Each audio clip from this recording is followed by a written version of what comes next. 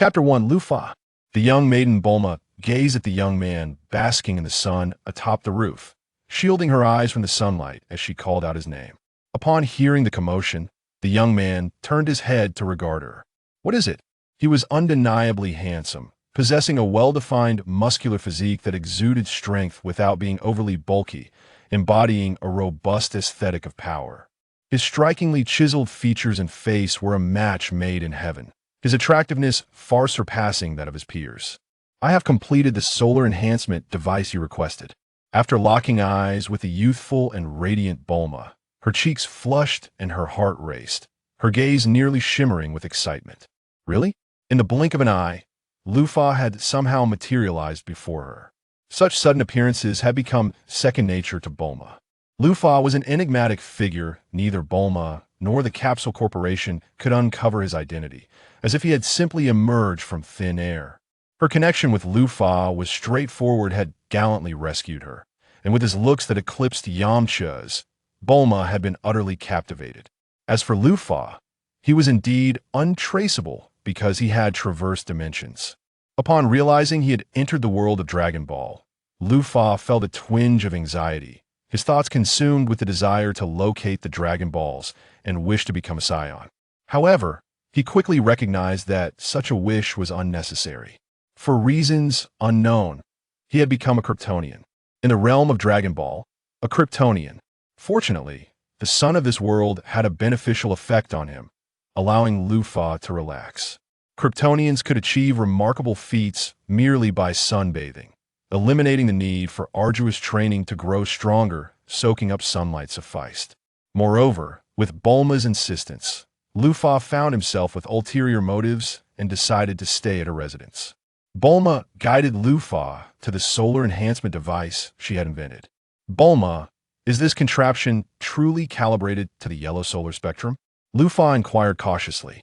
Rest assured, Lufa, I have devoted considerable time and effort to creating this. According to your specifications, it emits sunlight equivalent to 100 times the current intensity. But is this really safe? Should we apply sunscreen?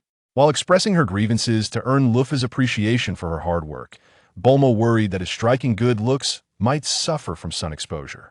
No need. Sunlight is a source of energy for me, Lufa replied with a smile. Bulma's heart fluttered. He was simply too handsome, especially with that smile. As Lufa stepped into the device, Bulma felt a tinge of apprehension but proceeded to adjust the settings. Lufa observed the overhead bulb illuminating with brilliance. The room was devoid of obstructions, allowing sunlight to flood every corner. With a gentle touch on the control panel, an unseen force seemed to activate the entire room, and a subtle energy wave began to permeate the previously calm air. At the core of the solar enhancement device, a seemingly ordinary sphere, brimming with advanced technology, began to rotate slowly. The minuscule lenses embedded within sparkled under the sunlight, resembling countless mini-suns blossoming simultaneously. Bulma stood outside the apparatus, her heart racing with excitement and tension as she focused intently on Lufa. She understood that this device represented more than just a technical breakthrough. It was also a testament to the special bond between her and Lufa. She reminisced about the moment they had crossed paths, the mysterious youth who had heroically come to her aid, displaying extraordinary strength in her time of need. That moment had left an indelible mark on her heart, and his otherworldly beauty had completely ensnared her. Lufa, are you truly certain you'll be all right? Bulma could not help but confirm once more, her voice tinged with concern and anticipation. Lufa's eyes sparkled with confidence as he nodded at Bulma with a smile. Don't worry, Bulma, this is merely a part of my daily routine. With Lufa's assurance, the light within the device surged to its peak, its brilliance so intense it was nearly blinding. Yet Lufa seemed to be enveloped in a warm embrace, his skin beginning to warm as his cells felt invigorated, greedily absorbing the energy emanating from the sun. The definition of his muscles became more pronounced in the light, each inch of his skin radiating health and strength. Bulma observed the data display, confirming that he was indeed absorbing sunlight. Lufa felt as if his cells were voraciously consuming the sunlight, but soon realized they had reached their saturation point. It appears there's a limit from now on. I can only evolve gradually. The cellular energy storage of Kryptonians had its constraints, requiring decades of consistent sun exposure to gradually elevate their limits and enhance their strength. Unlike Clark, Luffy would not shy away from his powers, especially in the perilous world of Dragon Ball. Even as a Kryptonian, he was merely a larger thanaverage insect in this realm. To grow stronger, I should learn about Ki, Luffy contemplated. The timeline was set after the defeat of Demon King Piccolo, and the 23rd World Martial Arts Tournament was approaching. Luffy was uncertain about how his strength would measure up against Piccolo and this era's Goku, so he decided to study Ki. Ki was the most formidable force in the Dragon Ball universe, while magic and superpowers seemed to have higher ceilings. Ki's foundational potential cultivated a multitude of powerful warriors. Any being that learned to control their Ki could become formidable. There were two methods to learn Ki. One was to apprentice under Master Roshi or Master Shin. The former should be relatively straightforward, provided he had the funds. The latter, however, would not be so simple. One could not simply offer a book to secure an apprenticeship. The second method was to seek the Dragon Balls for a wish. 3 years of downtime during this period, no one collects the Dragon Balls. Luffy resolved to utilize these 3 years to search for the Dragon Balls and make a wish. With a Kryptonian's array of superpowers, locating the Dragon Balls would be a trivial endeavor, especially with a Dragon Radar. Fortunately, Bulma possessed a Dragon Radar. You want to search for the Dragon Balls to make a wish? Upon hearing Luffy's request, Bulma's mind was instantly filled with various romantic fantasies, even darker ones, such as wishing for Luffy to fall in love with her. Yes, I intend to go alone. It would be faster that way. Luffy gently declined Bulma's desire to accompany him, sensing her thoughts that this would be a romantic adventure where they could further develop their relationship. However, that was simply not feasible. Can't you take me with you? Bulma pleaded with Luffy. I can't, it's too dangerous. Luffy firmly rejected her request. But Luffy, aren't you incredibly strong? You should be able to protect me, right? Bulma quickly responded. Even if I am strong, I cannot keep constant watch over you. What if an oversight or mishap were to occur? Luffy shook his head. Bulma understood that Luffy was concerned for her safety, and her heart swelled with sweetness. Then I'll wait for you to come back at home. By the way, how long do you think you'll be gone? She softly inquired. Uncertain, it depends on the locations of the 7 Dragon Balls. Luffy mused aloud. He then bid farewell to Bulma, taking with him a box of capsules she had given him along with the Dragon Radar, and soared into the sky. Luffy, come back soon, I'll be waiting for you at home. Bulma called out as she waved goodbye to him. Luffy nodded in acknowledgement before accelerating, breaking through the sound barrier. He had awakened all of his Kryptonian superpowers, making him formidable in the Dragon Ball world, akin to Broly, who had overwhelmed Goku and Vegeta.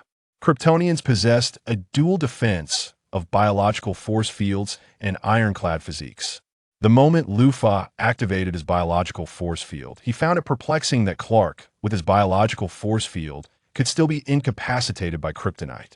After all, a biological force field could filter out all harmful substances, effectively acting as an advanced version of one-way vector manipulation, allowing him to break the sound barrier without producing noise, sonic booms, or heat barriers. The biological force field was the embodiment of turning the impossible into possible, a superpower that altered reality itself. It could be said to be the most crucial superpower of Kryptonians and Superman. Without exception, when combined with a super intellect, it could completely shield against kryptonite radiation, even filtering out the radiation from red suns. The enigmatic nature of Luffy's abilities can be attributed to Clark's persistent disregard for his own superpowers, as well as his failure to fully develop his biological energy field. After all, he believed that his superhuman strength and indomitable physique sufficed to resolve any predicament. Luffy activated the Dragon Ball radar, which indicated that a Dragon Ball lay to the north of his position. Years ago, Bulma, the second-generation successor of Capsule Corporation, conceived the idea of utilizing the Dragon Balls to fulfill her wish for the perfect boyfriend.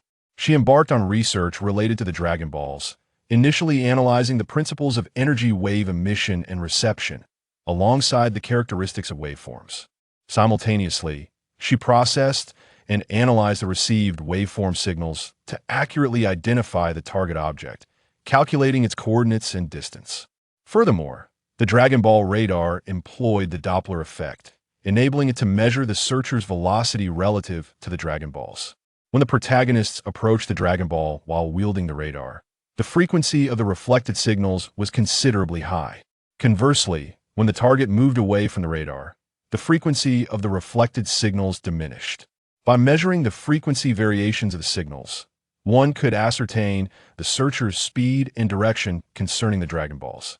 Its precision was exponentially superior to that of Pilaf and the Red Ribbon Army, who required countless personnel to excavate the designated areas in search of the elusive orbs. In subsequent iterations of the Dragon Ball radar, Bulma enhanced its capabilities, significantly accelerating the search for the Dragon Balls.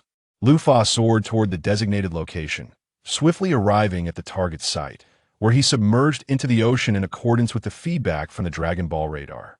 The biological energy field filtered the seawater, alleviating his concerns about his attire.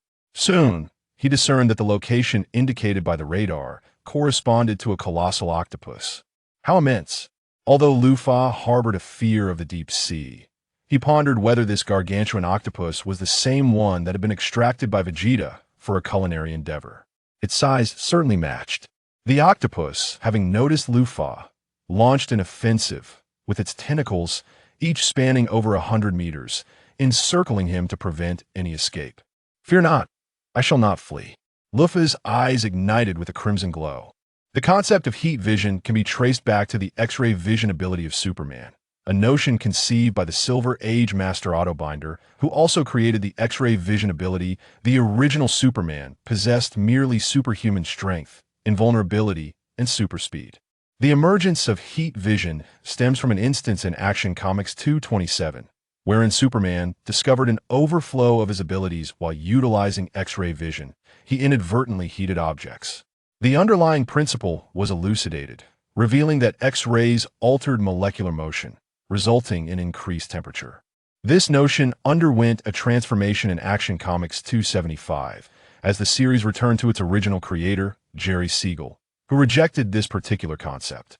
Consequently, during the narrative and supplementary stories introducing Supergirl, heat vision was distinctly emphasized as a unique skill of Kryptonians.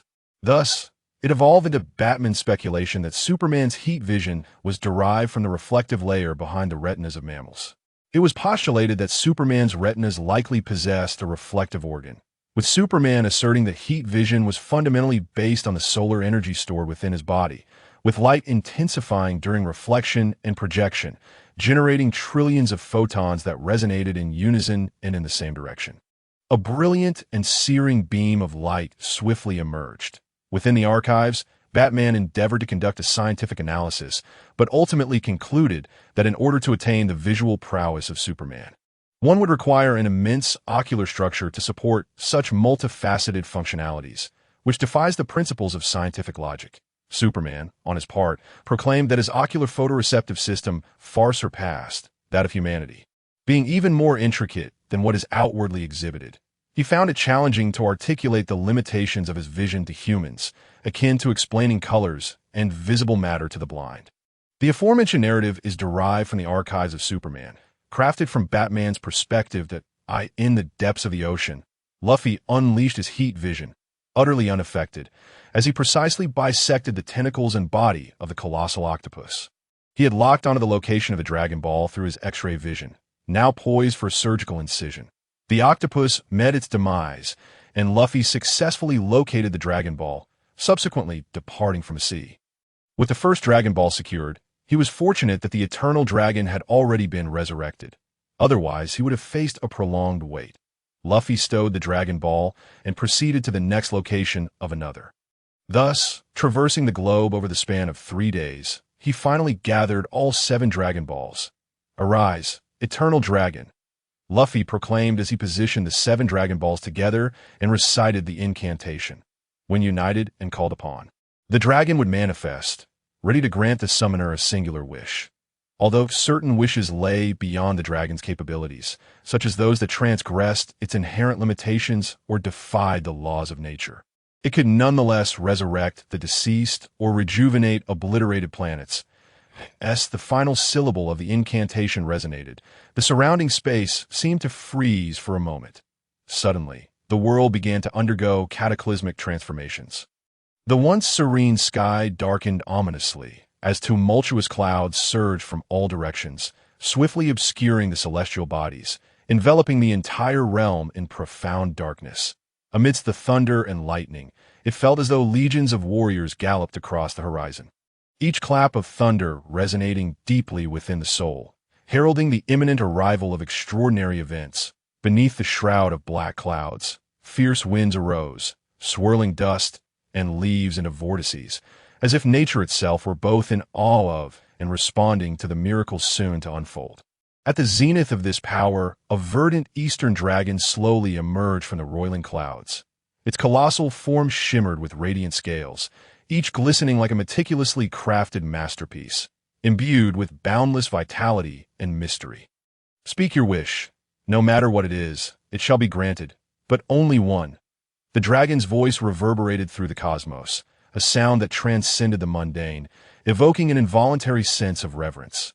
Its tone bore a respect for life and a confidence in its power. As if it could effortlessly rewrite the rules of existence at will, Luffy, well aware of the dragon's nature, felt no trepidation. "Grant me the bloodline of a scion," he declared. "I'm sorry. That exceeds my capabilities." The dragon responded after a brief pause. Luffy raised an eyebrow, feeling that the realization of such a wish should be quite feasible. Perhaps it was due to his Kryptonian heritage.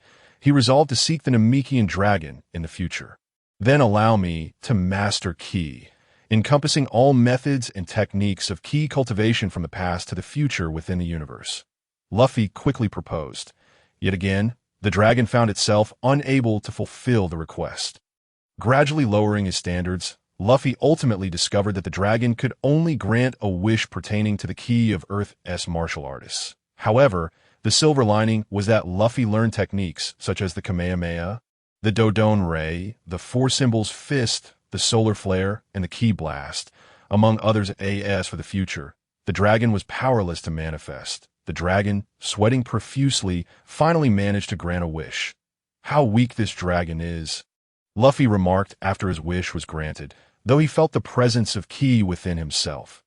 Being a Kryptonian inherently endowed him with great strength, which amplified his Ki significantly. Upon awakening to his Ki, a warm and luminous aura erupted from his being, soaring skyward and causing the world to tremble in response. This essence, pure and powerful, resembled the rising sun, radiant and teeming with life. Sun Wukong, learning from the immortals.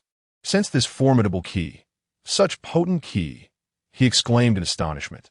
The immortal furrowed his brow, recognizing the Ki as both powerful and pure, akin to the sun, warm and brilliant. "Strange, how had I not noticed such an individual before?" The immortal was indeed taken aback. How had such a mighty presence gone unnoticed? In a world filled with formidable beings, one like Luffy, possessing such a pristine and potent aura, should have been renowned far and wide. Yet, he seemed to have emerged from obscurity, suddenly appearing within the collective awareness. Otherwise, there would have been no need for Sun Wukong to contend with King Piccolo. The immortal's gaze caught sight of Luffy, albeit only for a fleeting moment.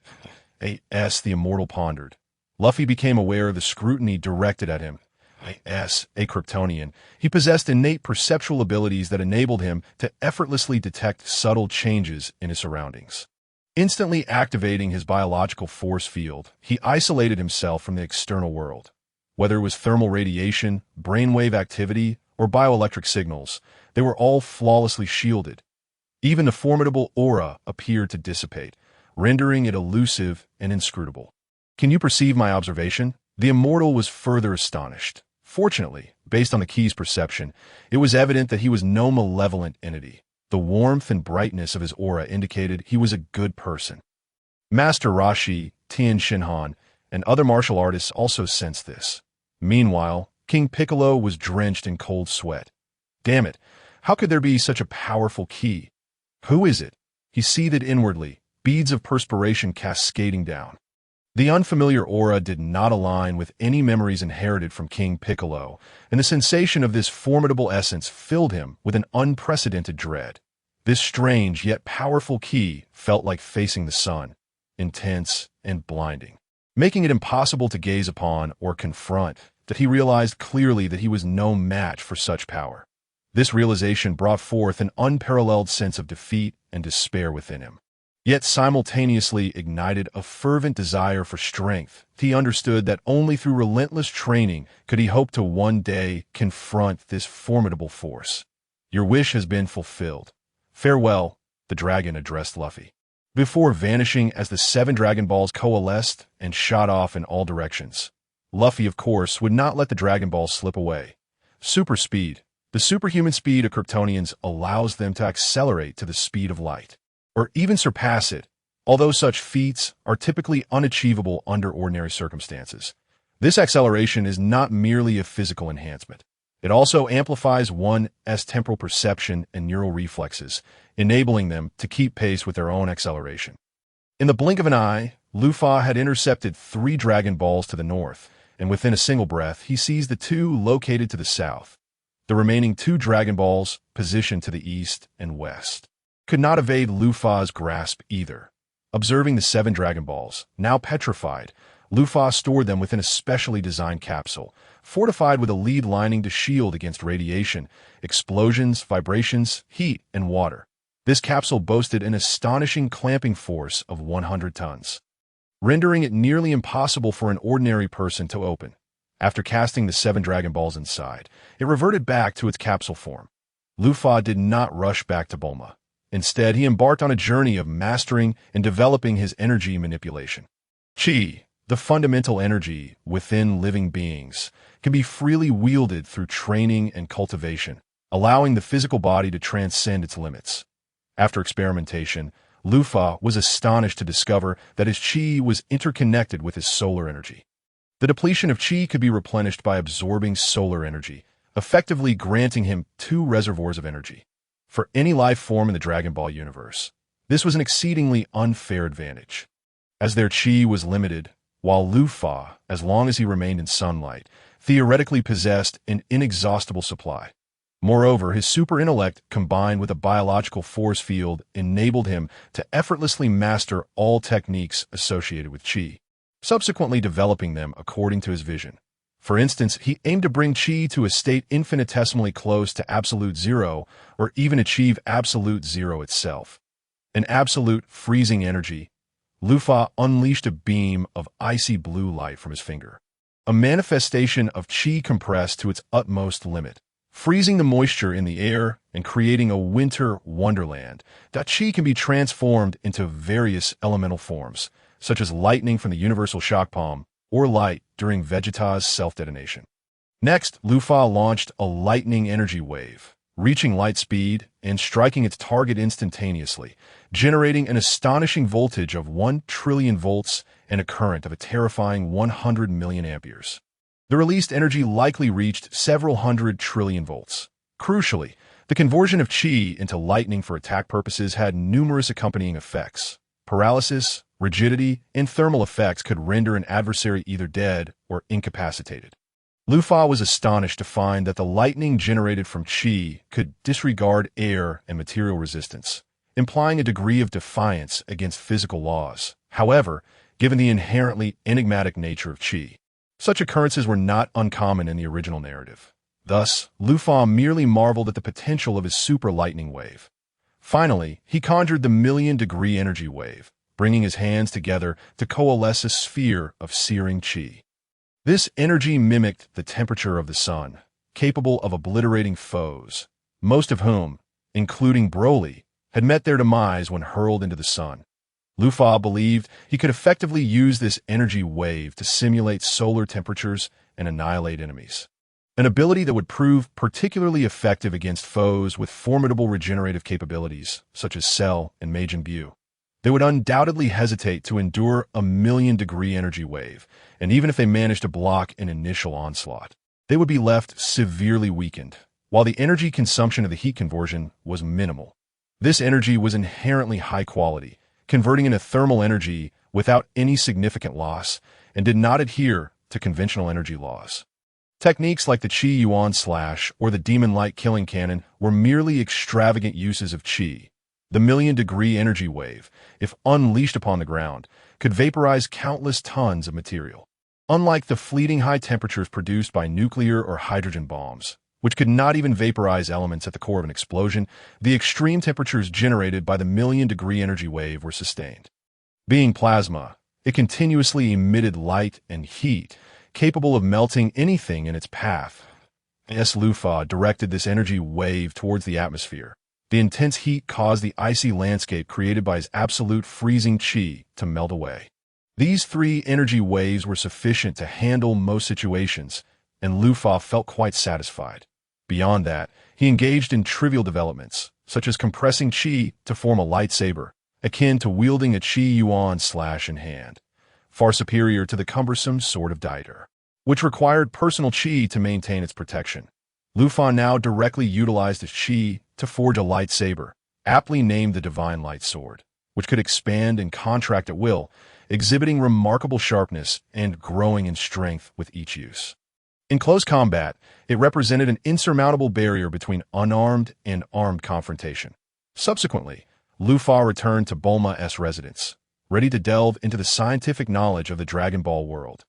"Lufa, you have finally returned," Bulma exclaimed, her heart racing with anxiety, fearing that Lufa might never return. She was uncertain of his capabilities, despite his previous display of strength during a heroic rescue.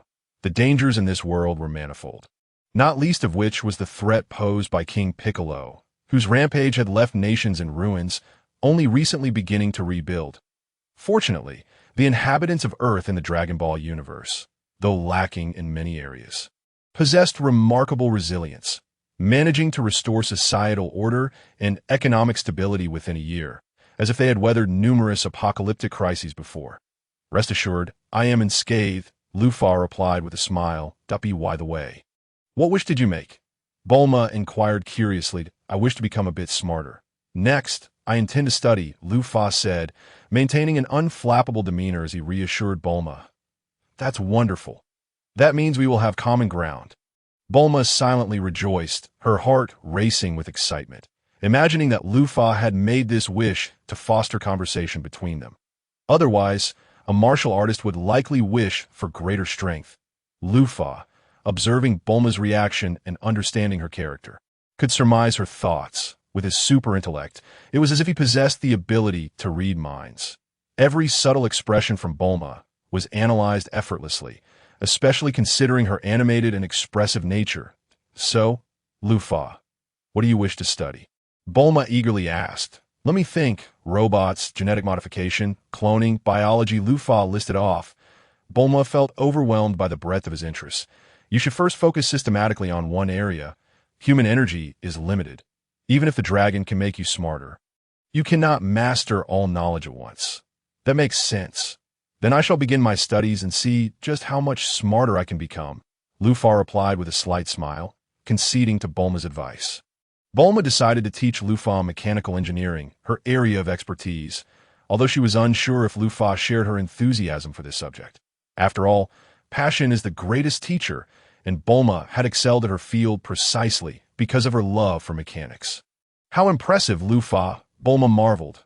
Watching him in awe from childhood, she had harbored an almost obsessive love for engineering, enduring countless experiments and failures to achieve her current status in the field. Yet Lufa, within a mere day, had eclipsed her years of arduous effort and accumulation, resembling a narrative from a science fiction novel. What typically required years, or even decades, to master in advanced engineering theory was now second nature to Lufa. He could swiftly comprehend intricate mechanical principles, design unprecedentedly efficient devices, and even foresee potential issues, resolving them in advance. An ability that left even a prodigious scientist like Bulma feeling inferior in her laboratory. Lufa showcased his astonishing practical skills. He is not only capable of swiftly comprehending and absorbing knowledge from books, but also adept at transforming these theories into reality through practice, from the foundational assembly of machinery to the high-precision processing of components. Lufa's hands seemed to be endowed with magic, executing every task with impeccable accuracy. The machines he constructs are not only compact in structure and stable in operation, but also far exceed the performance of their counterparts. Bulma believes that Liu Fa is truly a prodigy of engineering. Liu Fa's greatest interests lie in engineering and biochemistry, as these are essential fields of knowledge for the creation of artificial beings. Having traversed into the world of Dragon Ball, Liu Fa has no desire to lead a mundane existence. If he were merely an Earthling, he would still seek to transform himself into a Scion, unlocking his potential to become a Super Scion. His inherent disdain for mediocrity defines Liu Fa's character, especially now that he has become a Kryptonian, with the superior intellect of a Kryptonian to study engineering. The task seems exceedingly simple. Kryptonians possess a level of brain development far surpassing that of Earthlings, allowing for almost instantaneous absorption and comprehension of knowledge. He feels his mind has never been so effective. The complex and obscure concepts of engineering now seem as straightforward as 1 + 1 = 2. He had not anticipated the dragon's wish-granting abilities to be so formidable. Perhaps he should also request the dragon to enhance his intelligence further. Bulma initially believed this was the dragon's doing. Given Liu Fa's earlier wish to become smarter, I asked the dragon to make me 100 times smarter, which is the limit of what it can achieve. Bulma, yours should be even more impressive, right?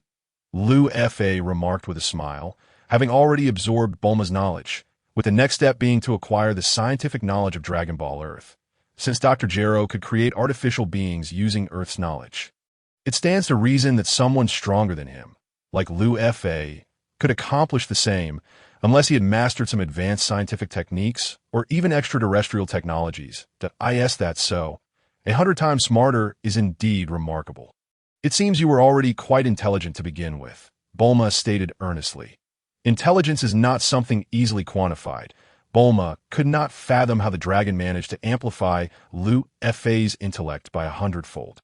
However, she could analyze and speculate that perhaps it involved the capacity to store information as accurately as a computer, coupled with remarkable intuition, calculative thinking, and logical and philosophical structures. The enhancement of intelligence is not linear and is challenging to measure with specific numbers. Furthermore, the increase in intelligence is often pronounced in certain areas, such as calculation, logic, and information storage, while lacking the same advantages in others.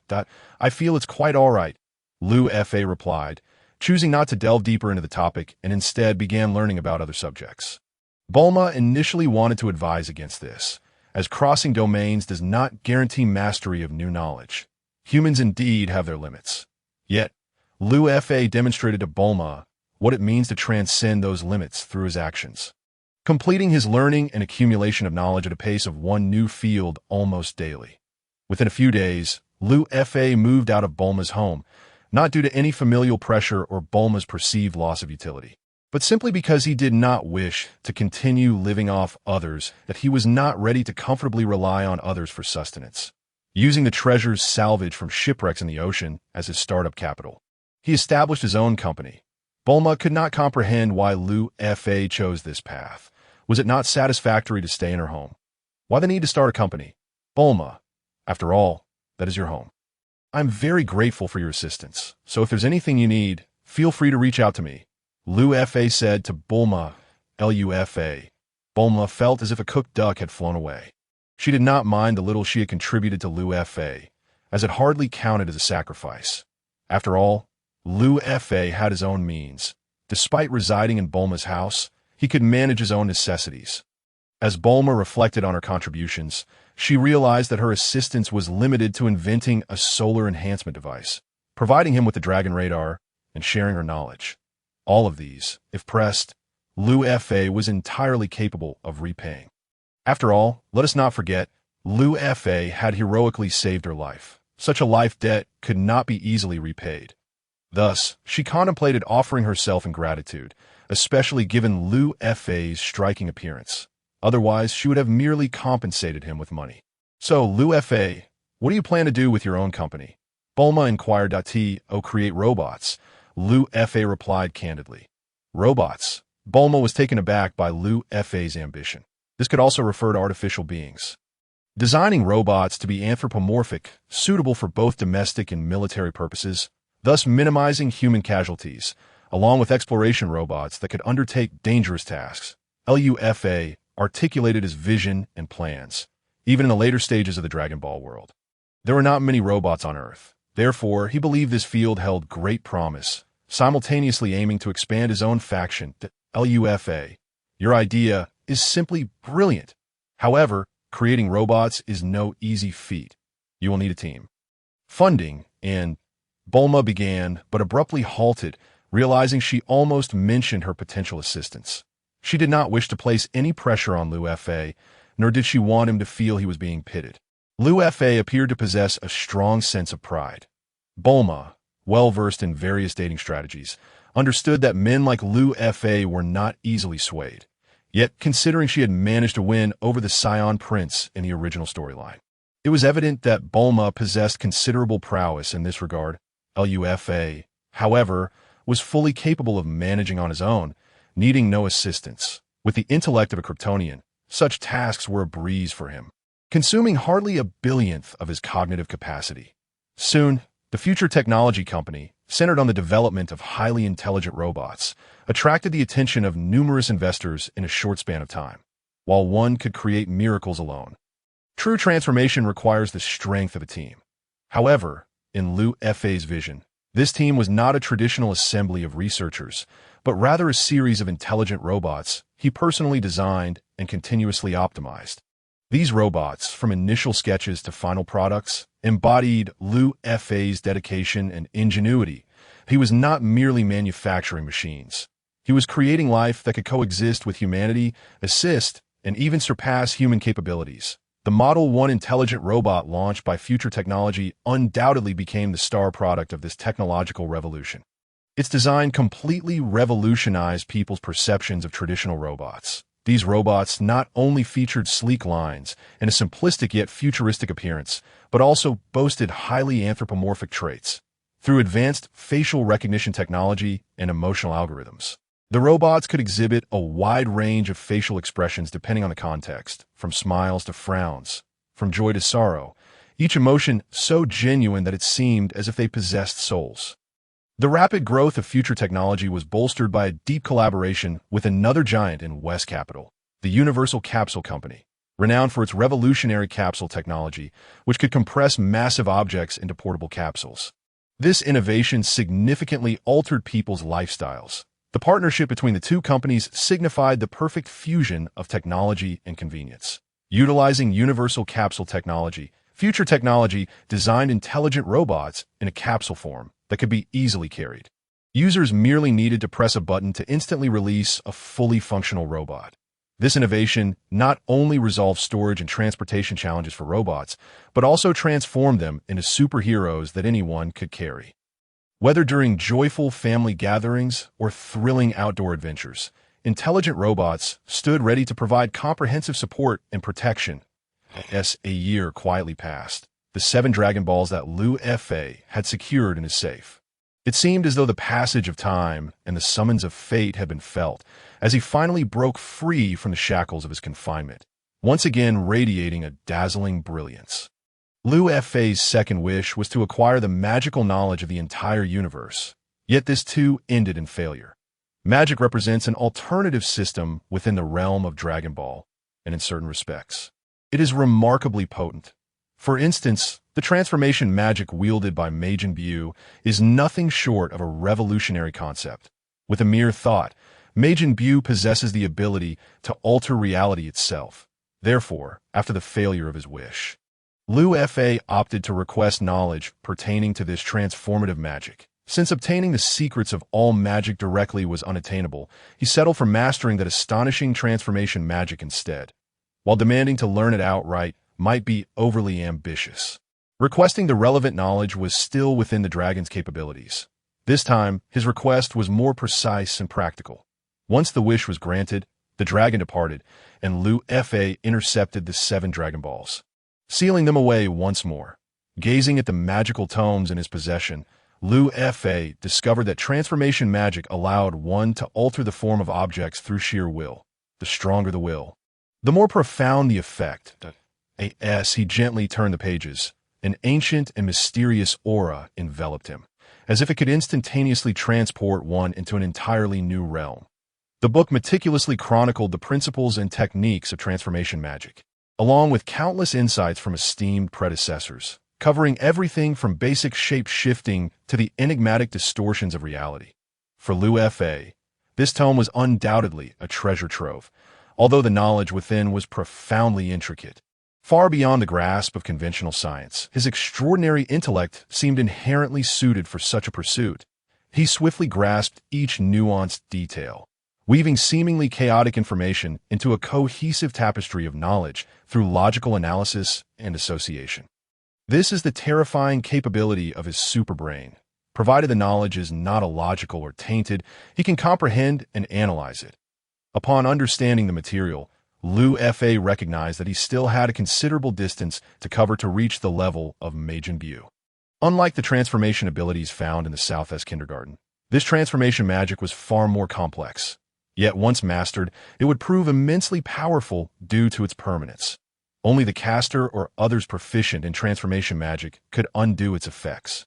In addition to delving deeply into transformation magic, Liu Fa did not neglect other avenues of enhancement. Utilizing his self-developed solar amplification device, he engaged in rigorous sunbathing daily to bolster his energy reserves and recovery capabilities. Simultaneously, he dedicated himself to researching cellular enhancement, hoping to further elevate his physical prowess and potential through technological means.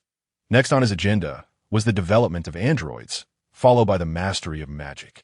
Theoretical knowledge served merely as a foundation. True power stemmed from practice. He commenced attempts to apply the knowledge from the book, casting transformation magic upon nearby objects. Initially, his endeavors met with little success, often resulting in only subtle surface changes or outright failures, reverting to their original states. However, he persevered. Each failure was a step closer to success. He continually adjusted his willpower, striving to resonate with the magical energies. And gradually, he began to alter the shapes, sizes, and even imbue new characteristics to objects. Each day was filled with purpose. Bulma visited several times and found Liu Fa immersed in his laboratory, yet she remained steadfast in her visits. Sigh, spending all day in the lab. Just like my father, she complained, noting how Future Tech Company had now ballooned into a colossal entity akin to Capsule Corporation, monopolizing the market with its intelligent robots, leaving no competition. This implied that her assistance to Liu Fa had become somewhat redundant. Moreover, unlike Capsule Corporation's high-end products, intelligent robots occupied a mid to high-end market, suggesting a broader consumer base, not to mention the impending development of the second generation of intelligent robots. Far surpassing Capsule Corporation in revenue potential. 3 years swiftly elapsed. LUFA's third wish was to obtain the data on Dr. Gero's android technology, a request the dragon fulfilled as for wishing to visit Namek. Such matters could wait. Over the course of 3 years, Future Tech Company had eclipsed Capsule Corporation, emerging as a leader of the new era. The latest Model 3 intelligent robot was in pre-sale, boasting an intelligence level equivalent to 30% of that of a human.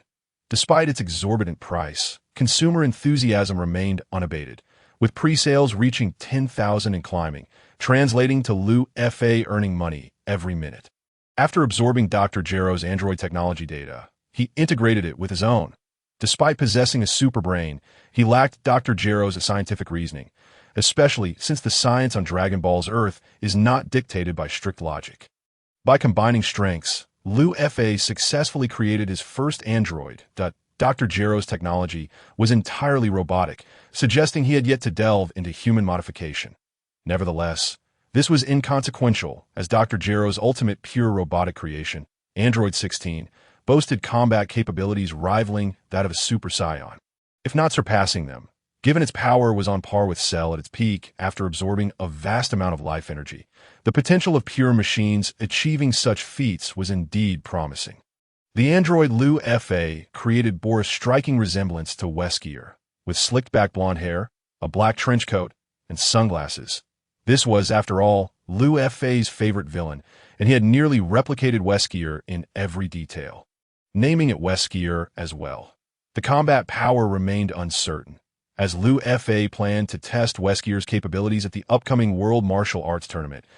In the 23rd World Martial Arts Tournament, Goku had surpassed 300 power levels due to completing his training in the other world.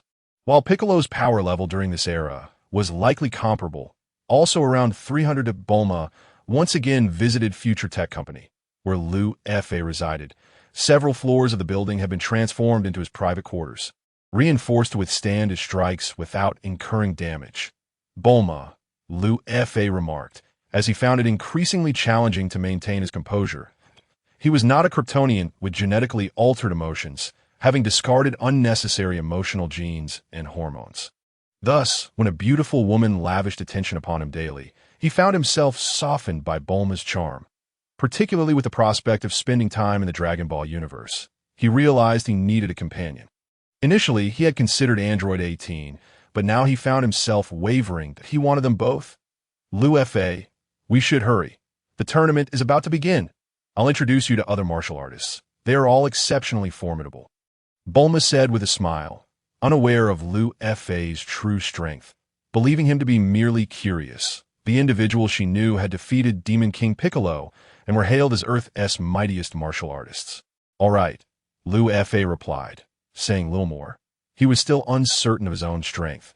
Having no sparring partners, he refrained from engaging in battles unless he had complete confidence, preferring to avoid fights unless he could dominate. Weskier piloted a state-of-the-art amphibious vehicle, gliding smoothly and swiftly through the azure skies, ultimately descending gently into the lush, tropical rainforest of Papaya Island. Sunlight filtered through the dense foliage, casting dappled shadows that imbued the island with an air of mystery and vitality. Liu Fa, be mentally prepared. Goku will undoubtedly participate in this World Martial Arts Tournament. With him around, not just you, but even Krillin and Tien Shinhan have no chance of claiming first place, Bulma cautioned Liu Fa, aiming to prepare him psychologically for the possibility of defeat. Yes, I understand, Liu Fa nodded, already having acquired the World Martial Arts Tournament, with this event being orchestrated by his own design, in addition to testing Weskier's combat prowess. He would also participate, strategizing to avoid a direct confrontation with Weskier. Beyond that, Lufa had no intention of altering his plans. Whether he encountered Bic, the deity, or Sun Wukong mattered little to him. After all, he still retained a measure of confidence that if a Kryptonian were to lack self-assurance, what would be the point of transforming into one? Those who journeyed to Papaya Island had but two objectives: to either partake in the Grand Martial Arts Tournament or to witness its spectacles. Thus, the throngs of individuals present were primarily en route to the tournament venue. The vehicle Weskier operated was a futuristic amphibious marvel from a tech company, allowing them to drive directly to Papaya Island without the need for air travel. As the car navigated through the dense jungle, it eventually halted in a clearing. Here, they were not far from the tournament, and the air began to thrum with a palpable tension and excitement. Wait, stop here, Bulma suddenly called out to Weskier, while Lufa had already discerned the reason for the stop. Her gaze was captivated by a scene ahead. Master Roshi, Launch, Oolong, and Poir stood by the roadside, seemingly awaiting something. Launch, in her refreshing attire, had her long hair dancing in the breeze, her beauty accentuated against the backdrop of tropical allure. Upon seeing Launch, Lufa was momentarily taken aback, nearly forgetting that she was indeed a great beauty. Yet, she had vanished shortly thereafter, leaving no trace of her whereabouts. That Launch's duality of character rendered her both gentle and wild, the two contrasting qualities harmoniously coalescing within her, rendering her utterly irresistible. Naturally, he was not so easily swayed by mere beauty. He was not desperate to that extent that a Kryptonian could even regulate their own hormones. In other words, he was capable of maintaining rationality, unaffected by his emotions or impulses. An acquaintance, Lufa, that old fellow, is Master Roshi, Bulma remarked as she opened the car door. Master Roshi, Launch, Oolong, Poir, Bulma greeted the quartet, prompting Master Roshi to lower his sunglasses. Bulma, he exclaimed, enthusiastically rushing over to embrace her, only to be met with a swift punch to the top of his head, knocking the combat-capable Master Roshi to the ground. It's Bulma. Truly, a woman transforms significantly. Not only has her face become more beautiful, but her figure has also improved. Master Roshi, ever the lecher, was as incorrigible as ever. "You old pervert! Are you trying to take advantage of me again?" Bulma clenched her fists, her tone fierce. "Lufa is still here." "Ha! Ha! Bulma, why do you think of me that way?" Master Roshi, now sprawled on the ground, laughed awkwardly, rubbing his slightly swollen forehead after Bulma's warning and then rising to his feet. "By the way, who is this?" Master Roshi finally turned the conversation to Lufa, a glimmer of curiosity and scrutiny in his eyes. Noticing this, Bulma quickly stepped forward to introduce, "This is Lufa. Like you all, he is a martial artist here to participate in the grand tournament. That a pleasure," Lufa greeted with a smile and a nod. Although he had not deliberately showcased his strength, his composure and confidence were enough to earn him newfound respect. Master Roshi regarded Lufa thoughtfully. This young man seems remarkable. However, there is no discernible aura emanating from him. Could he be concealing his power?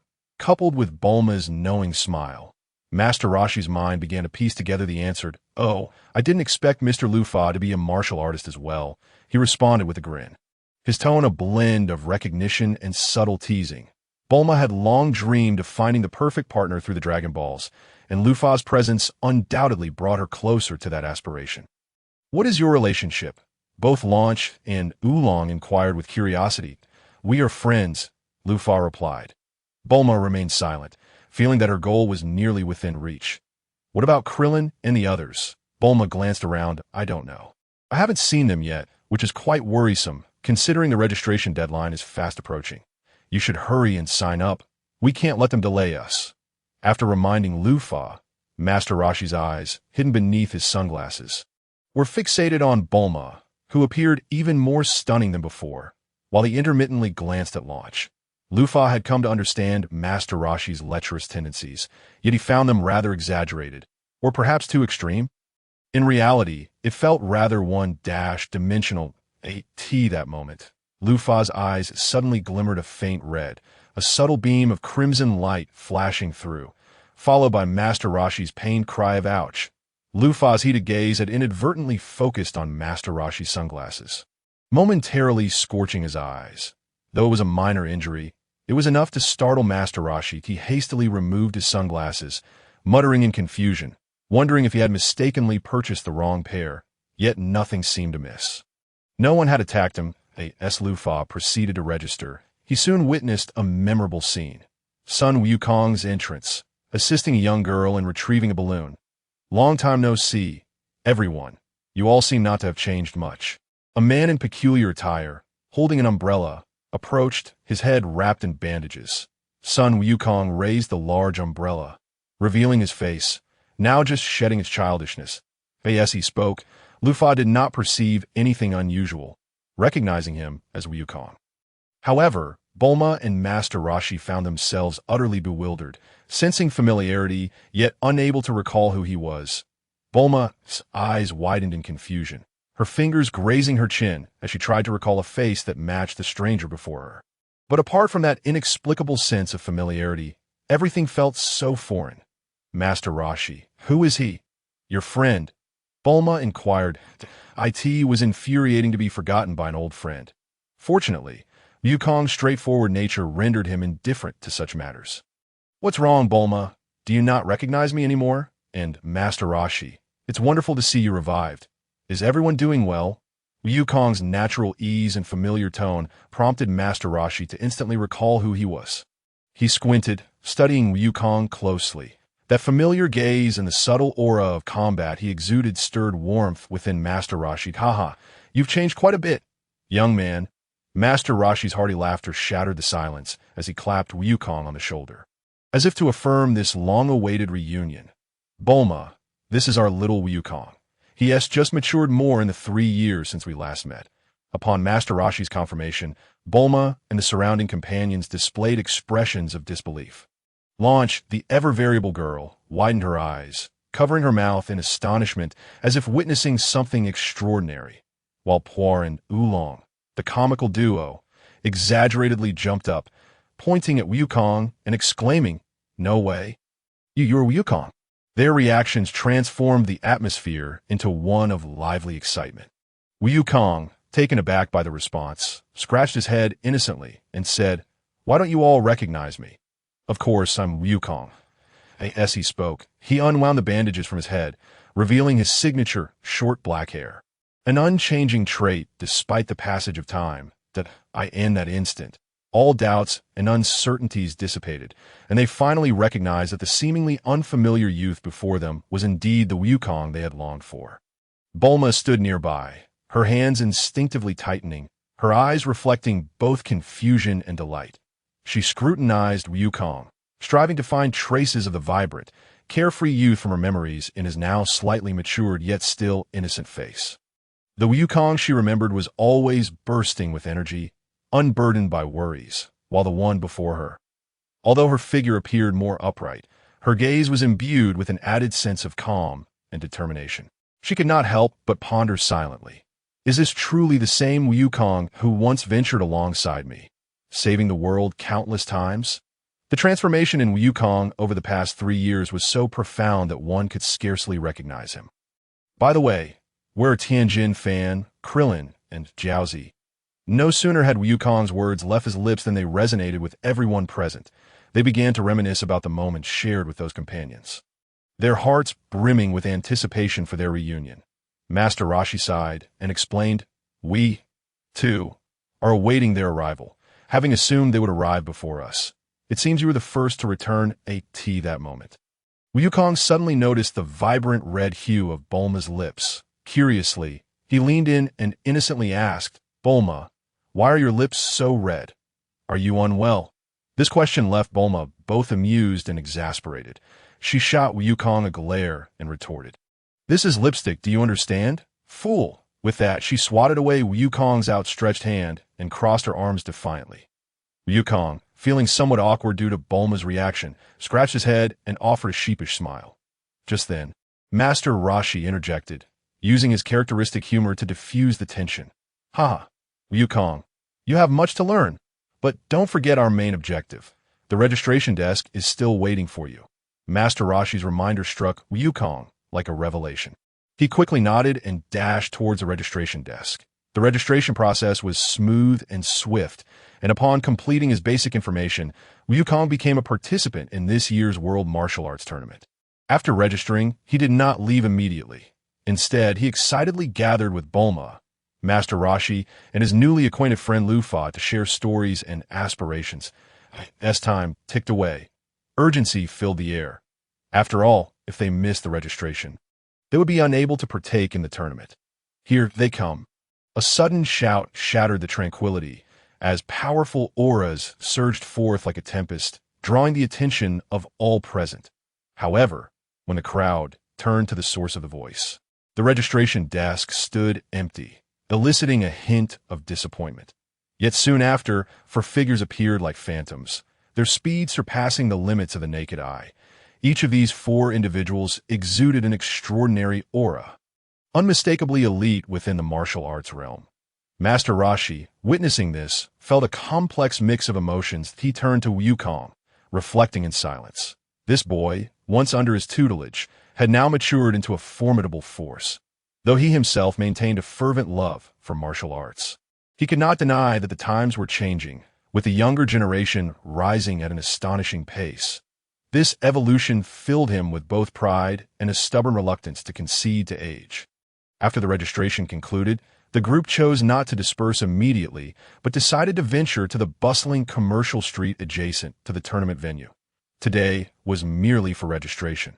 The true competition would unfold on the morrow.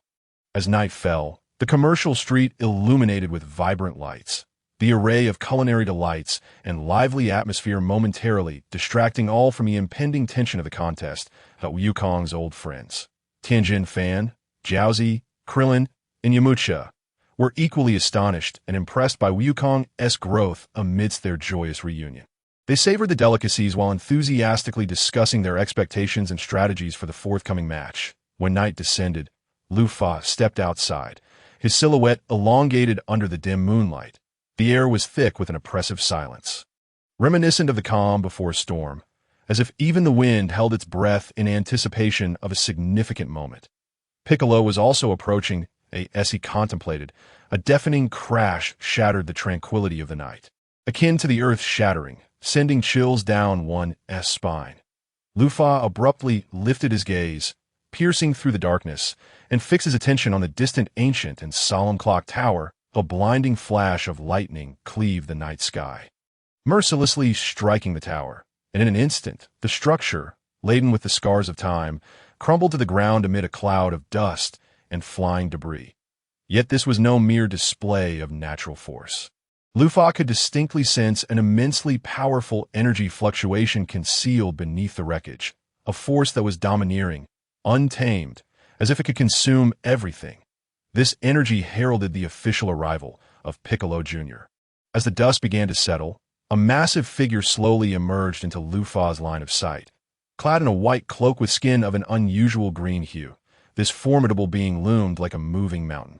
Yet in the darkness, that shade of green appeared particularly ominous, reminiscent of a demon risen from the depths of hell. That Lufa's gaze sharpened, akin to that of an eagle, as he focused intently on the figure. Striving to glean the true power of Piccolo Jr., such scrutiny was keen and profound, seemingly capable of penetrating the very soul, inevitably capturing Piccolo's attention. Piccolo gradually turned to face Lufa, their eyes locking in a moment that felt as though time itself had frozen. Two powerful auras collided silently, intertwining in the air, and a wave of astonishment surged within Piccolo. He could feel the extraordinary strength contained within Lufa, a presence that evoked a sense of caution even in him. A master, Piccolo secretly marveled, instinctively entering a state of heightened vigilance. Lufa, too, sensed the domineering aura radiating from Piccolo, a power rooted deep within his bloodline, ancient and formidable. Though his heart was astonished, Lufa maintained a calm exterior, quietly observing his opponent, seeking valuable insights from every subtle movement. The two stood in silent confrontation, devoid of words or actions, only the invisible forces continuously clashing and testing one another. For onlookers, this standoff might seem unremarkable, but for the two combatants, it was a breathtaking contest. At last, Lufa broke the silence.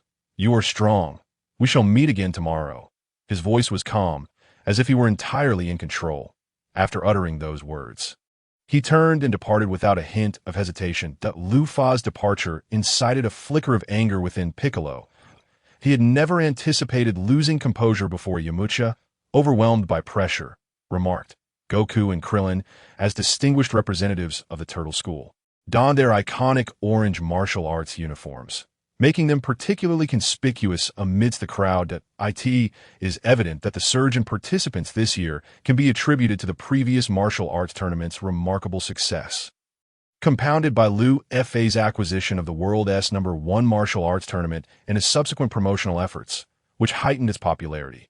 The sales of tickets alone justified the investment, not to mention that Lufa has also enhanced the benefits of the tournament. Even the 8th place now receives a substantial prize of 500,000, equivalent to the championship prize from earlier tournaments. As time progressed, contestants gradually entered the arena for the martial arts competition. The atmosphere within the venue was both tense and fervent, with each competitor eager to showcase their prowess in the forthcoming matches. The judges busily prepared the stage, meticulously checking various equipment to ensure the smooth progression of the event. This was also to eliminate any possibility of cheating, enhancing public trust in the world's #1 martial arts tournament. The actual combat would only commence after the preliminaries, where 8 true champions would be determined and subsequently face off in a grand display before the audience. With the tournament being touted as the world's #1, the battles witnessed must undeniably feature genuine powerhouses. If every match were to occur on the tournament stage, it would take days and nights to conclude. Goku and Krillin, clad in their Turtle School uniforms, stood out in their vibrant orange attire, especially since representatives from the Turtle School had performed excellently in the previous 2 tournaments, drawing even more attention. Although Lufa was also a participant, he showed little interest in wearing any martial arts uniform, opting instead for a simple black tank top that accentuated his formidable muscle definition, resembling the attire of Vegeta during the later Buu saga. The only distinction being that Lufa towered over Vegeta by a significant margin. The atmosphere reached an unprecedented climax with the arrival of Piccolo. His presence was as steadfast as a mountain, each step seemingly leaving an invisible imprint upon the ground, evoking a sense of reverence. Piccolo's piercing gaze appeared to penetrate the deepest fears and desires of those around him, his very existence akin to an impending storm that froze the surrounding air in anticipation.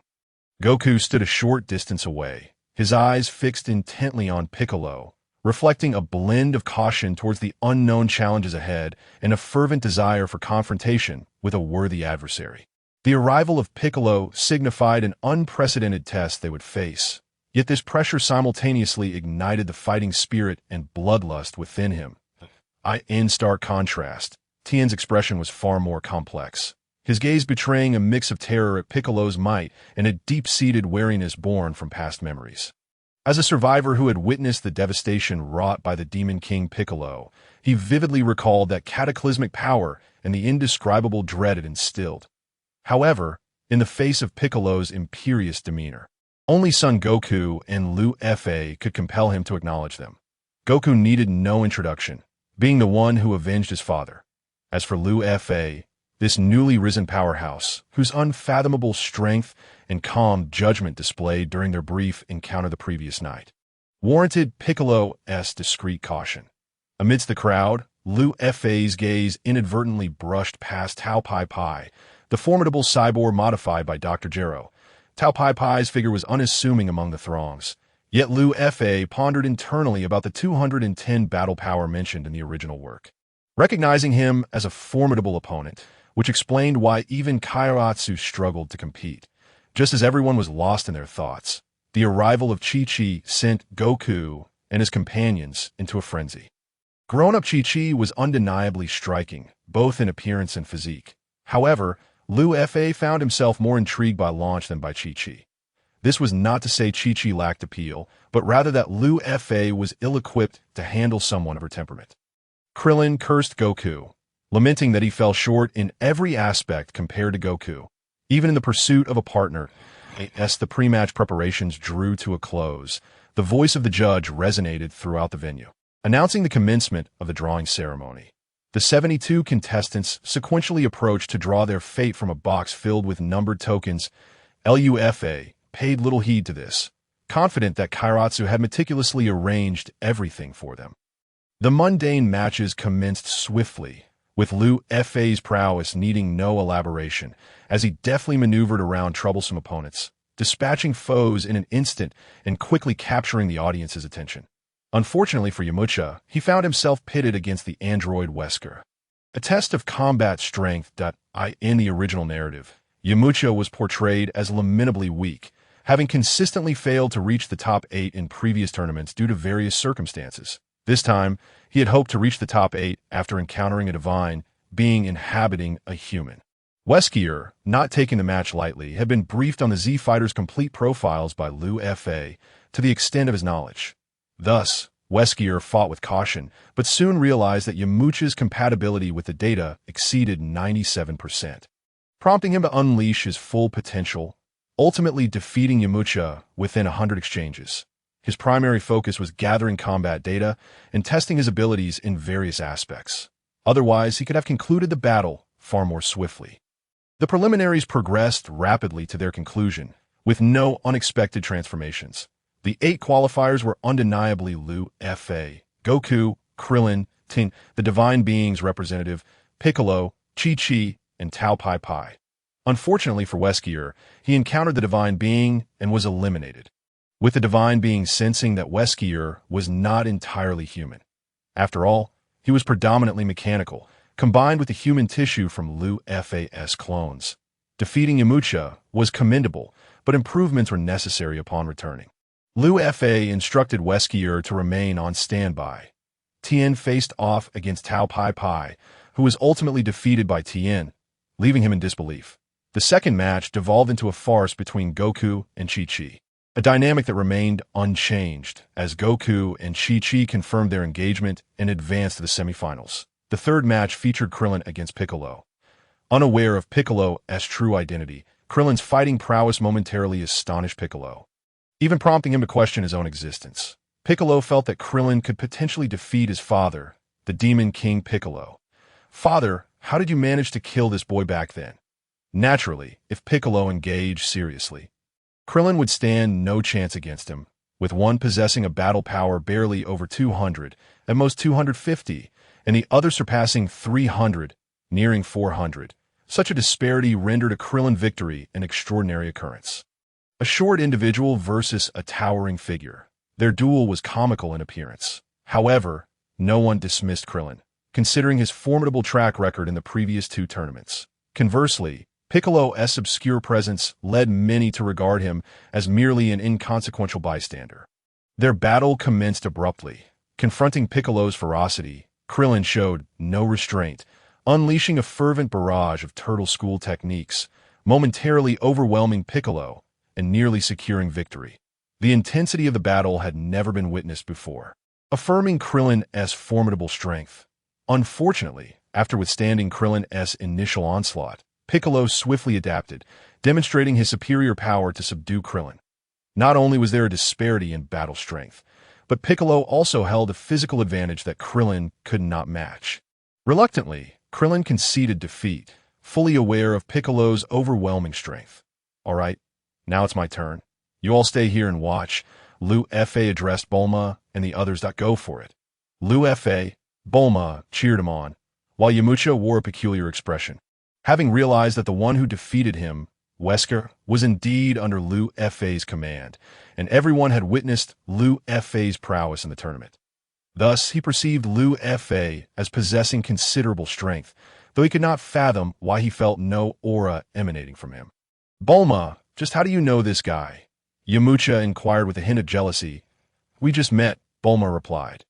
Bulma calmly remarked that although she once harbored some feelings for Yamcha, those sentiments have now completely dissipated. Rufa's exceptional abilities far surpass Yamcha in every conceivable way. He resonates with her thoughts and is not merely a muscle-bound martial artist devoid of intellect.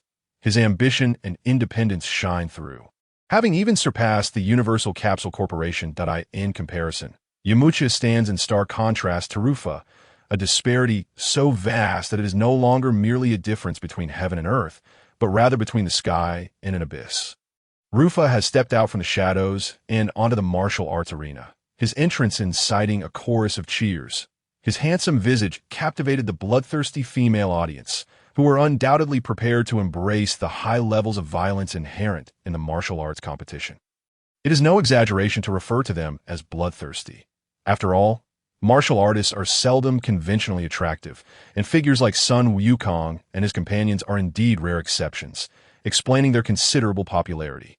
Rufa's presence represents a significant downgrade for his opponents. The bloodthirsty female spectators are witnessing a fighter of Rufa's caliber for the first time, leaving them exhilarated.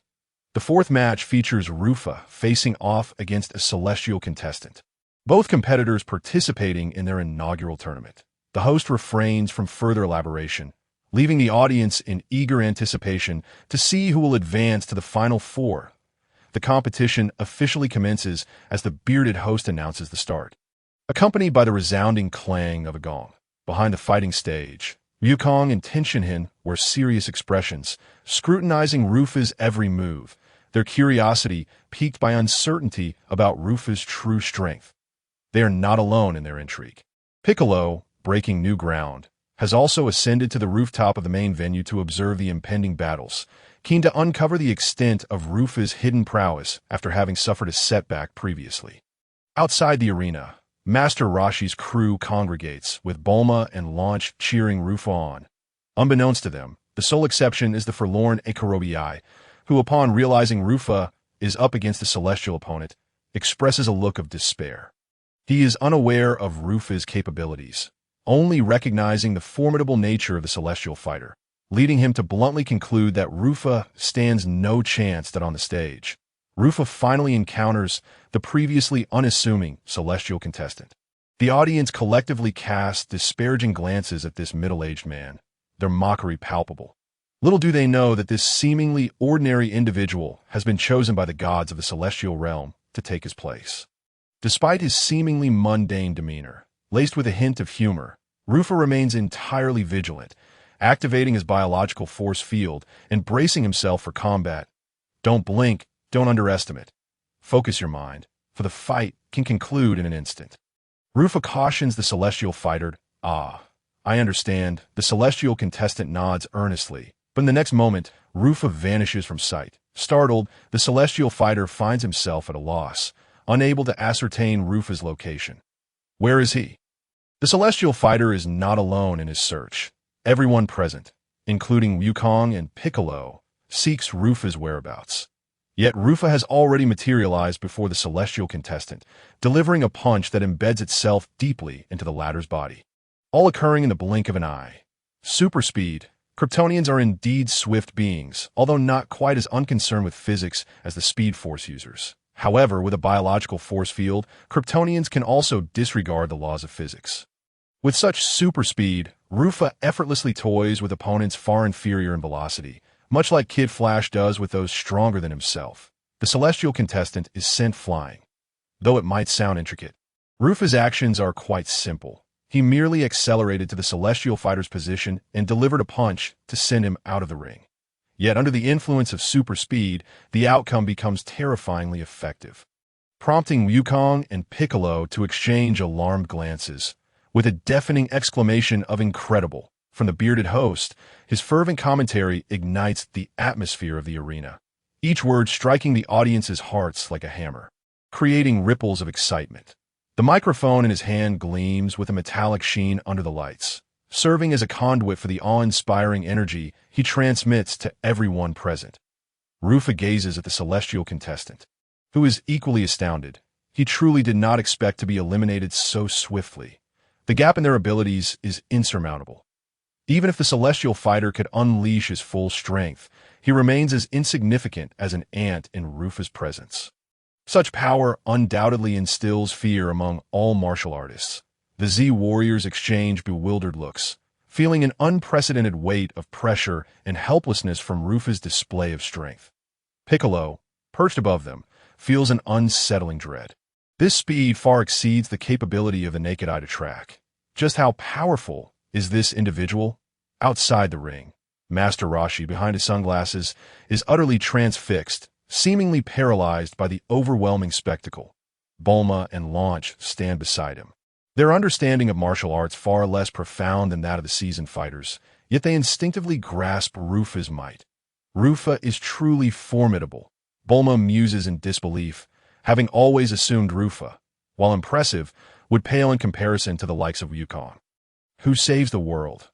Now, witnessing Rufa's astonishing prowess, she feels she may have underestimated him. This individual shall pose the greatest obstacle to my conquest of the world. Piccolo reflects, feeling an uncharacteristic sense of powerlessness. Despite being a descendant of the demon race with formidable regenerative abilities and various magical skills, in the face of Rufa's incredible speed, these attributes seem trivial. His eyes betray a mix of defiance and fear of the unknown, an awe of absolute power and a deep concern for his future fate. Not only Piccolo feels this way. Wukong and Tenshinhan, hidden in the shadows, share similar sentiments. Their strengths vastly exceed that of the celestial fighter. Yet they lack the confidence to confront Rufa alone and emerge victorious. The fourth match of the top 8 concludes, with Rufa successfully advancing to the final 4. The upcoming semifinals will feature Wukong against Tenshinhan and Piccolo against Rufa. Rufa, feeling relatively composed, has gained a clearer understanding of his own strength through the celestial fighter. In the face of his super speed, the celestial contestant cannot even react, his eyes still fixed ahead. With such an ability, Kryptonians can effortlessly dominate opponents of comparable power.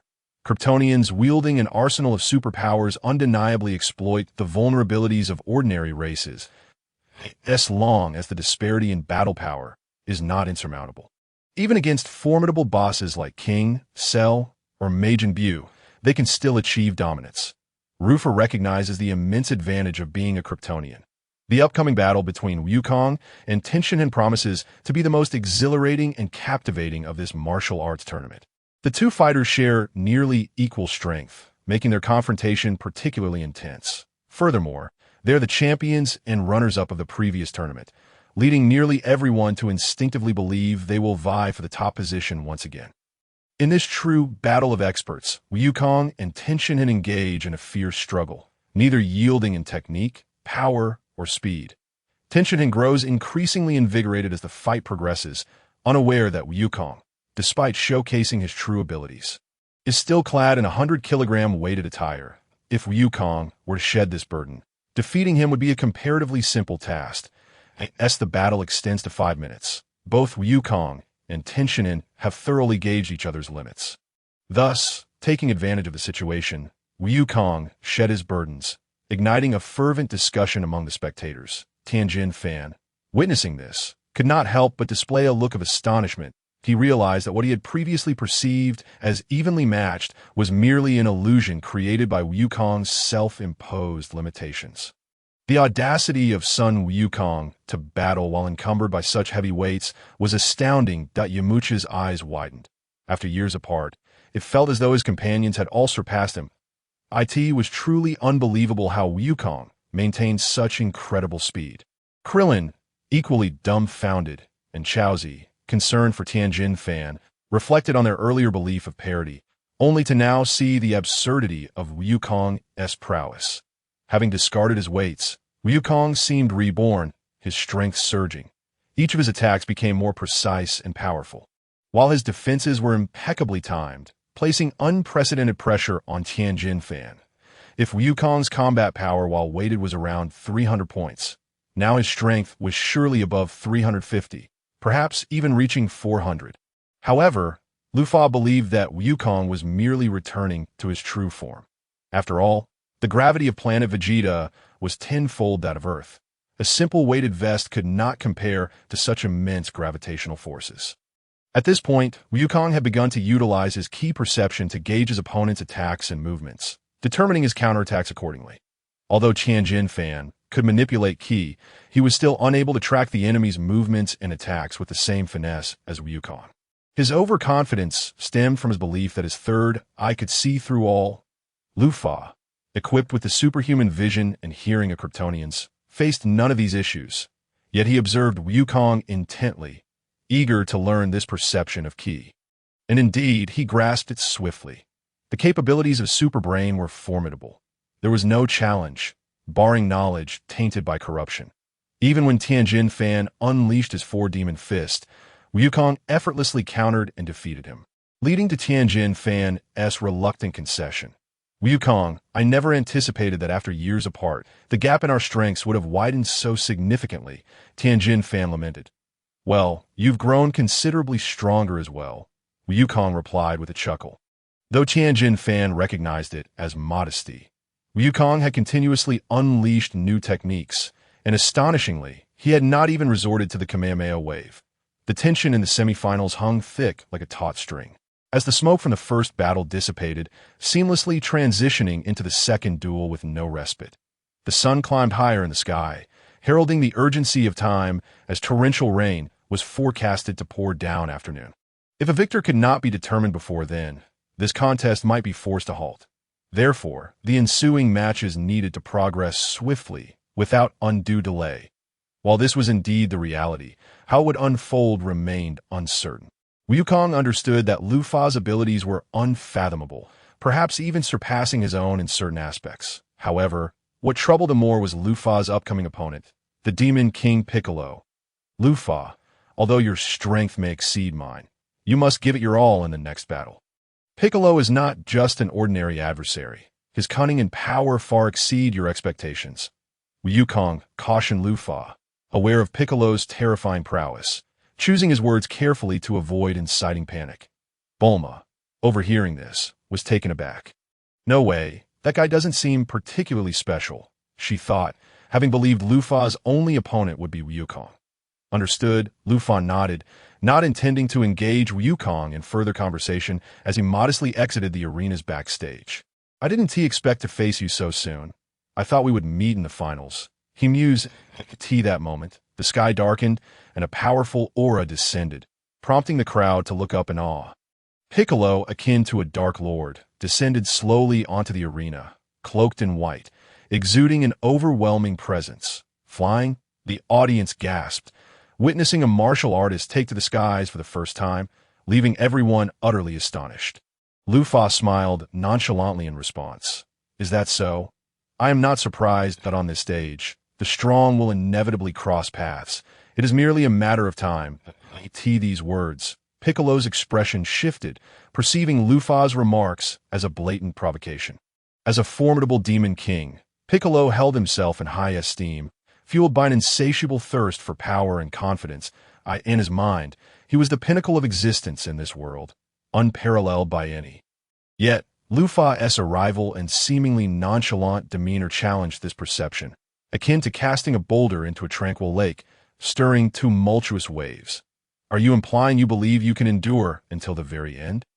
Piccolo's voice dripped with fury, his fists clenched tightly, veins bulging, an aura of dark energy coiling around him, ready to erupt and obliterate any obstacle in his path.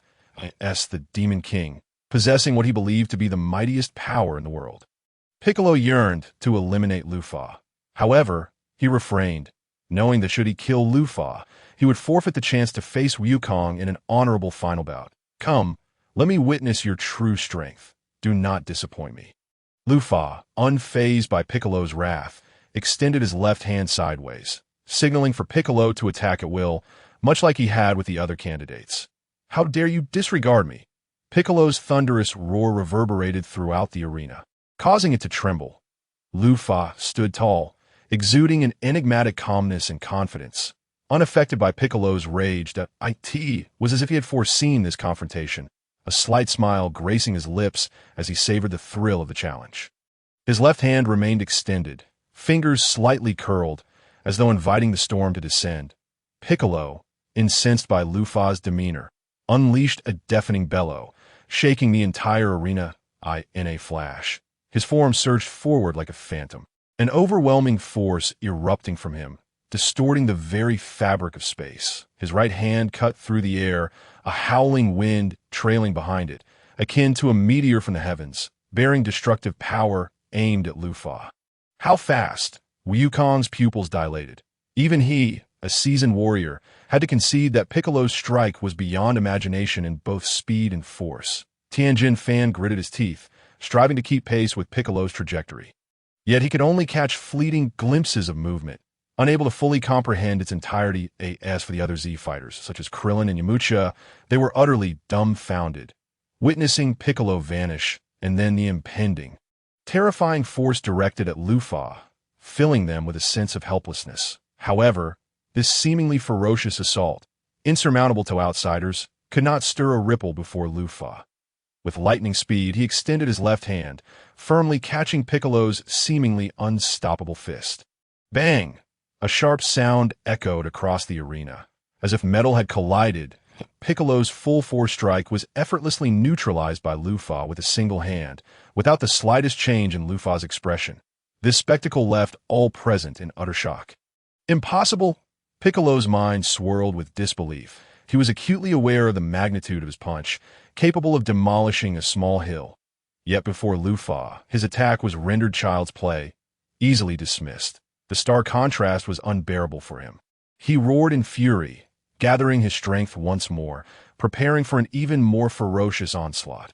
Not only was he shaken, but the entire assembly was likewise astounded. The Z fighters, who had previously worried for Lufa, now wore expressions of incredulity, especially Wukong, who stood with his mouth agape, at a loss for words. That he had initially believed that even if Lufa possessed greater strength than himself, the difference would be negligible.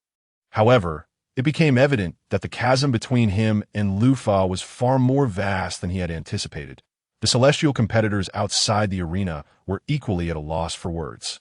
Their emotions difficult to articulate. He had once thought that Sun Wukong's power was sufficiently formidable to serve as a pivotal force against the malevolent entities they faced.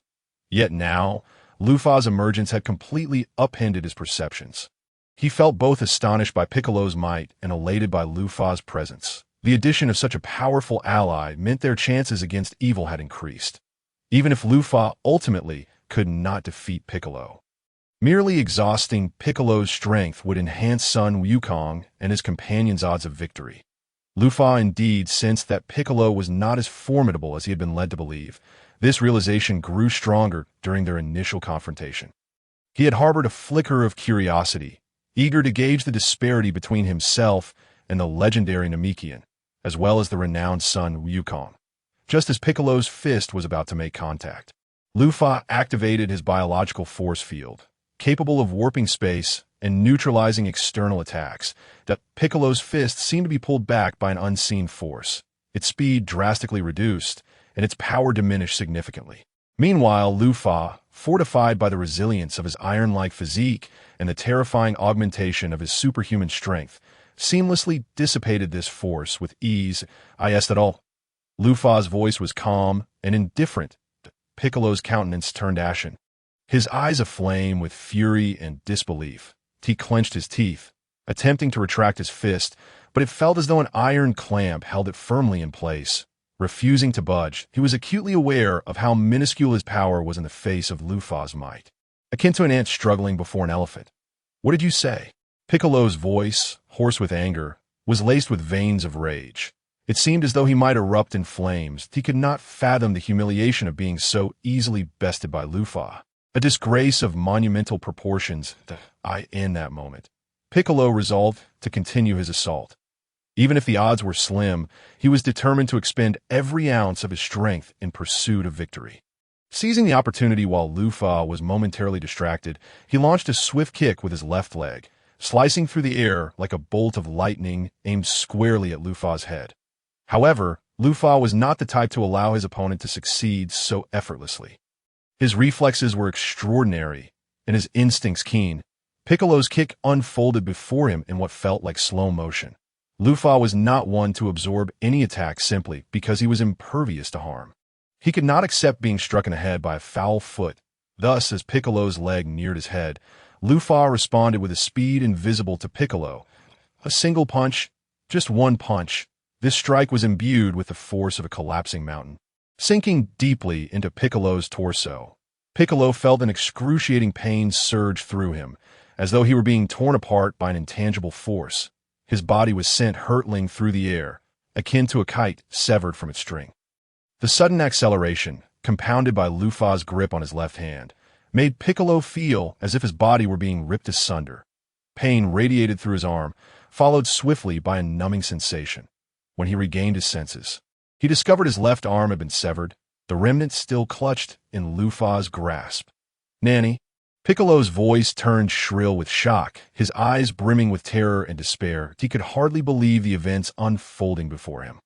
It felt like a nightmarish illusion. He possessed the ability to regenerate, and that severed limb could have healed swiftly. Yet at this moment he was engulfed by an unprecedented fear.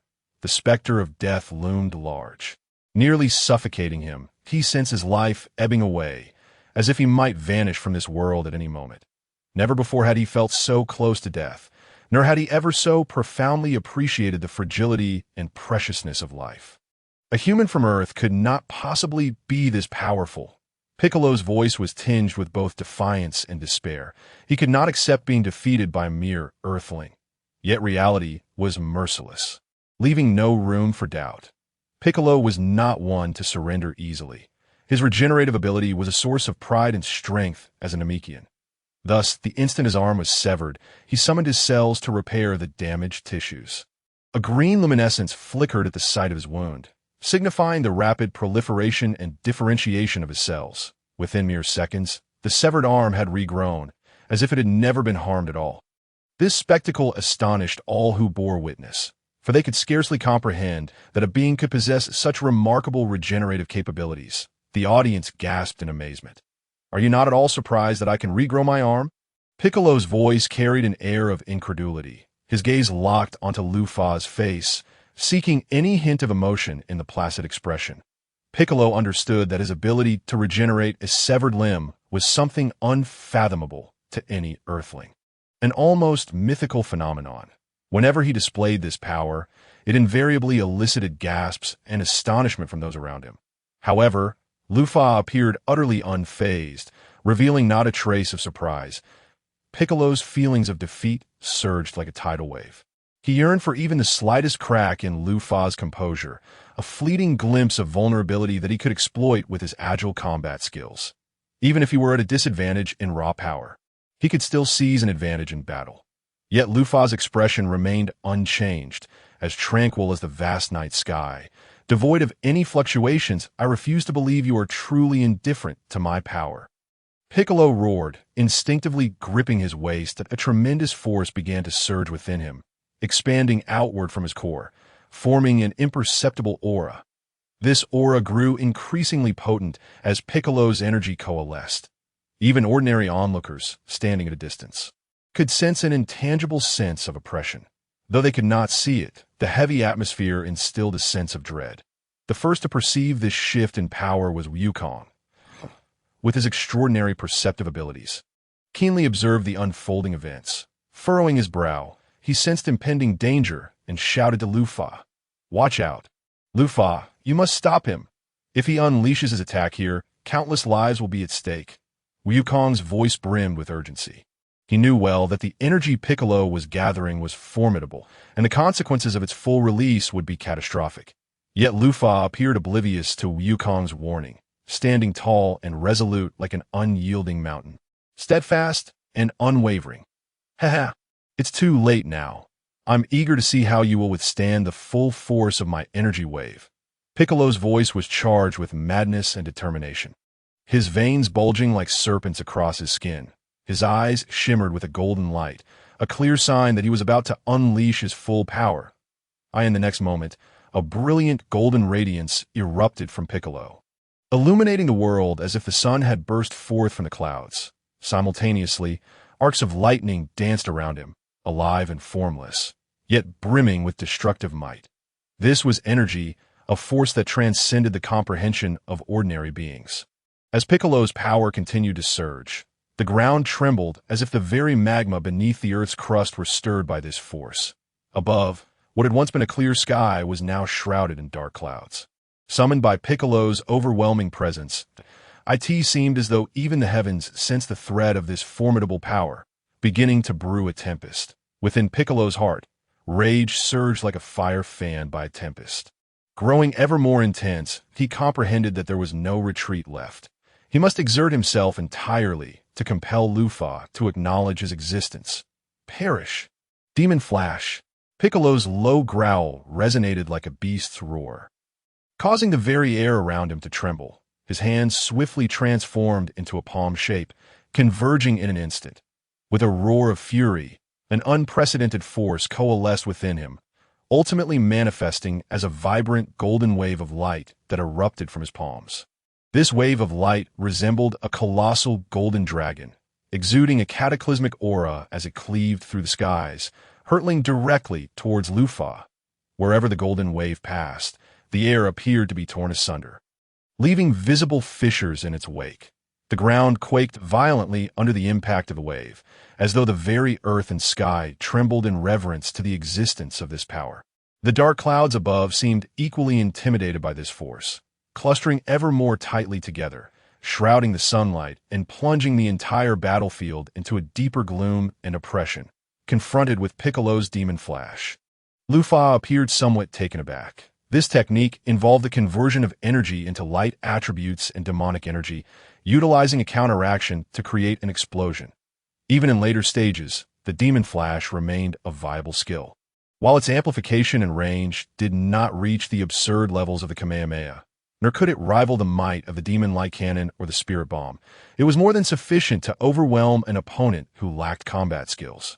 Yet in the face of Piccolo's onslaught, Lu Fa neither flinched nor evaded, allowing the Demon Flash to strike him directly. "Success!" Piccolo exclaimed, a triumphant smile spreading across his face as he observed Lu Fa's refusal to evade his attack. However, as the smoke of the explosion dissipated, what was revealed was a completely unscathed Lu Fa, standing tall with arms crossed, his gaze brimming with mockery and disdain. "Humph, your attack merely stirs up dust." Lu Fa's voice was calm and confident, as if that heart-stopping assault had been nothing more than a trivial game, leaving not a single scar behind. "How is this possible?" Sun Wukong, Tianjin Han, Master Rashi, and the divine beings around them widened their eyes in disbelief. They were the strongest here and were well aware of the terror that Piccolo's strike could invoke. Yet, in their perception, Lu Fa had not even employed energy for defense. He had simply stood there, immobile, making it inconceivable to fathom the trials and tribulations that must have forged such a formidable physique. "Lufa, you are incredible!" Bulma cheered loudly, her eyes transforming into hearts, captivated by Lufa's dazzling charisma at that moment. Piccolo's expression darkened instantaneously. He could not fathom why his full-force strike had been rendered utterly ineffective against Lufa. It must be noted that the Demon Flash was his meticulously prepared ultimate technique, into which he had poured all his strength. Could it be that his power was so utterly insignificant before Lufa? The outcome seemed predetermined. At that moment, Piccolo resembled a flickering candle in the wind, his breath weak and chaotic, as if it could extinguish at any moment. The dwindling of his energy caused his combat prowess to plummet like a sheer cliff, estimating that his strength now barely exceeded 300. This was undoubtedly a profound mockery for the son of the Demon King. No, it cannot be. It should not be like this. Piccolo muttered softly, his eyes flickering with unwillingness and despair. Those once sharp as an eagle's gaze now seemed to be losing their brilliance. Shrouded by a heavy darkness, his body quivered slightly, becoming a weakling who could be easily vanquished by any Z fighter. Yet the pride and defiance within Piccolo had not waned as a member of the demon race. He could not accept such a defeat, especially in the presence of these earthlings, whom he deemed inferior. "This will not end so easily. You wretched earthlings, you have thoroughly enraged me," Piccolo bellowed, his voice imbued with boundless fury and resentment, as if he intended to engulf the very heavens and earth. Astonishingly, amidst his roar, Piccolo's aura surged once more. The once feeble energy suddenly became a torrent, akin to a volcano erupting uncontrollably. Lufa could not help but frown slightly, exclaiming, "Ah, has he truly broken through due to my provocation?" Heavens above, he had merely intended to toy with Raditz' quip, yet it appeared he had inadvertently touched Piccolo's limits, prompting this immediate breakthrough. Such a volatile temperament. "Excessive energy is harmful," Lufa sighed, shaking his head. "I see. Not only has he transcended his boundaries, but he also intends to enlarge himself." Lufa's gaze sharpened as he swiftly detected the subtle transformations occurring within Piccolo. His body began to swell, muscles bulging beneath his skin, bones cracking audibly, as if every inch was preparing for the impending metamorphosis. To rely on enlargement to augment his strength in this confrontation was a clever calculation. But alas, it was a misguided choice, Lufa lamented, his tone laced with regret. In his view, Piccolo's decision was undoubtedly foolish. While enlargement could indeed enhance power, it concurrently brought about a significant decrease in speed. In combat, both speed and power held equal importance. At times, speed even outweighed power. As Piccolo's form continued to grow, he ultimately reached a staggering height, resembling a moving mountain, each step seemingly poised to shatter the earth beneath him. However, just as Lufa had anticipated, Piccolo's speed correspondingly diminished. He clumsily swung his massive fists, each strike appearing slow and ponderous, as if even air could effortlessly impede his advance. As Piccolo's fist descended like a mountain upon Lufa, a glimmer of mockery flashed in Lufa's eyes. He recognized that with his astonishing power, the entire world appeared transformed. Those once formidable adversaries now seemed insignificant in his eyes. He could see this moment. He fought no longer for survival, but rather for the sheer joy of battle. To relish the exhilaration of surpassing limits, Piccolo's fist, accompanied by the roar of winds and thunder, seemed poised to rend the air asunder. Yet, Lufa exhibited no intention of evasion. He stood firm, his feet rooted like granite, his muscles subtly taut beneath his skin, emanating an indescribable tension. Just as Piccolo's fist was about to make contact, Lufa sprang into action. His movement was as swift as lightning, delivering a punch that seemed to freeze time itself. A deafening crash echoed, reverberating as though the entire arena quaked at that instant. The moment their fists collided, a powerful shockwave of air erupted. The force was so immense that it felt as if the surrounding air had been instantaneously evacuated, creating a vacuum. In the aftermath, a violent gust of energy radiated outward from the two combatants, whipping up a tempest. The spectators, though distant from the arena, could still feel the terrifying force emanating from the clash. Their ears buzzed as if swarmed by countless bees, Some instinctively covered their ears, fearing that their eardrums might shatter under the onslaught. Those adorned with wigs or hats clutched them tightly, terrified of being swept away by the gale. The scene on the arena was even more breathtaking. After the collision, cracks began to form on Piccolo's fist. These fissures rapidly spread, resembling myriad tiny bolts of lightning dancing across his arm. Soon after, Piccolo's arm erupted violently, flesh and blood splattering, bones shattered by Lufa's punch. Aya! Bick emitted a chilling scream, his voice saturated with agony and despair. He could scarcely fathom that he would find himself in such a dire predicament before this seemingly insignificant adversary. His eyes widened in disbelief and fury as he stared at Lufa. Yet, this was not the conclusion. Even as Bick remained stunned by his own defeat, Lufa's figure appeared before him like a specter. Lufa's movements were astonishingly swift, as if the very fabric of space had lost its meaning for him, allowing him to traverse any distance at will. Descend, Lufa's voice was calm and indifferent, akin to the pronouncement of a fate long sealed. As his words resonated, his fist launched forward once more, this time aimed directly at Bick's visage. Despite Bick's transformation into a giant, Lufa's fist struck him with the precision and ruthlessness of a lethal bullet. Bick's face instantly caved under the force of Lufa's blow, his entire body propelled through the air as if he were a cannonball. His head flew forward first, his neck stretching unnaturally, resembling a rubber band on the verge of snapping. Shortly thereafter, his body followed suit, both hurtling out of the ring to end that fleeting moment. Fear and resentment flooded Bick's eyes, and he could hardly believe that he had met such a fate at the hands of this seemingly inconspicuous opponent. His body traced an arc through the air before crashing heavily to the ground, producing a dull thud. The audience gradually emerged from their shock, erupting into cheers and applause, celebrating Lufa's triumph. Remarkable, even after transforming into a giant. Bick was no match for Lufa, exclaimed the astonished blonde host, who felt that this iteration of the World Martial Arts Tournament was truly extraordinary, showcasing not only new champions, but also delivering such impactful results. Surely, this would attract more sponsors for future tournaments, alleviating his own fears of unemployment. Unbeknownst to him, Lufa had no intention of accepting sponsorships or investments, aiming to establish the tournament as a brand and cultivate the celebrity effect of martial arts. As for the Earth in the future, why were martial artists so scarce? Why was Goten pressured by Chi-Chi to study, and not even for the useful scientific knowledge from Dr. Jero, but merely to secure a financial future? As a result, the Earth would find itself devoid of powerful martial artists, with villains like Satan reigning supreme in the absence of formidable challengers.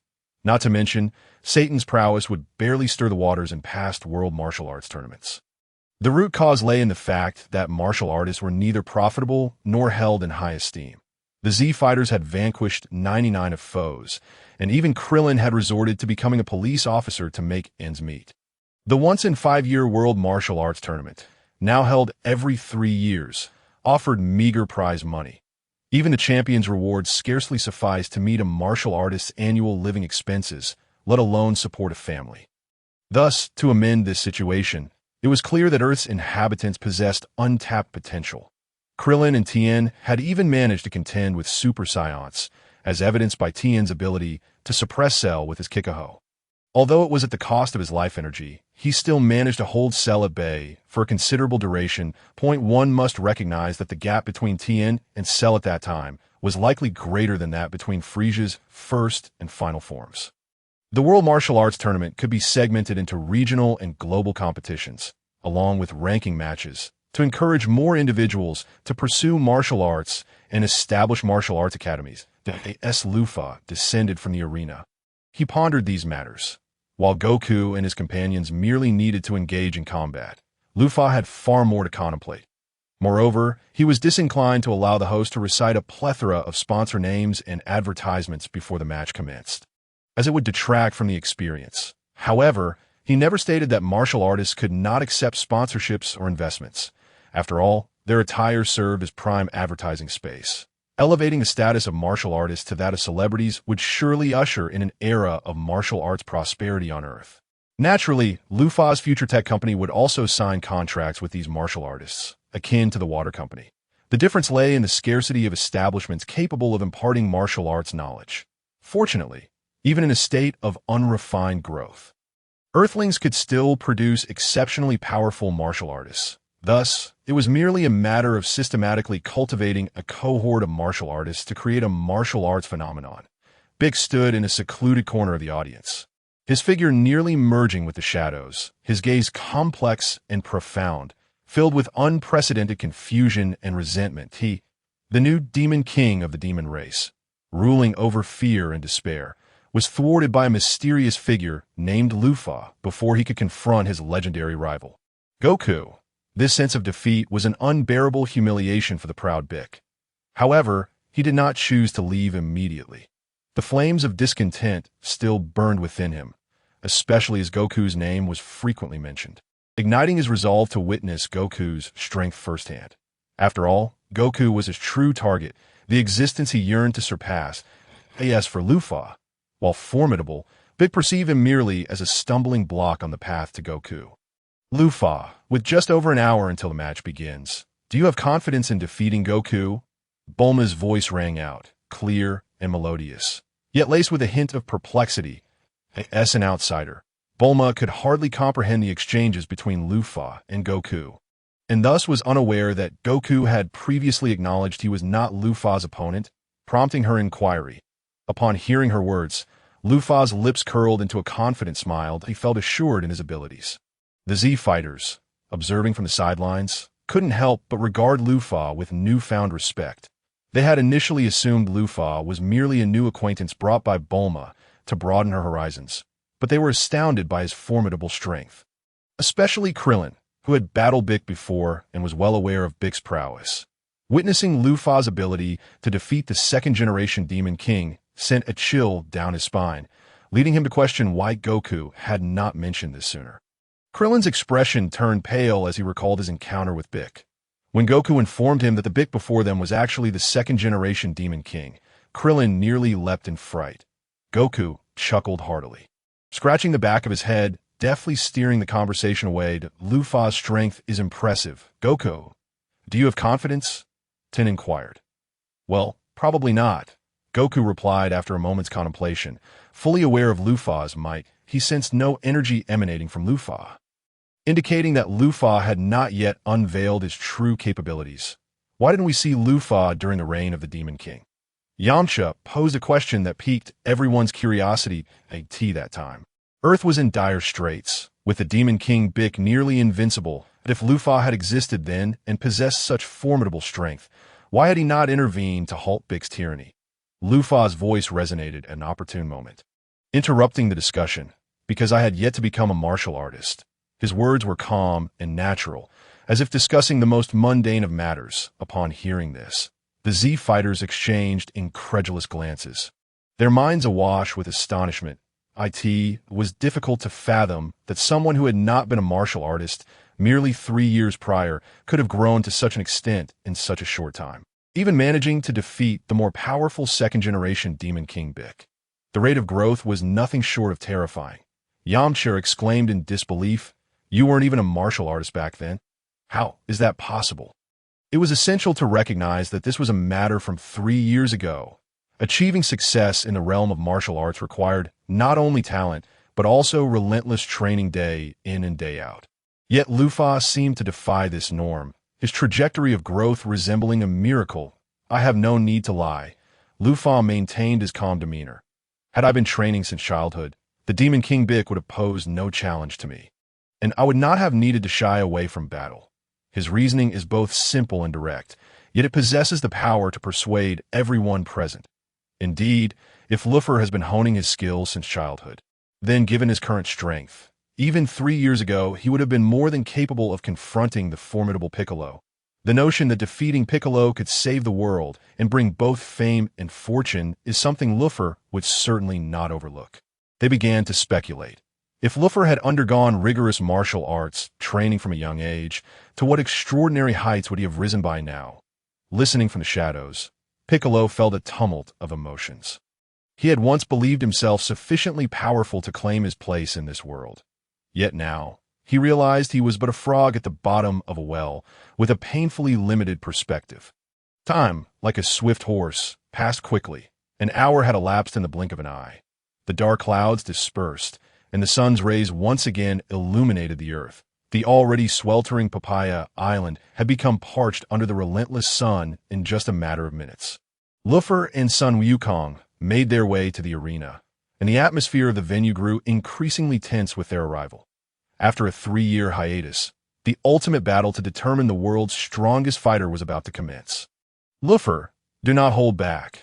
I wish to see just how formidable you truly are, Sun Wukong said, a sly smile playing on his lips, his tone laced with provocation. However, Luffy, well acquainted with Sun Wukong's nature, understood that this was merely a manifestation of his eagerness for battle. Sun Wukong's eyes sparkled with a thirst for combat, and he could hardly contain his anticipation to test his strength. No problem. I promise to meet your expectations, Luffy replied with a smile. Understanding Sun Wukong's character, Luffy knew that no defeat would crush his spirit. Rather, he would strive even harder to improve himself. Thus, he planned to swiftly overpower Sun Wukong as soon as the match began. The final match of the 23rd World Martial Arts Tournament would soon reveal whether Sun Wukong or Luffy would emerge victorious. Let us witness the unfolding of this spectacle with a commanding voice. The golden-haired, sunglasses-clad host ignited the crowd into a frenzy, cheers and shouts echoing throughout the venue. Such a scene was rare, only to be witnessed at a globally renowned competition like this. Sun Wukong's gaze was fixed intently on Luffy, his expression brimming with focus and vigilance. Since mastering the perception of ki, Sun Wukong seldom relied on his eyes to track his opponents. For him, sensing the opponent's energy to predict their movements proved far more reliable than mere visual observation. This was also the reason Tianjin Han had fallen to him. Despite his considerable strength, Tianjin Han was too reliant on visual cues and could not perceive the subtle shifts in energy as adeptly as Sun Wukong. However, against Luffy, Sun Wukong found this approach futile. That Luffy's energy was concealed so expertly that it seemed to blend seamlessly with the surrounding environment, rendering Sun Wukong unable to sense it. Reluctantly, he reverted to focusing his vision on Luffy, determined not to miss a single detail. Meanwhile, Luffy appeared unfazed, calmly standing in the arena, as if he were isolated from the entire world. With the referee's signal, the match officially commenced. Luffy took a gentle step forward, an unremarkable gesture that sent ripples through the stillness. Akin to a stone cast into a tranquil lake. In that instant, his form accelerated as if propelled by an unseen force, while Sun Wukong, undeterred, attempted to evade Luffy's impending strike.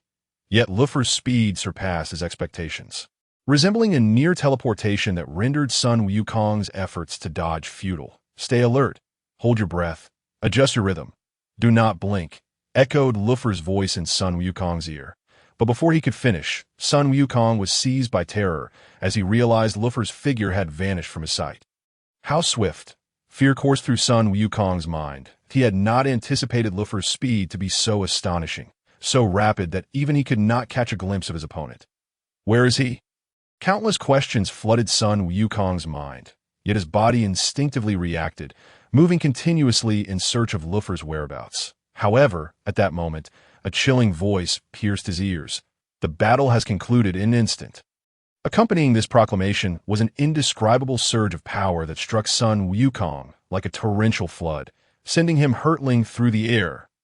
He tumbled several times before crashing heavily outside the arena, the impact causing a searing pain that felt as if his insides were being violently shaken apart.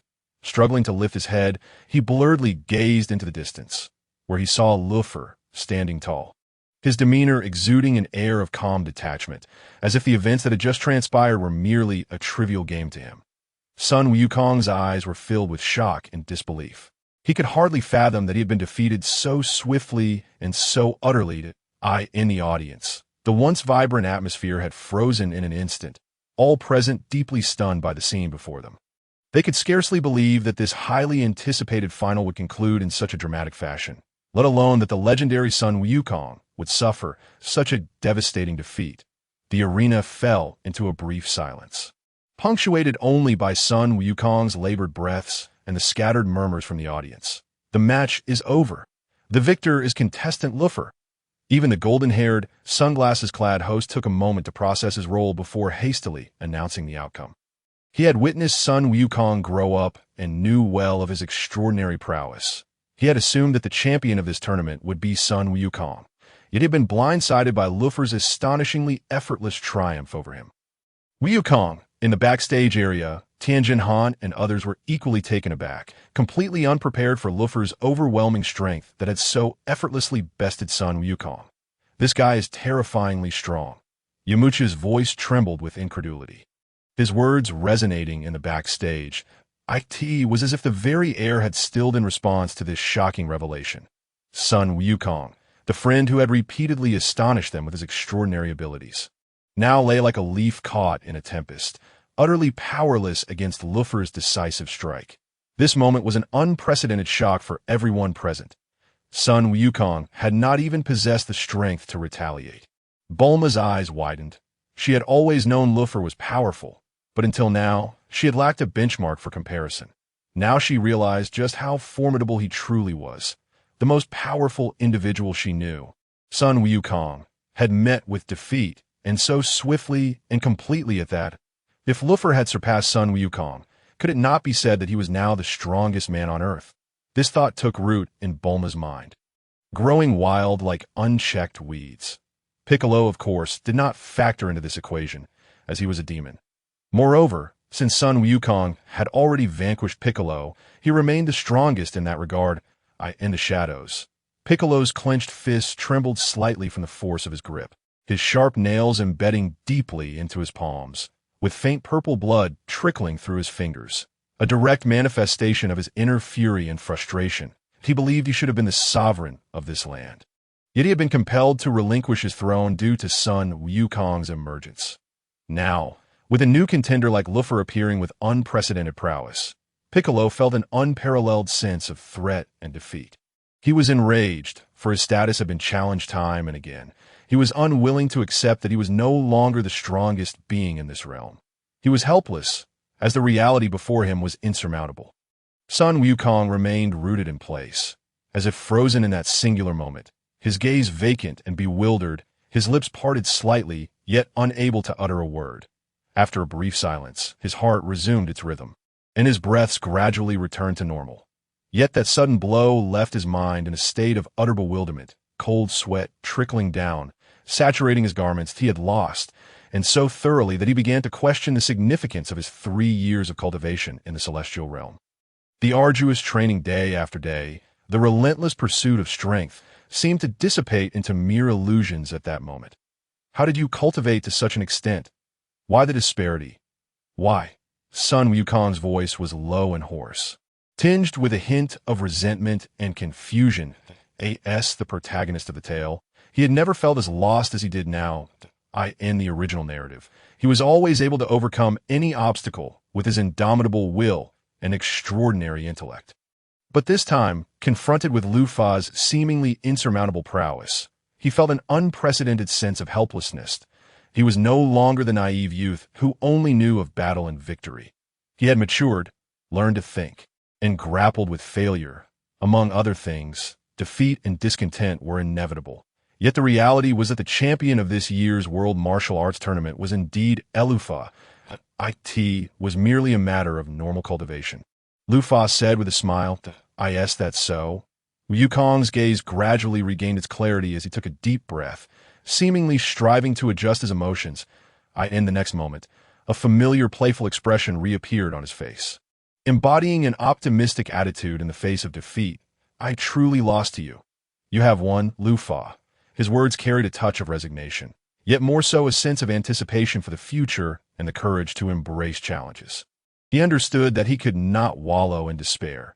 He could not abandon his quest for strength due to a single failure. He would train even harder, and one day, he would stand before Luffy again, proving his growth and progress through sheer strength. Meanwhile, Luffy experienced a mix of exhilaration and a sense of loss at becoming the world's best. After this moment, he would have to wait at least 5 years for the narrative to unfold further. What should he accomplish during these 5 years? Cultivation. Simple cultivation must also have a goal. Should he set his sights on Vegeta and his comrades, or on Frieza and his ilk? Ladies and gentlemen, today I stand before you not only as the champion of the World Martial Arts Tournament, but as an ordinary person who once shared your dreams and yearned for strength. Lufa's voice resonated powerfully, cutting through the clamor of the crowd, each word landing distinctly in the hearts of the listeners. He deliberately slowed his pace, infusing each sentence with persuasive weight. 3 years ago, I was but an inconspicuous commoner, toiling daily for survival, never imagining I would one day stand atop this world. Having attained the title of the world's best, Lufa undoubtedly intended to promote himself. His gaze deepened, as if reflecting on the passage of time. Back then, the shadow of King Piccolo loomed over the entire earth, fear and despair permeating every corner. It was he who made me realize that strength is not merely a weapon for self-protection, but a responsibility to safeguard others and uphold peace. Thus, I embarked on the path of cultivation, evolving from a novice with no knowledge of martial arts to the person standing here today. At this juncture, Lufa intentionally paused, surveying the crowd, observing the myriad expressions, some in awe, some envious, and others contemplative. This was precisely the effect he sought. He continued, I know that many of you may harbor the same dreams, yearning to become the next hero on the stage. Today, I wish to share a secret. Becoming the world's best is not an unattainable aspiration. Lufa's tone took on an air of mystery, as if about to unveil a momentous revelation. In this tournament, I won a prize of 10 million. This is a sum substantial enough to alter the fates of many. Yet more importantly, I transformed from an ordinary individual into a martial artist over the span of 3 years. If I could seize such an opportunity, why not you? He emphasized the champion's prize of 10 million, a figure that could drive many to madness. Even though the cost of living in the Dragon Ball universe is not low, 10 million is enough to last a considerable time. That a detail from Dragon Ball Z reveals that when Gohan planned to enter the World Martial Arts Tournament, he excitedly informed Chi-Chi about taking a leave of absence for training. Upon learning that the first prize was 10 million, Chi-Chi was very excited, remarking that father left behind little wealth. After all, Chi-Chi was supporting 2 scions, so if she perceived 10 million as a significant amount, it must indeed be substantial. Additionally, back in the early 2000s, Jump conducted a survey revealing that a car cost over $1 million. He deliberately highlighted the 3-year time span and the immense transformation from ordinary person to martial artist, making such a narrative undeniably compelling. People are often drawn to tales of success, especially those that appear easily attainable. He intended to harness this to ignite greater passion for martial arts and attract them to the revamped World Martial Arts Tournament that I know some of you may say, Lufa, you possess talent. How can we compare? But I must tell you, while talent is indeed important, perseverance and hard work are the true keys to success. Rapid growth stemmed from never passing up any opportunity for training. Be it scorching heat or torrential rain, I remained steadfast. Yes, I diligently basked in the sun daily.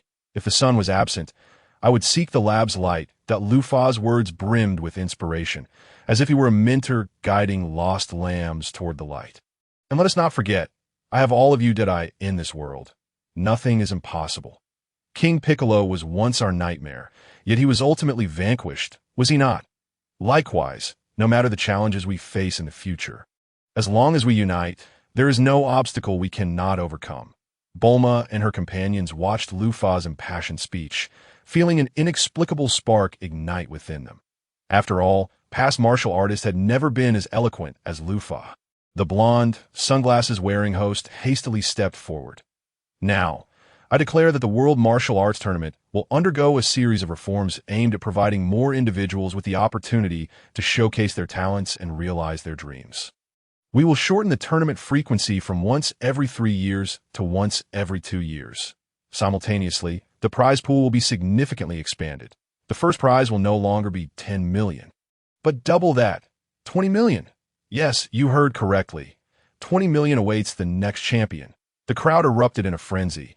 20 million was an astronomical sum for anyone, enough to stir desire in all. This declaration successfully ignited an unprecedented enthusiasm for martial arts among the masses. Once every 2 years and with 20 million, A throng of martial artists was similarly invigorated. 20 million, coupled with a 2-year interval, was a far cry from the previous 5-year span, which had later changed to 3. Yet, how many 3-year periods does one have in life? This was precisely why many could not pursue martial arts as their primary vocation. However, things were different now. Lufa would soon establish an unprecedented competition venue. And if Satan could elevate martial arts, there was no reason Lufa could not do the same. After stepping off the stage, Lufa approached the backstage area. Lufa, you were amazing. How could you speak so eloquently?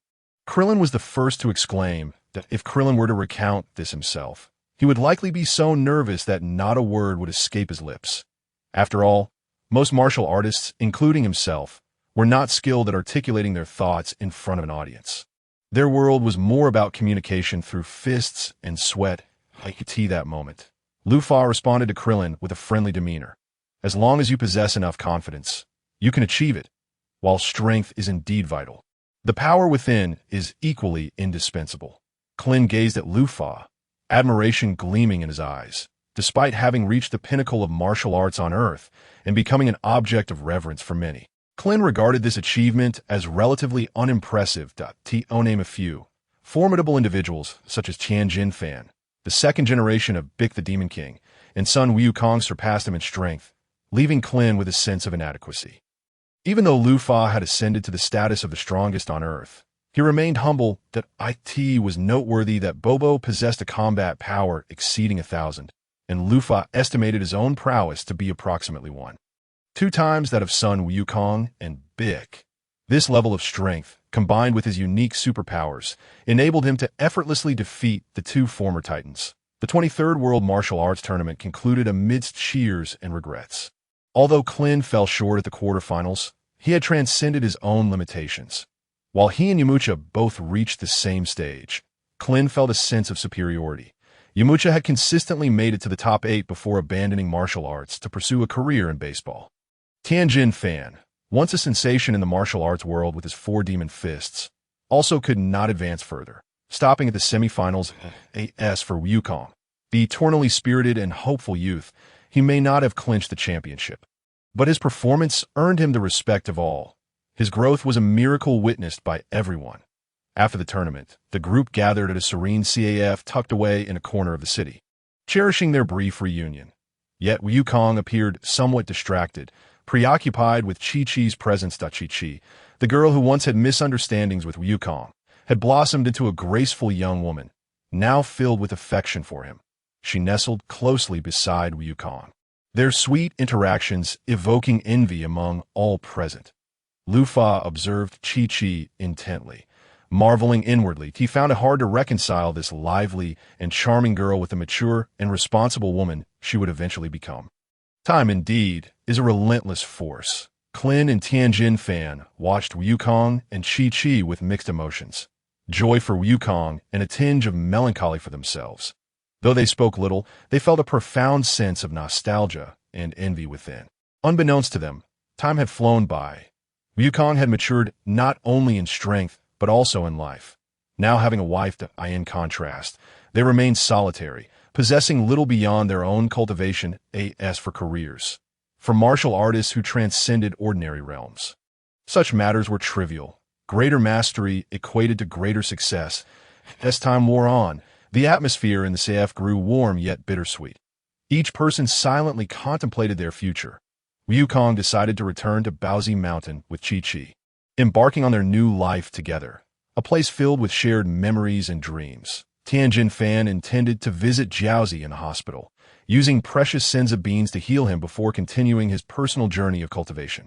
Krillin planned to accompany Master Roshi back to Kame House, the place where his growth began and his spirit found refuge. He looked forward to continuing his training there, hoping to discover his own path and realize his dreams. Despite understanding the arduous and lengthy journey of martial arts, he was willing to exert every effort. In contrast, Yamcha expressed his intention to abandon martial arts altogether, after witnessing the extraordinary battles of this tournament. Even Bik the Demon King's second generation was no match for the contenders, leaving Yamcha feeling utterly disheartened. Additionally, it may have had something to do with Bulma completely ignoring him this time. As she clung to Elufa, as the moment of parting approached, everyone exchanged blessings and expressed their reluctance. They were acutely aware that this gathering might not be replicated for a long time, and some may never reunite again. Yet, it was precisely this separation that made them cherish every moment and resolve to tread their future paths with determination. By the way, Yukong, when do you and Chi-Chi plan to get married? Lufa posed a significant question. This inquiry was critical. In the original narrative, Yukong and Chi-Chi's wedding was understated.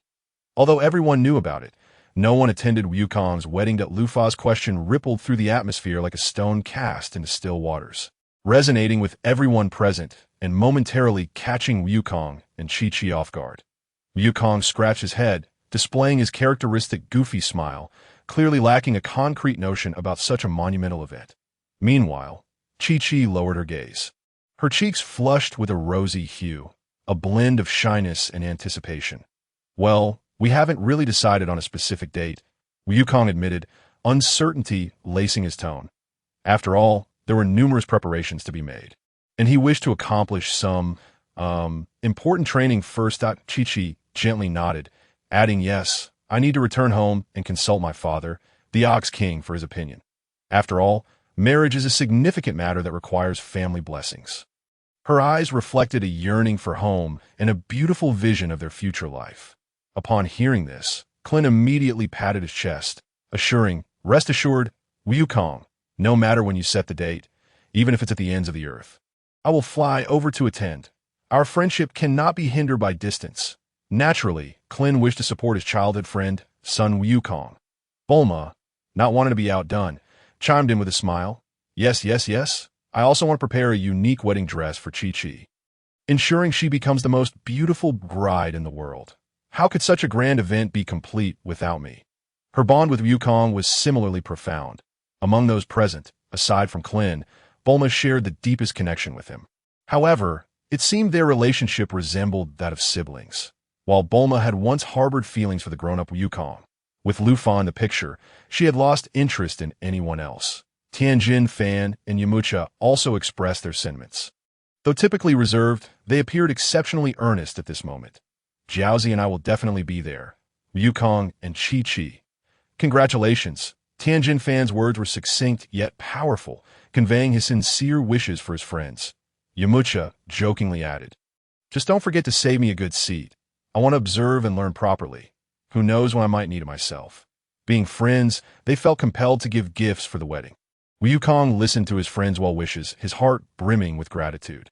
Although he did not fully grasp the concept of marriage, given his limited life experiences and the lack of a typical understanding or societal knowledge for someone his age, witnessing the beaming Chi-Chi and his friends filled him with unprecedented happiness and contentment. Bulma occasionally glanced at Lufa, hoping he would emulate Chi-Chi and Yukong. Eventually, the gathering concluded amidst laughter and joy.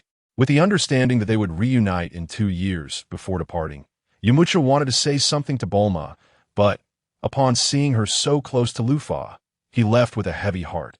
However, with Puar by his side, his situation wasn't too dismal. Even if Puar was male, last, amidst the cheerful farewells, the gathering came to an end.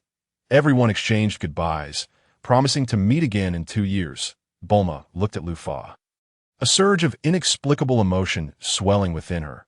She was eager to know what Lufa intended to do next, and whether he would continue to accompany her as he did now. So, Lufa, what are your plans moving forward?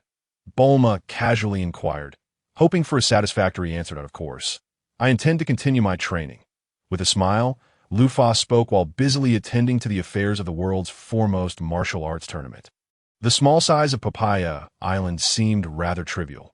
He envisioned the establishment of Titan Peak, a grand arena that would captivate the globe, a combat stage the size of a football field. The design of the seating area adopted a tiered structure that ascended from the ground to the sky, resembling a suspended aerial garden. Each level of seating was equipped with state-of-the-art audiovisual technology. High-definition screens enveloped the entire spectator zone, achieving unprecedented clarity and supporting 3D displays, immersing the audience as if they were at the center of the arena, fighting alongside the martial artists. The sound system employed cutting-edge surround sound technology, capable of pinpointing every auditory detail within the arena, from the whoosh of punches to the lightness of footsteps. Even the heavy breaths of the martial artist could be distinctly heard, creating an immersive experience.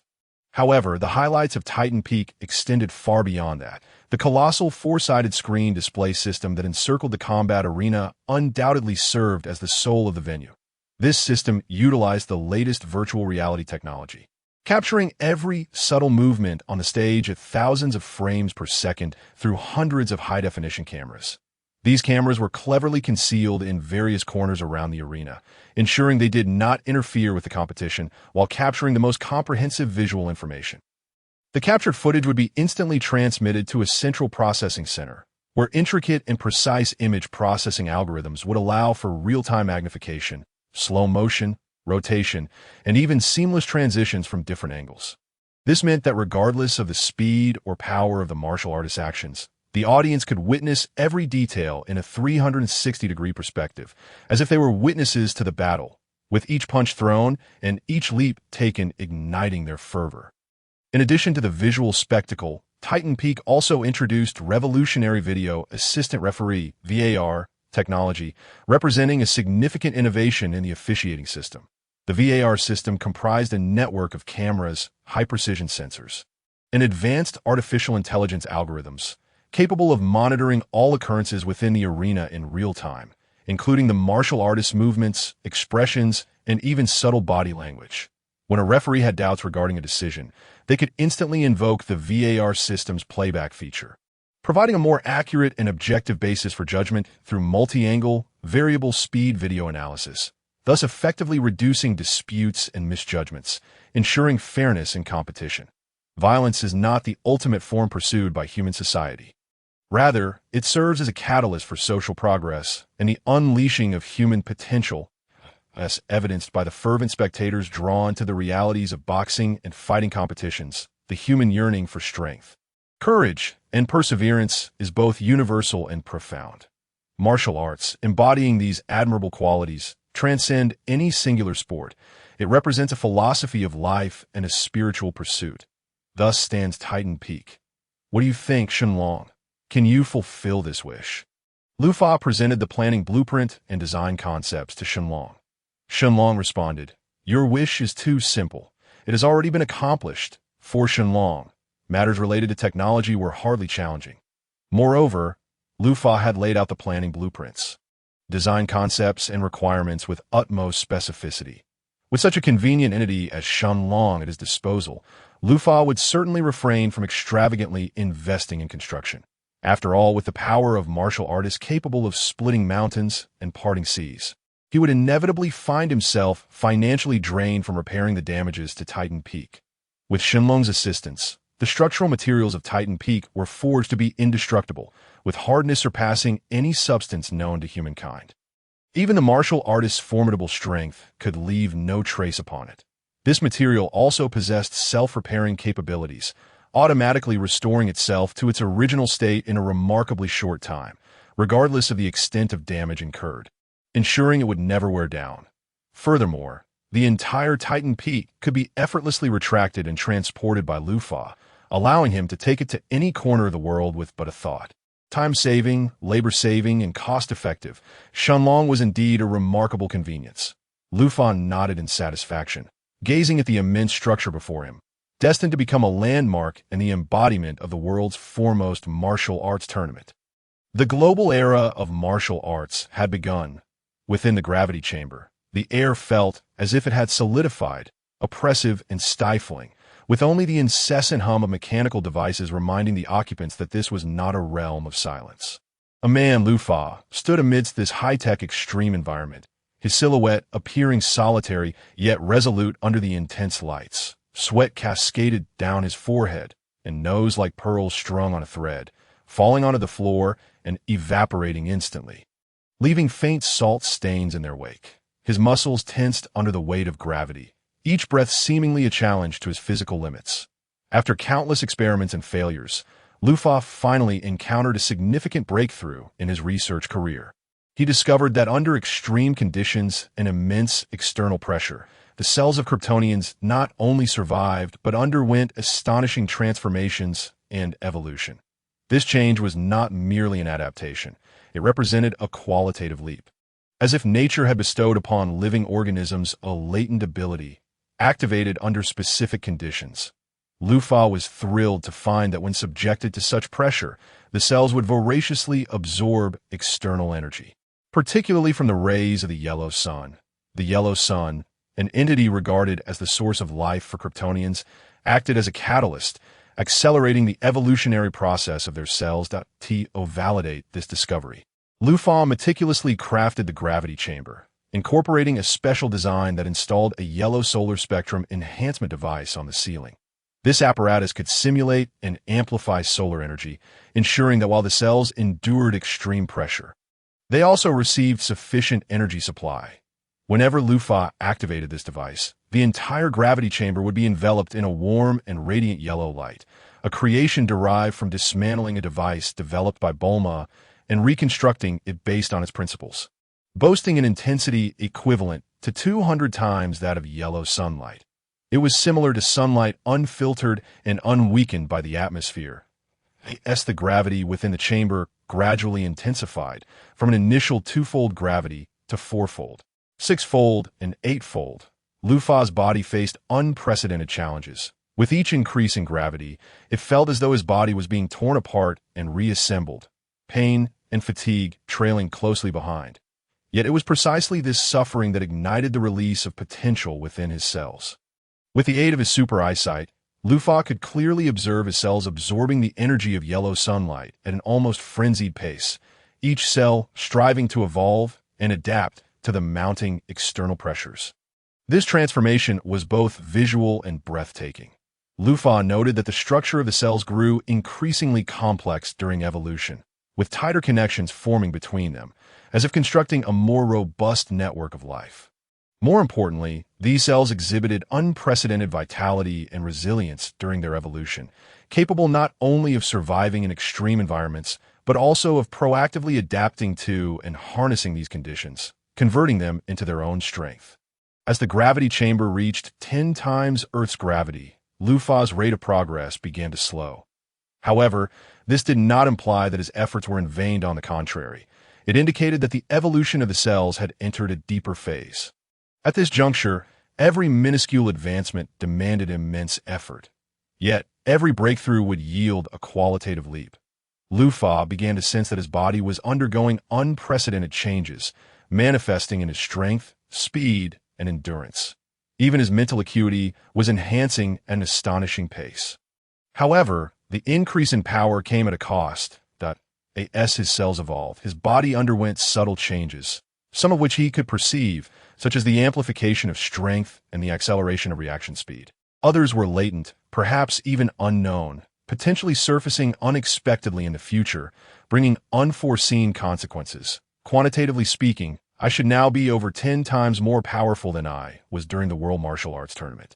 In terms of combat power, I must possess several thousand points now. Lufa perceived that Kryptonians were truly endowed with remarkable talents, as scions needed to toil in gravity chambers, while he merely had to lie down in his, allowing his body to adapt naturally, and the process was significantly swifter than the arduous training of scions. Lufa himself simulated a combat power detector and devised a comprehensive assessment device, which, upon testing, revealed that all his capabilities exceeded their previous values by tenfold and were still increasing. With a Kryptonian's array of superpowers coupled with such physical resilience, he likely faced no rivals even with a similar combat power of several thousand. The 1.2 times combat power crushing theory probably wouldn't apply to him either. Lufa. As he concluded his session in the gravity chamber, Bulma rushed in hurriedly. His super senses had long since detected her arrival. Lufa's gaze held no hint of surprise. Merely a faint smile playing at the corners of his mouth, he stepped out of the gravity chamber, the door closing softly behind him with a slight mechanical whir, starkly contrasting the clamor of the outside world. "What is the matter?" Lufa inquired. Bulma stood with her hands on her hips, her brow furrowed, clearly burdened by a plethora of emotions. "Goku is getting married," she practically shouted, her tone laced with joy for her friend stepping into matrimony, yet tinged with dissatisfaction regarding Goku's unorthodox manner of proceeding. The most outrageous part was that this fellow actually announced that the wedding would take place this afternoon. Bulma's anger was not without justification. Son Goku, the perpetually vibrant and carefree individual, always managed to make decisions in the most unexpected fashion. This time, he had announced the wedding date without any prior indication, and in such a hurried manner. Bulma felt that this approach was not only disrespectful to friends, but also a flippant attitude towards the solemnity of marriage. Lufa raised an eyebrow, instantly aware that Goku had not simply forgotten to inform them after selecting a date in advance. In some aspects, Goku was like an innocent child, often acting on impulse without regard for the consequences. Lufa surmised that Goku's decision regarding the wedding likely arose on a sunlit afternoon, a whimsical thought that struck him, and he decided on a whim, only to inform everyone that very morning. Perhaps in Goku's mind, a wedding was a simple affair he had given no thought to whether they could attend, let alone the time needed to prepare gifts. No wonder in the original story, everyone ended up giving belated gifts. Bulma even presented a universal capsule containing a small house. Well, one could only say it is quintessentially Goku. Don't worry, with me around, you could take your time choosing gifts. Even if there's only a minute left, I can still make it on time, Lufa remarked with a smile. Kryptonian super speed allowed for such audacity, even if West City was over 1,000 kilometers away from Fire Mountain. A minute's time was what Lufa allotted, though in reality, he only required 10 seconds. Bulma rolled her eyes at this, a hint of exasperation mingling with a reluctant smile on her lips. She had initially intended to invite Chi-Chi to select a custom wedding dress in preparation for the upcoming ceremony. However, Goku, that whimsical fellow who acted on impulse and disregarded convention, had proposed to marry directly. Skipping the wedding altogether, this sudden decision caught Bulma off guard, derailing all her plans. But I wanted to prepare a wedding for Chi-Chi. Bulma sighed, her tone laden with regret and frustration. She understood that Chi-Chi was a pure-hearted girl, never seeking material extravagance. Yet for every girl, a wedding symbolized one of the most significant moments in her life, a beautiful testament to love. Bulma could not comprehend why Goku would treat such a precious sentiment with such levity. Viewing herself as Goku's older sister, Bulma felt a sense of disappointment akin to a teacher lamenting a wayward student. Lufa shrugged, a subtle smile gracing his lips. Perhaps they themselves do not mind. A missing wedding might not hold much significance for them. His words bore a touch of teasing and consolation, attempting to alleviate Bulma's obsession with the matter. In the original narrative, their marriage was so simple. Yet they still lived blissfully. Although Chi-Chi struggled, raising 2 children alone, she never abandoned Goku. Perhaps that was love, a concept Lufa did not fully grasp, but certainly respected. All right then, I will prepare a gift. Bulma conceded with a resigned sigh, redirecting her focus to the task at hand. She looked up at Lufa, a flicker of concern in her eyes. By the way, Lufa, do you need help preparing a gift? Lufa chuckled and shook his head. No need, I already know what gift to prepare. Upon hearing this, Bulma's curiosity deepened. Yet she understood Lufa's disposition. Since he did not wish to divulge, any probing would be futile. Thus, she nodded in agreement, deciding to select her own gift first. Time ticked away, and Bulma navigated through the shops, carefully choosing suitable gifts. However, her heart remained unsettled. She worried that Chi-Chi might feel disappointed and feared Goku's impulsiveness could jeopardize the wedding. Ultimately, with only 10 minutes remaining, she finally made up her mind. To gift them a house. Are we really just going to fly over? Bulma couldn't help but ask, her heart racing with excitement and anxiety. She worried that her hairstyle and makeup would become disheveled during the flight. After all, Lufa's speed was unimaginably swift, and the wind pressure could be overwhelming. Lufa smiled and nodded, his gaze imbued with warmth and confidence. No need to worry. With that, he reached out, gently grasping Bulma's wrist. A biological force field enveloped her instantly. In the next moment, Lufa's figure transformed into a streak of light, shooting forth at 10 times the speed of sound. Bulma felt a sudden brightness before her, the surrounding scenery vanishing as if fast-forwarded in a movie. Yet, she felt no wind pressure or discomfort. Lufa's biological force field acted as a perfect shield, isolating her from the external world. This was the remarkable aspect of the biological force field. Regardless of the speed, it would not induce any physical effects. Lufa moved through the air like a phantom, leaving no sonic booms or shock waves in his wake. This ethereal presence was quintessentially Kryptonian. Such super speed and silence could prove advantageous for stealth operations. Before long, they arrived at their destination. Lufa had accelerated to 20 times the speed of sound. So for Bulma, there was hardly time to savor the romantic tension between them before Lufa announced their arrival. Oh, soon. Bulma was taken aback, then realized they had indeed reached Fire Mountain. Fire Mountain, originally known as Frying Pan Mountain, earned its name due to its history of being scorched. It had been leveled by Master Roshi's Kamehameha wave. However, it was still the residence of the Bull Demon King, and the castle remained unchanged, hence the continued use of the name Fire Mountain. Of course, there was no longer a mountain there.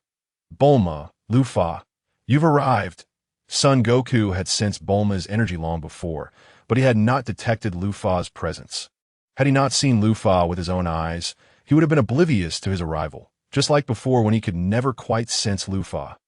Bulma gently descended, stirring up a cloud of dust beneath her feet. She surveyed her surroundings, nostalgia flickering in her eyes. The changes here evoked a deep sense of sentimentality, yet she did not forget the primary purpose of her visit. Turning to Goku, she spoke with an undertone of reproach. Goku, what on earth is going on?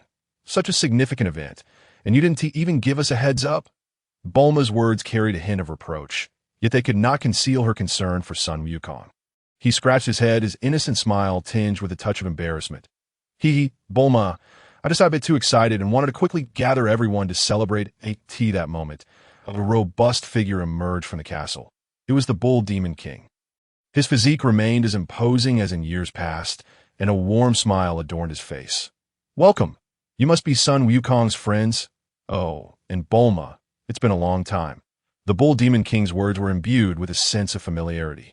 Despite Bulma's transformation from a lively girl into a mature woman, he instantly recognized her. Bull Demon King, it has indeed been a while. Bulma would not have come to Flame Mountain without a significant reason, making this encounter feel like a true reunion. Lufa had little to contribute to the conversation. His curiosity was piqued by the castle at Flame Mountain, recalling that it had recently caught fire again.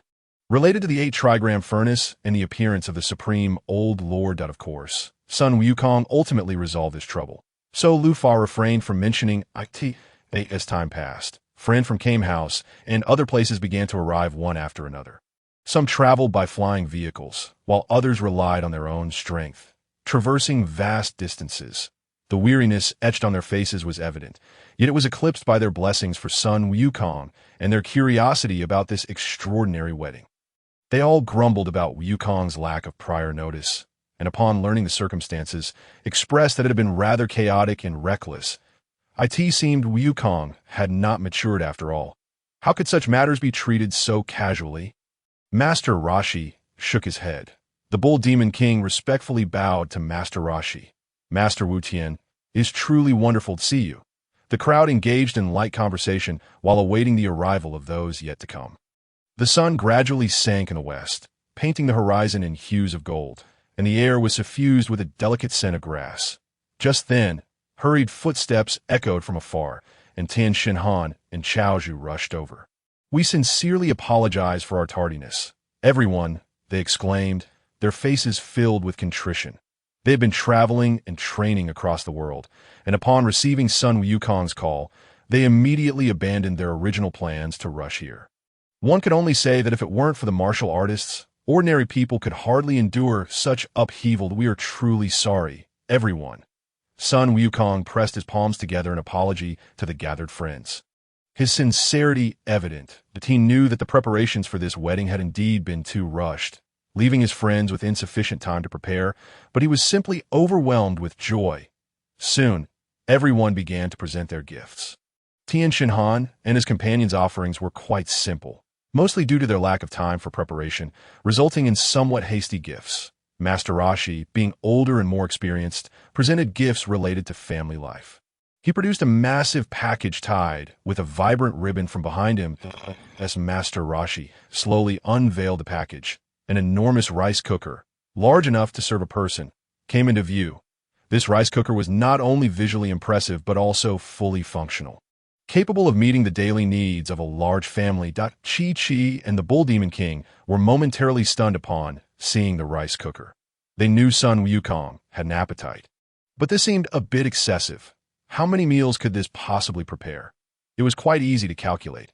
Sun Wukong had consumed 50 or even 100 servings of food during the world's strongest martial arts tournament with Krillin when he was younger. Now that he had grown up, simply multiplying by 10 would suffice. Though surprised, Chi-Chi smiled and graciously accepted the gift, expressing her gratitude to Master Rashi. When it was Lu Fa's turn, he presented a martial arts hall. A martial arts hall? Chi-Chi, Sun Wukong, and the others exclaimed in astonishment, hardly believing their eyes. Who would gift a martial arts hall at a wedding? This was simply unheard of. Observing their reactions, Lu Fa smiled knowingly.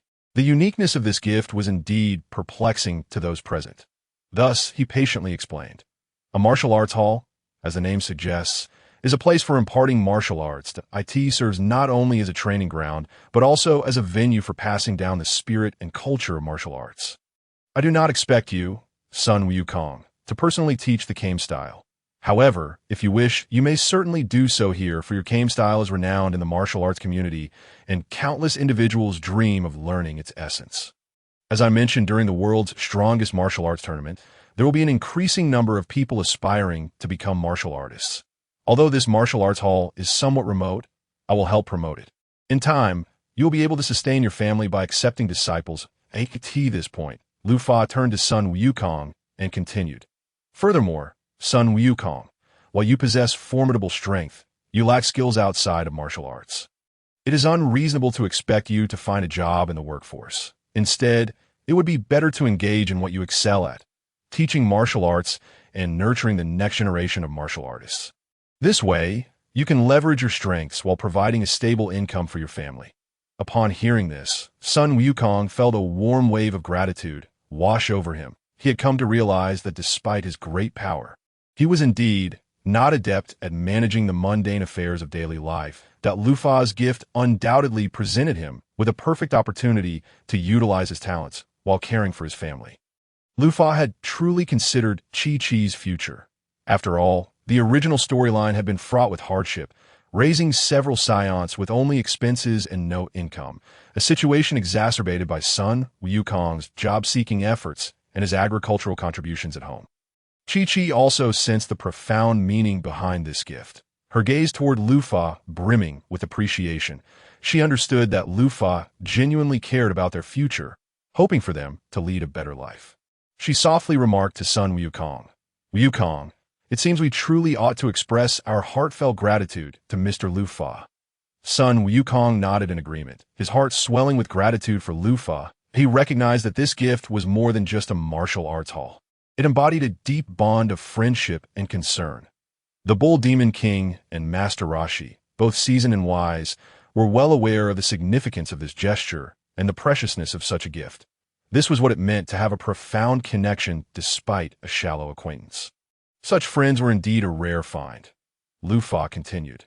In fact, I won't need to advertise extensively. I will be launching a world's strongest ranking list, which will document the top martial artists. Naturally, I will be the undisputed number 1, while you, Sun Wukong, will be recognized as number 2. When the time comes, I will simply attach your martial art hall's address to the ranking list, and countless individuals aspiring to become martial artists will undoubtedly seek you out as their mentor. Sun Wukong could not help but feel a mix of amusement and exasperation at Lu Fa's direct elevation of him to the second position in the world. Yet upon reflection, it was indeed an excellent promotional strategy. After all, being a disciple of the second strongest in the world would be immensely appealing to anyone yearning to become a martial artist. Lu Fa observed Sun Wukong and Chi-Chi's reactions. Nodding in satisfaction, he knew his gift had successfully piqued their interest and anticipation. He added, moreover, since you are the second strongest, it is only reasonable to charge a higher fee. Your strength and experience are invaluable. I believe that through this martial arts hall, you will not only impart martial arts knowledge, but also cultivate a new generation of exceptional martial artists, infusing the martial arts community with renewed vigor. That's wonderful. Congratulations, Wukong, both Tian Xinhan and Krillin remarked, recognizing the significance of a martial arts hall.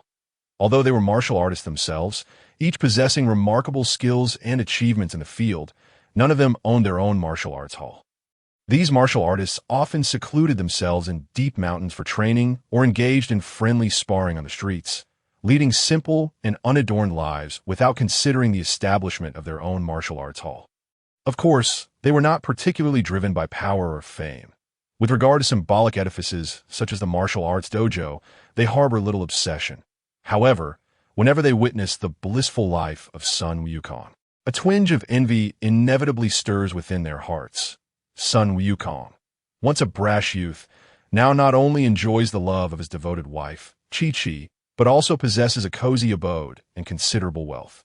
The three paramount concerns of life, housing, transportation, and financial stability, seem to have been effortlessly resolved for him. Presently, all he needs to do is focus on his training, continuously enhancing his martial prowess, allowing him to revel in life without a care in the world. In stark contrast, those itinerant martial artists appear somewhat wretched.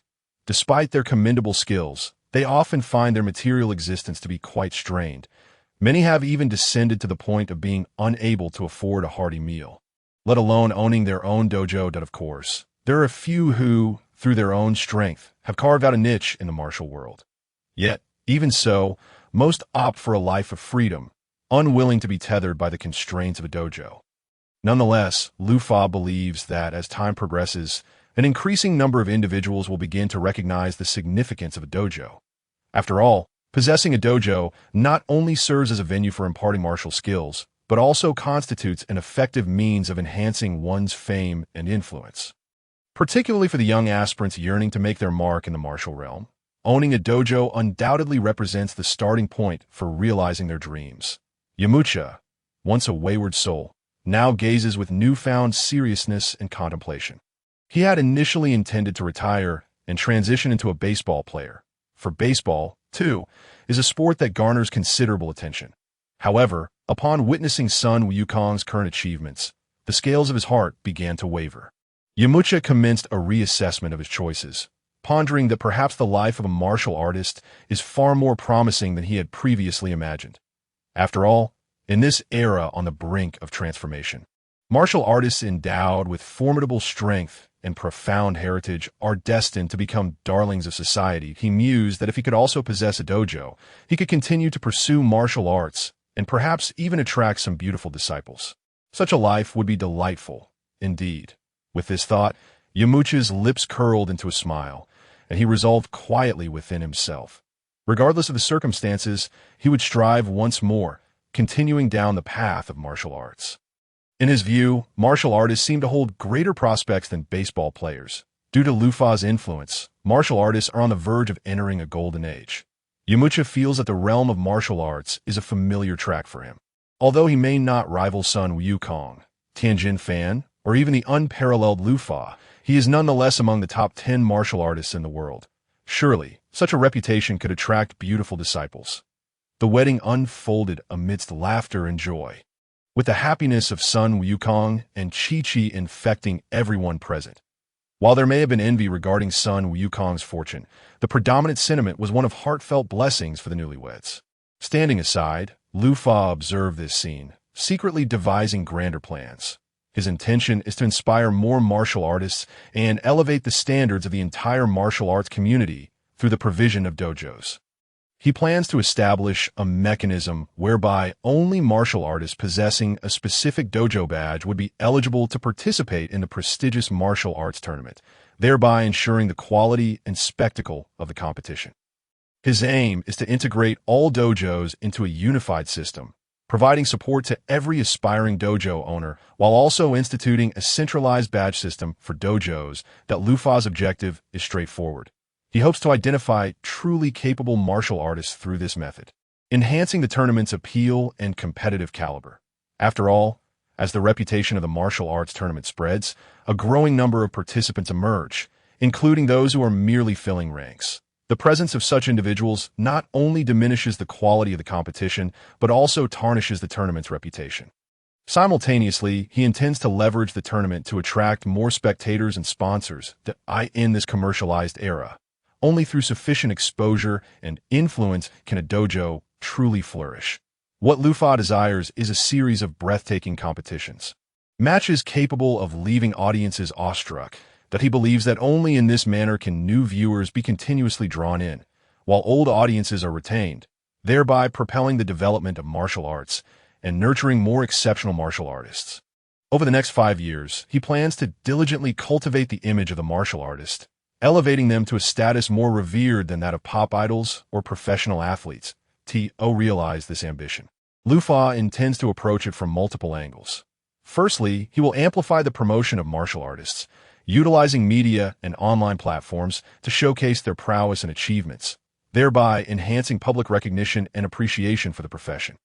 Secondly, he will advocate for the widespread adoption of martial arts education, encouraging more individuals to engage in martial studies, thus cultivating a new generation of potential martial artists.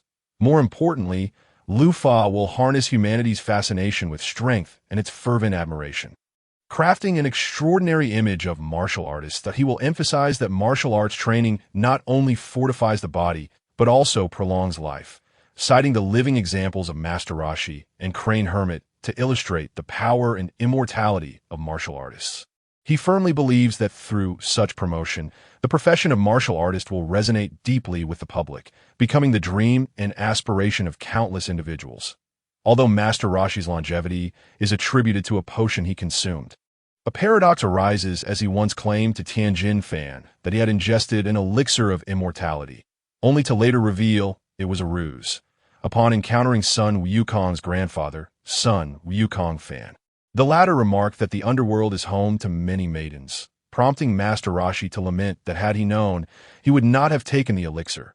Thus, he exists in a state of quantum superposition between having consumed and not consumed it. Nevertheless, the impact of Master Roshi's example was profound, igniting a fervor for martial arts across Dragon Ball Earth. With the grand opening of Sun Wukong's legendary second martial arts dojo, amidst a cacophony of jubilant drums, the martial arts community seemed to be irresistibly drawn by an unseen force, as countless dreamers and passionate practitioners flocked to this dojo nestled in the remote mountains. Among them were young individuals eager to gain strength through training, middle-aged individuals seeking to rekindle their youthful fervor, and elderly individuals with an unwavering dedication to martial arts. Sun Wukong and Chi-Chi, though well aware of the impending influx of visitors, confronted with the overwhelming tide of enthusiasm, he found himself somewhat taken aback. The proposed annual tuition fee of 100,000 Jenny was intended to filter out those truly resolute and capable of undertaking the training, yet the fervor exceeded all expectations. In the hearts of many, since the legendary world's #1 martial arts technique remained elusive, entering the tutelage of the world's #2, Sun Wukong, was undoubtedly the closest path to the pinnacle of martial arts. Master Crane, unwilling to be outdone, boldly promoted a longevity brand akin to that of Master Turtle. Possessing his own dojo and disciples, he was not hindered by the oversight of Master Lu Fa, who welcomed any assistance in advertising, regardless of compensation. Moreover, Master Crane's exorbitant fees certainly rendered him unable to compete with the martial arts halls. In stark contrast, the fees charged by Sun Wukong appeared remarkably modest. Thus, Sun Wukong reluctantly accepted 100 disciples, having reached his capacity for new students. This was only feasible due to the ample space provided by the martial arts hall gifted to him by Master Lu Fa. Otherwise, accommodating such a large number would have been impossible. Faced with this unexpectedly large cohort, Sun Wukong felt a twinge of concern. Though he possessed formidable martial skills, his experience in instructing disciples was virtually non-existent. Reflecting on his own training days under Master Turtle, he resolved to adopt the training methods of the Turtle School, focusing on foundational physical conditioning, weight training, and practical combat drills to refine both body and mind. However, this regimen proved excessively rigorous for many novices. Some opted to abandon the pursuit when faced with the intensity of the training, and Sun Wukong, not one to impose, readily refunded their tuition. After all, he believed that true martial artists should willingly embrace challenges that if this batch chose not to learn, there would certainly be others to follow. Currently, it could be said that the martial arts community was experiencing a phase of scarcity marketing. Sun Wukong was imparting authentic knowledge, and there were indeed those eager to learn and endure hardship. Daha. Master Liu Fa nearly spat out his drink upon seeing the list of Sun Wukong's first batch of disciples. For he was startled to find the name Mark prominently displayed. With his Kryptonian memory, he distinctly recalled that Mark was the true name of Satan, Mr. Satan, who had repeatedly claimed victory in the prestigious World Martial Arts Championship. Likely due to the absence of challengers like Krillin in his youth, Satan honed his skills at a dojo known as Satan City, with formidable prowess and a stroke of luck that saw his rivals fall victim to food poisoning. He quickly ascended to world champion status, earning the moniker Mr. Satan from the dojo's name. Ikati seemed to have been drawn to the martial arts era initiated by Master Liu Fa. One day. While competing far afield, Satan and his master found themselves drunkenly mocking the hairstyle of Tao Bai at a tavern in South City, an act that led to his master's demise and left Satan grievously wounded. Thereafter, Mr. Satan vowed never again to engage with opponents whose true identities were ambiguous and whose strength was extraordinary to so, had he departed from Satan City only to become a disciple of Sun Wukong. Intrigued, Master Liu Fa took a closer look and confirmed it was indeed Satan, who at that moment was awkwardly burdened by an oversized turtle shell, rendering him both clumsy and comical. The once confident glimmer in his eyes was now fixated on the earth beneath him, his hands tirelessly digging like industrious ants. The training was fundamentally rudimentary, and Sun Wukong was not one to withhold his knowledge.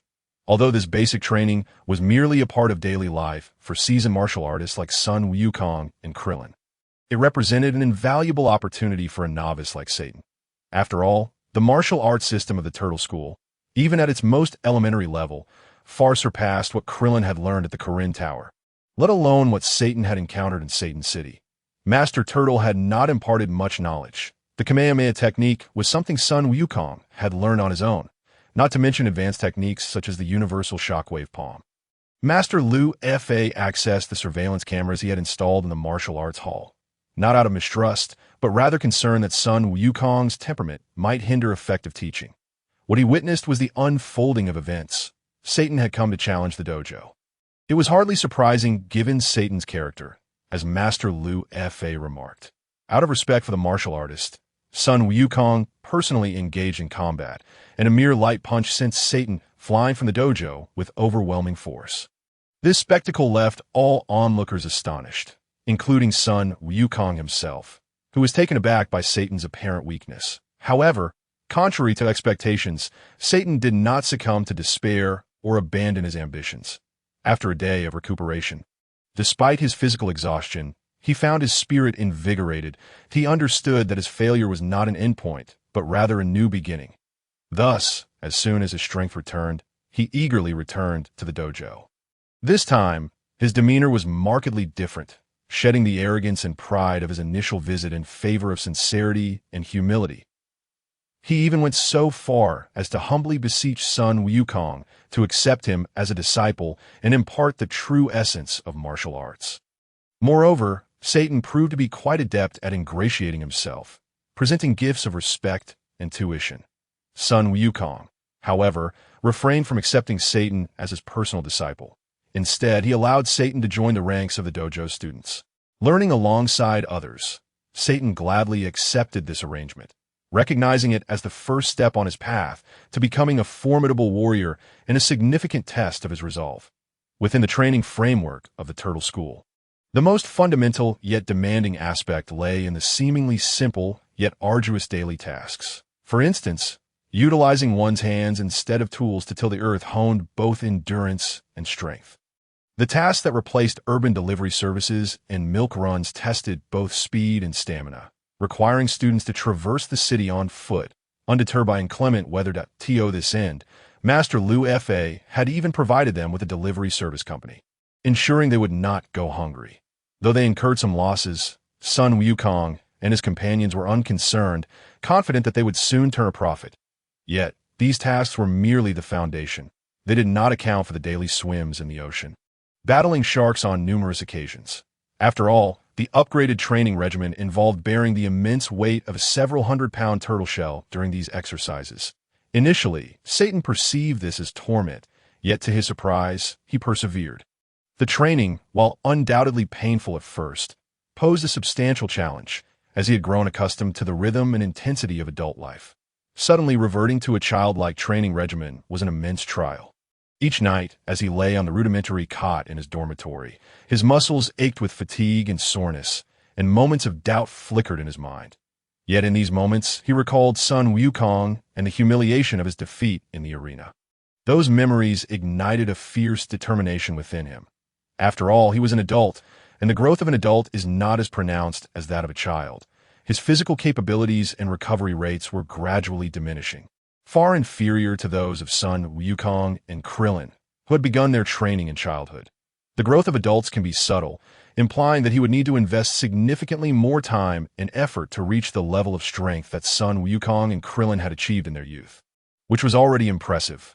Ultimately, even at his peak, Satan had only been able to shatter several dozen tiles with a single punch, whereas Sun Wukong and Krillin, as children, could effortlessly demolish large boulders and slay dinosaurs. Nevertheless, Satan did not waver. Instead, he persisted with extraordinary resolve. Each morning, he rose early to commence his training, undeterred by scorching sun or torrential rain. Just days prior, he had begun to bear the burden of the several hundred-pound turtle shell. Thus, one must question the scientific validity of such an endeavor. Where had all the wear and tear on the human body gone? After witnessing the entire ordeal, Lufa remarked that it was hardly surprising for Satan to possess such willpower. Despite having witnessed the fierce battle between Sun Wukong and Sheru, he remained in his languid demeanor. This was due to Satan's prolonged existence at a pinnacle constructed by insincere flattery, where genuine challenges and true adversaries were absent, replaced instead by endless praise and false reverence. Gradually, his resolve was eroded by this environment, rendering him hollow and numb. Furthermore, it also related to his belief that the world had achieved peace at the present. He had barely reveled in his triumph before being knocked down by Sun Wukong, not to mention Sun Wukong's widely acknowledged status as the second greatest martial artist in the world. In terms of both power and standing, Satan found himself utterly incomparable to Sun Wukong. Moreover, the world had undergone a monumental transformation in this era, technology intertwined with tradition, creating a unique tapestry, with the rise of martial arts standing out most prominently. Under Lufa's fervent endorsement and extensive promotion, a brand new era of martial arts quietly dawned, sweeping across the globe like an unstoppable tide. Sun Wukong's Martial Arts Academy became a renowned sanctuary for practitioners, attracting countless warriors eager to learn. Although it had yet to achieve universal recognition, Lufa firmly believed that it would not be long before Sun Wukong's academy gained fame far and wide. In an effort to amplify the academy's influence, Lufa meticulously crafted a series of brainwashing advertisements for Sun Wukong's institution. These advertisements were akin to brain supplements, captivating and unforgettable. Mom, I don't want to go to school. I want to attend Sun Wukong's Martial Arts Academy. When I grow up, I aspire to be a martial artist. Becoming a martial artist is a path to success. These advertisements spread virally, appearing in bustling urban streets, as well as remote rural towns. Whenever people encounter these ads, they could not help but recall Sun Wukong's academy, and the longing for martial arts quietly took root in their hearts. Naturally, some individuals expressed disdain for these advertisements, deeming them overly exaggerated or even somewhat vulgar. However, for Lufa, such opinions were inconsequential. He understood that any new phenomenon would invariably be accompanied by controversy and skepticism. What mattered was that these advertisements successfully garnered public attention, prompting more individuals to explore martial arts and focus on Sun Wukong's academy. Satan's current strength was already quite impressive. Lufa discerned that Satan's physical robustness had become distinctly different from that of an ordinary human. With tightly interconnected muscle tissues and a muscle fiber density likely surpassing that of an average person by 100-fold. Viewed in this light, humanity still held considerable potential, at the very least. This remarkable recovery rate was extraordinary. The wear and tear on the human body seemed non-existent in Satan. Even after enduring prolonged, high-intensity training, his physique remained in peak condition that if he could sustain this, he might even surpass the Psions and Namekians that, if we include Dragon Ball Super, the possibilities are even more exciting. He could participate in the power tournament. Nevertheless, Lufa remained uncertain whether he had traversed into the realm of Dragon Ball Z or the entirety of the Dragon Ball universe. Given that humanity possessed such potential, Lufa was determined to unearth it. Lufa was learning the magic he had wished for from the dragon, having previously acquired a transformation magic akin to that of Majin Buu. Now, he was obtaining the Earth version of magic that the dragon could provide. Earth, too, had its own forms of magic, epitomized by the fortune teller. Upon acquiring the knowledge, Lufa found that most of the spells held little educational value. Yet there were several impressively enigmatic spells. These were spells whose principles were unclear, but were undeniably powerful. For instance, there existed a spell that could transform everything into water. My goodness. This seemed almost as potent as the transformation magic. The key was that its energy consumption was astonishingly low. Even an average person might learn it with a bit of practice. Although this magic could only transform into water, delving deeper might reveal it to be a lower tier of transformation magic, possibly even possessing greater potential than the latter. These impressively enigmatic spells captivated Lufa. While he seldom utilized them, one could never know when they might prove useful. Superpowers and magic, he intended to grasp both firmly. Having a sword is entirely different from lacking one.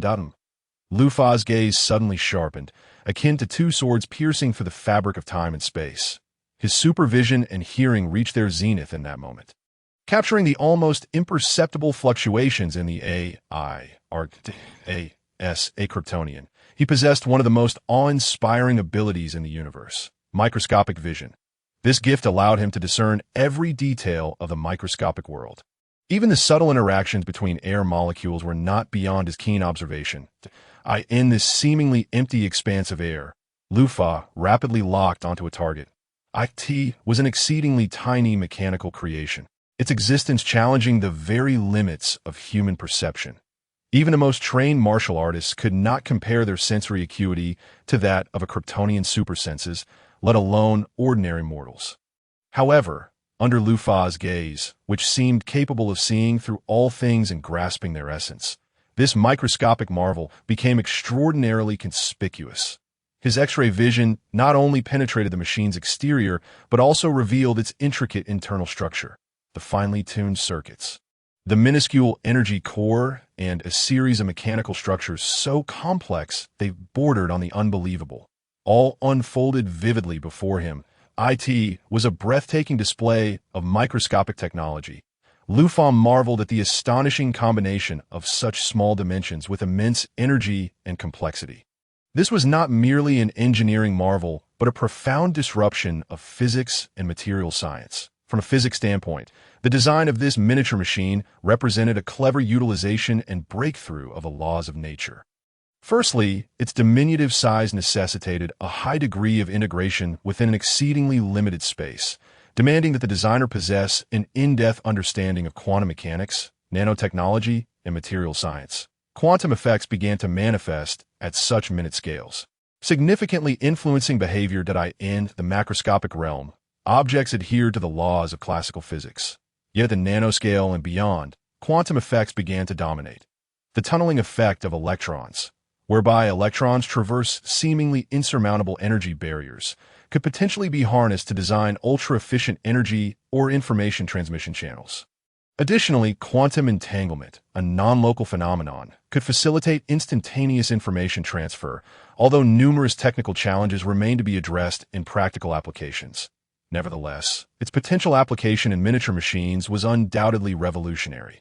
The designer likely capitalized on these quantum characteristics, enabling information to be efficiently and accurately transmitted and processed within such a confined space, an unimaginable feat in traditional electronics. Delving deeper into its energy system, for the miniature machine to sustain prolonged, high-intensity operation, conventional chemical batteries clearly fell short of requirements. Chemical batteries were not only bulky, but also limited in energy density and conversion efficiency. Thus, the designer likely turned to more cutting-edge energy solutions. A micronuclear battery could represent one such option, utilizing the decay of radioactive isotopes to release energy.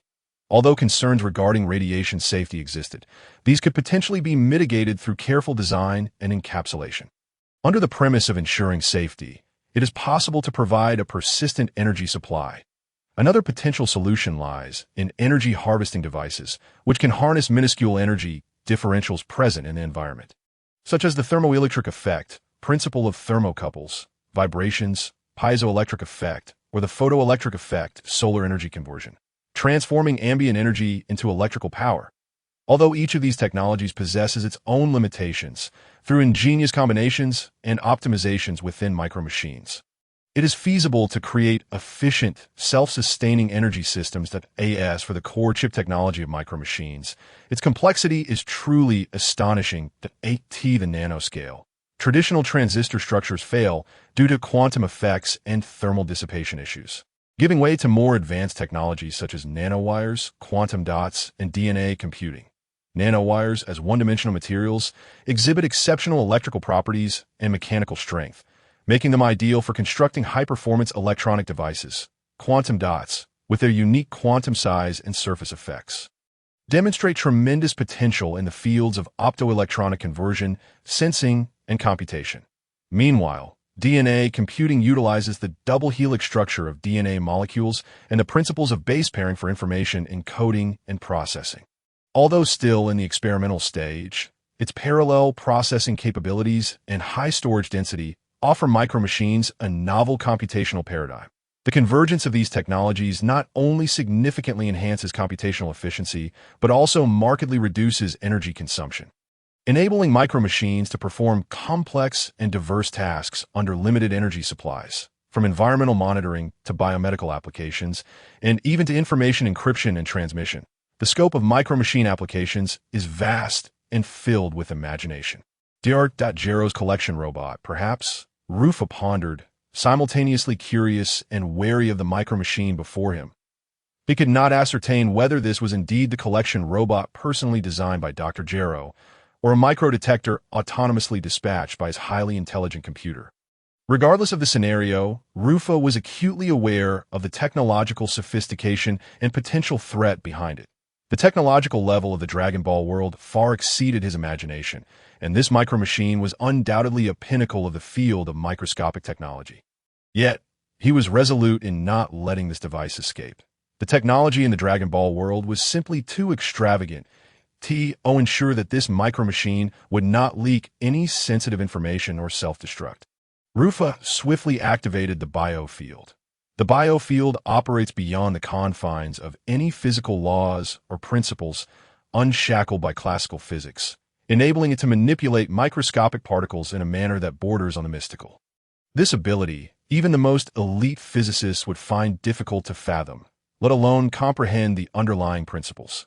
Rufa cared not for the principles governing the biofield. He only knew it could perform precise manipulation and isolation of matter. Once enveloped by the biofield, the micromachine was instantly severed from all external connections. Any signals attempting to escape were obstructed as if by an invisible wall, unable to penetrate the intricately woven net formed by microscopic particles.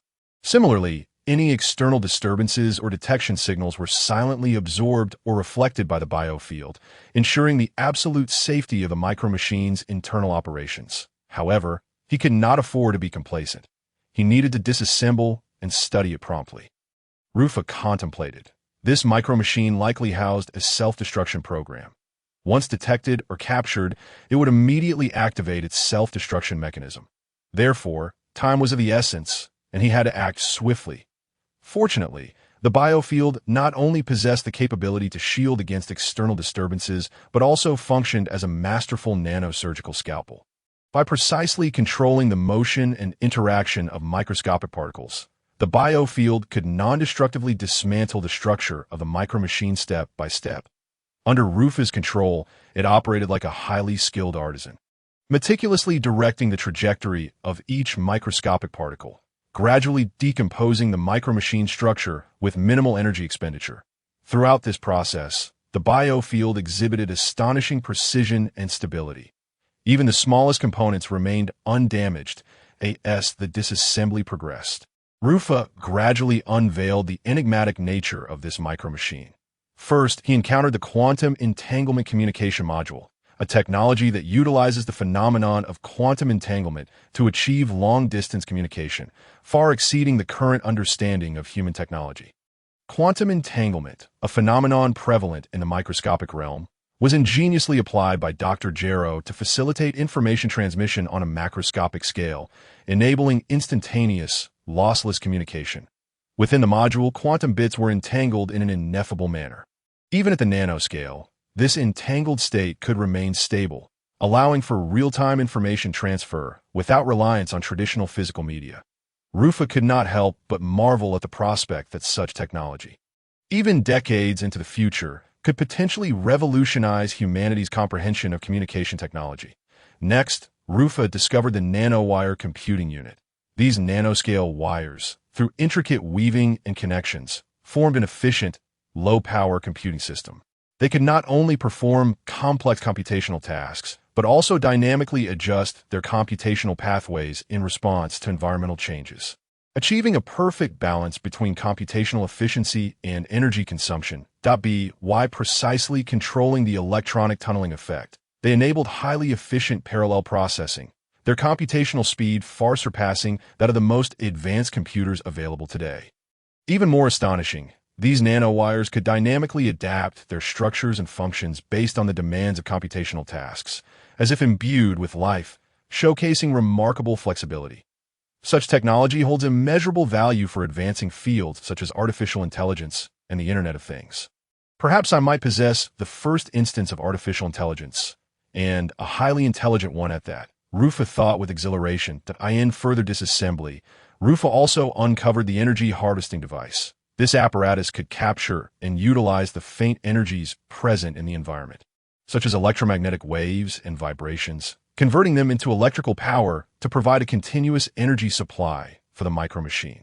This technology not only addressed the issue of insufficient battery life in micro devices, but also offered new perspectives on future energy utilization. Additionally, the micromachine was equipped with a series of highly integrated sensors and actuators. These sensors could monitor environmental changes in real time, including temperature, humidity, atmospheric pressure, and chemical concentration, while the actuators would automatically adjust the machine's behavior patterns based on the sensor's feedback.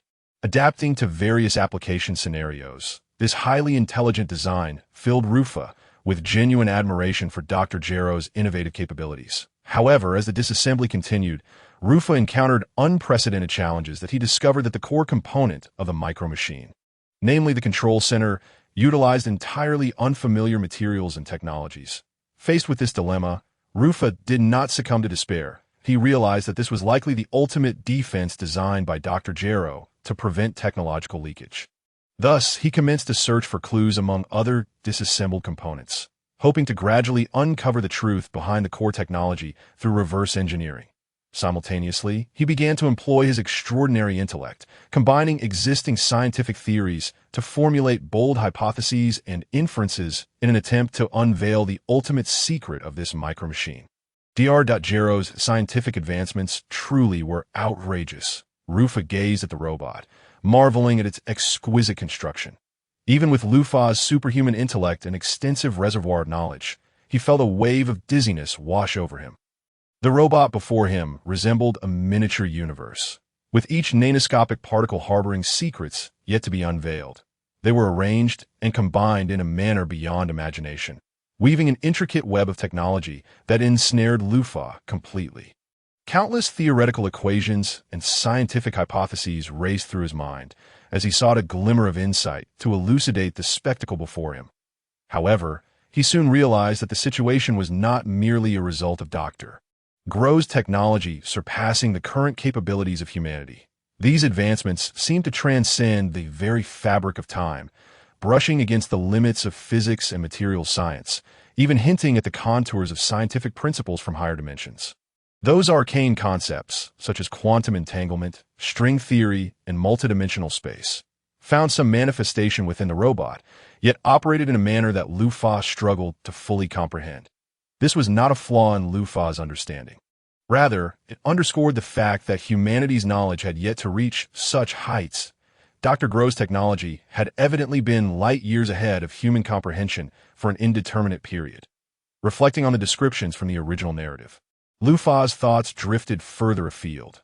According to the analysis provided by number 18, in the hierarchy of android technology, energy absorption systems represented the most archaic form, relying on the acquisition and conversion of external energy, powerful yet inefficient. The infinite energy furnace, on the other hand, was a step up, addressing the issue of self-sustaining energy, enabling androids to operate continuously without external replenishment. As for the newly created number 16, it stood as Dr. Gro's crowning achievement, epitomizing his pinnacle accomplishments in materials science, bioengineering, and artificial intelligence.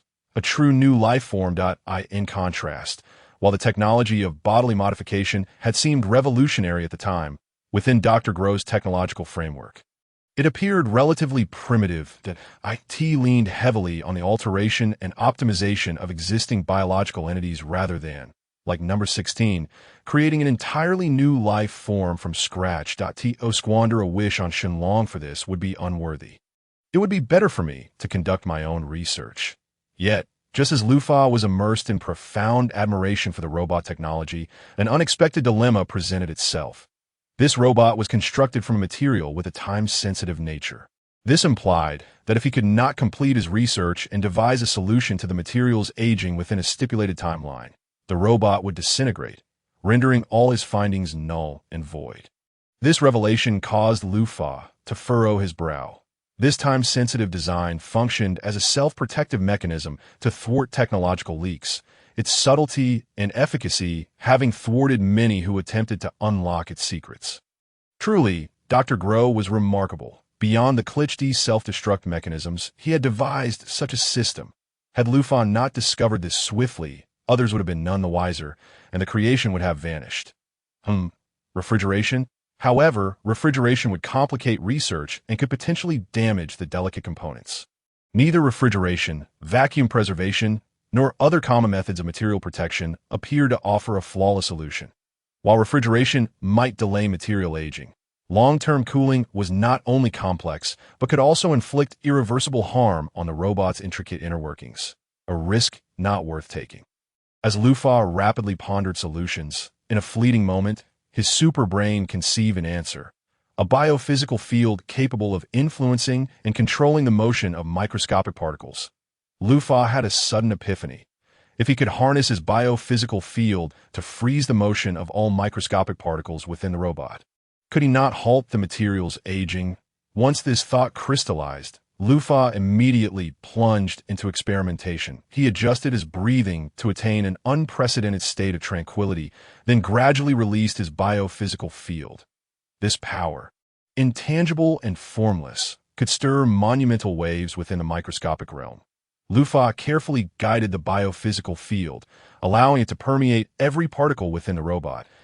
As the field delved deeper, the once vibrant and dynamic particles seemed ensnared by an invisible force, gradually slowing, growing heavier, until they eventually came to a complete standstill. In that moment, time appeared to freeze.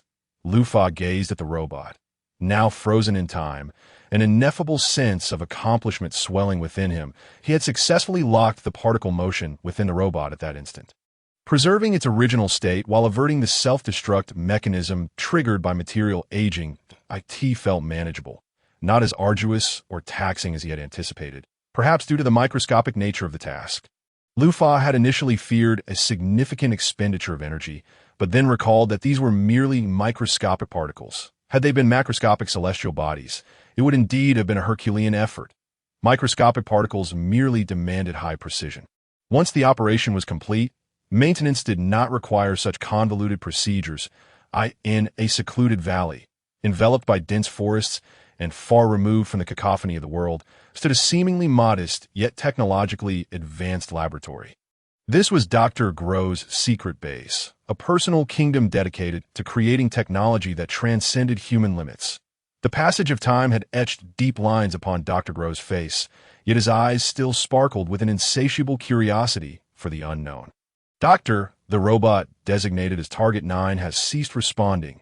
An assistant clad in a white lab coat rushed into the room, a hint of tension lacing their voice that Dr. Groh was engrossed amid a tangle of intricate electronic components and schematics.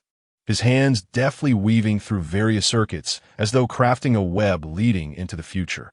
Upon hearing the assistant's words, he lifted his head, a slight furrow forming on his brow, a flicker of confusion in his gaze. Target 9, although advanced in years and experiencing some decline in memory, Dr. Groh's mind remained a finely tuned machine. Whirring into action, he quickly recalled the identity of Target 9, Lu Fa, the CEO of an emerging tech company and a formidable martial artist, whose prowess could best even the legendary Sun Wukong, a figure he held in deep disdain. That Dr. Groh harbored a profound animosity towards Sun Wukong, willing to go to great lengths to develop technology that could surpass this legendary warrior. And Lu Fa was his latest subject of study, a potential milestone in his scientific journey. Sun Wukong, Krillin, Tian Shinhan, Wu Qian, Piccolo, Dr. Groh murmured, these names akin to stars in the annals of history, brilliant yet distant. Lu Fa, however, was the new star poised to rise in his eyes. A figure who could guide him toward the pinnacle of scientific achievement. To track Sun Wukong's movements, Dr. Groh had dispatched numerous micro-scouts, which floated through the air like dust, virtually undetectable. Have they been discovered? Dr. Groh whispered, his gaze deepening. The design of these micro-scouts was ingeniously crafted, with a temporal efficacy of 20 hours. Beyond this time frame, their special materials would age and automatically disintegrate. They were equipped with multiple self-protection mechanisms, including timed self-destruct sequences and remote detonation features, to ensure they could obliterate themselves before falling into enemy hands, thus preventing technological leaks. More importantly, considering the extraordinary vision and perception of martial artists, Dr. Groh had miniaturized the scouts to a nanoscale, producing sound wave frequencies so low that they were nearly imperceptible to human auditory organs. Even a martial artist with rigorous training would struggle to detect them.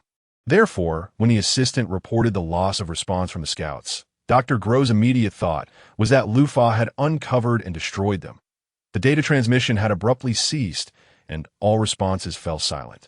As if they had been captured, the assistant's voice trembled slightly, beads of sweat forming on their brow. Given Dr. Groh's obsession with technology, he understood the gravity of the situation. Everything transpired in the blink of an eye. Too swift for any reaction that a flicker of surprise crossed Dr. Groh's eyes, quickly supplanted by confidence. It no matter. Even if captured, they could not easily be deciphered, he replied nonchalantly. Once the time limit is reached, nothing will remain. How intriguing. No wonder he could defeat Sun Wukong. That a cold smirk appeared on Dr. Groh's face, a manifestation of his excitement and anticipation for the unknown challenges ahead. He swiftly tapped on the control panel, issuing new commands. Deploy more micro-drones. I require additional data. The atmosphere within the laboratory instantly shifted to one of tension and bustling activity as assistants sprang into action, preparing new reconnaissance devices in accordance with Dr. Groh's directives. Recently, the number of martial artists had surged, thereby increasing Dr. Groh's workload. However, for him, this was a fortuitous development. The future technology company, Lu Fa, was taken aback to find himself summoned by the king. Mr. Lu Fa, I implore you to assist me. The king, on the other side of the screen, bowed deeply. What is the matter? Lu Fa inquired, intrigued by the king's sudden interest, as the latter had seldom made his presence felt except during the incident with the great demon king. Nevertheless, it was evident that the king possessed significant capability. Amidst the myriad disasters afflicting Earth, societal order and the financial system had remarkably remained intact. In the realm of comic books, one might argue that the author overlooked these factors. But in reality, it was a testament to the king's competence. Taking a deep breath, the king began to recount the recent crises facing the nation. There has been an alarming increase in martial artists within society, some of whom, wielding their extraordinary powers, flout both law and morality, committing bank heists, indiscriminately taking lives, and oppressing the populace. The police and military find themselves utterly powerless in their presence. Lu Fa raised an eyebrow. This was a blatant violation of the law. He had overlooked the fact that the martial artists from the Dragon Ball universe were not merely ordinary fighters, but rather of a caliber that could easily end modern warfare.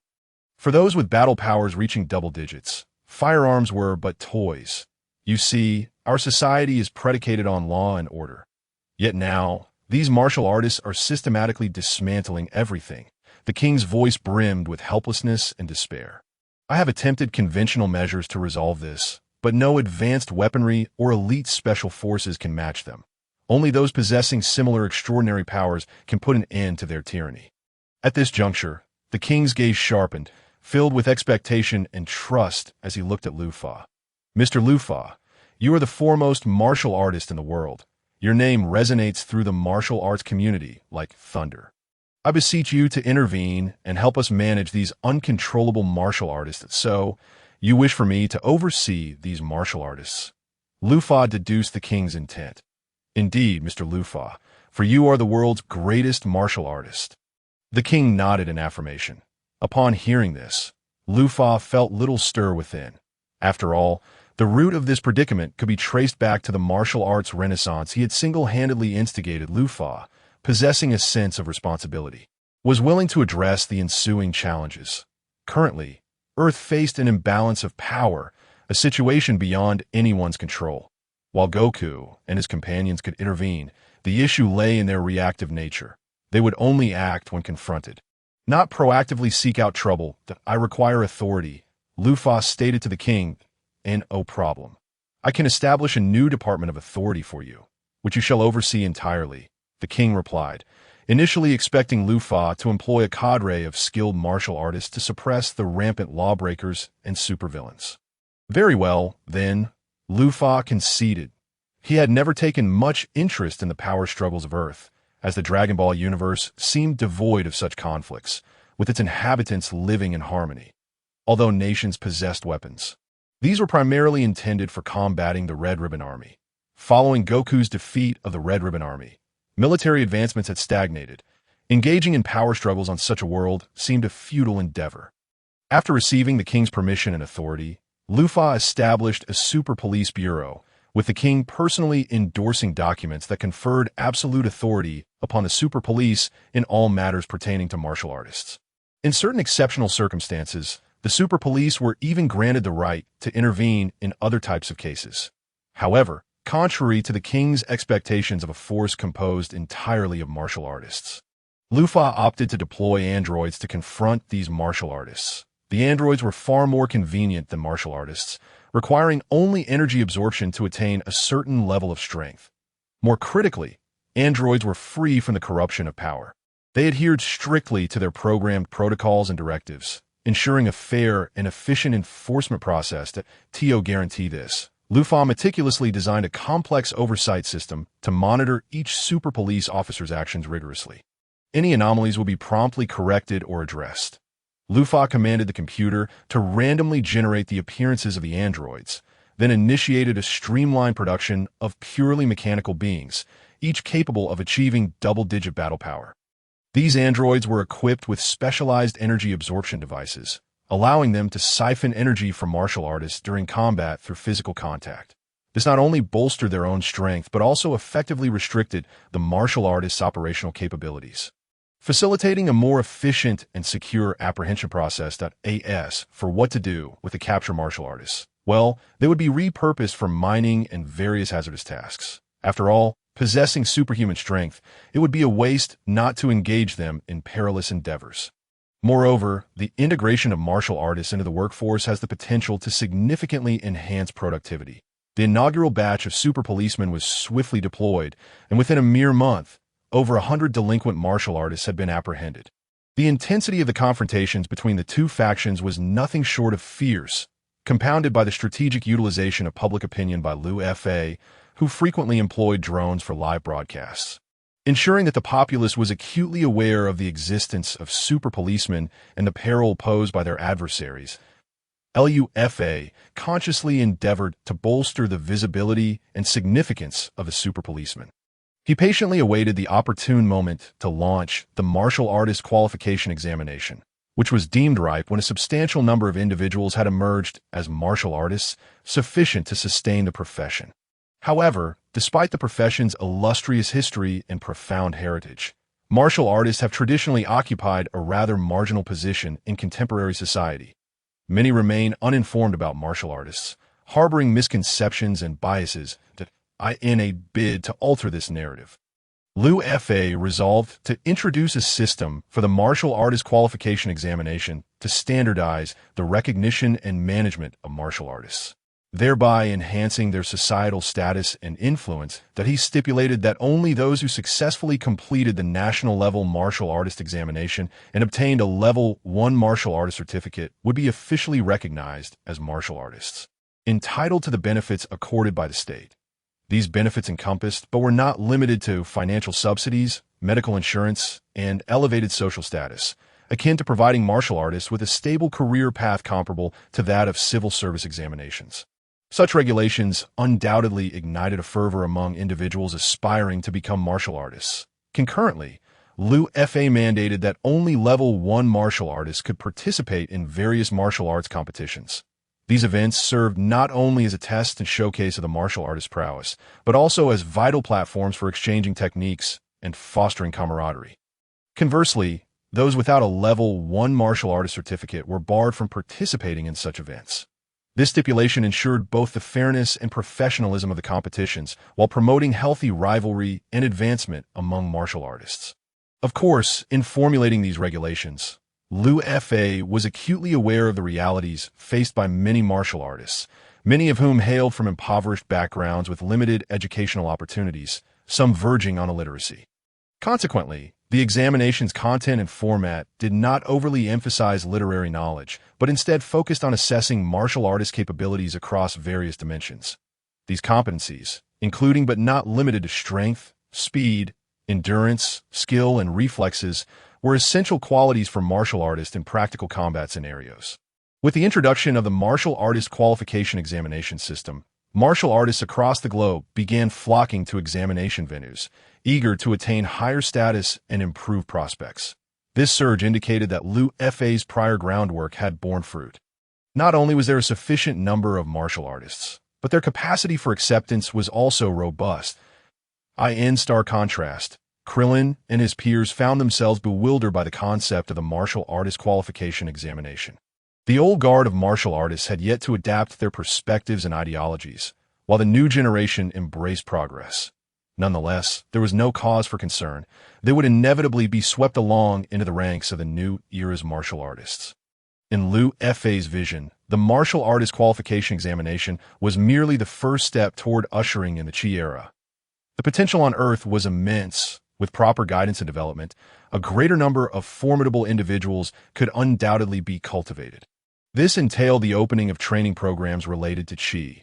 However, knowledge and methods concerning Qi had, until now, been monopolized by a select few, failing to achieve widespread dissemination and popularization. This lack of accessibility had hindered humanity's ability to leverage its vast population to produce a greater number of strong individuals. To rectify this situation, Liu Fa resolved to gradually unveil the training methodologies for Qi. He firmly believed that by enabling more individuals to understand and master Qi, the latent potential within the populace would be unleashed, leading to the emergence of even more powerful beings. These strong individuals would constitute a crucial force in his future endeavors against extraterrestrial invasions. After all, with the impending onslaught of numerous alien forces, relying solely on the Z warriors and his own capabilities would undoubtedly be exhausting. Liu Fa was also uncertain whether the various story arcs of Dragon Ball would manifest, if we were to consider those. It was likely that Piccolo had already encountered 3 foes capable of defeating him when united, only to be swiftly vanquished by him when separated. The array of adversaries was indeed diverse. Liu Fa was inherently a rather indolent individual, preferring to delegate troublesome matters to his subordinates. Hence, the initiatives for martial artists and androids came into play, unless faced with an overwhelmingly powerful foe like Frieza. He was disinclined to intervene personally. Rather, he believed that it was unnecessary to involve himself in every affair. Wasn't it preferable to enjoy life? under the influence of the new era instigated by Liu Fa. The martial arts community appeared to undergo an unprecedented transformation. Formerly, martial artists like Krillin and Tien Shinhan roamed the world in search of opponents, honing their skills through continuous combat. However, with the implementation of Liu Fa's standardization of martial arts and the qualification certification system, traditional training methods were gradually being supplanted by new regulations. This was the first time Krillin had heard of martial artists undergoing examinations. Standing outside the examination venue, he helplessly raked his fingers through his recently grown hair. Ever since he abandoned his bald appearance in favor of growing his hair out, he felt a certain loss of the sharpness he once possessed. Yet, this new image also afforded him a refreshing perspective on life. Before him, a lengthy queue snaked around the venue, teeming with martial artists clad in various training outfits, their faces etched with anxiety and anticipation. Krillin surveyed his surroundings and noted not only martial arts enthusiasts from diverse locales, but also many familiar faces. They were either former adversaries or comrades in arms, all congregating here with a shared objective of passing the examination to obtain martial artist certification. How many martial artists are there? Krillin could not help but inquire of Tien Shinhan, who had just arrived at the examination venue with a plate of dumplings in hand. Tien Shinhan, momentarily taken aback by the scene before him, recalled vividly that a little over a year ago, the World Martial Arts Tournament had been a relatively modest affair. While there had been numerous participants, the scale was nowhere near what it was today. With a slight frown, Tien Shinhan felt an inexplicable sense of awe swelling within him. If he had previously been oblivious to the magnitude of the changes Liu Fa had wrought upon this world, standing here now, witnessing this unprecedented martial arts gathering, he finally grasped the powerful current of the new era. Tien Shinhan, I've heard about it, remarked Chaozu, floating in midair, holding a uniquely designed smartphone. The first pioneer smart smartphone released by Liu Fa's futuristic technology company. This device boasted not only a fashionable exterior, but also formidable functionality. Supporting high-speed networks, featuring a high-definition display, and enabling voice control through its built-in AI assistant. IT was the first smartphone on Earth. There were 100 such examination venues nationwide, each expected to accommodate at least 100 martial artists. Chaozu swiped through the smartphone screen, showcasing the latest information gleaned from the internet. However, it was evident that the number of martial artists from the southern and western regions far exceeded that figure. The number of martial artists has never been this high, Chaozu exclaimed. After a brief wait, it was finally Krillin and Tien's turn. Mr. Krillin, please strike this strength testing machine with all your might. The examiner's voice resonated in Krillin's ear. Pulling him back from his reverie, the examiner, dressed in a crisp uniform and adorned with a name tag, wore a professional smile. Following the direction of the examiner's finger, Krillin beheld a colossal machine standing imposingly at the center of the testing area, resembling a steel behemoth. This machine was anchored to the ground at 8 corners, each corner embedded with robust alloy bolts, ensuring its steadfastness even under immense impact. The area designed to absorb force was a pliable black substance. Neither rubber nor plastic, but rather a material akin to a non-Newtonian fluid, ingeniously developed by the Lufa Future Technology Company. This substance could swiftly alter its physical state under external pressure, transforming from soft to hard, effectively absorbing and dispersing the impact to prevent damage from direct collision. Remarkably, despite its capacity to adeptly convert force, it did not impede the transmission of the received impact. The machine's internal sensors and pressure devices could accurately register and document the magnitude, direction, and duration of each strike, providing the examiner with precise data analysis. All your strength? Krillin echoed the examiner's words, a hint of amusement in his tone that I hope I won't have to pay for any damages. He was unaware of his current strength, only knowing that even a dinosaur could be felled with a single punch. Nevertheless, with the rules established, he resolved to give his all, showcasing his true prowess. Gathering all his energy, Krillin clenched his fists and leaned slightly forward, as if channeling every ounce of strength into this single blow. With a low roar, his fist shot forth like an arrow released from its bow, striking the pliable black substance with tremendous force. With a thunderous bang, Krillin's fist impacted the resilient black material. I could see that moment. The air seemed to be violently torn apart, sending a powerful shockwave radiating outward from Krillin. stirring up waves of energy. The onlookers recoiled in sheer astonishment, their faces etched with fear, as though witnessing a minor explosion. Upon receiving Krillin's full-force strike, the black substance instantaneously hardened, flawlessly absorbing and dispersing the impact. Meanwhile, the machine's internal sensors swiftly recorded the data from this attack, displaying it on an adjacent electronic screen. The crowd erupted in awe, expressing genuine admiration for Krillin's astounding strength. Krillin, however, was astonished that the machine had withstood his blow without a scratch. How impressive! Krillin's eyes widened, utterly bewildered by the machine's capabilities. .1 equals 1 ton of force, Mr. Krillin. You're the first martial artist in our facility to surpass 3 digits, the examiner declared incredulously, his voice echoing through the loudspeaker, inciting gasps from the audience. It was noteworthy that most previous martial artists had combat powers in single digits, with only a select few reaching double digits. Krillin chuckled, refraining from mentioning that he hadn't even utilized his energy, relying solely on his physical strength. He also understood that this record might soon be surpassed by 10, as anticipated, bolstered by Krillin's demonstration. Tien grew more confident. He firmly planted his feet on the ground, as if rooted, inhaled deeply, and unleashed a punch. With a resounding boom, the electronic screen displayed a figure even higher than Krillin's, 135. This naturally sparked another wave of excitement, as gasps of astonishment rippled through the crowd, as if they might overturn the entire venue. Subsequently, the testing progressed to the next phase, the speed test. They were not required to run far. They simply needed to showcase their maximum speed on a designated 100-meter track. Beneath the track lay precise pressure sensors capable of detecting even the lightest feather. Moreover, both sides of the track were lined with supersonic speed detectors, capable of measuring speeds exceeding 100 Mach. Although the martial artists were far from achieving such outrageous velocities, this configuration ensured the accuracy and fairness of the test. Naturally, Krillin and Tien easily passed the assessment. Upon completion, they were escorted into an elegantly simple yet solemn office. A staff member in formal attire, smiling warmly, presented them with 2 certificates adorned with gold leaf and 2 exquisite badges, signifying their identity as Level 1 martial artists. Additionally, they received a special card designed to mimic a hunter's license, known as the Martial Artist License, symbolizing not only their attainment of martial artist status, but also a series of associated benefits, including but not limited to access to advanced martial arts training, exclusive martial resources, and public amenities. Collectively, these 3 elements constituted a martial artist's identity and benefits. To secure additional perks, Dumpling had also attempted the martial artist examination, but was ultimately disqualified due to being a superpower user.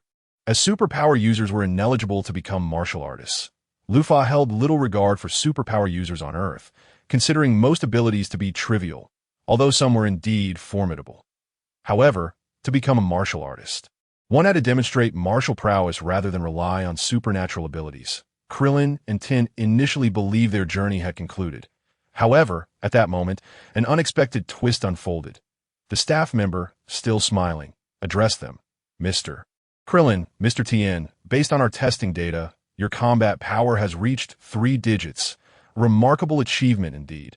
According to the regulations of the Martial Arts Association, you are entitled to apply for the more advanced Level 2 martial artist examination. Would you be interested in participating? When Krillin and Tien inquired about the differences in Level 2 martial artists, they learned that the benefits were significantly greater. For instance, while Level 1 martial artists received a monthly martial arts subsidy of 5,000 Jenny, Level 2 martial artists enjoyed a staggering 50,000 Jenny, an astounding 10-fold increase in benefits that immediately excited both of them. However, the Level 2 martial artist examination was not merely a test of various speeds and strengths. It involved challenging Lufa's androids. Lufa's android technology, although fundamentally rooted in Dr. Jero's groundbreaking research, had undergone meticulous refinement and innovation, evolving into a distinctive technological system that Dr. Jero, a renowned genius in the scientific community, had produced results that countless scientists coveted. Particularly his advancements in android technology, which perfectly amalgamated artificial intelligence and biomechanics, creating entities like Android 16, whose combat prowess was formidable enough to rival even fledgling super science. Yet Lufa did not rest on mere imitation. Simple replication could not sustain him in a world brimming with formidable adversaries. Consequently, he delved deeply into every document authored by Dr. Gero, drawing inspiration while infusing his profound understanding of the essence of life. Energy manipulation and mechanical engineering. Under his guidance, androids transcended the realm of mere combat machines, acquiring intricate emotional simulation systems, more efficient energy conversion mechanisms, and near-perfect self-repair capabilities. The mere mechanical creations that could match Android 16's combat power had already attested to the feasibility of the technology. Lufa stood before a vast holographic projection, gazing intently at the simulated combat data on the screen, his eyes gleaming with excitement, as he resolved to venture even further. If Dr. Gero could create entities surpassing the early super science with rudimentary equipment and materials, why could he not take it a step further? Lufa stood at the center of his laboratory, surrounded by an array of mechanical components and screens flickering with cold light. The martial artists were summoned to engage in combat with Lufa's androids. The pinnacle of his latest technological advancements, these androids, devoid of skin, were constructed entirely from high-strength alloys and precision electronic components, exuding a chilling and distinctly technological aesthetic. Such design mitigated any discomfort the martial artists might experience from encountering overly lifelike androids, transforming them into mere data and experimental tools for Lufa. With each bout, Lufa meticulously observed and recorded data, but he noted that while these androids excelled in strength, speed, and defense, they exhibited a lack of flexibility when confronted with complex tactics and unforeseen circumstances. Thus, he set about optimizing the androids' intelligence systems, incorporating more advanced algorithms and deep learning techniques to enable them to analyze their opponent's combat patterns more swiftly and devise more effective counter-strategies. Kellen stood at the edge of the testing ground, his gaze filled with astonishment. They had just undergone a confrontation with the androids, designed to assess the martial artist's prowess, yet their strength, speed, and reflexes surpassed all expectations. Even Kellen, a warrior of some renown within the martial arts realm, felt an unprecedented pressure. The androids seemed to predict their every movement, responding with the most rational countermeasures at the most critical moments, rendering the test exceptionally daunting. That it was simply unbelievable that these androids had reached such a level of power. Wiping the sweat from his brow, Kellen spoke with a hint of breathlessness. This experience compelled Kellen and his companions to reconsider the value of the martial artist's grading system. According to the evaluators, there were no limits to the grading of martial artists. As long as one was sufficiently powerful, one could continue to advance indefinitely. A.S. Kellen and his companions immersed themselves in contemplation of the grading system. A fierce battle was unfolding in some distant corner of the West City. Just as they engaged in discussion, an unexpected clash erupted in a secluded area of the West City. Boom! A resounding explosion sent dust spiraling into the air, as a martial artist was hurled away by a tremendous force, his body tracing a long arc through the air before crashing through several walls and landing heavily on the ground, half buried in debris. Impossible. I'm a martial artist who has passed the Level 2 evaluation. How could this happen? Struggling to emerge from the rubble, the martial artist gazed in disbelief at the towering figure that had struck him down, only to succumb to darkness as his vision faded. The figure was cloaked in a voluminous white cape, which billowed gently in the wind, revealing glimpses of emerald green skin beneath, a hue that was distinctly non-human, shimmering with an otherworldly luster under the dim light. Towering and imposing, he resembled a demon from ancient legends, each step resonating with an air of foreboding. Level 2 evaluation. The voice from beneath the cloak was deep and resonant, tinged with disdain. So, this is how it is. The figure was none other than Piccolo Jr., or the Demon King Piccolo. Following his battle with Sun Wukong and others, he chose not to retreat into obscurity, but rather to continue his training in a more clandestine manner.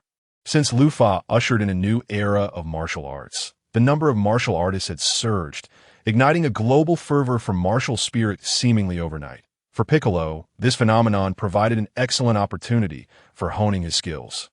No longer content with solitary training, he turned his gaze toward these so-called martial artists, viewing them as the ideal tools to sharpen his own strength. Roaming far and wide, Piccolo engaged in silent hunts against martial artists, his prowess rapidly escalating with each encounter. His combat skills became increasingly refined, and his mastery of power reached unprecedented heights. However, he found himself disappointed, as most martial artists crumbled before him like fragile dolls. Easily dispatched, occasionally he encountered opponents who piqued his interest, self-proclaimed level 1 and level 2 martial artists, prompting Piccolo to take an interest in the grading system at that moment. Advertisements for the martial artist evaluation appeared on nearby buildings. Endless upgrades and challenges. Currently, fewer than 10 level 3 martial artists exist in the entire kingdom. Will you be the next level 3 martial artist? Piccolo glanced at the ad with a cold smile before making his way to the location mentioned. Human evaluations? Let this demon tribe test it. Piccolo's hunting of martial artists had indeed stirred some attention. However, since he merely defeated them rather than slaying them, he was regarded as a martial lunatic or a battle fanatic. And as he targeted martial artists, no one bothered to intervene. Piccolo participated in the martial artist evaluations, knowing he would eventually have to, as the Grand Martial Arts Tournament required certification and qualification to enter. He breezed through the tests, attaining the rank of level 1 martial artist, and soon heard the evaluators inquire if he wished to apply for the level 2 assessment. Naturally, Piccolo accepted. He had no fear of mere human challenges. Having effortlessly passed the level 1 evaluation, his mood remained largely unchanged for him. This was merely a stepping stone to a higher realm. The true challenge lay in the elusive figure of Lufa that haunted his thoughts. Let me see what you're truly up to, Lufa. Piccolo clenched his fists as the evaluators guided him to a room, opening the door and gesturing for him to enter. Without hesitation, Piccolo stepped inside, where mechanical beings stood in the center. This android towered around 2 meters tall, its body encased in metallic armor, with eyes glowing a fierce red. The evaluator stood beside it, wearing an expression of scrutiny and anticipation. He introduced, "This room has been specially designed for the level 2 martial artist evaluation. The mechanical examiner could dynamically adjust its combat mode based on the applicant's strength, ensuring fairness and challenge in the evaluation.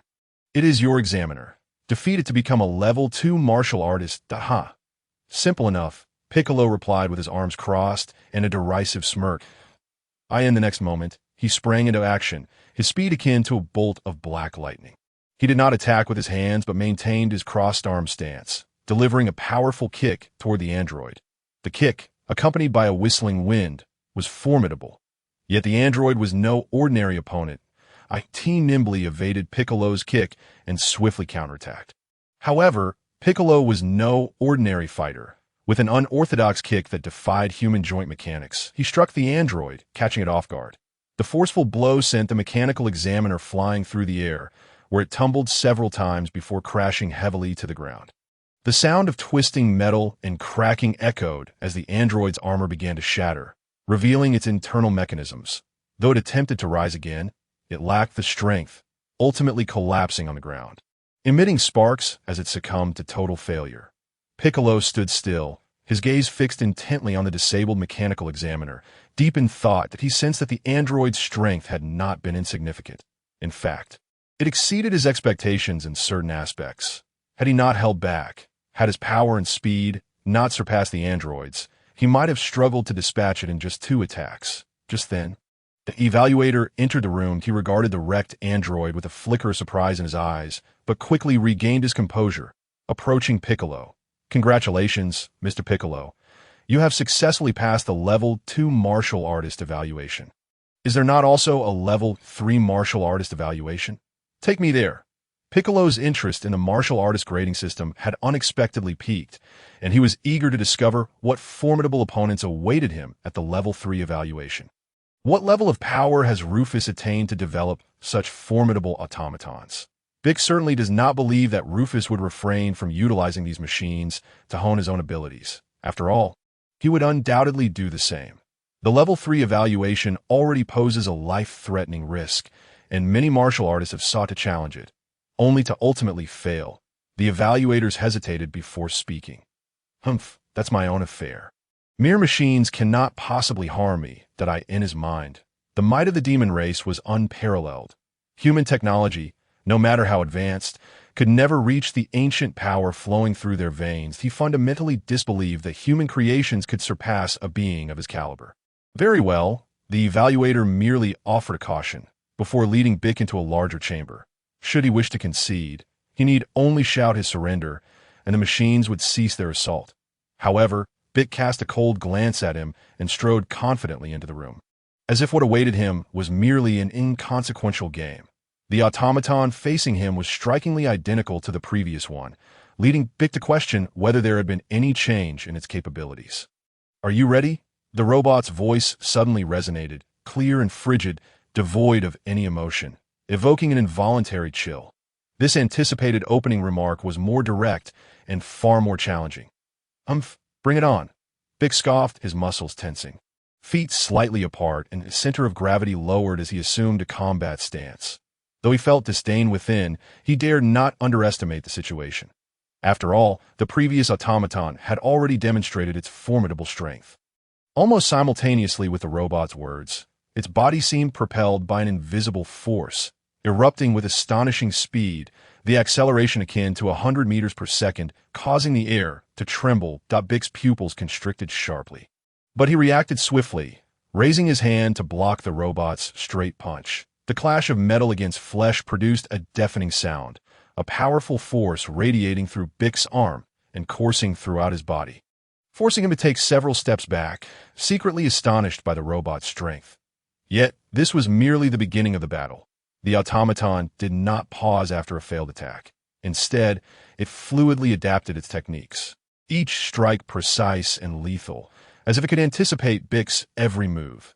These machines, through countless encounters with martial artists, had continuously learned, analyzed, and accumulated vast amounts of combat data, forming their own unique battle models.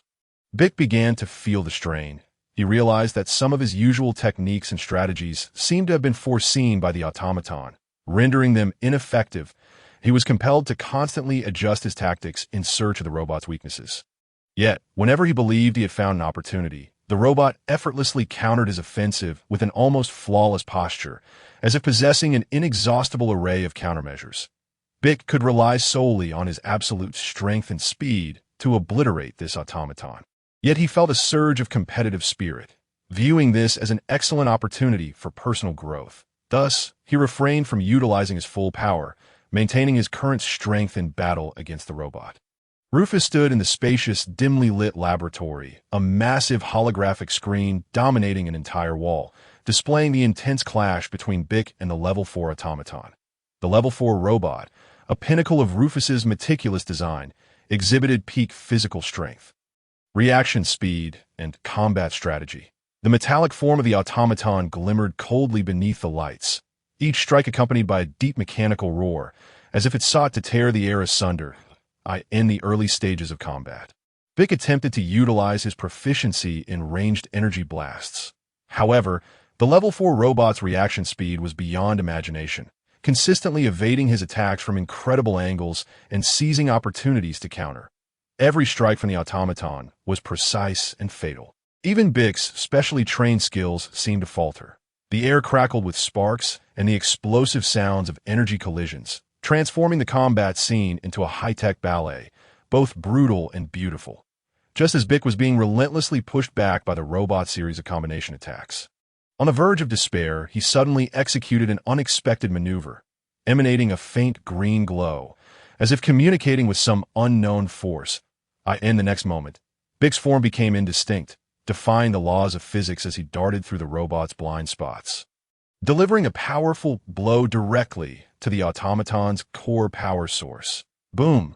Accompanied by a tremendous explosion, the Level 4 robot suddenly lost its luminescence and collapsed to the ground, reduced to a heap of scrap. Bick panted, a victorious smile gracing his face. Bick, indeed, is an invaluable source of data, Rufus murmured to himself, his eyes glinting with obsession for information. He was no longer merely a madman in pursuit of power. He had evolved into a scientist who perfectly fused technology with the art of combat. Rufus's secret recovery device activated the moment Bick inadvertently sustained an injury, silently collecting several samples of tissue stained with blood. Bick's biological material contained the unique genes of the Namekians, which not only endowed him with remarkable regenerative abilities, but also concealed greater potential. Rufus planned to utilize these samples, in conjunction with advanced gene editing technology and artificial intelligence algorithms, to cultivate entirely new warriors endowed with Namekian traits, heightened intelligence, and customizable combat styles. These warriors would become Rufus's formidable allies in conquering the universe and upholding world peace. Bick should be nearly 5 years old by now. Rufus mused, contemplating whether Bick was a premature infant or had reached maturity among his kind. He presumed he had matured. As the biannual World's Martial Arts Tournament approached, the entire world was enveloped in an atmosphere of tension and excitement. Young warriors such as Bick, Sun Wukong, and Krillin regarded this tournament as the optimal opportunity to test their training outcomes. They not only doubled their efforts in daily training, but also actively participated in martial artist evaluations, consistently challenging opponents of varying levels to enhance their combat skills and psychological resilience. Bick, in particular, was enthusiastic about challenges with opponents. Only by clashing with the strong could he awaken the latent potential within himself, refining his martial prowess to perfection. Sun Wukong viewed each battle as a stepping stone on the path to greater strength, his eyes forever aflame with a thirst for victory and excitement for the unknown challenges that lay ahead. Krillin, though comparatively weaker, continually grew through each challenge, relying on his wit and indomitable spirit. The martial artist evaluations, a platform providing practical combat opportunities, became the best venue for them to assess their own strengths. Whether it was Bick, Sun Wukong, or Krillin, they frequently participated in challenges. Rufus, of course, welcomed them with open arms, as it would enrich his database. 2 years really do fly by, Rufus remarked. Sun Wukong and Chi-Chi even have a child now. Yet this time there have been no family disputes over finances. Sun Wukong can devote more time to his training, as money is no longer a troublesome concern for him. 123,455 individuals have passed the Level 1 martial artist evaluation. In just 2 years, so many qualified martial artists have emerged, Rufus exclaimed. Only those who had passed the evaluations could be considered qualified martial artists, meaning their combat prowess had reached at least double digits. Speaking of which, Sun Wukong's spaceship should have been equipped with a power level detector, Rufus pondered. Even without such a device, the technology contained within that ship was sufficient to compel him to search relentlessly. After all, it is an existence capable of traversing galaxies, perhaps even surpassing the technological prowess known at the time. That spaceship appears to have been buried nearby Baobao Mountain by Sun Wukong's grandfather. Sun Wufan, Lufa believes that with the formidable technological might of the Frisia Force, even if the vessel has been forgotten by time, it could not easily succumb to decay, but on the contrary, it may be quietly awaiting the arrival of a destined individual to once again shine brightly. With this thought in mind, Lufa could no longer remain seated in the blink of an eye. He found himself near Baobao Mountain, activating his supervision.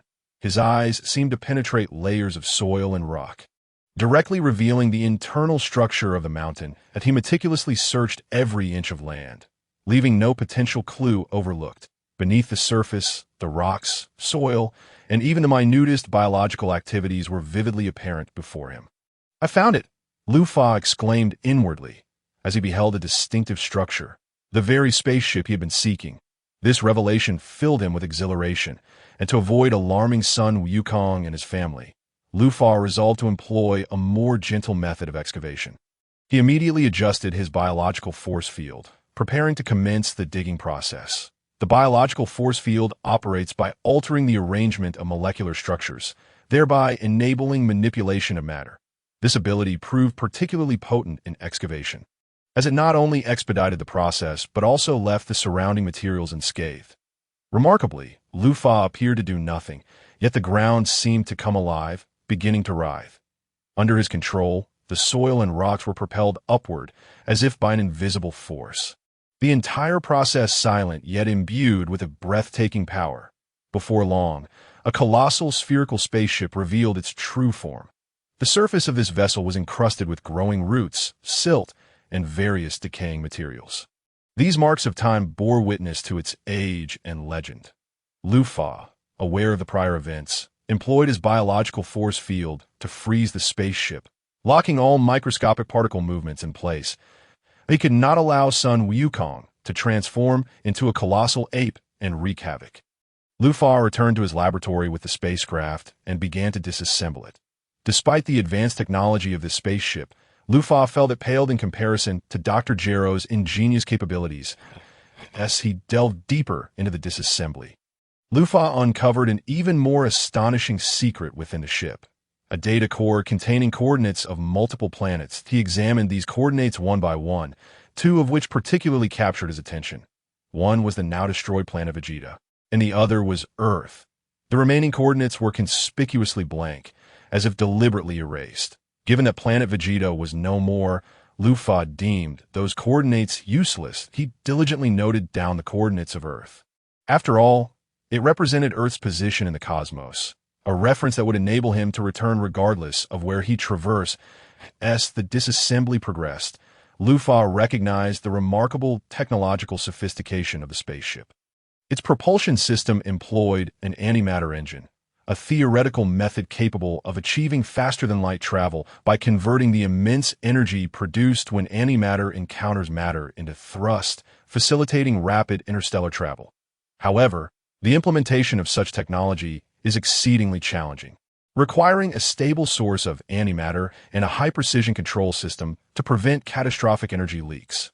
Lufa analyzed the spaceship's materials and discovered that they were composed of refusion material, which posed significant challenges for replication, necessitating the use of his biological force field, alongside the durable fabric of Sun Wukong's childhood battlesuit.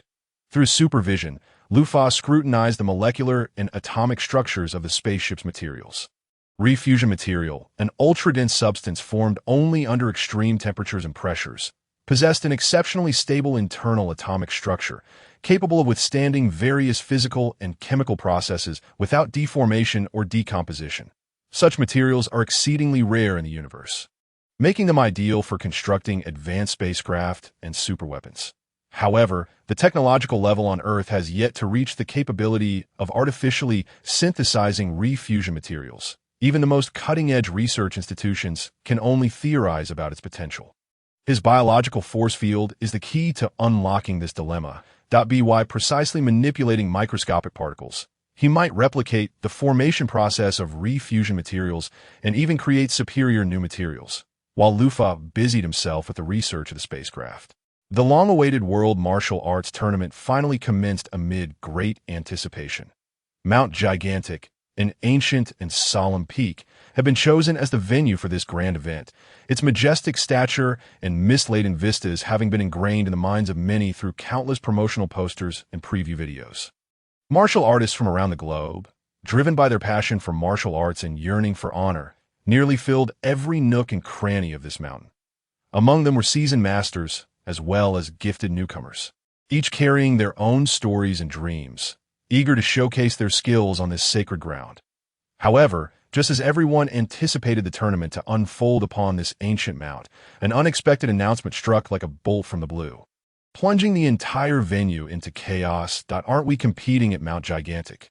Sun Wukong furrowed his brow, his eyes glinting with confusion. Tianjin Han, Krillin, and numerous other martial artists shared similar expressions of bewilderment. They could not comprehend why the organizers would suddenly change the competition venue. Nor could they fathom the purpose behind the lavishly constructed setting of Mount Gigantic. Just as discussions erupted and uncertainty filled the air, enormous ships began to gently descend upon the plaza at the foot of Mount Gigantic. These vessels, with their peculiar designs and radiant hues, appeared as though they hailed from the future, presenting a stark contrast to the surrounding ancient landscape. The martial artists were guided aboard these ships, their hearts brimming with curiosity and anticipation for the unknown. As the ships powered up, a subtle tremor coursed through them, and they soared through layers of clouds, arriving in a wholly new world. This was a specially crafted arena, a perfect fusion of modern technology and martial arts aesthetics. Every detail exuded its uniqueness. The martial artists exchanged glances, both astonished and exhilarated, realizing that this tournament might prove even more thrilling than anticipated. A reform in the tournament's format was essential. Otherwise, it would lack sufficient allure. Lufa, The representative of the tournament's organizers stood before a massive holographic projection, elucidating the reasons behind the changes in the competition structure. His voice resonated with steadiness and authority, each word clearly reaching every ear present. Thus, the rules for the elimination rounds differed significantly from those of the past. Lu Fa's explanation piqued the curiosity of the gathered martial artists. Each straining to catch every detail, it turned out that the number of registrants had far exceeded expectations, with each individual believing in their extraordinary strength and potential, rendering traditional competition formats inadequate. To enhance the tournament's entertainment value and spectacle, while also identifying truly capable contenders, Lu Fa decided to boldly innovate the competition format. My esteemed martial artists, each of you will receive 1 star, Lu Fa announced. His words laced with an air of mystery. You must protect your star from being taken by others while attempting to seize the end of the competition. The 100 individuals with the most stars will automatically advance, while the remainder shall be eliminated. As Lu Fa made this declaration, a vast holographic projection unfolded before the crowd, revealing an expansive virtual battleground, complete with mountains, rivers, forests, grasslands, and even ruins and relics, all vividly rendered as if they belonged to a tangible realm. The martial artists then comprehended that they were about to partake in not merely a straightforward martial arts contest, but a survival game that integrated strategy, courage, wisdom, and strength. There are over 10,000 participants. How can so many be eliminated? Amidst the throng, a gasp of astonishment echoed. The figure presented before them left every individual present in a state of shock, as they came to realize that the intensity and ruthlessness of this competition far exceeded their wildest imaginings. Yet, it was precisely this unforeseen challenge and immense pressure that ignited within them a fervor and yearning for victory. What an unexpected turn of events! Sun Wukong cradled his head in his hands. Gazing intently at the screen, it appeared to be quite entertaining. Indeed, Tianjin Fan, Klin, and Yamucha sensed that this new format might hold promise. However, Yamucha voiced his concerns, pondering what might happen should participants choose to band together amidst such chaos. Confident in his ability to face opponents alone, he believed himself invincible unless he encountered Sun Wukong and his companions. Yet he could not overlook the possibility that martial artists might unite to eliminate their adversaries. Tianjin Fan, upon hearing this, chuckled dismissively. He had always regarded the behavior of the weak banding together with disdain, that a coalition of the weak was merely a gathering of the ineffectual, and vanquishing them would be a trivial affair. The formidable martial artist possessed such confidence, leaving Yamucha somewhat abashed as he chuckled awkwardly.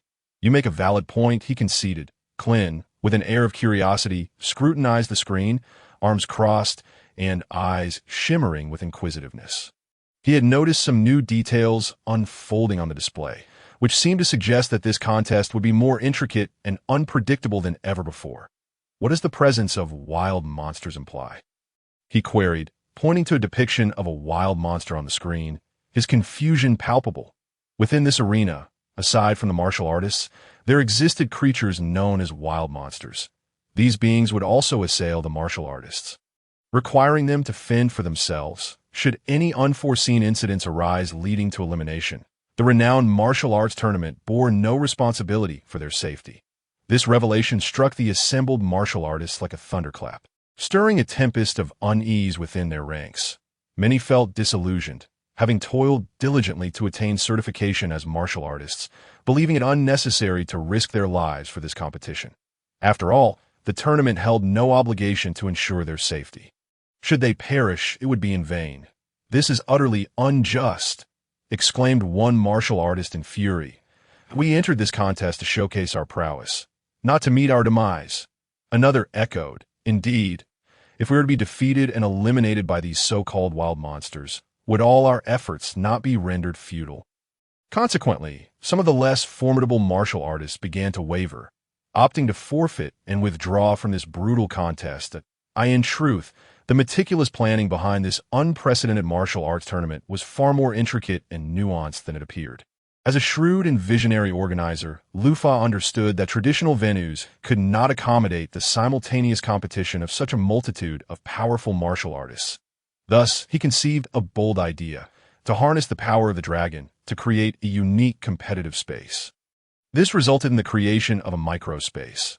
This microspace was not merely a physical realm, but a special domain imbued with magical powers by the dragon.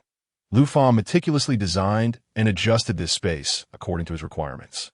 Within this environment, he could wield his will to control the size, shape, and internal conditions of the space, even crafting various terrains and architectural models, such as city models, mountain models, and ruin models, to simulate diverse potential battle scenarios. To ensure fairness and safety during the tournament, Lu Fa imposed a series of complex rules and restrictions within this space. The most critical of these dictated that all martial artists entering the microspace would have their size and strength proportionally reduced. Thus, even the mightiest techniques would not wreak irreparable havoc upon the environment. Within this microspace, there also existed a population of peculiar residents, such as insects and other small creatures, whose sizes remained unchanged. Though they would not directly partake in the competition, their presence added an element of unpredictability to the proceedings. These wild monsters, whether cunning or ferocious, would emerge unexpectedly, testing the martial artist's adaptability and combat skills, thereby infusing the competition with both excitement and challenge. Furthermore, Lu Fa introduced scaled-down drones for filming, which acted as loyal guardians, silently documenting every thrilling moment of the battles. Each martial artist would be accompanied by approximately 10 such drones for close-up tracking and filming. These drones were equipped with highly intelligent tracking systems, capable of automatically adjusting their flight paths according to the martial artist's speed and direction, ensuring no captivating moment went unrecorded.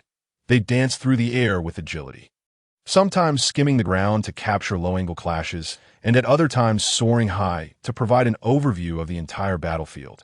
The drones communicated through a high-speed wireless network, allowing for the seamless sharing of information, ensuring that every detail was recorded from multiple angles and perspectives. These high-definition visuals would then be transmitted in real time to gigantic screens for the audience outside, for those unable to attend in person. This was undoubtedly a visual feast. The advanced VR headset technology further transported viewers into an entirely new dimension, allowing them to feel as though they were within the microspace, fighting alongside the martial artists and experiencing the tension and thrill firsthand. The haptic feedback system embedded in the VR headsets provided tactile sensations in accordance with the intensity of the battles, rendering the entire viewing experience more immersive and exhilarating. The martial artists were randomly deployed to various corners of the microspace. They marveled at the spectacle before them. Whether towering mountains or bustling cities, everything was presented with an astonishing level of detail. This is enormous. Lu Fa must have invested a fortune in its construction. Yamucha and the others exclaimed in awe. Unaware of the true circumstances, they perceived Lu Fa as extraordinarily wealthy. Considering the scale and intricacy of the setup, it was not difficult to envision the immense effort and resources Lu Fa had devoted to this endeavor. All right, let us commence. Sun Wukong, relying on his keen sense of energy, effortlessly sought out other martial artists. The drones followed suit, capturing footage while simultaneously identifying Sun Wukong's lineage, the second-best martial artist in the world. Sun Wukong. This scene instantly drew the attention of numerous spectators. Compared to lesser-known martial artists, audiences naturally gravitated towards those with greater renown, resulting in hundreds of viewers tuning in to watch Sun Wukong. He approached one martial artist with an air of confidence. Sun Wukong. The martial artist was momentarily taken aback at the sight of the visitor, although he was not a direct disciple of Sun Wukong. The latter's legendary status was widely known, especially after his outstanding performance in the previous martial arts tournament, where he had triumphed over many to claim the honorable title of second best in the world. The high-definition footage of that battle had been disseminated widely by Lu Fa, the current champion, through various channels, and even subjected to comprehensive analysis, making every move and technique of Sun Wukong the subject of study among martial artists. Thus, they were all acutely aware of Sun Wukong's formidable prowess. Besides Lu Fa, the reigning champion, few could stand as his equal. Come, let us engage in battle. The martial artist's words carried an undeniable resolve, facing the legendary Sun Wukong. He exhibited not a trace of hesitation. Retreat, for a warrior in pursuit of the ultimate martial path, was tantamount to betraying one's faith and aspirations. Even if the opponent were Sun Wukong, so what? On the path of martial arts, each challenge represented an opportunity for self-transcendence, and every clash served as a test of will and skill. All right, as Sun Wukong responded, he was fortunate to encounter none other than himself. The very essence of Sun Wukong's character lies in his penchant for suppressing his formidable combat prowess, engaging opponents of similar strength. Even when faced with formidable adversaries, he refrains from unleashing his full power from the outset, opting instead to challenge his limits by battling in his regular state. One might aptly describe his fighting style as extreme flow. Although this habit has led to numerous setbacks, he remains undeterred. Reveling in the experience, as the two opponents faced each other, the atmosphere became palpably tense, suffocating in its intensity. Suddenly, Sun Wukong's figure flickered, akin to a lightning bolt streaking across the sky, hurtling towards the martial artist. The martial artist, recognizing the gravity of the situation, did not dare to underestimate his opponent, promptly summoning all his strength to meet the charge.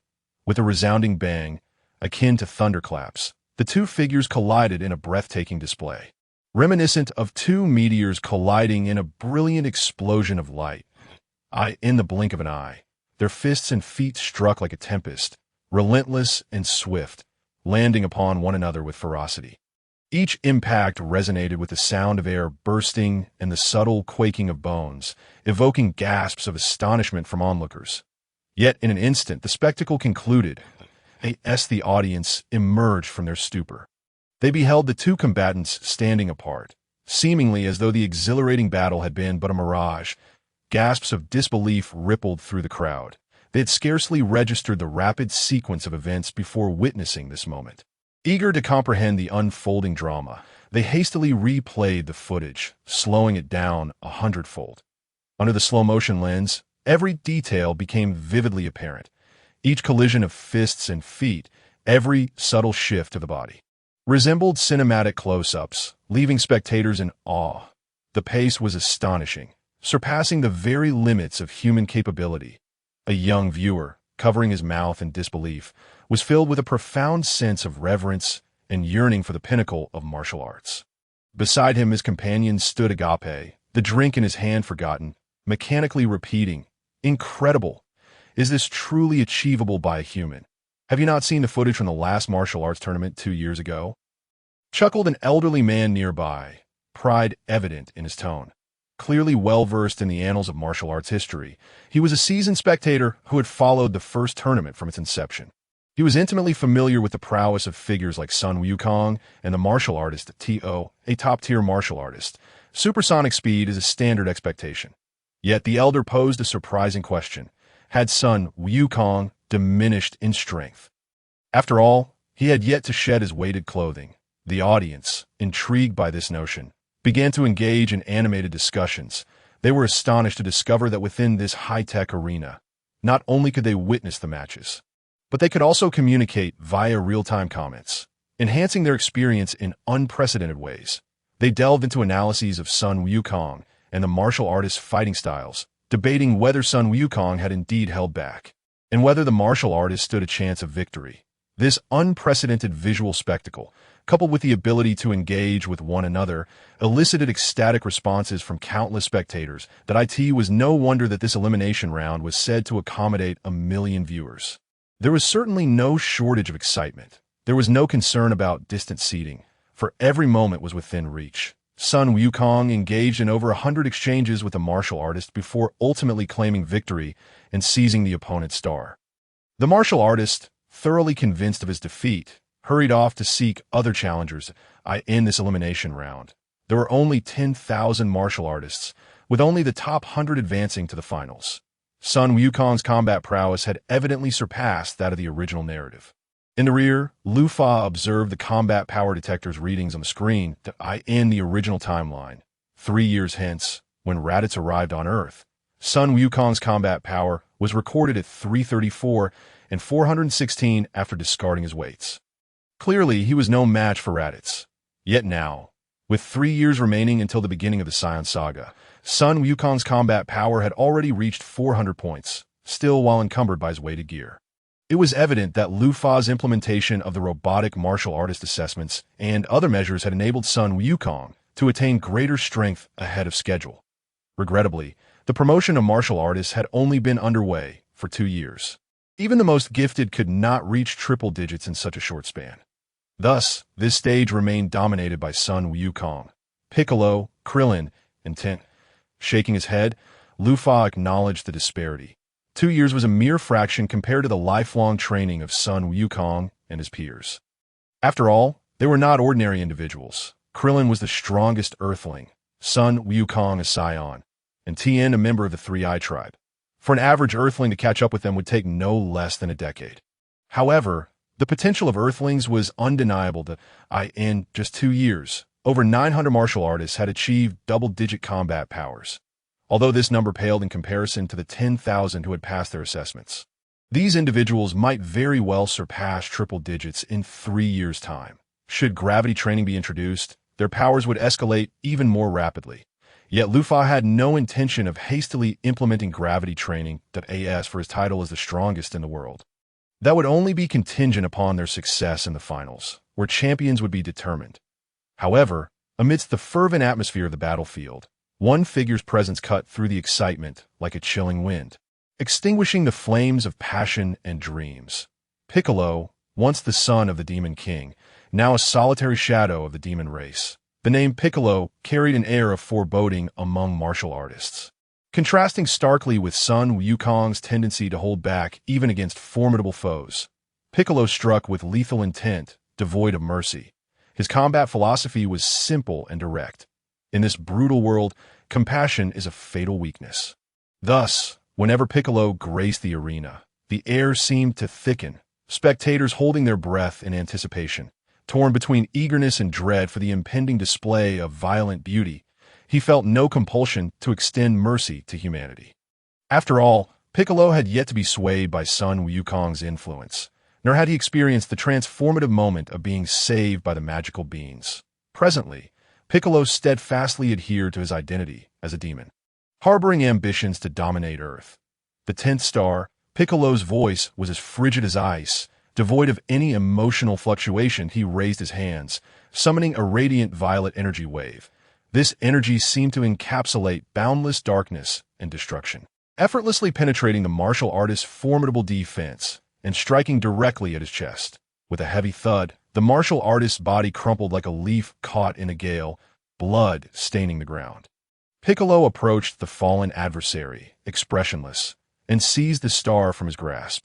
This scene elicited gasps of shock from all present. Even those who had long been aware of Piccolo's ruthlessness were momentarily staggered. Whispers spread among the crowd, some displaying fear while others were captivated by the unprecedented thrill, their eyes alight with excitement. Who is this guy? How ruthless! A young viewer, new to the spectacle, gazed at Piccolo's indifferent silhouette. Overwhelmed by shock and confusion, that I remember him, a seemingly seasoned martial artist nearby murmured, having secured 3rd place in the previous martial arts tournament. Piccolo. Was it 3rd or 4th? Who cares? Another spectator interjected excitedly. This is how it should be. This is what we came to see. While others are polite and hesitant, we want bloodshed, we want violence. Piccolo, I'm a fan. With each strike from Bic, the scenes captured by the drone's lens shifted continuously, broadcasting this brutal battle live to the audience. These drones resembled 10 watchful eyes peering down upon the battlefield, capturing every detail from various angles, presenting Bic's every movement and expression vividly before the viewers. They felt as though they were immersed in the moment, experiencing the oppressive tension, as well as Bic's unparalleled strength and coldness. Bic cast an impatient glance at the drones. His gaze seemed to penetrate through the screen, reaching deep into the hearts of the onlookers. His eyes were icy and defiant, radiating an undeniable authority and dominance that nearly frightened the audience into submission. They had never witnessed such a terrifying gaze before. Were it not for the competition's rules, Bic would undoubtedly have struck down these bothersome drones without hesitation. Unlike even the most adept martial artists who struggled to detect the drone's presence, Bic, being an Namekian, possessed an exceptionally keen super hearing.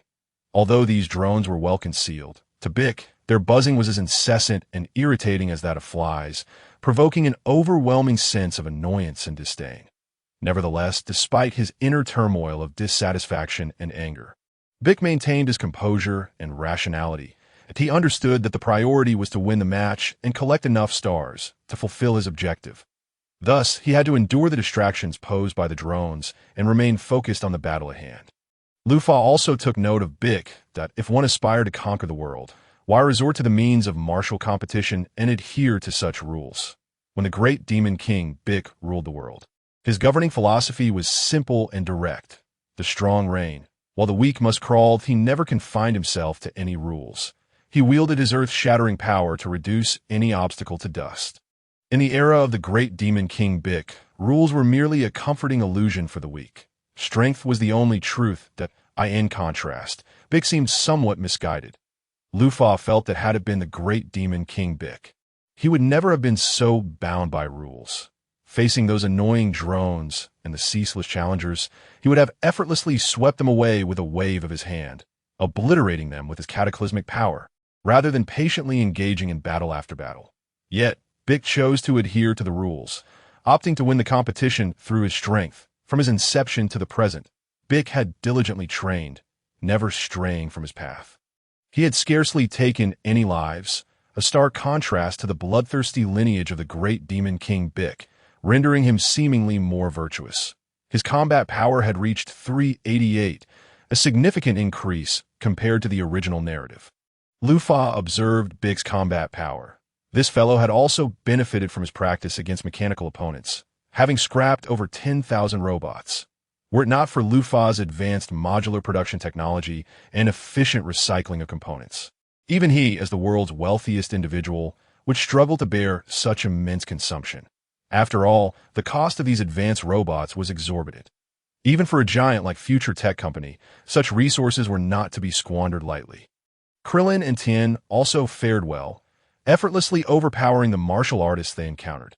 However, compared to Bick's impressive tally of 10 stars, they ranked second and third with around 5 stars each. The star leaderboard updated in real time based on their star counts, allowing the audience to discern who had amassed the most stars, naturally igniting their curiosity. As noon approached, the competition venue began to contract.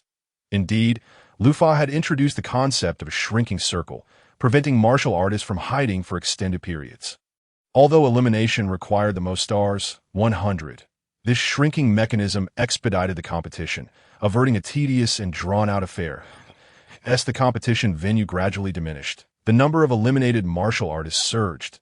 Initially, the audience could appreciate the martial artists' spectacular leaps and dashes across the ruins, akin to adventurers seeking their opponents in uncharted territory. Each jump stirred up clouds of dust, and every punch sent shards of rock flying. However, as time progressed, the vastness of the map began to show its drawbacks. Prolonged tracking and waiting rendered the majority of the audience drowsy. Ultimately, most spectators found their attention converging on a select few exceptionally powerful martial artists, particularly those capable of effortlessly leaping to great heights and battling with extraordinary poise.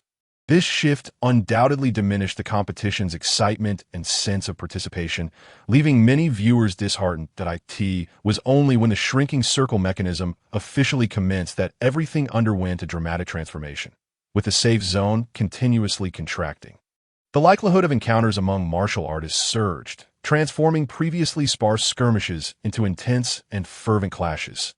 Sun Wukong and his companions, despite their combat speed being dazzlingly rapid, requiring slow-motion technology to capture every detail, seemed distant to most viewers.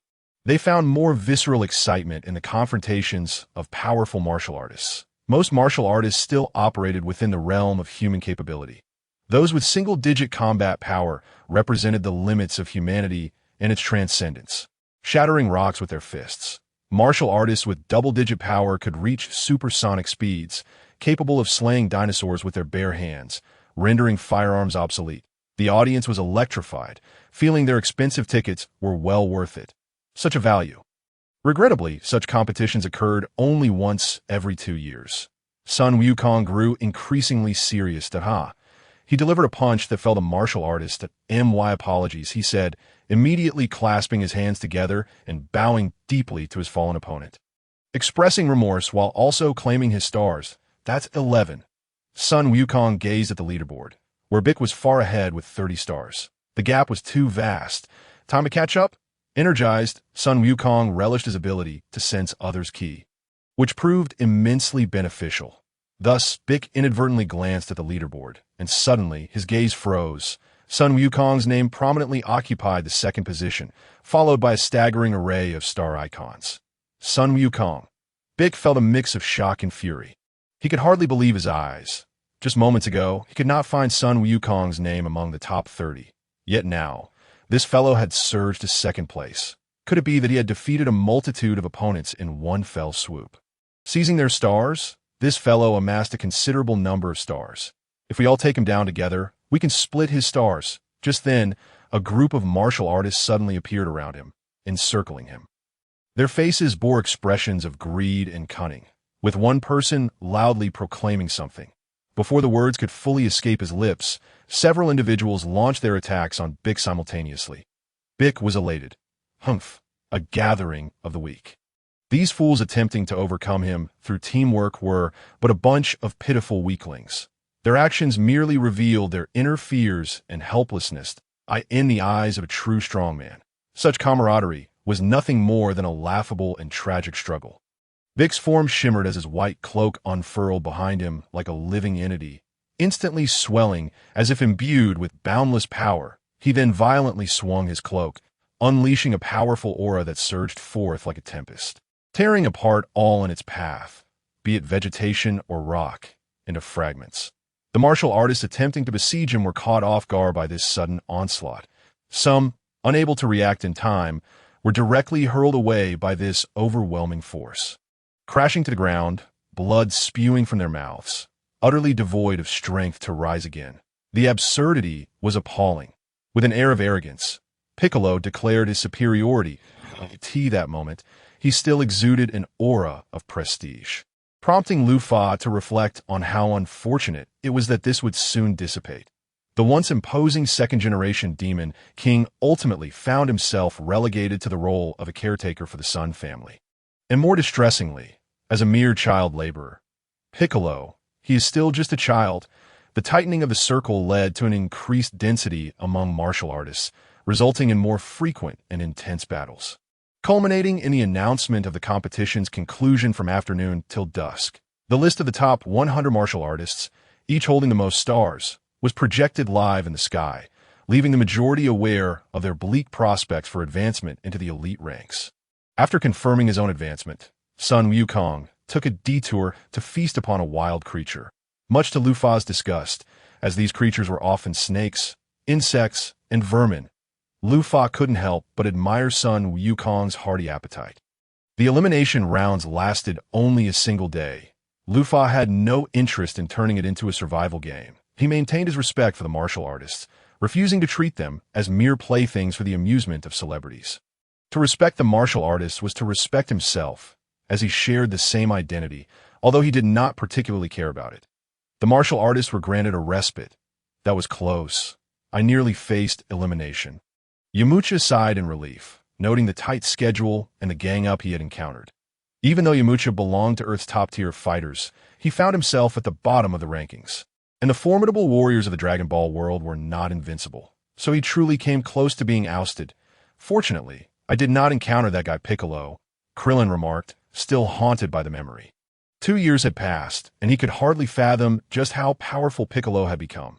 Tien Shinhan, on the other hand, was less concerned. His approach was straightforward. Encountering Piccolo meant a fight, and after that, death was merely the next step. As the martial artists dined and rested, Lu Fa made his entrance. Tomorrow marks the finals for the top 100, but rest well. I eagerly anticipate the progress you've made over these 2 years.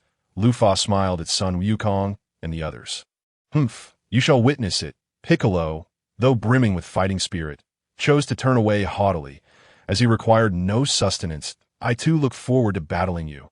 Lu Fa, Sun Wukong said, extending a hand while eating. I hope you repeat the fate of 2 years ago, where I defeated you in a single blow. As that would be rather dull, Lu Fa provocatively remarked. This statement instantly ignited Sun Wukong's fighting spirit. That will certainly not happen. Sun Wukong replied earnestly. 2 years. For a full 2 years, he had never once relaxed his standards. Day after day, he trained relentlessly, whether under the scorching sun or in the biting cold. Even now, the weight of his training gear felt negligible, offering him no substantial pressure, yet he persistently wore it. Despite his seemingly carefree demeanor, Sun Wukong took battles seriously. He did not wish to relive the humiliation of 2 years prior when he was overwhelmingly defeated by Lu Fa at the World Martial Arts Tournament. A sense of defeat that still lingered in his heart. But this time, he vowed that such an occurrence would never repeat itself. Piccolo, watching as Lu Fa completely disregarded his presence, felt his anger ignite like dry tinder. Burning fiercely within him, his tightly clenched fists trembled slightly, revealing a resolve and ferocity in his gaze. This guy, Piccolo swore silently, would pay dearly for underestimating him. That Lu Fa's indifference was undoubtedly the greatest insult to Piccolo. He resolved to impart an unforgettable lesson to Lu Fa in the upcoming competition. For someone like Piccolo, who held his honor and pride in high regard, Lu Fa had effortlessly stirred his fighting spirit. Meanwhile, the other martial artists harbored complex and nuanced feelings towards Lu Fa. They revered him as the current champion, a title that signified unparalleled strength and glory. For martial artists, ascending to this throne was undoubtedly the pinnacle of their aspirations. However, they also understood that this title was not eternal. They speculated whether Lu Fa could maintain his status as the world's greatest. Regardless of the outcome, this title had become an insurmountable peak in their hearts. A goal they yearned to attain. This Lu Fa, he doesn't seem particularly special, one martial artist among the crowd mused. They scrutinized Lu Fa, seeking any distinguishing traits. Yet aside from his strikingly handsome visage, which hardly resembled that of a martial artist, nothing else seemed remarkable. However, to those who truly knew how to observe, every movement of Lu Fa's exuded an indescribable confidence and strength. That it was an aura that radiated from within. Impossible to ignore or belittle. Body language doesn't lie. An experienced martial artist whispered. He meticulously analyzed Lu Fa's every motion. Whether standing or walking, each appeared so natural, so fluid, as if every detail had been honed through countless trials. Each subtle action revealed an ineffable confidence and might, a force born from countless battles and rigorous training. This flawless demeanor compelled him to reflect. Lu Fa truly was an unprecedented adversary. Lu Fa, of course, did not exhibit any slackness in his posture. After all, he was a martial artist who had studied the techniques of all martial artists through the superior intellect of Kryptonians. Their exceptional learning ability and physical coordination had transformed Lu Fa into a bona fide martial artist. Every detail of his movements was meticulously refined, leaving no room for error. This was not an overnight achievement. Yet Lu Fa had never disclosed his training regimen to the public the onlookers. He appeared as an extraordinarily gifted martial artist who had emerged from nowhere. Even masters like Sun Wukong and Piccolo had to concede that Lu Fa's demeanor had reached an extraordinary level of perfection. They speculated that Lu Fa must have undergone extremely rigorous training over the past 2 years to attain such astonishing prowess and poise. However, the truth was far from simple. Lu Fa chuckled silently, having not endured any grueling practice. Over the past 2 years, he had primarily lounged in the gravity chamber, basking in the sunlight, leveraging the pressure of gravity to strengthen his cells. Thus, it was his cells that had trained diligently for 2 years, not him. The results were evident. The immense external pressure, combined with ample exposure to yellow sunlight, enabled Kryptonians to continually grow stronger and surpass their limits. In environments devoid of danger and pressure for Kryptonians, it could take decades or even centuries of sunlight to achieve even a slight enhancement. After a night of rest, the finals for the top 100 commenced. In the finals of the top 100, Lu Fa refrained from any underhanded tactics, and due to the absence of a lottery draw, which was replaced by an electronic selection process, it was impossible for any trickery to be employed. Lu Fa himself could orchestrate the behind-the-scenes maneuvering. He strategically distributed formidable martial artists such as Sun Wukong, Piccolo, and Tianjin Fan across different brackets to prevent their early encounters, thereby avoiding the premature elimination of strong contenders. Should such a scenario occur, the ensuing spectacle would be diminished.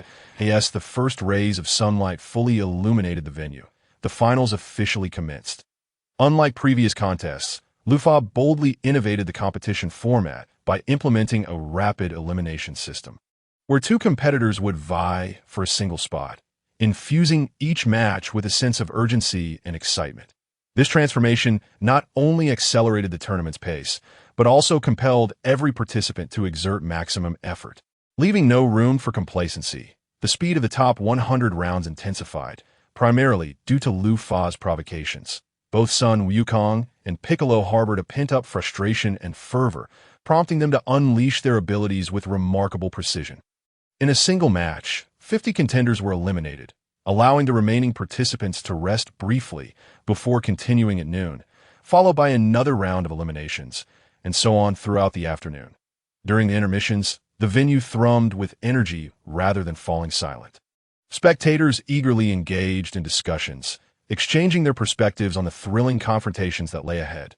Meanwhile, the television crew busily navigated through the crowd, capturing the competitors' preparations, all in anticipation of the primetime broadcast later that evening. It is fair to say that compared to the traditional World Martial Arts Tournament, Lu Fa's event was not only faster, but also significantly more intense, elevating the visual experience to an entirely new level. Coupled with the biennial marketing strategy, the World Martial Arts Tournament was poised to supplant a series of premier global sporting events, such as the World Cup. This was not solely due to the live audience witnessing the grandeur firsthand. Lu Fa had meticulously curated the exhilarating footage from the intense preliminary rounds and the ongoing top 100 competition, ensuring it was broadcast repeatedly during prime time across major international networks, to guarantee that every corner of the globe could experience this spectacle. Lu Fa spared no expense, collaborating with several renowned media conglomerates and utilizing satellite broadcasting technology to extend coverage to remote areas. Even the most isolated villages, equipped with a television and basic reception devices, could revel in this visual feast. This unprecedented level of outreach transformed the World Martial Arts Tournament from merely a sporting event into a phenomenon, a global resonance transcending borders, races, and cultures. After 2 years of meticulous preparation, this moment finally radiated a dazzling brilliance, casting its influence worldwide, from bustling cities to tranquil countryside, from the dawn in the east to the dusk in the west. Countless eyes were riveted to their screens, their hearts rising and falling with the rhythm of the competition. On social media, discussions surrounding the martial arts tournament surged in fervor, with each topic igniting a wildfire of interest, capturing the collective attention of the populace. Mr. Lu Fa, the viewership ratings for the World Martial Arts Tournament have shattered historical records, with online audiences across various platforms continuously reaching new heights, even surpassing last year's most popular sporting event finals. His assistant excitedly reported the latest figures, her eyes shimmering with admiration for Lu Fa's extraordinary vision. Lu Fa nodded with a smile, fully anticipating this outcome. In this age of information overload, capturing the global gaze necessitated a singularly unique concept and an unprecedented scale. The smartphone introduced by Lu Fa was a pivotal element in this global discourse. This device not only boasted top-tier hardware, but, more crucially, its embedded intelligence system provided real-time updates on the martial arts tournament, including competitor interviews and behind-the-scenes content, immersing users as if they were present at the event. Furthermore, the phone featured a dedicated interactive platform where viewers could express their opinions, participate in polls, and even engage with competitors, significantly enhancing their sense of involvement and belonging. As an adept assistant, the advanced artificial intelligence monitored online dynamics around the clock, collecting and analyzing global audience reactions. Data revealed that over 90% of the world population was engaged with the World Martial Arts Tournament in various forms, a figure encompassing virtually every inhabited region. On social media, discussions about martial arts reached unprecedented levels of enthusiasm, and as Lu Fa had anticipated, this tournament profoundly altered perceptions of martial arts over the past 2 years. Despite Lu Fa's relentless promotion of martial art culture through diverse channels, the impact had remained limited.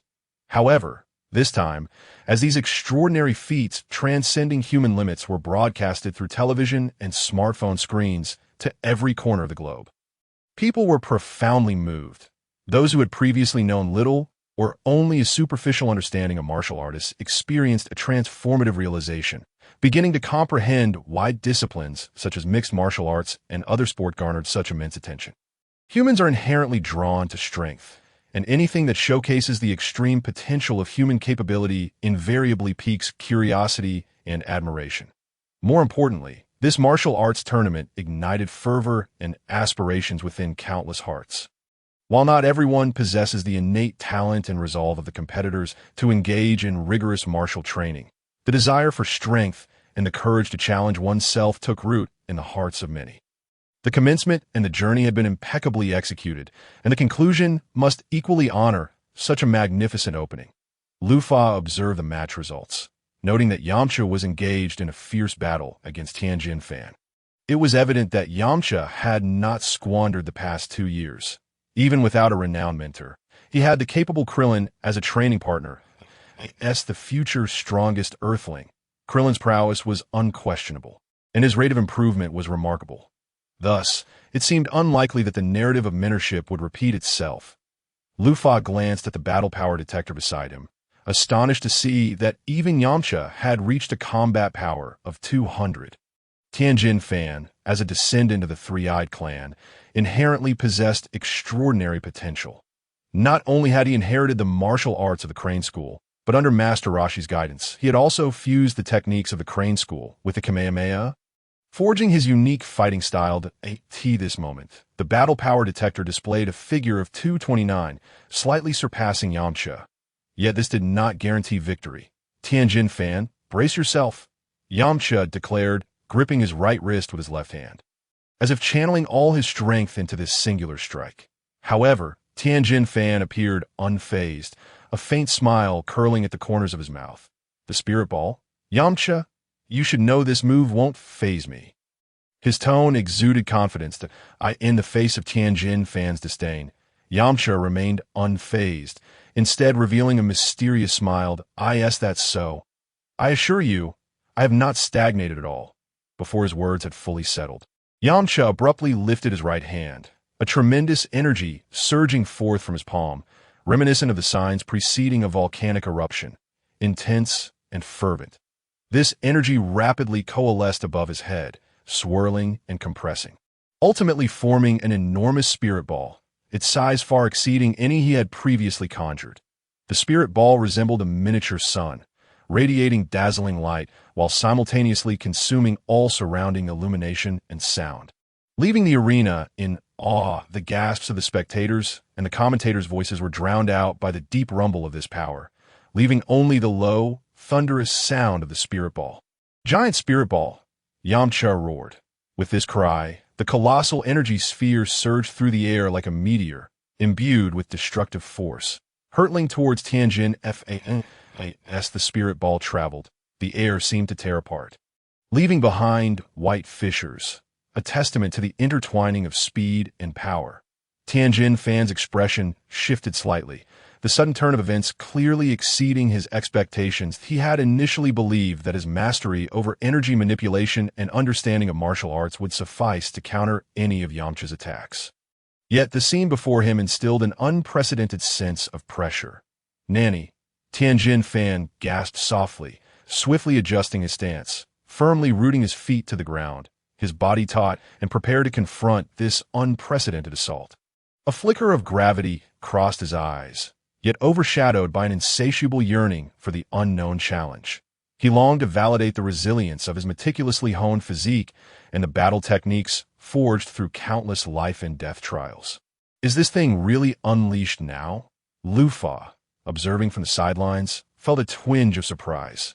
The colossal energy sphere was Yamcha's signature move from the original animation, its potency far surpassing that of a standard energy sphere. Moreover, being composed purely of energy, it did not suffer from the drawback of reduced speed due to size. Instead, its concentrated energy endowed it with astonishing velocity and destructive power. Tianjin Fan opted not to engage in long-range combat with a Kamehameha wave. Rather, He resolved to confront this force head-on with his own body. A true warrior's strength lies not only in the exquisite manipulation of energy, but also in the relentless challenge and transcendence of one's own limits. Taking a deep breath, he clenched his fists tightly. His muscles coiled beneath his skin like an impending volcanic eruption, each inch of his flesh brimming with explosive power. With a thunderous boom that reverberated through the arena, Tianjin Fan collided with the colossal energy sphere, generating a massive shockwave that sent air rippling and dust swirling, enveloping the surrounding space in chaos. However, the force of the energy sphere exceeded Tianjin Fan's expectations. Despite exerting every ounce of his strength, he was ultimately repelled by this overwhelming power, his body somersaulting through the air before he barely managed to regain his footing on the opposite end of the stage. His exposed skin bore numerous scars, yet his gaze remained resolute, devoid of any hint of retreat. Fortunately, the arena atop the towering giant god peak was vast, akin to the size of a football field, providing ample space for two martial artists to unleash their full potential and showcase their might. Once steadied, Tianjin Fan quickly regulated his breathing, bracing himself for the next wave of assault. Kamehameha rebound, he silently recited, his eyes narrowing with the focus of a hawk, preparing to employ his superb energy manipulation techniques to reflect back this formidable force capable of shaking mountains, delivering an unexpected counterattack to his opponent. Yamucha, his hands slowly rose, palms directed towards the colossal energy sphere racing towards his chest, the energy within him surging like a raging river, poised for action. Yet, in this critical moment, Yamucha's keen, hawk-like eyes detected the subtle shift in Tianjin Fan's movements. A sly smile curling at the corners of his mouth. "Not a chance," he exclaimed, his voice brimming with confidence and resolve. With a sudden and sweeping motion, his hands spread wide, as if to embrace the very heavens. And the seemingly unstoppable colossal energy sphere, under his command, was torn apart by an unseen force, instantly disintegrating into 10 smaller energy spheres, each gleaming with a cold shimmer. These smaller spheres traced vibrant arcs through the air, akin to meteors streaking across the night sky, exuding an indomitable aura as they hurtled towards Tianjin Fan. Each one contained enough power to pierce through rock, weaving a deadly net in the air that ensnared Tianjin Fan completely. Nanny, Tianjin Fan's face drained of color, utterly unprepared for Yamucha's cunning and amplified technique at such a critical juncture. He had gathered all his energy, ready to send the immense force back, but now, faced with this sudden turn of events, he could only react hastily, inwardly regretting his overly optimistic assessment of Yamucha. The smaller energy spheres, under Yamucha's precise control, seemed to possess a life of their own. Darting through the air with agility, sometimes charging straight like swift arrows, other times maneuvering in curves like a cunning cheetah, leaving Tianjin Fan in a state of constant vigilance. Each brush against the air produced a sharp whistling sound that sent chills down his spine. The nature of the energy spheres is such that upon striking an object, they do not explode immediately. Instead, they inflict sustained damage through their powerful impact, creating unprecedented pressure on Tianjin Fan. His exposed skin was riddled with tiny wounds, blood seeping out and mingling with sweat, resulting in a particularly harrowing sight. The energy spheres are not without their toll. Yamucha, how long can you sustain this? Tianjin Fan gasped after narrowly evading another attack. His voice tinged with barely perceptible tremors, yet underscored by a probing challenge towards Yamucha's limits. He understood that every formidable technique comes at a cost, particularly one like the energy spheres that required a substantial amount of energy to maintain. Yamucha could not possibly use them indefinitely. Yamucha, hearing this, felt beads of sweat cascading down like pearls, soaking through his attire. "I have exerted unprecedented effort. Do not underestimate me." As Tianjin Fan observed the scene, a glimmer of respect flashed in his eyes, quickly replaced by the resolve to fight. "Then let me see what you can do," he roared, the energy within him boiling once more as he unleashed his ultimate technique. The afterimage fist, in an instant, his figure became a blur, as if obscured by a veil of mist. Subsequently, numerous clones identical to Tianjin Fan emerged on the battlefield, each engaging in distinct actions of offense and defense. making it challenging to discern reality from illusion. Yamcha clearly did not anticipate such a maneuver from Tianjin Fan. Lacking the ability to sense his opponent's exact location through energy, he was left to rely solely on his eyesight and intuition. Confronted with this unforeseen alteration, he appeared somewhat flustered, the energy spheres careening towards the clones, yet none found their mark, all skillfully evaded. Each miss weighed heavily on Yamcha's heart, realizing he must swiftly devise a solution lest his defeat become inevitable. What a delightful surprise, Lu Fang mused, arms crossed, taken aback by Yamcha's innovative maneuver of splitting the energy spheres, a feat not even present in the later stages of the original plot. It seemed that the martial arts renaissance he had fostered was indeed having an impact. Yet, it was overly flamboyant. A concentrated strike would be far more effective, perhaps akin to the wind release, spiraling energy sphere. While the energy spheres held considerable potential for development, Yamcha had chosen the most cumbersome approach, utilizing energy to generate kinetic impact for assault. Although this method appeared powerful, it consumed a significant amount of energy and yielded a low hit rate. If only he could concentrate the energy sphere's power. Forming a formidable shockwave, their potency would experience a qualitative leap. Alternatively, if Yamcha could devise a more suitable variation, perhaps something akin to the Great Drill from Tenjin Toppa.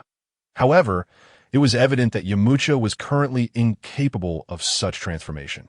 Amidst Tianjin Fan's precise and fierce afterimage fist, his figure danced across the stage, evading attacks yet ultimately failing to discern a means of breaking the stalemate. Each strike seemed to land upon an illusion, while Tianjin Fan's counterattack struck with the accuracy of a well-aimed arrow. Eventually, Yamcha succumbed, his face etched with reluctance and disappointment. "I didn't even make it into the top 8, Yamcha murmured, his voice quivering with a profound sense of self-reproach for failing to meet expectations. The cheers and discussions of the audience transformed into distant echoes in his ears, as if he were isolated in a soundless realm, with only the rhythm of his heartbeat and breath audible. Yet, the pace of the match would not pause for personal emotions. With the referee's whistle, the next round of confrontation was set to commence. Mr. Satan, regarded in worldly terms as the world martial arts champion and a comedic performer, now stood on the opposite side of the stage with an unprecedented seriousness, facing none other than his mentor, Sun Wukong. "Master," Mr. Satan's voice bore a hint of bitterness and tension, as he never anticipated encountering his mentor in such a manner on this stage. Filled with masters from all walks of life, Sun Wukong smiled gently, his eyes reflecting warmth and anticipation. "Oh, Satan, I never imagined you would reach this point. I am delighted. Do not harbor any doubts.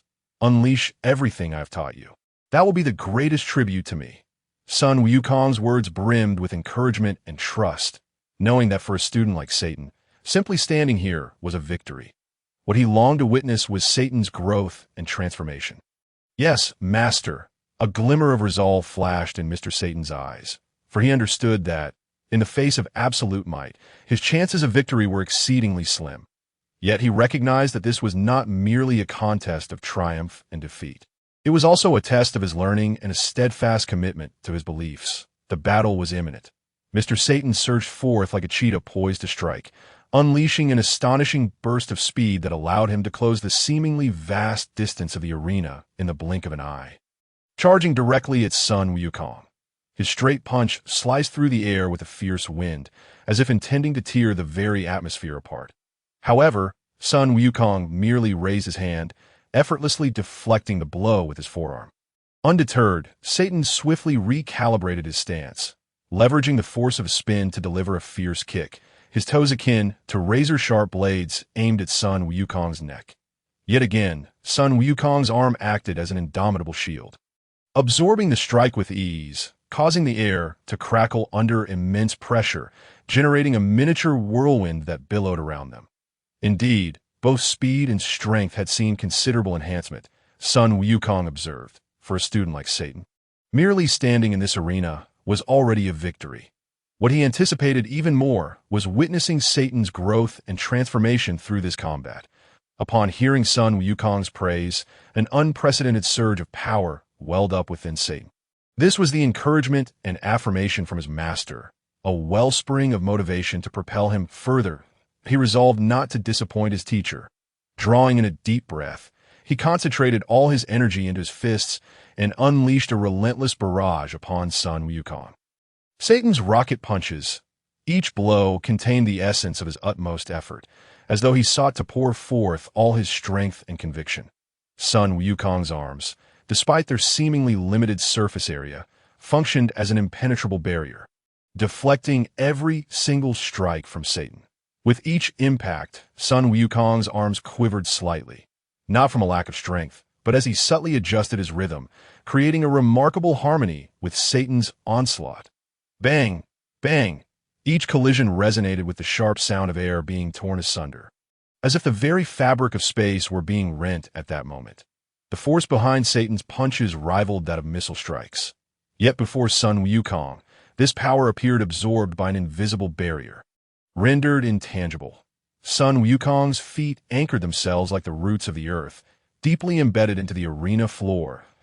And no matter how ferocious Satan's assault became, he remained as steadfast as a mountain, unyielding. The air erupted with a cacophony of explosive sounds, each clash resembling the detonation of miniature nuclear devices within the arena, shockwaves radiating outward at supersonic speeds, enveloping the entire space in chaos. The ripples of force generated by their conflict spread like a tsunami, compressing the air into a tangible form that emitted a piercing howl. This power was such that even the most resilient materials struggled to withstand it.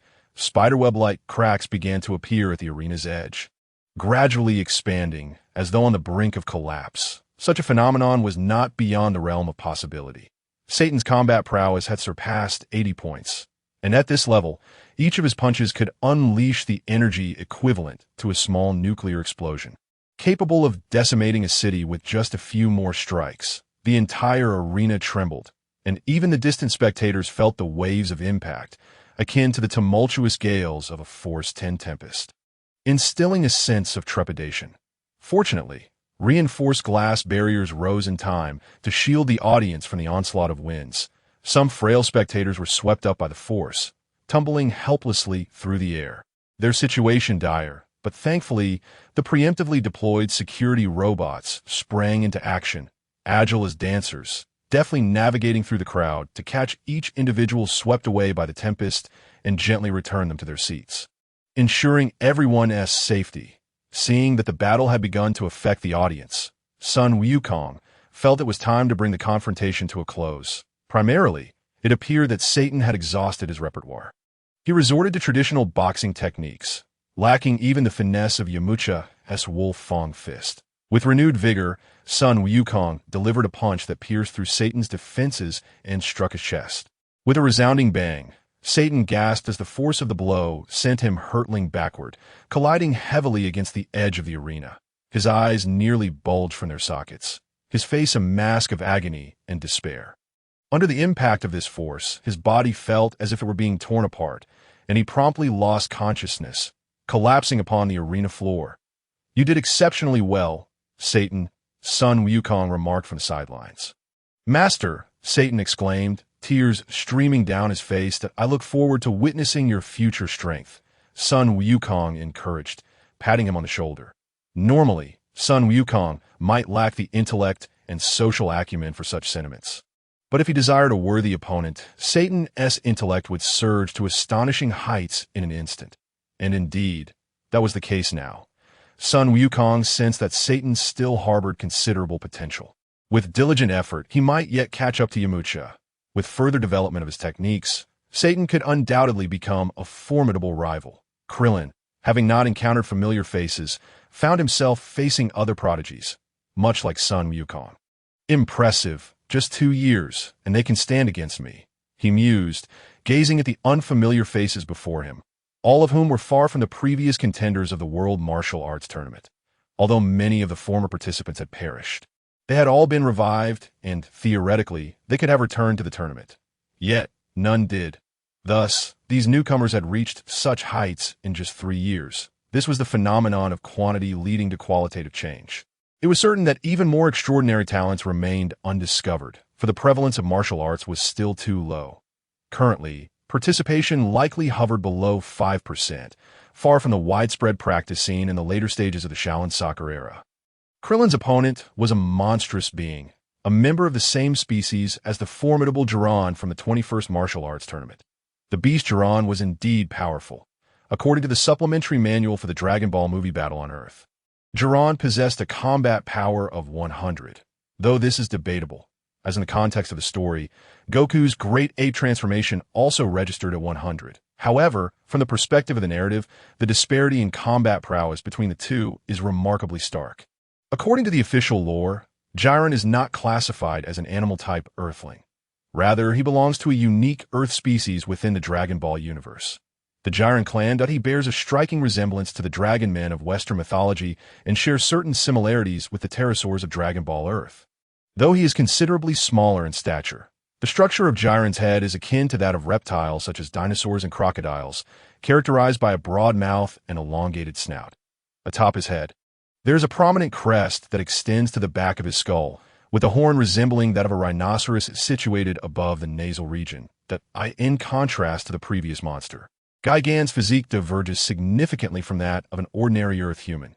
He is towering, corpulent, with a rotund belly that nearly grazes the ground, and a pair of immense, featherless, fleshy wings adorns his back, alongside a robust and powerful tail. Jiran's legs are short and stout, giving him a squatting appearance when standing. Compared to his thick, short, and plump legs, Jiran's arms are longer and more muscular, with fingers and toes that are stout and tipped with sharp claws.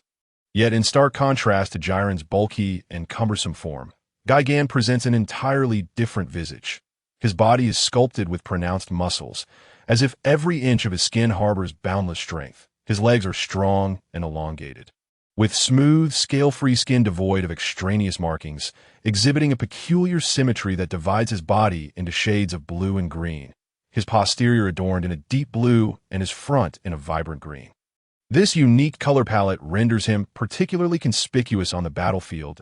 In essence, one resembles a sumo wrestler of considerable girth, while the other embodies a muscular warrior, with the reforms and increased prizes introduced by Rufa for the World Martial Arts Tournament.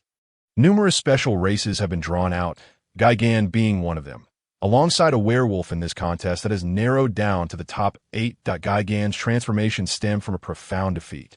Initially, he brimmed with confidence in his race, believing that their innate strength rendered external guidance unnecessary, and that self-cultivation alone sufficed to surpass all adversaries. However, fate has a penchant for irony. By chance, Gigan learned of an upcoming martial artist evaluation on Earth, igniting a fierce determination within him to prove himself and showcase the prowess of his race. Thus began a battle that would shatter his preconceived notions, as he unexpectedly fell to a robotic opponent. This defeat struck him like a sledgehammer, shattering his pride and arrogance while illuminating his shortcomings. Consequently, Gigan began to humbly seek guidance, joining multiple martial arts dojos and participating in Rufa's martial arts training program. This program forms part of Rufa's reforms for the World Martial Arts Tournament. Within the program, Gigan learned to perceive, control, and harness the energy within him, knowledge that 99% of martial arts academies cannot impart. Mastering the use of this energy signifies entry into a higher echelon of combat, elevating one to the ranks of the foremost martial artists on Earth. Rufa generously imparted this wisdom, which also account for the reason many martial artists have achieved double-digit combat capabilities. "Klin, I am aware of you," Gigan declared, crossing his massive arms over his chest, his imposing figure resembling an insurmountable mountain, exuding an overwhelming sense of pressure. "Yes, that's so," Klin responded calmly, having become a prominent figure due to Rufa's relentless promotion over the past 2 years. "However, from this day forth, your glory and status shall belong to me." Gigan's voice suddenly rose, brimming with an unshakable confidence. His robust limbs quivered slightly, as though bracing for an impending explosion of power. Having undergone countless trials and transformations, Gigan's strength had undergone a radical metamorphosis. He believed himself sufficiently formidable to challenge Rufa and usurp his title as the world's strongest at O. Klin replied, somewhat bored. "Shall we begin?" "How dare you? Are you looking down on me?" Gigan's demeanor shifted, fury igniting within him as he could no longer contain his inner wrath. In an instant, he vanished from sight, appearing before Klin like a specter. The air seemed to be rent by an invisible force, producing a sharp howl as Gigan's powerful fist hurtled toward Klin with the force of a tidal wave. Klin's pupils dilated in alarm. He suddenly grasped that this adversary was far from ordinary. Gigan's speed and strength exceeded his expectations. In that critical moment, Klin's gaze sharpened like that of a hawk, his body adjusting in an electrifying instant. His slightly turned form melding with the air itself, allowing him to evade Gigan's earth-shattering initial assault with an almost physically impossible grace. That strike was accompanied by a thunderous roar, a gale fierce enough to tear steel. Yet as Klin maneuvered, it only left behind a tremor in the air. Phew! Klin breathed a sigh of relief, recognizing that his evasion was solely due to years of honed instinct and reflexes.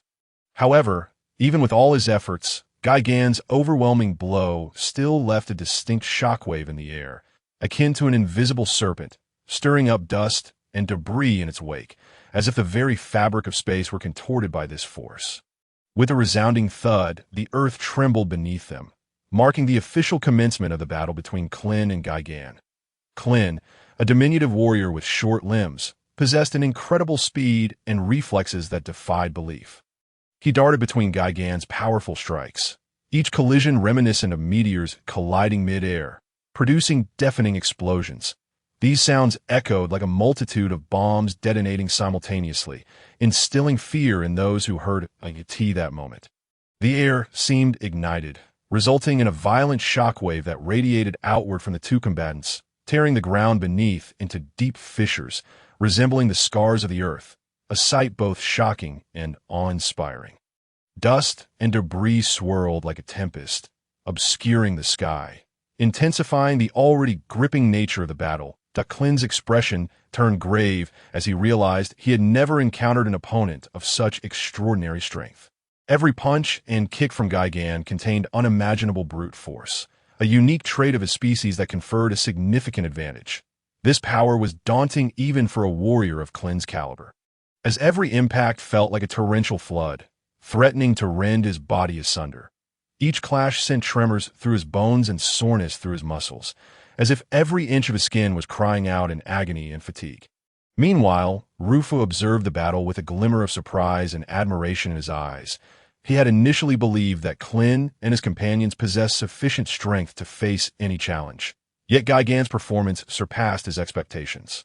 Intriguing, he mused, the future Earth Defense Force need not be confined to Klin and his cohort. Perhaps this monster race deserves consideration. In the depths of his thoughts, Lufa's gaze lingered momentarily on Jiga. During the previous World Martial Arts Tournament, the Beast Jigar had already demonstrated an impressive battle power of 100, which had garnered significant attention. Now, witnessing Jiga exhibit such exceptional prowess against Krillin undoubtedly attested to the potential and strength of the Beast race. On Earth, within the Dragon Ball universe, a plethora of diverse races thrived, each with its own unique advantages. Some excelled in speed, others possessed immense strength, while the Beast race was renowned for its distinctive physiology and remarkable power.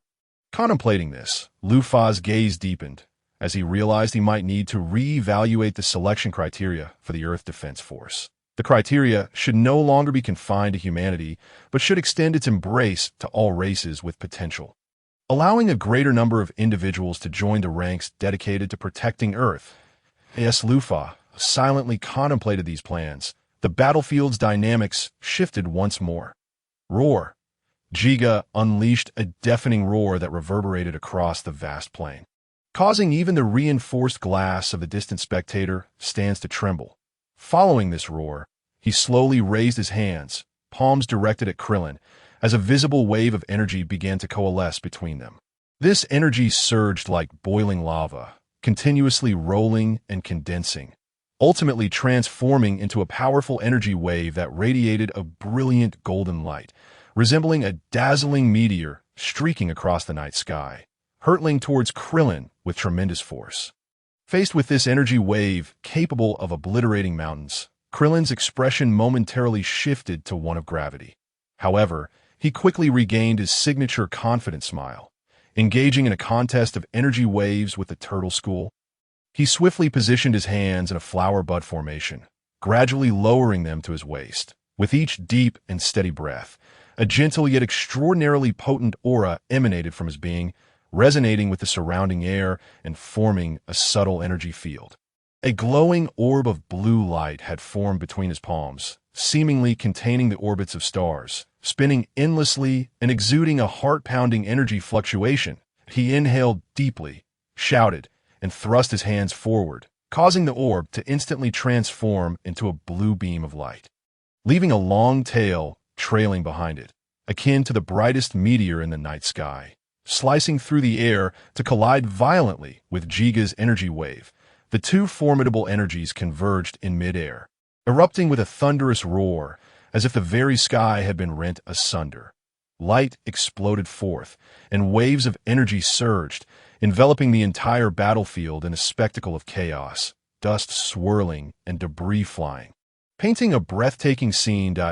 In this clash of might, Jiga began to sense the overwhelming pressure exerted by Krillin's Turtle School energy wave. Though his own wave possessed remarkable power, it paled in comparison to the Turtle School's technique. Not only did the Turtle School's energy wave boast destructive capabilities beyond those of conventional energy waves, but it could also amplify its power through specialized techniques, something that Jiga's foundational energy wave training could not rival. How could this be? Jiga was inwardly astonished, having believed that his formidable strength would be sufficient to overwhelm all. After all, Lufa had only taught them the most basic applications of energy, in terms of energy wave development. Lufa had preferred to witness their creativity rather than merely replicate his methods. The advantages of the Turtle School's technique were far too significant when compared to ordinary energy waves, while others could muster a maximum output of 100. The Turtle School's energy wave could achieve a staggering 2.2 times enhancement in combat power. Seizing the opportunity, Krillin pressed forward, for the true strength of the Turtle School lay in its persistence and amplification effects. Once unleashed, it surged forth like an unrelenting tide, destined to overwhelm its opponent entirely. He continuously adjusted his breathing, channeling his energy into the blue beam, augmenting its power and brightness. Jiga watched helplessly as the energy wave drew ever closer. He attempted to react, but it was far too late. The moment of contact, the energy wave erupted in a blinding brilliance, engulfing the entire arena as if a miniature sun had been birthed. Within the light, Jiga's figure gradually blurred until it vanished entirely, leaving behind a searing whiteness. Krillin stood outside the radiance, his hands trembling slightly. A natural reaction after exerting his full strength, as the light began to dissipate and the dust settled. Jiga's form reemerged, but he was no longer the imposing beast he had once been. He lay sprawled on the ground, his body charred in multiple places, clearly having sustained severe injuries. Krillin wins. At the moment the referee announced the result, Krillin's name echoed through the stands, accompanied by thunderous applause and cheers. This seemingly inconspicuous individual had demonstrated his prowess through action, once again reshaping the perceptions of what strength truly meant. Medical personnel rushed forward to lift Jiga onto a stretcher, transporting him to the medical bay for urgent treatment. During this process, Lufa extracted a significant number of genetic samples from the beast Jiga to him. Jiga represented an untapped reservoir of limitless potential. Unlike the crude methods employed by Dr. Jero, Lufa planned to utilize these genetic samples to cultivate a new life form from scratch through advanced technological means, one that would blend the genes of the beast race with those of the Psions.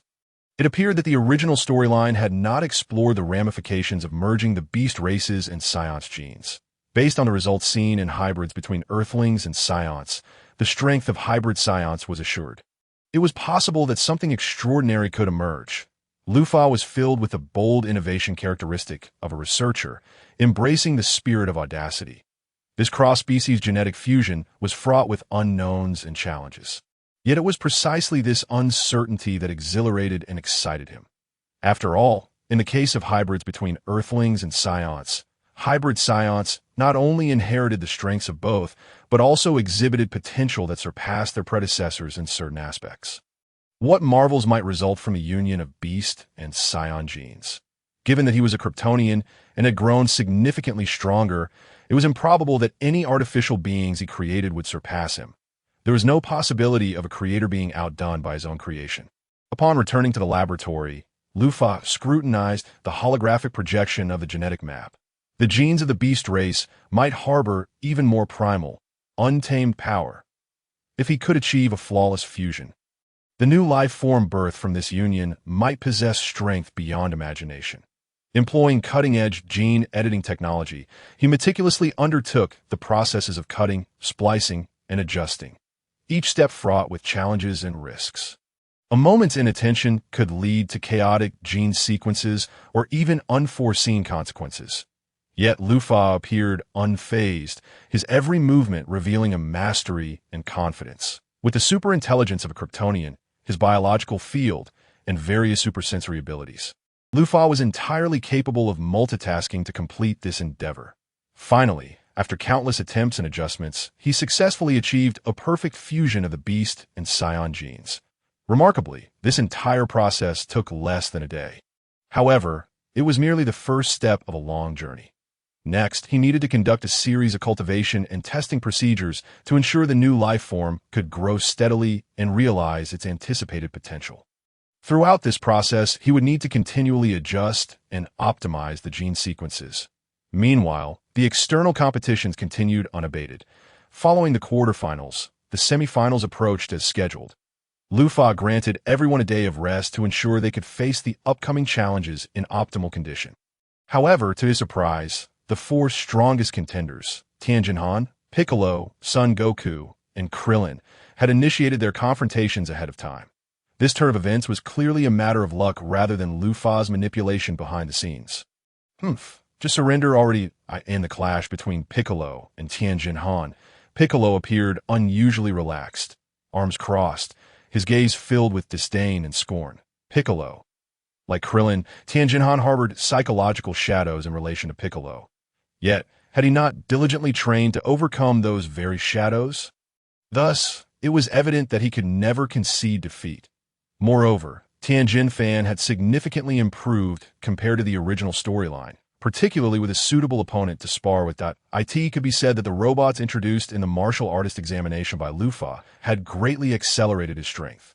Piccolo raised an eyebrow, seemingly taken aback by Tianjin Fan's persistence. In his view, while Tianjin Fan had made considerable progress, he ultimately remained incomparable to him. His heart brimmed with confidence, bordering on arrogance.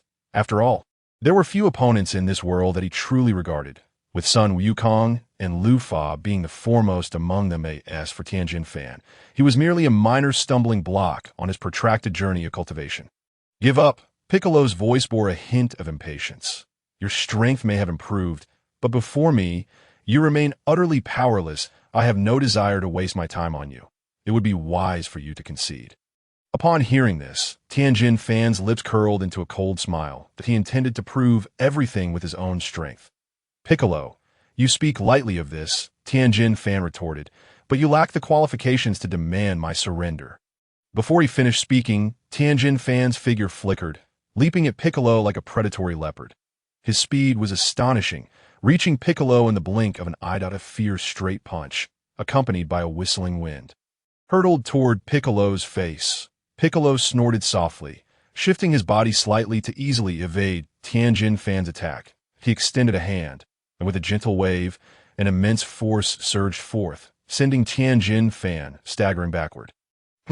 You overestimate yourself, Piccolo mocked. With such meager strength, do you truly believe you can defeat me?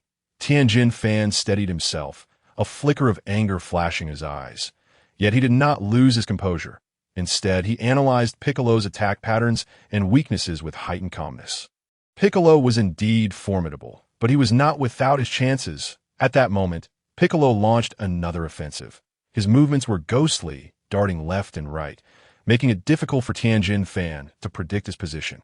Tianjin Fan's pupils constricted as he crossed his arms in front of him to block Piccolo's fist. However, Piccolo's kick followed closely behind, and with his hands occupied, Tianjin Fan had no choice but to muster all his strength to defend, resulting in being sent flying by Piccolo's blow. With just one kick, Piccolo made Tianjin Fan tremble. The disparity was simply too vast, a 1.2-fold difference in combat power, could easily crush an opponent, let alone the chasm between Piccolo and Tianjin Fan. Aware he could not hold back any longer, Tianjin Fan declared, "Piccolo, behold my new Kikaho." His hands slowly rose, fingertips gently touching, and then opened in a peculiar manner, forming a subtle, triangular structure. As the energy within him surged, the air around Tianjin Fan began to ripple, as if the very fabric of space was being drawn by this power. Once enough energy was gathered, he would unleash an energy blast as an attack. Visually indistinguishable from the Kikaho he had previously utilized, this new technique could be fired in succession and possessed even greater destructive power. Lu Fa was particularly astonished. Yamucha's creation of a large energy ball was impressive, yet if Tianjin Fan managed to unleash his new Kikaho first, there was a real chance Piccolo might be eliminated if he let his guard down.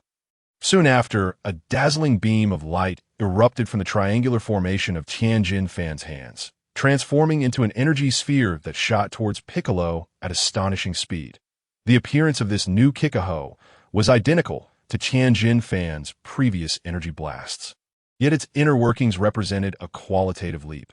Not only could it be fired in rapid succession, but each strike boasted a destructive power far surpassing that of his earlier Kikaho. Boom! The first shot of the new Kikaho struck Piccolo with pinpoint accuracy, enveloping him in a brilliant radiance. Piccolo felt an unprecedented force impacting his body, shaking him to his very core. He was astonished to discover that he could not move, as if bound by invisible shackles. The power of this blow exceeded his expectations, compelling him to re-evaluate Tianjin Fan's abilities, as he could hardly believe that this was the Kikaho he could produce. Fortunately, it was merely a single strike. However, the battle was far from over. While Piccolo remained in shock, the second Kikaho was already gathering momentum. Tianjin Fan showed no hesitation or pause, his hands coalescing energy once more, rapidly forming a new energy sphere that soared toward Piccolo. Boom! This strike made the entire arena tremble. Piccolo, like a kite severed from its string, was propelled from a height of 100 meters by the immense force, helplessly plummeting and crashing heavily onto the ground below the arena. In that instant, even the hard earth was gouged out, sending dust and debris flying. Piccolo let out a roar, unleashing his own energy to counter the imminent third Kikaho. Boom! Tianjin Fan could not unleash a third consecutive Kikaho, as this technique was introduced only during the Cell Saga. Although he had developed it in pursuit of increased strength due to martial arts innovation, it was not without significant cost. Piccolo appeared before Tianjin Fan in an instant. He was injured but not severely. He unleashed a Kikaho that struck Tianjin Fan this moment. Tianjin Fan was too drained to evade. Boom! The Kikaho collided with Tianjin Fan, creating a tremendous explosion that echoed through the air. Tianjin Fan's body was sent soaring like a kite cut from its string by the enormous shockwave, only to crash heavily back to the ground. Stirring up clouds of dust, he sustained multiple injuries, blood staining his clothes and portraying a dire scene. Piccolo contemplated pursuing him, but the referee had already declared the match over. Match concluded, Piccolo halted his movements.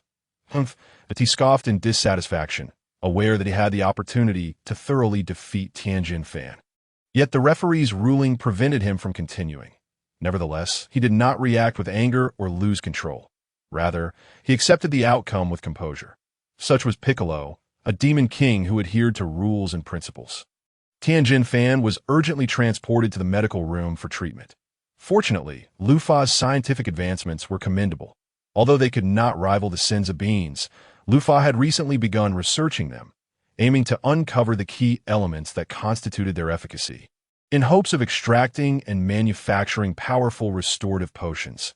Even if the effects did not match those of the Senza beans, mass production would suffice. Currently, however, they were stalled at the analysis of the Senzu beans' active components.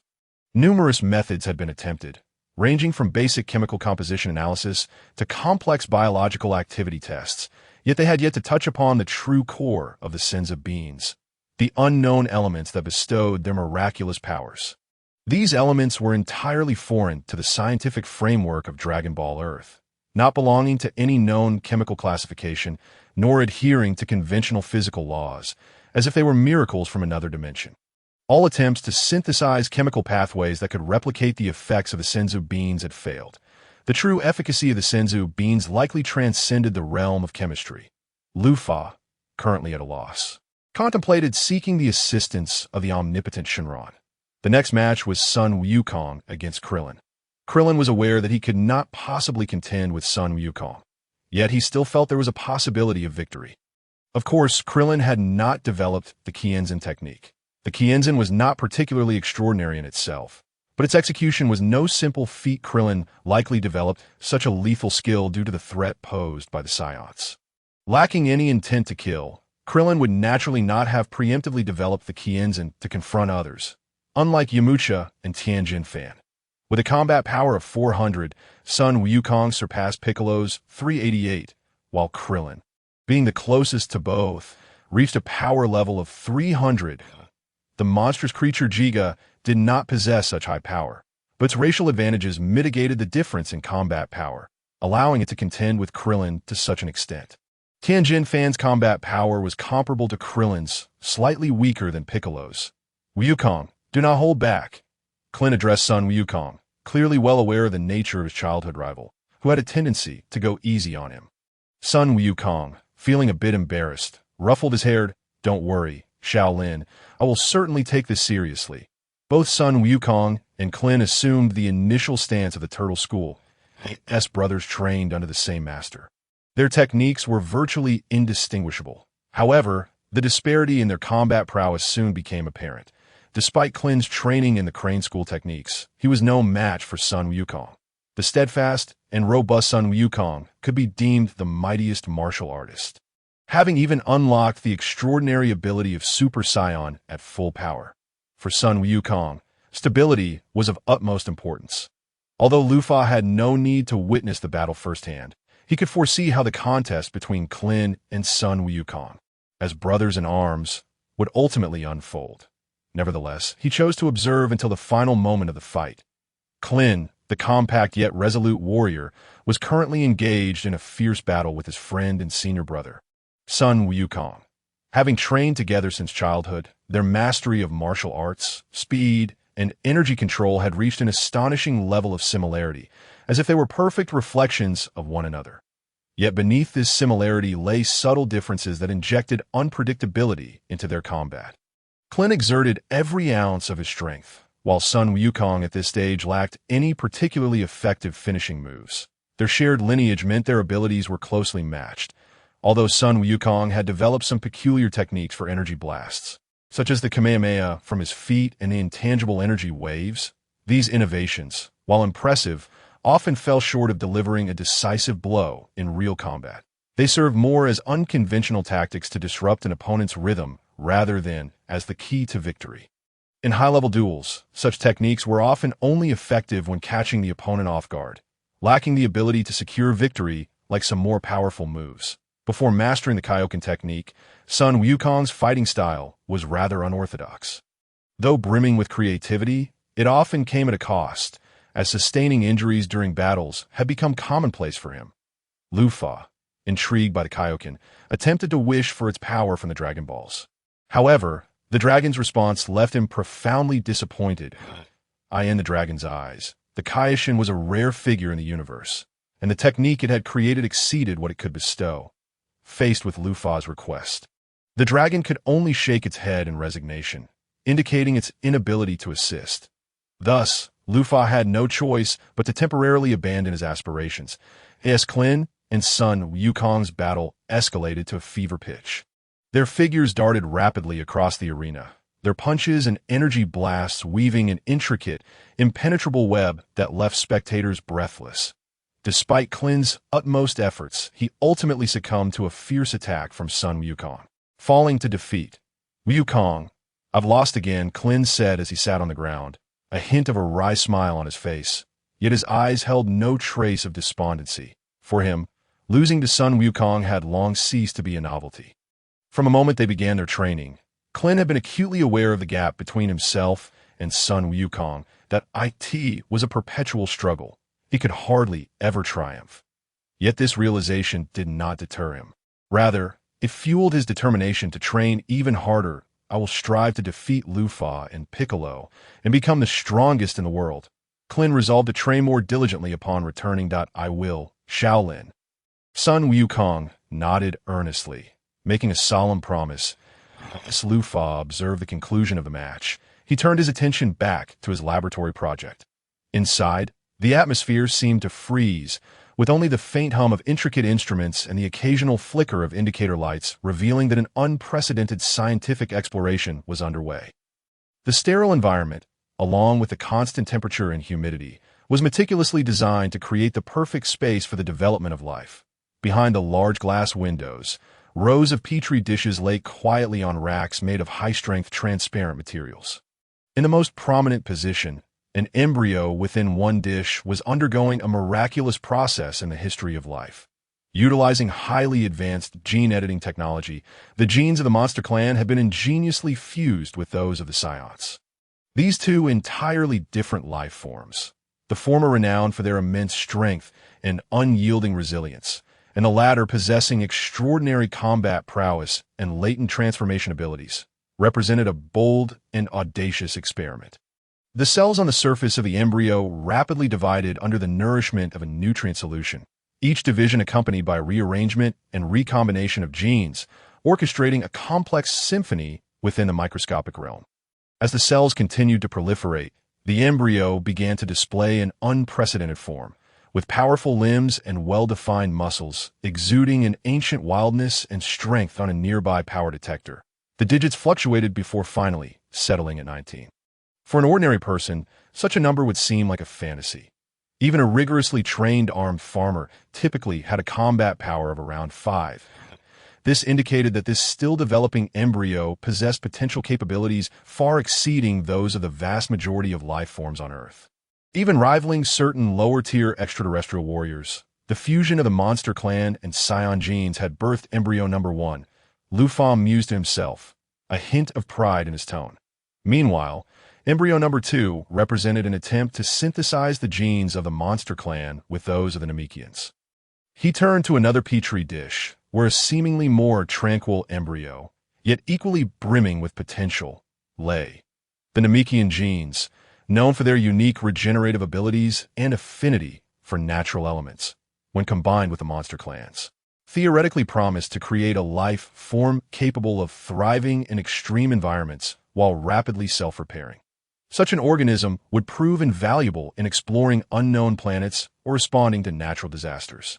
However, Lufa's ambitions extended far beyond that. In addition to embryo number 1 and number 2, he had explored numerous other combinations. Monster Clan plus Psions plus Earthlings, aiming to merge the strength of the monsters with the intelligence and creativity of the Psions and Earthlings. Monster Clan plus Namekians plus Earthlings, hoping to achieve formidable survival skills, resilience, and intellect. The most audacious endeavor involved creating a super embryo by mixing the genes of all mentioned races, essentially a true child of the universe. Encapsulating the finest traits of the universe's most exceptional beings, the cultivation process of this embryo was extraordinarily complex, requiring precise control over the timing and intensity of gene expression. Even the slightest misstep could lead to experimental failure or unpredictable risks. Nevertheless, it was this very challenge that ignited Lufa's inner drive for exploration. To ensure the smooth progression of the experiment, Lufa employed the most cutting-edge gene editing technologies, including the CRISPR-Cas9 system, Talons, and emerging base editors. Tools akin to precision surgical instruments capable of making minute and accurate modifications at the genetic level. Simultaneously, he utilized artificial intelligence algorithms to predict gene interactions and optimize gene combinations, striving to achieve the best theoretical outcomes. In one corner of the laboratory stood a massive supercomputer, resembling a relic from a future world, emitting a soft blue glow that starkly contrasted with the surrounding busy yet orderly research environment. It tirelessly processed vast amounts of genetic data, simulating the potential outcomes of various gene combinations. This not only required immense computational power, but also a profound understanding of genetics, molecular biology, and bioinformatics. Each step necessitated meticulous caution, for in this microscopic realm, even the slightest change could trigger a domino effect, leading to the upheaval of the entire ecosystem. So far, things appear to be proceeding smoothly. Lufa gazed at the data before him. The supercomputer was a boon granted through a wish to the dragon. Although massive, the computational power of this supercomputer was beyond imagination, distinctly different from traditional quantum computers. Rather, it is a supercomputing architecture based on the theory of high-dimensional space distortion. At its core lies a cube composed of an unknown metal, its surface adorned with intricately woven energy patterns that shimmer with dazzling brilliance under specific frequencies of light. According to the manual provided by Shenlong and the introduction from that interstellar civilization, this metal is capable of distorting the space-time structure within high-dimensional realms, thereby facilitating data transmission and processing at superluminal speeds. This remarkable ability renders the computational power of the supercomputer far superior to any technology currently possessed by humanity. Even the processing of vast genomic data and the simulation of various genetic combinations occur in the blink of an eye. Although massive in size, its internal structure is extraordinarily precise. Every circuit board and every connection wire has been meticulously designed to ensure the efficient flow of energy and information. Its cooling system employs a peculiar material known as quantum ice, which can maintain an ultra-low temperature state under extreme conditions, effectively absorbing and dispersing the immense heat generated during computations, enabling the supercomputer to operate continuously at peak performance without succumbing to overheating. Lufa is delving into the technology of this supercomputer, intending to achieve mass production, that he meticulously studies the manual and design blueprints provided by Shenlong, discovering that this information is remarkably detailed, with the capabilities of the Kryptonian superbrain. He is confident in his ability to fully comprehend this technology and successfully replicate a similar supercomputer. Even without special materials like quantum ice, he believes he can create a simplified version. After all, the essence of technology lies in understanding and application, rather than merely accumulating materials. Moreover, he possesses the power of transformation, as long as he thoroughly grasps the principles and key details of the technology. Lufa can readily manifest it from mere soil. He can accomplish in a second what would typically require centuries of computation. Done. He swiftly reviews the results of the gene synthesis, the data resembling an immense ocean, boundless and infinite. Each genetic sequence harbors the mysteries of life, with even the slightest variation potentially triggering profound consequences. Some genetic combinations can give rise to beings with extraordinary abilities, capable of surviving in extreme environments and even resisting cosmic radiation. Others may yield sentient beings endowed with intelligence and awareness, potentially achieving an intellect tenfold that of humans. That he begins to analyze this data closely, seeking to uncover possible patterns and connections within. Utilizing the formidable computational power of the supercomputer, he conducts simulation experiments on these genes, observing their behaviors and transformations in various environments. Through countless trials and corrections, he gradually acquires crucial information that will provide invaluable guidance for his future research. After selecting the most suitable genetic sequences, the super embryo commences development according to these sequences that I must keep a close watch to prevent a scenario akin to Shalu's. Lufa, with arms crossed, gazes at the super embryo, a fusion of genes from the monster clan. Scions, Namekians, three-eyed beings, earthlings, male wolves, and wolfmen. This super embryo can certainly be deemed a super life form. As for the four-strong competition, Lufa casts a fleeting glance, indifferent, but when it comes to the finals between Sun Wukong and Piccolo, he opens the screen to pay attention. The development of the super embryo will likely take about a year. That if no unexpected events arise in the internal gene expressions, there may be a margin of error of a few days due to interventions and adjustments. But the deviation will not be significant. After 2 years, Sun Wukong and Piccolo finally face off. Sun Wukong, this time, I will surely defeat you. Piccolo's eyes brim with fervor and desire. Since his crushing defeat 2 years ago, he has been consumed with thoughts of revenge, strategizing on how to surpass Sun Wukong and subsequently challenge the even stronger Lufa, ultimately fulfilling his ambition to dominate the world. However, he lacks a clear blueprint for how to achieve that domination. He only knows that standing at the pinnacle of the world is the key to acquiring the power and resources necessary to realize his dreams. even if those dreams remain vague concepts at present. As for the specifics of how to govern and what to do afterward, Piccolo has yet to devise. After all, two formidable mountains stand in his way, and it is pointless to contemplate matters before overcoming them.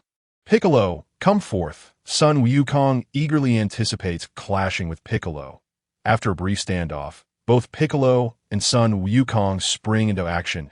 Piccolo's figure flickers, instantly materializing before Son Wukong, both hands coalescing a powerful energy aimed directly at his opponent's vital points. Son Wukong, refusing to be outdone, rushes forth with even greater speed, their elbows colliding in a thunderous clash that seems to tear the very fabric of space. In just a single impact, the once impenetrable arena crumbles under the sheer force, shattering into countless fragments. Amidst the swirling dust, Piccolo and Son Wukong soar into the air, engaging in an even more ferocious battle. Their figures dart across the sky, each encounter accompanied by deafening explosions. As if two comets were colliding in the night, radiating brilliant light. Demon Electric Strike. Piccolo suddenly roars, channeling the flowing microelectricity within him through his antennae. These electrical currents intertwine in the air, sweeping towards Son Wukong. Caught off guard, Son Wukong is struck, his body instantly paralyzed, trembling in the air as if bound by invisible chains. Not good! Son Wukong exclaims in alarm, and Piccolo seizes the opportunity. Light beam eyes. Piccolo swiftly unleashes two intense beams of light from his eyes, shooting directly at Son Wukong. These beams are akin to lasers, scorching the air into distortion as they pass.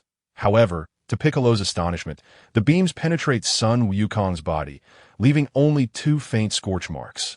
Afterimage, Piccolo's pupils contract as he realizes he has been deceived. Son Wukong employs his high-speed movement and afterimage punch technique to create countless illusory figures, rendering it difficult for Piccolo to discern the genuine one. Without a moment's hesitation, Piccolo swiftly adapts his strategy. His arms seemingly imbued with life, suddenly elongating like a highly agile serpent, tracing a graceful arc in the air as he sweeps towards his side.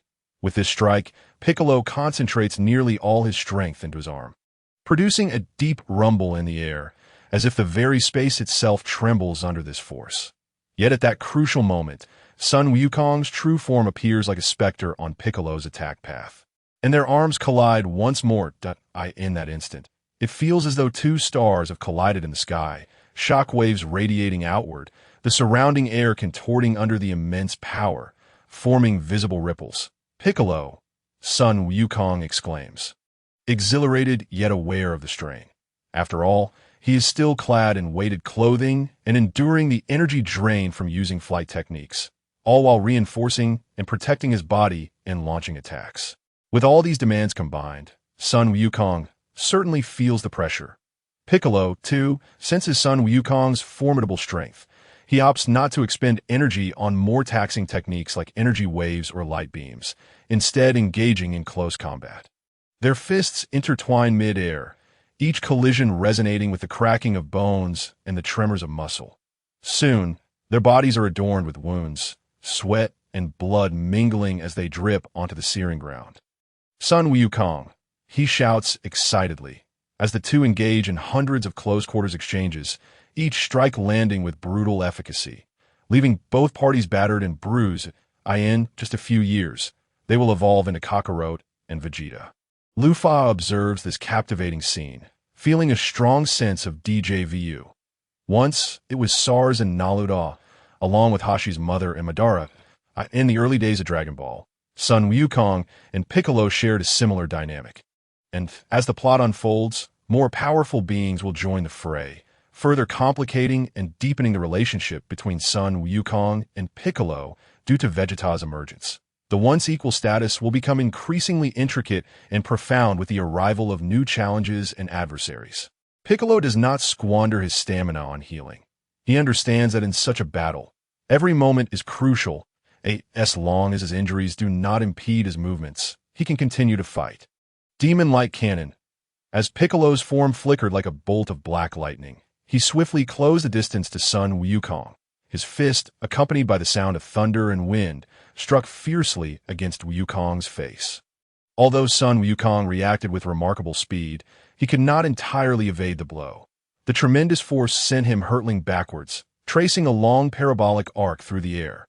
Once a safe distance was established, he wasted no time in unleashing his magic light cannon. Grasping his right wrist with his left hand, his four fingers spread wide. A terrifying orb of energy began to coalesce in the palm of his right hand. In that moment, the entire space seemed to be enveloped by this energy, the air growing oppressively heavy, making even the act of breathing a challenge. Without hesitation, he released this energy, directing it straight at Sun Wukong. A deafening explosion reverberated through the air, as if the entire world trembled at that instant. The energy wave traced a brilliant trajectory before violently colliding with Sun Wukong's position. In that fleeting moment of contact, a blinding radiance and an overwhelming heat erupted, consuming everything in its vicinity. The sky appeared to be torn asunder, with bolts of lightning rampaging through the air, and the thunder rolled ominously, reminiscent of an impending apocalypse.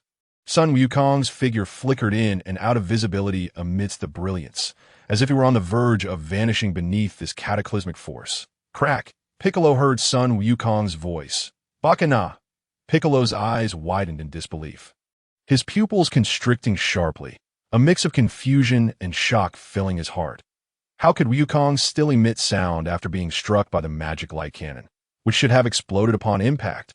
With a sudden inclination, he glanced down at the spot he had hit, only to find a solitary piece of clothing.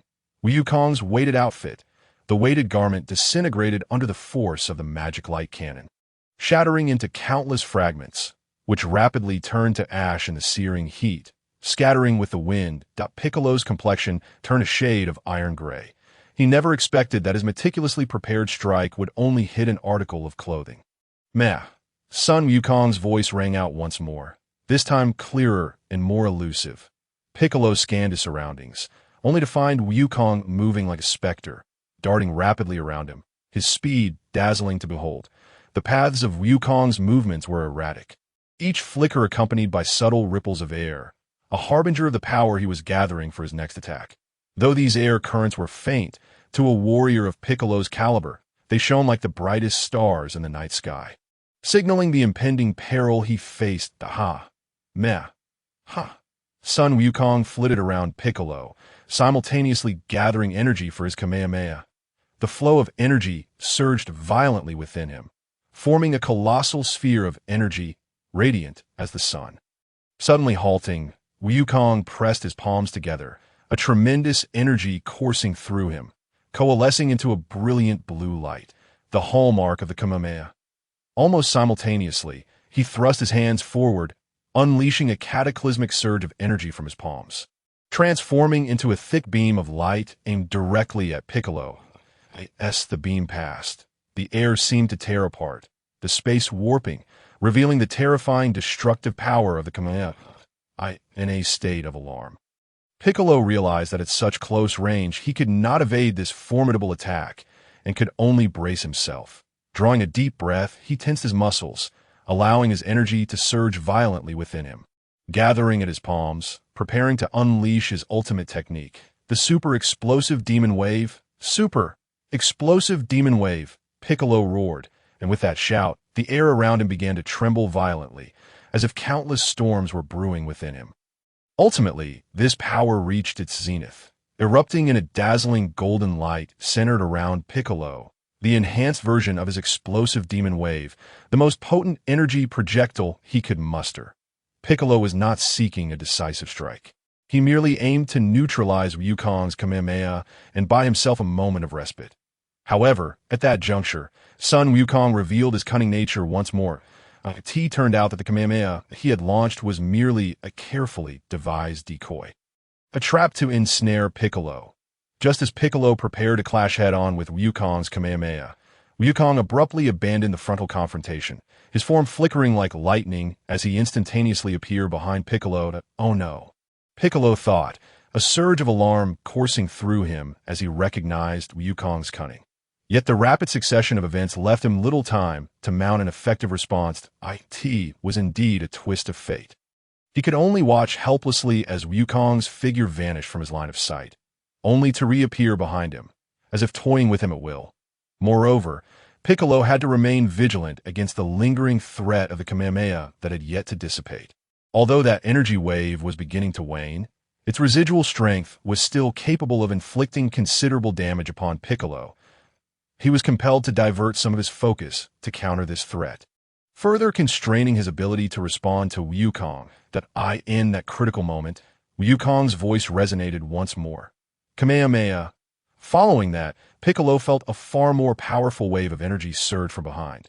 This energy wave was significantly more potent than the previous Kamehameha, akin to a mountain on the verge of collapse. Pressing down on him and rendering him breathless, he whirled around to see Wukong had once again gathered a Kamehameha in a remarkably short span of time. And this attack's power was evidently far superior to the last. The radiant Kamehameha spiraled through the air like a colossal dragon, poised to consume Piccolo whole. That a wave of shock coursed through Piccolo. How could this be? He could not fathom how Wukong had managed to conjure such a formidable attack in such a brief period. After all, the Kamehameha was a technique that relied on a singular explosive output. It was inconceivable for him to muster energy for a second strike, unless Wukong possessed an energy recovery and condensing capacity far beyond that of ordinary beings. Of course, Piccolo's conjectures were misguided. It was merely Wukong's ingenious stratagem to divide a single Kamehameha into two assaults, the first merely utilizing about 30% of his energy as bait, with the second being the true might.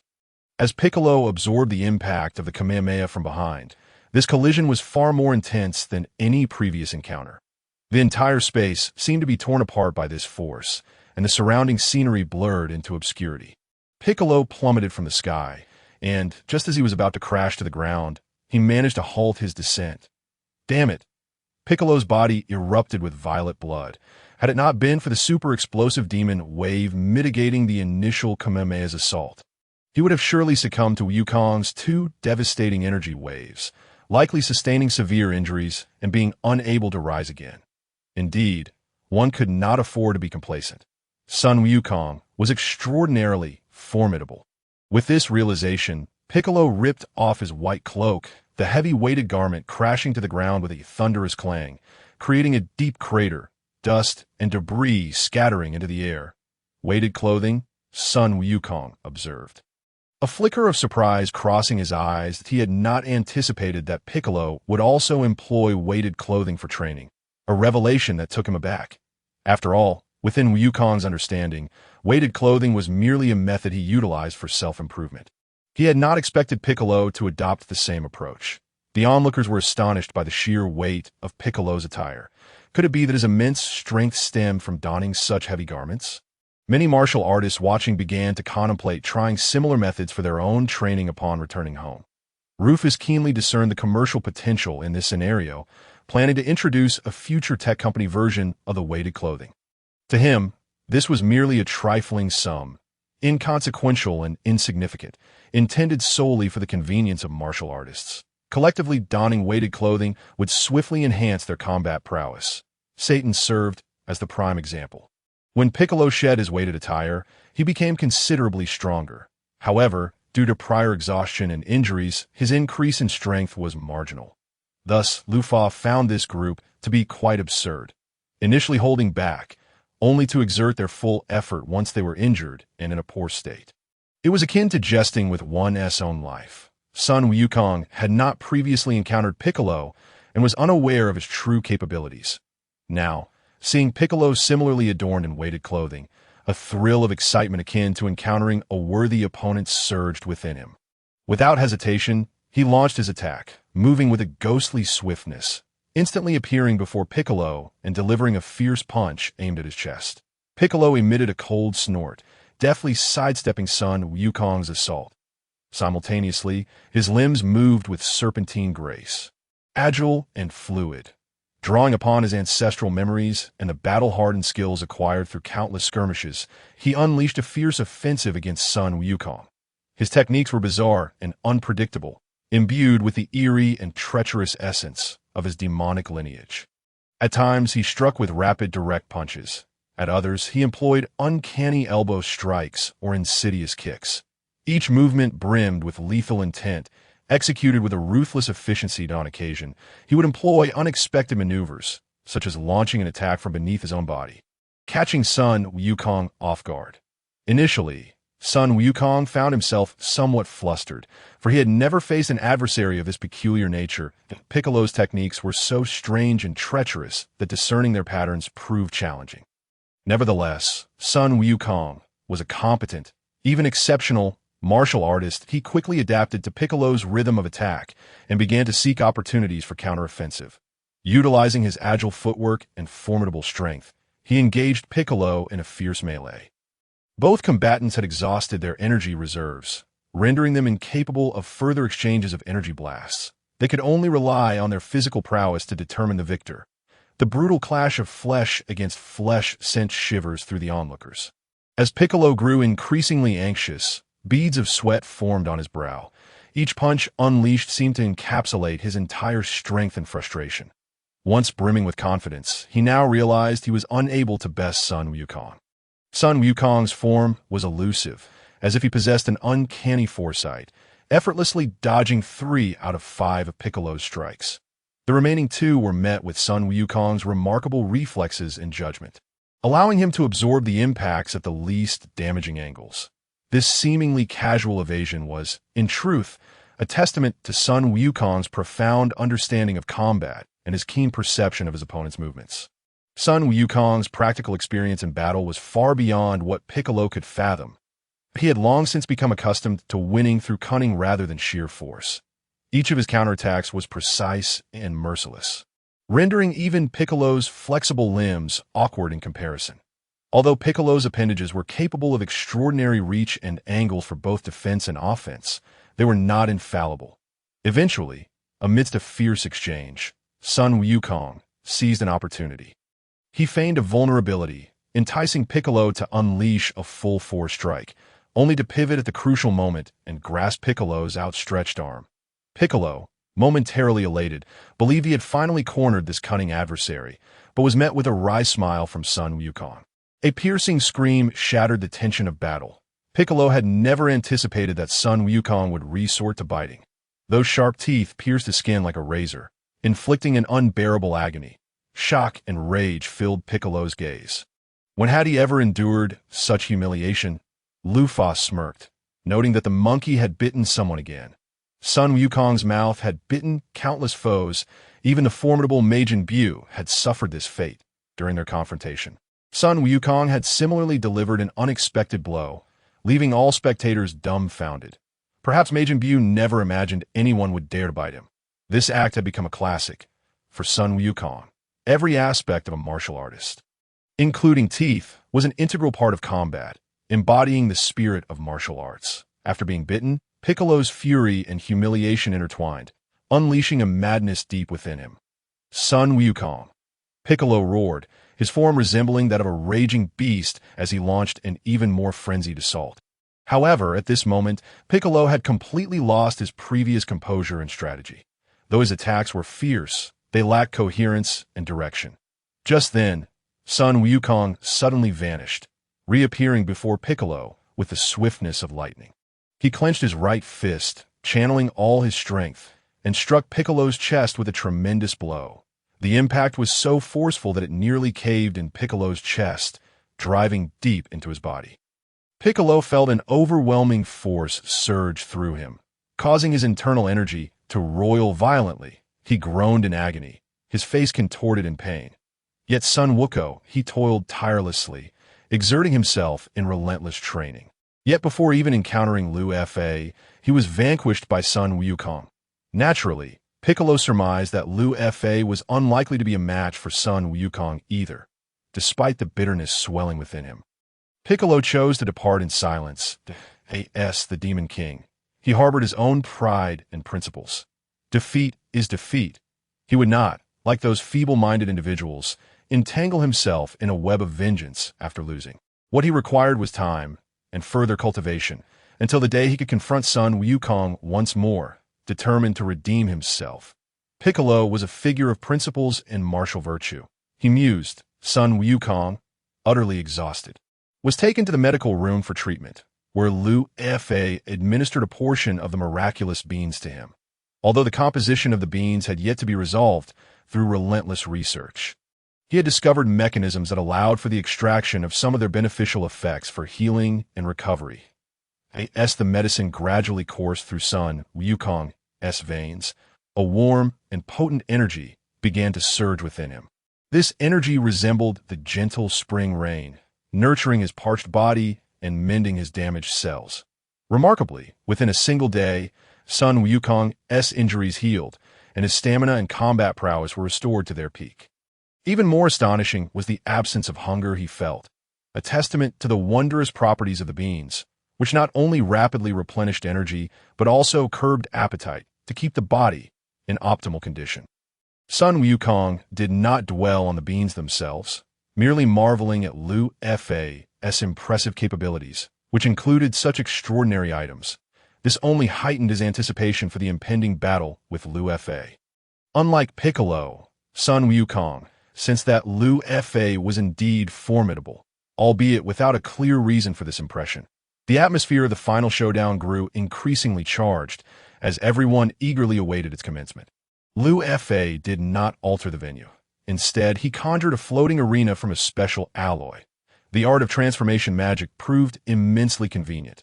Once one mastered the details, essence, and principles of the desired object, they could effortlessly manifest its prototype. That Lu Fa possessed an extensive understanding of these intricacies, as he could perceive the microscopic realm and had even attained subatomic capabilities. This ability granted him an unprecedented comprehension of material composition and properties, providing limitless possibilities for his transformation magic. That he meticulously crafted detailed diagrams of atomic structures, with each atom's position and electron cloud distribution vividly outlined. That he directed microscopic particles to rearrange according to his will, resulting in a novel alloy. This alloy was not only extraordinarily hard, but also exhibited exceptional toughness and stability, capable of withstanding immense pressure and impact, making it the ideal choice for the floating arena. Sun Wukong, exhilarated by the suddenly materialized platform, leapt onto it. Lu Fa descended, arms crossed, instantly eliciting gasps and cheers from the audience, who had never witnessed such a miraculous and grand spectacle. Sun Wukong, are you ready? Lu Fa inquired. Now accustomed to 20 times Earth's gravity, his combat power had reached an astounding 10,000. Sun Wukong's combat power detector was an outdated version, incapable of registering such high figures. Lu Fa had ingeniously replicated and innovated a new combat power detector based on its principles, allowing him to gauge his own strength. The Kryptonians possess a remarkable ability to adapt to pressure, and in mere days, his cells had significantly strengthened. Adapting to 100 times gravity would likely require little time. At that point, his combat prowess could rival Sun Wukong's 90,000 when he traveled to Namek. Thus, for Lu Fa, the essence of accompanying Sun Wukong was likely to enhance his own strength. Rest assured, I am fully prepared. Lu Fa, Sun Wukong replied earnestly. He leaned slightly forward, his feet firmly planted on the ground, resembling a poised cheetah ready to pounce on its prey. Wukong is taking this seriously, the turtle hermit remarked, observing Sun Wukong's intense focus, a rare display of unwavering concentration interwoven with his desire for victory and respect for his opponent, creating an indescribable tension. That fellow seems to care quite a bit about his defeat from 2 years ago, Krillin noted, arms crossed and gazing upwards, his expression indicating that Sun Wukong was more serious than ever, as if facing a formidable adversary. However, Lu Fa shouldn't be too far ahead of us, right? Yamcha questioned, perplexed. It's hard to say. Lu Fa was already incredibly strong 2 years ago. Is it possible he hasn't progressed since then? Tien Shinhan shook his head. Moreover, Lu Fa began his training only 5 years ago, yet he effortlessly defeated Sun Wukong 2 years back, and one knows how strong he has become now. Piccolo silently observed the sky, noting Lu Fa's remarkably relaxed posture, as though he were entirely unconcerned about the impending battle. This nonchalant demeanor stirred an ominous premonition within Piccolo. This guy's terrifyingly strong, but how could he possibly have closed the gap so much in just 2 years? Piccolo's expression darkened, Yet he remained fixated on Liu Fa. "The match begins," the referee announced. And in an instant, Sun Wukong sprang into action. He initiated an attack without any preliminary observation. The turtle hermit was taken aback by Sun Wukong's decisiveness. Having anticipated that he would first test the waters before seeking an opportune moment to strike. Did he feel such immense pressure from Liu Fa that he felt compelled to act decisively? Tian Xinhan squinted, attempting to glean more information from Sun Wukong's movements. He speculated that Sun Wukong's choice to attack was driven by an unprecedented sense of urgency, propelling him to break the stalemate. With a thunderous crash, their first collision erupted like a meteor striking the earth, sending visible shockwaves rippling through the air. Astonishingly, Liu Fa maintained his stance with arms crossed, effortlessly deflecting Sun Wukong's assault with a mere nudge of his knee. Undeterred, Sun Wukong swiftly adjusted his position. Launching a powerful kick aimed at Liu Fa's supporting leg, he poured all his strength into this strike, determined to disrupt Liu Fa's balance and create an opening for a counterattack. Yet Liu Fa's response surpassed everyone's expectations. It was as if he had already anticipated Sun Wukong's intentions. His legs shifted rapidly, and his right leg struck out like lightning, precisely connecting with Sun Wukong's chin. The force of the blow caused stars to dance before Sun Wukong's eyes, sending him reeling backward. Sun Wukong managed to regain his composure, extending his hands to brace himself on the ground. Using this leverage, he propelled himself into a somersault, landing gracefully. Upon touching down, he quickly assumed a defensive stance, eyes locked on Liu Fa, ever vigilant for the next assault. However, contrary to everyone's expectations, Liu Fa opted not to pursue. He remained where he stood, arms still crossed. Was he inviting me to attack, refusing to use his hands? With a smile, Sun Wukong spoke. He was not angry. Rather, he was even more composed. At this juncture, Sun Wukong exhibited a chilling calmness and rationality, embodying the mindset of a martial artist. Perhaps it was this very reason that led to a significant increase in his S-cells. Looking at Sun Wukong, gathering energy, Lu Fa raised his hand and unleashed a Kamehameha wave. Once Sun Wukong's energy wave had amassed sufficient power, it surged forth like an enraged dragon, roaring towards Lu Fa. However, to everyone's astonishment, just as the formidable energy wave was about to make contact with Lu Fa's body, it was unexpectedly repelled by an invisible force, its speed almost surpassing Sun Wukong's anticipation. The rebounding energy wave, now even more ferocious, hurtled back towards Sun Wukong, compelling him to react swiftly. He executed a nimble evasive maneuver, narrowly dodging his own attack. This scene left all present utterly captivated. Tianjin Fan's expression darkened instantly as he murmured to himself. The Kamehameha wave rebounded. Isn't that my technique? His heart brimmed with shock and confusion, for he distinctly recalled that this was a skill he had painstakingly honed over many years. Why, then, did it appear so masterful in Lu Fa's hands, executed with neither forewarning nor movement? Indeed, Lu Fa had grasped the essence of the Kamehameha wave's rebound with but a single glance. His super-intelligent brain conducted an in-depth analysis and modification of the technique in an exceedingly brief span, rendering the rebounding wave not only swifter but also far more unpredictable. This near-cheating ability instilled an unprecedented pressure within Sun Wukong. Meanwhile, Lu Fa's hands remained unmoved. Sun Wukong sensed the formidable challenge posed by Lu Fa. He had originally intended to use the Kamehameha wave to force Lu Fa into a defensive position or provoke a reaction to exploit any rigidity. Yet Lu Fa had effortlessly countered without budging an inch. Although he was uncertain whether Lu Fa could repel his Kamehameha wave, it was simply not suitable to employ. The Kamehameha was a decisive technique, not to be used lightly. Were Lu Fa to evade rather than withstand it, Sun Wukong would be left dumbfounded. Just as Sun Wukong pondered his strategy, his body instinctively sprang into action, utilizing his speed advantage to swiftly maneuver behind Lu Fa, poised to launch a surprise attack. However, Lu Fa seemed to possess eyes at the back of his head. The moment Sun Wukong closed in, Lu Fa's body spun at an inconceivable angle, executing a perfect spinning kick. This strike was not only immensely powerful, but also timed impeccably. It was as if Sun Wukong had charged and unbidden, completely unprepared for the blow. Sun Wukong's body traced a long parabolic arc through the air, accompanied by a thunderous roar, as he was forcefully kicked off the stage, akin to a kite severed from its string, plummeting toward the unyielding ground.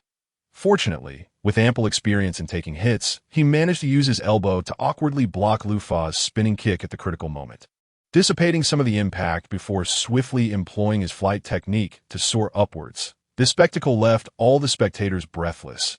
Even Piccolo, who was drenched in sweat, inwardly grateful that he was not standing upon that stage. He attempted to immerse himself in Sun Wukong's role, striving to comprehend and anticipate Lu Fa's moves. Yet he soon realized that this was an almost impossible task, that Lu Fa's speed was astonishing, his movements fluid. The spinning kick was akin to the most harmonious rhythm found in nature. It encompassed explosive power without sacrificing elegance, leaving onlookers in awe. If it were me, I would likely have had no chance to react before being knocked unconscious by that kick, Piccolo mused, gaining a deeper understanding of Lu Fa's prowess. Upon returning to the stage, Sun Wukong endeavored to mount a fierce assault. He launched another offensive, this time with even greater ferocity, as if a tempest was unleashed upon Lu Fa. His punches and kicks fell like a torrential downpour, each strike imbued with formidable strength.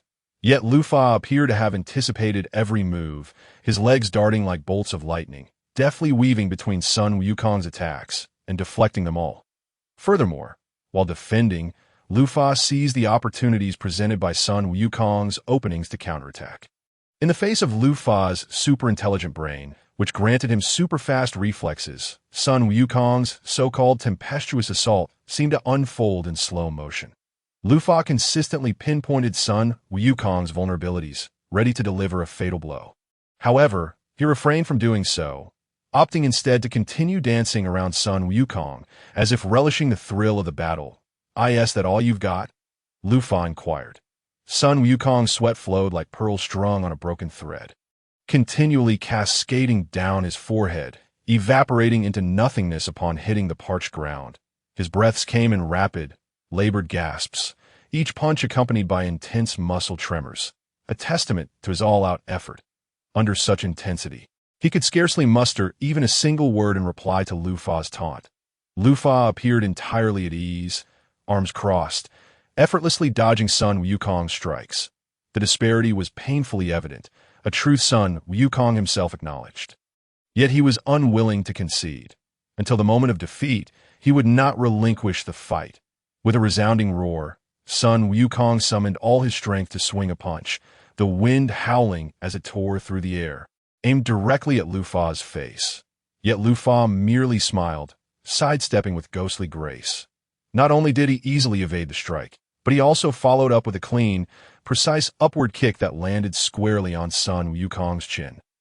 Sun Wukong's body soared upward like a kite severed from its string, tracing a long parabolic arc in midair. He spun uncontrollably, disbelief and shock filling his gaze. Meanwhile, Lu Fa pursued him with the nonchalance of a cat catching a mouse.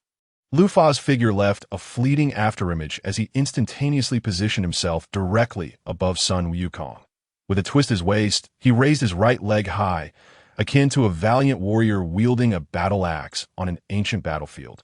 Cleaving through the oppressive air with a sharp whistle. That moment, the air seemed to rip apart, an invisible force swirling within, conjuring a miniature tempest. Sun Wukong struggled to adjust his posture mid-air.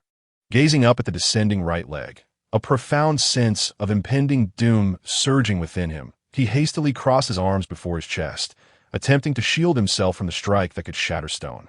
Boom! The sound reverberated like thunder across the heavens and earth. Lu Fa's kick bore down with the force of a landslide, crashing into Sun Wukong's crossed arms. That instant, the air seemed to freeze, and time appeared to slow. A sharp crack echoed as Sun Wukong's arms buckled under the immense impact, bones splintering, blood splattering. Sun Wukong trembled violently, a mouthful of blood spilling forth, tracing a crimson arc through the air, staining the surrounding atmosphere. The tremendous force coursed through his arms, radiating throughout his entire being, as if his very organs were being pulverized, the pain unbearable. His body plummeted like an out-of-control meteor, hurtling toward the ground at a breathtaking speed. Yet this was in it felt as though a formidable force was rampaging within him, threatening to tear apart his very organs.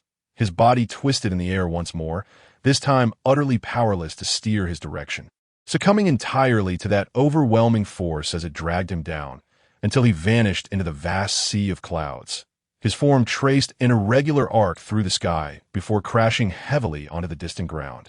Raising a cloud of dust, Sun Wukong lay on the ground, drenched in blood, his body convulsing incessantly, clearly gravely injured.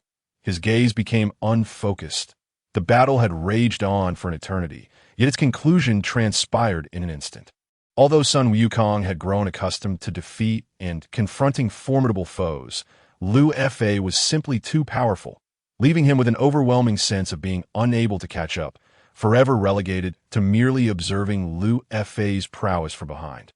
It felt as though I had been living perpetually in Liu Fa's shadow. Sun Wukong sighed. That moment. The referee announced Liu Fa's victory. The victor is Lufa. The audience erupted in cheers. Acknowledging his consecutive victories as the world champion, a man who epitomized the ideal self in the hearts and fantasies of all men. The disparity was immense. Tianjin Fan remarked, unable to fathom any possibility for Sun Wukong's triumph, as Liu Fa's strength had far surpassed that of their group. Previously, he had regarded Sun Wukong as a genius among geniuses in martial arts. Yet now, witnessing the man who had only begun his martial arts training 5 years prior, it became evident that even among geniuses, there existed a chasm of difference. Tianjin Fan, you are formidable as well. It's just that this fellow is even stronger. It's all right, I believe in you, Huang Mao Lan Chi said to Tianjin Fan. The two had established a relationship. After all, unlike the original storyline, Lan Chi no longer needed to resort to bank heists to support Tianjin Fan and Jiaozi. Tianjin Fan had, through his own strength, provided a stable home for the two and Jiaozi. While he struggled to accept Lan Chi's past misdeeds, he was willing to offer her boundless forgiveness and love, provided she was willing to reform.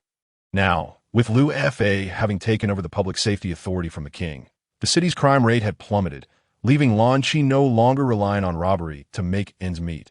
However, an unspoken barrier loomed between them: Lan Chi's dual personality. Whenever Huang Mao Lan Chi's affection for Tianjin Fan intensified, threatening to cross that boundary, the arrival of Lan Chi's blue-haired counterpart always doused the atmosphere like a bucket of cold water.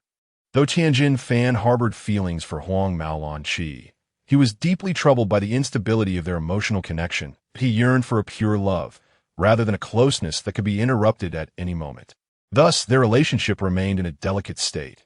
More than friends, yet not quite lovers, Bulma gazed at Liu Fa with sparkling eyes, sensing an undeniable allure about him at that moment. Yet, simultaneously, she was distressed by Liu Fa's apparent growing distance from her. Chi-Chi anxiously cradled Sun Gohan. Worry etched across her face as she observed Sun Wukong. After all, Sun Gohan was only 1 year old. Meanwhile, Liu Fa had collected various samples from Sun Gohan. Employing collection robots that were even more advanced than those of Dr. Byro, Liu Fa did not adopt a haughty demeanor due to his strength. On the contrary, he quickly met with the Z warriors to share insights from his training. When Krillin could no longer contain his curiosity and inquired about how Liu Fa had reached such heights, Liu Fa simply smiled in response. Perhaps it is due to my weighted training. Weighted? You mean the kind of weighted clothing that Wukong and Piccolo once used? Tianjin Fan's eyes gleamed with curiosity and anticipation upon hearing this. Since Liu Fa had mentioned it, he must possess unique insights. Indeed, I have modified the weighted clothing, and it feels quite effective. Liu Fa nodded, a confident smile gracing his face. Therefore, I plan to launch a line of weighted clothing products soon. If you're interested, you can give them a try. Liu Fa's proposition immediately piqued the interest of the Z warriors that if Liu Fa could attain such astonishing prowess through this training method, then his weighted clothing must be exceptional. Moreover, as outstanding martial artists, they naturally wished to enhance their abilities through superior training methods. Liu Fa, congratulations on becoming the world's champion once again. Bulma chimed in. Thank you, Lu Fa nodded, smiling. He then turned his attention to Tianjin Fan.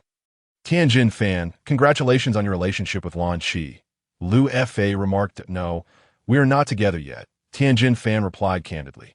Huang Mao Lan Qi rolled her eyes but chose not to respond. They were all grappling with their own concerns. The issues you're worried about can actually be resolved quite easily, Lu Fa stated. What? Indeed, both responded simultaneously. The others watched with amusement, finding humor in their reactions, while Krillin belatedly grasped the situation. Yamcha nudged Tianjin Fan enviously. Wow, Tianjin Fan, I didn't realize you were already with Lan Qi. Tianjin Fan blushed. No, I'm telling the truth. His innocent demeanor elicited laughter from Yamcha, who feigned disbelief. All right, I understand you're being sincere, Yamcha replied. How do we solve it? Huang Mao Lan Qi asked Lu Fa anxiously. Unlike that useless man Tianjin Fan, Huang Mao Lan Qi was on the verge of desperation. Her character was much more direct and passionate. The relationship between her and Tianjin Fan had remained undefined due to the troubles of her split personality, filling her heart with helplessness and regret. Now, having finally glimpsed the dawn of a solution, she was determined not to let this opportunity slip away. Tianjin Fan appeared particularly tense, his gaze fixed on Lu Fa, eagerly awaiting his response. The others similarly looked on with curiosity, wondering how this seemingly self-assured figure would address the long-standing dilemma that plagued them. Lu Fa sighed, feeling a sense of intellectual superiority in their presence. After all these years, had no one considered that the dragon could resolve this issue, along with son Wukong's heart condition? However, he did not require the dragon for this. Lu Fa was not one to rely on the dragon. While some minor troubles might warrant its assistance, he was more inclined to find ways to exploit its powers. It's quite simple. Just separate you two into different individuals, Lu Fa said casually, his tone brimming with confidence. He extended a finger toward Huang Mao Lan Q. As his words fell, a bolt of electricity shot forth from his fingertip, striking Huang Mao Lan Qi like a flash of lightning. In that moment, the air seemed to thrum with a mysterious and potent energy. The magic of the Dragon Ball world was always astonishing. Piccolo could create objects from nothing, requiring no material basis. Majin Buu's transformation magic was equally formidable, capable of utterly altering the nature and form of anything. And Lu Fa, with the aid of the dragon, had mastered numerous powerful spells, those magics that the dragon could not directly bestow upon him. He could still learn and study through the knowledge and resources provided by the dragon. Kryptonians are not invincible. They too have their limits and weaknesses. Yet, Lu Fa never overlooked any opportunity to grow stronger. To him, magic represented an exceptionally suitable avenue. Even those super scions could be influenced by magic, highlighting that the magical resistance of most Dragon Ball powerhouses was rather lacking. Thus, Lu Fa's pursuit of magic had never waned. He even harbored a bolder idea. If he were to capture formidable enemies like Babidi and the Demon King Dabura in the future, he would refrain from killing them immediately. Instead, he would seize their memories and wisdom through magic, thereby acquiring the knowledge of their magical prowess that, in doing so, his strength would undoubtedly see tremendous enhancement. The instant the bolt struck Huang Mao Lan Qi, her body trembled slightly. Subsequently, an extraordinary force surged within her. Her eyes began to flicker erratically, as if two souls were locked in a fierce struggle, yet simultaneously appearing to merge into one another. As time passed, the body of the golden-haired Lan Qi gradually emanated a gentle glow, imbued with both warmth and mystery. Suddenly, the radiance intensified, and from it emerged two figures. One, the gentle and compassionate blue-haired Lan Qi, and the other, the impulsive and fiery golden-haired Lan Qi. They stood apart, their gazes reflecting both surprise and a sense of relief. As if in that moment, they had finally discovered their rightful places and no longer bound by one another, nor tormented by the transitions of identity. Was this truly real? The voice of the blue-haired Lan Qi resonated with a hint of incredulous joy. Who cares if it's real? At least I feel an unprecedented sense of freedom now. The golden-haired Lan Qi responded with a more forthright and carefree demeanor. Tianjin Fan gazed at the two lankies before him. his heart brimming with shock and delight.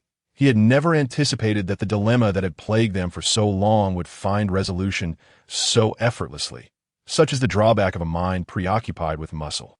Perhaps Tianjin Fan possessed a natural talent for martial arts, having devised numerous intriguing techniques. However, outside the realm of martial arts, he was but an inept man. Lu Fa, how did you accomplish this? The crowd was astounded, astonished that a solution had indeed been found.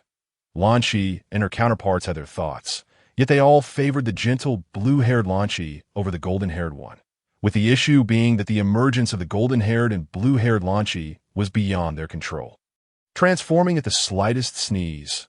Who could endure that? Now that the two personalities were separated, it raised questions.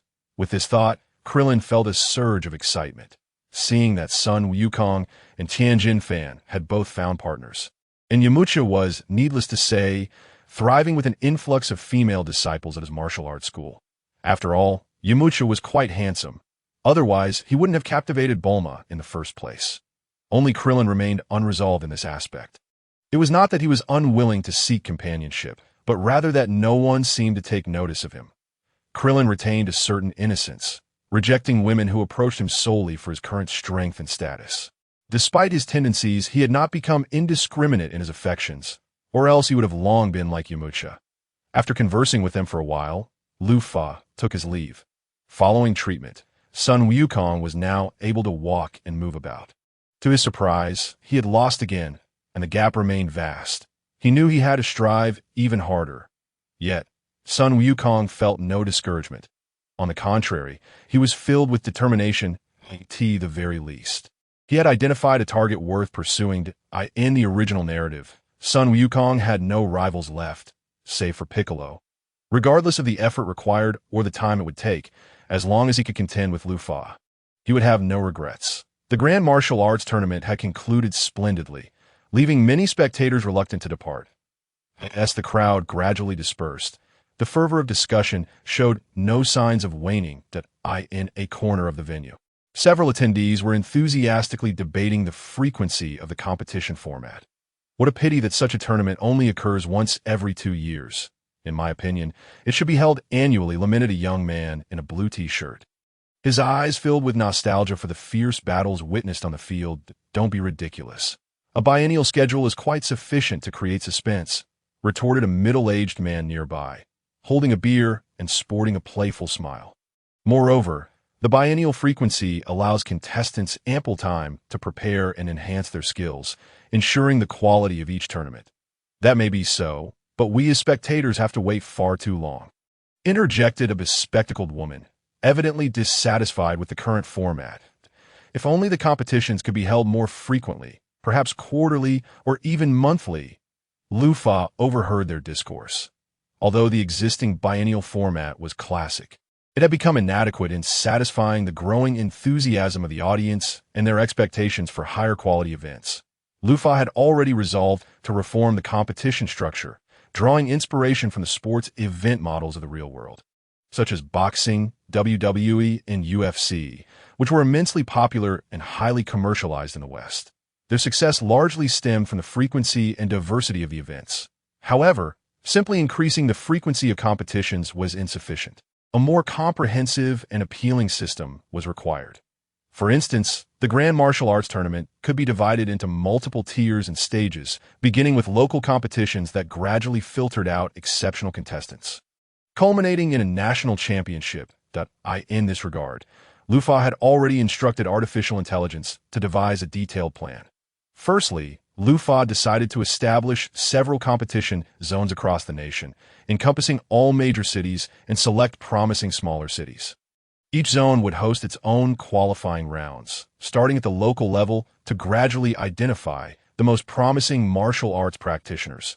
This design aimed to ensure that every region had the opportunity to produce its own martial arts stars, allowing the flame of martial arts to burn brightly nationwide. An endpoint system would be established, whereby contestants in each zone's qualifiers would receive corresponding points based on their performances. Contestants who achieved a certain point threshold could advance to higher-level competitions. In addition to the regular qualifiers, Lu Fa also planned to introduce a series of special challenge matches and invitationals. designed to provide contestants with more opportunities to showcase their skills and pathways for advancement. Special challenge matches would often focus on specific martial arts styles or techniques, inviting top experts in the field to compete, thereby showcasing the diversity of martial arts and providing audiences with a more professional viewing experience. Invitationals would resemble grand feasts of the martial arts world, gathering premier contestants from around the globe to exchange skills and grow together, contributing to the dissemination of martial arts culture. With this approach, martial artists would undoubtedly become bona fide stars. Lufa surveyed the plan before him. Martial artists were not lacking in numbers, but rather in avenues to showcase their talents. Otherwise, who would aspire to be a martial artist if their efforts bore no fruit? The crux of the issue lay in the absence of an effective platform, a channel capable of transforming the talents and efforts of martial artists into tangible value.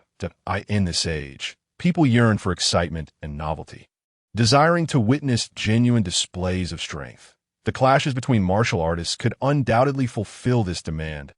As the competition system gradually improved, the professional paths of martial artists would also become broader and brighter. In the past, many martial artists faded into obscurity due to a lack of platforms to showcase themselves, often compelled to seek alternative means of livelihood. However, with the deepening of Lufa's reforms, an increasing number of martial artists began to emerge. Gaining recognition as stars, they could not only earn substantial prizes and sponsorships through competitions, but also engage with fans through social media and live streaming, establishing their own brand images and maximizing their personal value. More importantly, with the elevated social status of martial artists, an increasing number of individuals became willing to dedicate themselves to the martial arts, injecting new vitality into the field while contributing to societal harmony and stability. To ensure that martial artists could lead affluent and dignified lives, relying solely on competition prizes and sponsorships was insufficient. Thus, he placed special emphasis on the development and expansion of the martial arts industry. Utilizing his resources and influence, he facilitated deep integration of martial arts with tourism, entertainment, and education, creating a series of martial arts-themed tourism projects, entertainment programs, and educational courses. These initiatives not only provided martial artists with greater employment opportunities and sources of income, but also educated and inspired many to appreciate martial arts culture through enjoyable means. In terms of enhancing security management, Lufa also implemented decisive and effective measures. Only in a safe and stable social environment could the martial arts thrive in a healthy and orderly manner. Therefore, he intensified efforts to combat various forms of crime, maintaining societal harmony and stability. Simultaneously, he organized a variety of public welfare activities and social responsibility projects to elevate the overall image and societal recognition of the martial arts community.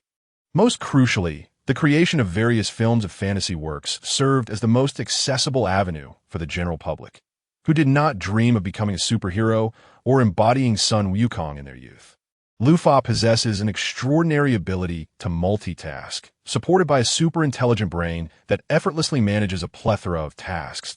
It is essential to note that he is not solely focused on reforming competition structures. He is also engaged in the development of super embryos, among other endeavors. Meanwhile, Sun Wukong and his companions need only to concentrate on their training, while Lufa bears a significantly heavier burden of responsibilities. The sales of the weighted clothing have been remarkably strong, utilizing advanced materials that boast sufficient strength and durability, categorized into tiers starting from 100 pounds of weight. Although the wear-resistant properties suggest a relatively long lifespan for the weighted clothing, minimizing the need for frequent replacements, this has not hindered its popularity in the market. The rapid obsolescence of these garments is not due to quality issues. Rather, it stems from the fact that once martial artists acclimate to a certain weight class, they quickly seek new challenges, opting for higher-tiered weighted clothing. This vibrant and competitive atmosphere not only propels the personal development of martial artists, but also indirectly fosters the prosperity of the weighted clothing market.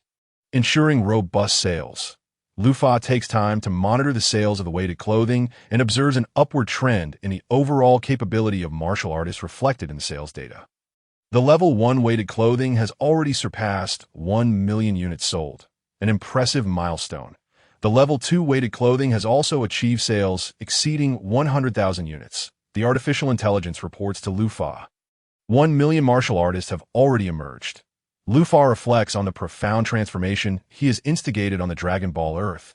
Even if the majority of these 1 million martial artists possess only 2 or 3-digit battle powers, they are still formidable enough to be considered significant entities within the universe. After all, in the universe of Dragon Ball, the Frieza Force has ravaged nearly half of the galaxy, yet only commands a limited number of 4-digit power individuals.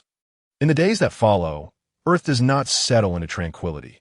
Rather, it becomes increasingly lively due to the commencement of regional competitions. Martial arts contests are fervently taking place on a city-by-city basis, alongside the prestigious 100 Cities Championship, ensuring that there is no respite throughout the year. Lufa observes the now-formed super embryos, noting that other embryos have transitioned from formation to maturity within mere months. While this particular super embryo has taken several months to develop, with a lengthy maturation process still ahead. However, based on the already matured embryos, the prospect for these artificial beings appear promising. How thrilling. Lufa muses softly to himself, having recognized the immense potential of the artificial beings from those that have reached maturity. These entities have exhibited battle powers exceeding 2 digits even in the embryonic stage. Once matured, their foundational battle power is poised to ascend directly into the 3-digit realm, rivaling renowned martial artists like Yamcha and Sun Wukong. Even more astonishingly, through consistent training, these artificial beings are expected to surpass 4-digit battle powers. After all, Yamcha and Sun Wukong themselves only possess 3-digit powers. Lufa remarks with a sense of admiration, as these artificial beings engage in training. Their battle power will undoubtedly reach 4 digits, although surpassing 10,000 may prove to be a challenge. Sun Wukong and his companions are diligently training. Unlike others, they have chosen to tackle the 1,000-pound weighted clothing from the outset. Their battle powers are increasing rapidly, and it is likely that within a year, they will far exceed their current capabilities. This weighted clothing is designed as a full-body bodysuit, snug against the skin, providing balanced weight distribution while ensuring the wearer encounters minimal restrictions during daily activities. Sun Wukong and his comrades wear these suits virtually around the clock, even while eating and sleeping. However, transitioning from a weight of 100 kilograms to 1,000 pounds proves to be quite strenuous for them. Piccolo, on the other hand, does not require the weighted clothing, as he can transform it while he gazes at the suits displayed in the showcase and effortlessly conjures a matching set for himself. The sensation is utterly overwhelming. Each step Piccolo takes feels as though he is bearing the weight of the entire world. He finds his movements increasingly arduous, yet if Lufa can manage it, then so can he. He resolves to enhance his adaptability as swiftly as possible. On one particular day, while Lufa is observing the status of the super embryos, the artificial intelligence reports a peculiar situation. Sir, a special incident has occurred. Lufa directs his attention to the holographic display presented by the artificial intelligence, where he sees martial artists being assaulted by a mysterious individual. Could it be Piccolo? Lufa's immediate reaction is to suspect Piccolo, given his previous transgressions. However, he quickly dismisses this notion. While Piccolo may be reclusive, he would never engage in senseless slaughter. More importantly, the nature of these attacks is evidently malicious, targeting martial artists with brutal methods, suggesting premeditation. Piccolo would never engage in indiscriminate killing. Lufa trusts Piccolo's adherence to order even more than Piccolo himself does. If it were merely an assault, it might be manageable. However, the current series of attacks is exceedingly suspicious, targeting martial artists with an alarming degree of cruelty that clearly transcends personal vendettas, resembling an organized and calculated operation. Should these attacks persist, they not only pose a threat to the safety of martial artists, but may also incite societal panic, undermining the aspirations of the youth who dream of becoming martial artists. After all, in the eyes of the public, martial artists symbolize honor and strength, yet few recognize the risks and sacrifices they bear. This is entirely understandable that Lufa's gaze sharpens once more on the holographic display as his super-intelligent brain begins to operate at high speed, analyzing every detail. His mind, unlike that of ordinary individuals, can process and integrate vast amounts of information, from the movements of microscopic particles to the grand patterns of the universe, all within his computational purview. The future, while fraught with uncertainty for most, presents itself to Lufa as a complex variable that can be dissected, analyzed, and predicted through meticulous calculations. He understands that the future is not a static entity, but rather a web woven from countless possibilities, where even the smallest choice can trigger a chain reaction, leading to vastly different outcomes. By collecting and analyzing every minute detail of the current world, from the distribution of particles in the air to the subtle fluctuations of human emotions, from the trajectories of celestial bodies to the geological activities within the Earth, he encompasses it all within his calculations. These pieces of information serve as fragments of a grand puzzle.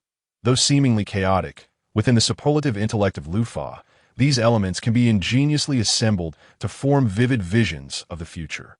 For Lufa, the concept of now is quantifiable.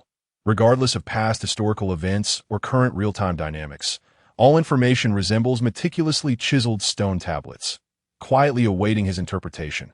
For instance, when you stand before Lufa, a mere glance allows him to glean a multitude of insights from your attire and demeanor.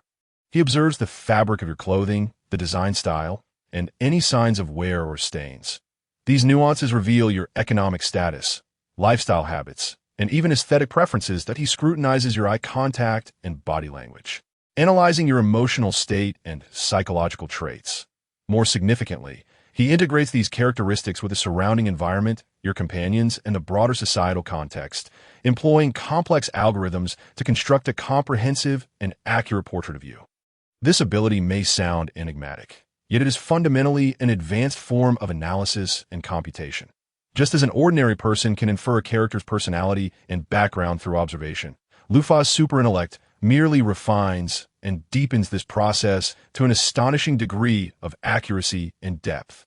Furthermore, Lufa's computational prowess extends far beyond personal analysis, that he assimilates data on a global scale, encompassing everything from weather forecasts to stock market fluctuations, from social media trends to changes in government policies, all of which fall within his computational purview.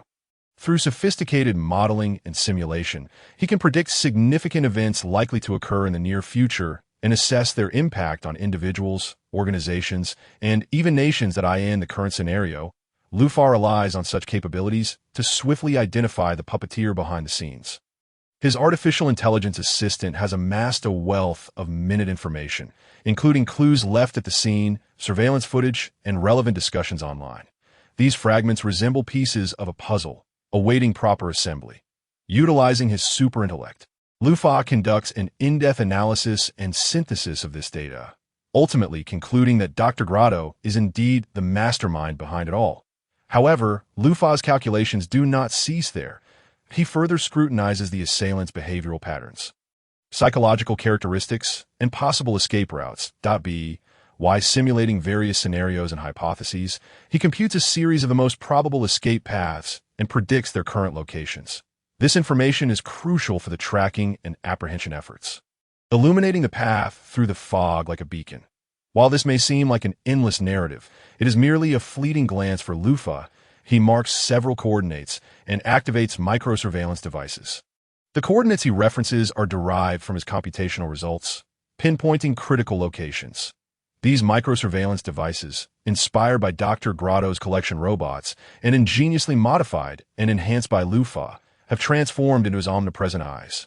These nanotechnology-based robots can silently infiltrate any nook, transmitting real-time visuals back to Lufa's control center, providing him with unprecedented surveillance capabilities. The artificial intelligence assistant promptly responds to Lufa's commands, locking onto the designated coordinates and activating the microsurveillance devices. Soon, the screen displays the figures of Dr. Grotto's artificial beings. The recent assault on martial artists is evidently aimed at acquiring further human knowledge and experience to refine and advance their artificial being technology. Has number 16 not been completed yet? Lufa muses, observing the artificial beings on the screen, yet failing to spot Dr. Grotto himself. However, Lufa remains unconcerned, for he has already deduced Dr. Grotto's whereabouts based on the minute information gleaned from these artificial beings. It is still early in the original storyline. Dr. Grotto's laboratory may not even be situated in the same location as in the narrative. Moreover, given the current flourishing era of martial arts, Dr. Grotto, is undoubtedly influenced by the circumstances. Lufa has refrained from disturbing Dr. Grotto, as he seeks number 18, that although he has long since located number 18, the siblings were originally human, and he is aware of their names, making their retrieval exceedingly simple for him. His reluctance to act stems solely from the desire to have Dr. Grotto modify number 18. In the end, the villainous Dr. Grotto will perform the transformation, while Lufa will assume the role of the benevolent figure. The recklessness of their actions warrants a lesson. Following Lufa's directive, the artificial intelligence swiftly dispatched a high-level artificial being. Since Lufa transcended the threshold of 10,000 combat power, his mastery of strength and future planning has reached unprecedented heights. Those who once appeared as mere ants in his eyes now lack even the qualifications to be his adversaries. The advanced artificial beings he creates are specifically designed to confront the looming greater threats. As the super beings have yet to fully mature, the advanced artificial beings currently serve as Lufa's most formidable force. They are more than sufficient to deal with Dr. Grotto's artificial beings, particularly as Dr. Grotto has yet to produce anything exceeding the capabilities of number 16 during this time frame. Advanced artificial being number 007 has been chosen for this mission. Its appearance closely resembles that of a Terminator. Akin to a certain governor, clad in a specially designed super police uniform, this outfit not only offers camouflage, but also provides additional protection and assistance capabilities at critical moments of blue light flickers in 007's gaze. A direct manifestation of its embedded combat system, capable of swiftly analyzing battlefield conditions and making optimal decisions. Its form is agile, akin to a streak of black lightning, vanishing into the shadows of the command center. Upon arrival, the artificial beings evidently recognize the super police for what it is, a specialized force designed to combat martial artists who violate laws, and they engage immediately. Warning: hostile target detected, preparing for combat. The combat system of 007 responds rapidly. In the next instant, 007 appears like a specter behind one of the artificial beings, swiftly pressing its palm against the being's arm, which emits a sharp crack as it loses functionality. Following this, 007 brings its hands together, channeling a potent energy that converges within its palms, forming a spiraling wave of energy. This energy wave spins at an astonishing velocity, tearing through the air as it passes. With a thunderous roar, the bodies of two artificial beings are utterly pierced by this force, reducing them to dust. Target location: 3 artificial beings neutralized. 007 reports back to the artificial intelligence. The artificial intelligence promptly responds. Received.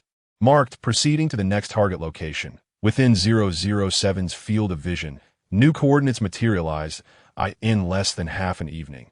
All of Dr. Grotto's dispatched artificial beings have gone dark. It is worth noting that the artificial beings he currently manufactures are not mass-produced, but rather individually numbered. Each loss is significant. The loss of so many will undoubtedly cause Dr. Grotto distress, while also awakening him to the gravity of the situation. Super Police? He gazes at the footage relayed by the artificial beings. Realizing that the Super Police have obliterated his creations, igniting his fury, I require stronger artificial beings. The eliminated units were mere waste. Dr. Grotto commences a new production cycle. Lufa has merely dismantled all of Dr. Grotto's artificial beings without severing his financial means. Although the Red Satin Ribbon Legion is no more, Dr. Grotto is far from destitute. Over the years, he has retained resources to produce remarkably advanced collection robots, not to mention the ongoing upgrades of his artificial beings. Did you think that the creations from number 10 to number 16 were merely 6 simple robots? Certainly, it is utterly inconceivable. The fluctuation of numbers signifies the unknown multitude of updates and transformations of robots. At this juncture, the utilization of robots as artificial beings remains prevalent, allowing for continuous enhancement. Otherwise, the toll of human lives lost would be unfathomable. The remnants abandoned in the corners of laboratories stand as testament to countless attempts and failures, chronicling Dr. Jarrow's relentless pursuit of perfection. The financial resources expended by Dr. Jarrow on each artificial human could have funded hundreds of grand martial arts tournaments orchestrated by Lufa, his sources of funding. Aside from the legacy left by the Red Ribbon Army, also included arms dealers, black market merchants, and criminal syndicates with whom the Red Ribbon Army had collaborated. Dr. Gero procured funds and resources by dispatching artificial humans to resolve their predicaments. In this world, assassins are regarded as legitimate professions. For instance, the renowned assassin Tao by sought Dr. Gero for enhancements. However, Dr. Gero found himself wavering. After investing years and resources, the artificial humans he created were effortlessly subdued by the super police. Why should he continue to manufacture artificial humans? Are machines truly inferior to genuine martial artists? Dr. Gero repeatedly reviewed the footage of the super police in action. His artificial humans were no match. While the super police appear to be effortlessly overpowering them, and this was not even against his formidable nemesis, Sun Wukong, or the unparalleled Luffy. Just one super police officer wielded such power. What then of the other martial artists? Had all his endeavors over the years been in vain? This question lingered in his mind like a haunting incantation, robbing him of sleep. Yet the scientist's inherent obsession and madness swiftly dispelled his confusion. Dr. Gero firmly believed the flaw lay in the materials. Only by discovering more resilient and combat-adaptable materials could he forge truly invincible artificial humans. It must be the materials that are lacking. If so, then it is imperative to upgrade them. Thus, he resolved to obliterate all previous designs and commence anew, developing entirely fresh materials, just as he was poised to immerse himself in this new wave of research. A sudden thought struck him like a bolt of lightning, illuminating the recesses of his mind. The image of the super police crystallized before him, with its muscular form radiating power, as if whispering the promise of a new possibility. A flash of brilliance ignited within Dr. Gero. Rather than innovating new materials, why not utilize these martial artists as the very materials themselves? He had already employed the most advanced alloys, yet such materials crumbled before these martial artists. The finest materials must surely be the martial artists themselves. All that was required was to capture and appropriately enhance them. Dr. Gero muttered to himself in a trance, acknowledging that he had already utilized the most advanced alloys available on Earth. Yet, in the presence of true martial artists, these alloys remained inadequate. Therefore, the ultimate material must be these martial artists themselves. With proper modifications, he could create unprecedentedly powerful warriors. His mind began to simulate and compute, ultimately concluding that this notion was indeed feasible. Others may falter due to limitations in ability, but Dr. Gero could not possibly fail. This idea, though seemingly absurd, held immense potential in his eyes. The bodies of martial artists, honed through years of rigorous training, possessed extraordinary strength and resilience. If these powers could be amalgamated with robotic technology, the result would be a new existence, unparalleled in its essence. That Dr. Gero opened the door to a new world, intending to capture a few martial artists for experimentation. Within Luffy's laboratory, after an extended period, Luffy had acclimated to the heightened gravitational forces, and the super embryo had finally matured. This unprecedented super embryo, which amalgamated the genes of all the formidable beings Luffy could procure, had come into existence. Except for the absence of Luffy's own Kryptonian genes and those of Frieza, it was virtually a replica of Cell. Although its appearance differed from that of Cell's insectoid form, this super embryo showcased a unique amalgamation of features from various powerful beings. Its skin manifested a profound blue hue, reminiscent of the brightest star in the night sky. This shade not remaining static, but rather shifting subtly with the angle and intensity of light.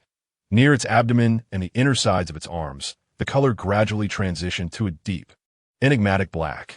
Its muscles hardened akin to the toughest metal, exuding a chilling luster, brimming with a metallic essence. The joints appeared as black as ink, imparting an air of inviolable authority. Most strikingly, it possessed a pair of massive dragon wings, robust at the base and intimately connected to the muscular structure of its back, complemented by a long, sinuous tail that swayed elegantly in the air. This tail, elongated and powerful, bifurcated at the end, with each prong adorned with sharp, backward-facing hooks that glimmered ominously in the light, capable of tearing through any obstruction. However, the head of the super embryo diverged significantly from the typical features of the monster lineage. It lacked the upright crown atop, the head characteristic of its kind, nor did it boast the characteristic rhinoceros horn above the snout. Instead, it sported a pair of imposing dragon horns that extended from either side of its forehead, curving sharply towards the sky. Even more astonishing was the fact that its visage bore a distinctly recognizable human face. This visage, enveloped in equally hardened muscle, showcased smooth, powerful lines that delineated a visage of unwavering resolve. Its nose was straight, and its lips were sealed. The face, cloaked in deep blue skin, harmonized perfectly with the overall coloration of its body, were it not for the facial contours and color being identical to the deep blue hue. One might easily mistake it for a human adorned with a fearsome dragon-headed helmet. Luffy had meticulously scripted the directives, so upon the super embryo reaching maturity, it turned its gaze towards him. "Master," it uttered, kneeling on one knee in a gesture of utmost respect. Loyalty was the sole attribute Luffy had programmed into it. The rest was left to its own development. Your name shall be Alone." Luffy casually bestowed a name upon it. Alone nodded, his cognitive capabilities, thanks to his advanced brain, equating to that of an adult human from birth. That Alone's pace of learning was astonishingly swift, excluding Luffy, of course. Within the meticulously curated knowledge base of the artificial intelligence, the complex and profound theoretical concepts appeared to him as mere game rules that he could master in an instant, in a remarkably short span of weeks. He had assimilated all the knowledge the artificial intelligence could offer, internalizing it for his own use. His mind functioned like a highly efficient supercomputer, not only grasping concepts swiftly, but also integrating them seamlessly to form his unique insights and modes of thought. Alone also mastered the utilization of chi. The application of chi not only allowed the user to perceive subtle changes in their surroundings, but also significantly enhanced their strength, speed, and reaction capabilities. The ability to harness this power was undoubtedly a testament to his exceptional talent, as few races throughout the universe possess the innate ability to wield chi. The presence of chi transformed his actions, imbuing them with greater fluidity and power, as if he had attuned to a harmonious resonance with the surrounding air. His perceptual abilities experienced a qualitative leap, enabling him to keenly detect distant, subtle sounds and fluctuations in energy. Luffy conducted an in-depth and meticulous analysis of Alone's personality model.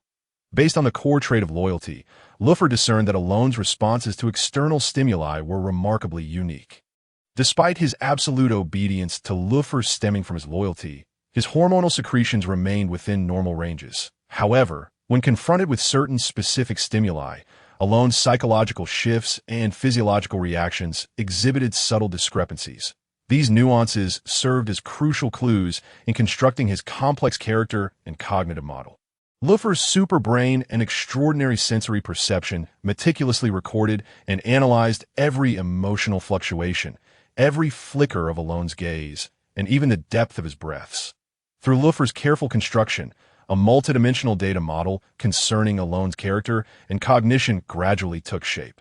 This model not only encapsulated Alone's fundamental personality traits, but also anticipated his potential reactions in various contexts, along with the key factors influencing his decision, making it in the face of such meticulous observation and analysis.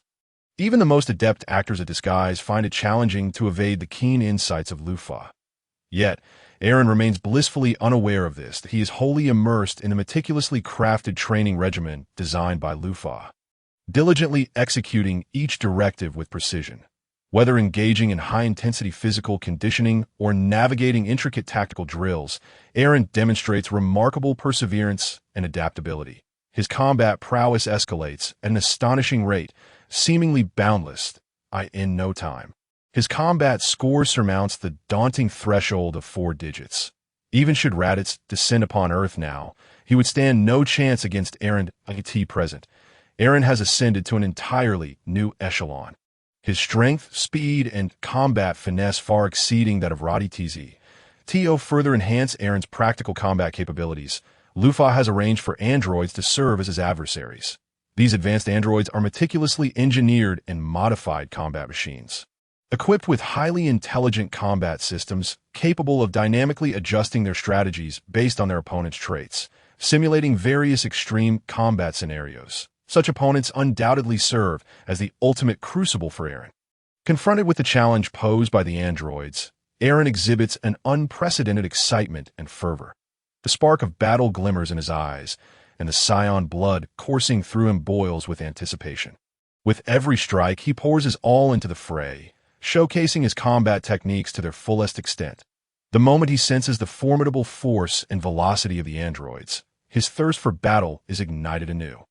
Moreover, this fervor for combat awakens the latent influence of Piccolo's Namekian genes within Eren. Renowned for their wisdom and composure, the Namekians afford Eren a rare clarity and calmness amidst the chaos of battle.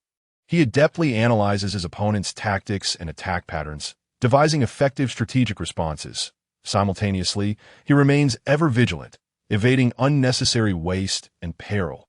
This exquisite amalgamation of tranquility and passion elevates Eren's performance in real combat situations.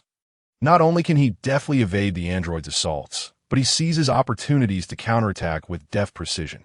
Each encounter renders him increasingly mature and formidable, continually refining and enhancing his combat techniques and tactical strategies. In addition to the improvement of his combat skills and strategies, Eren's physical resilience has significantly augmented under the influence of the Monster Clan's genes.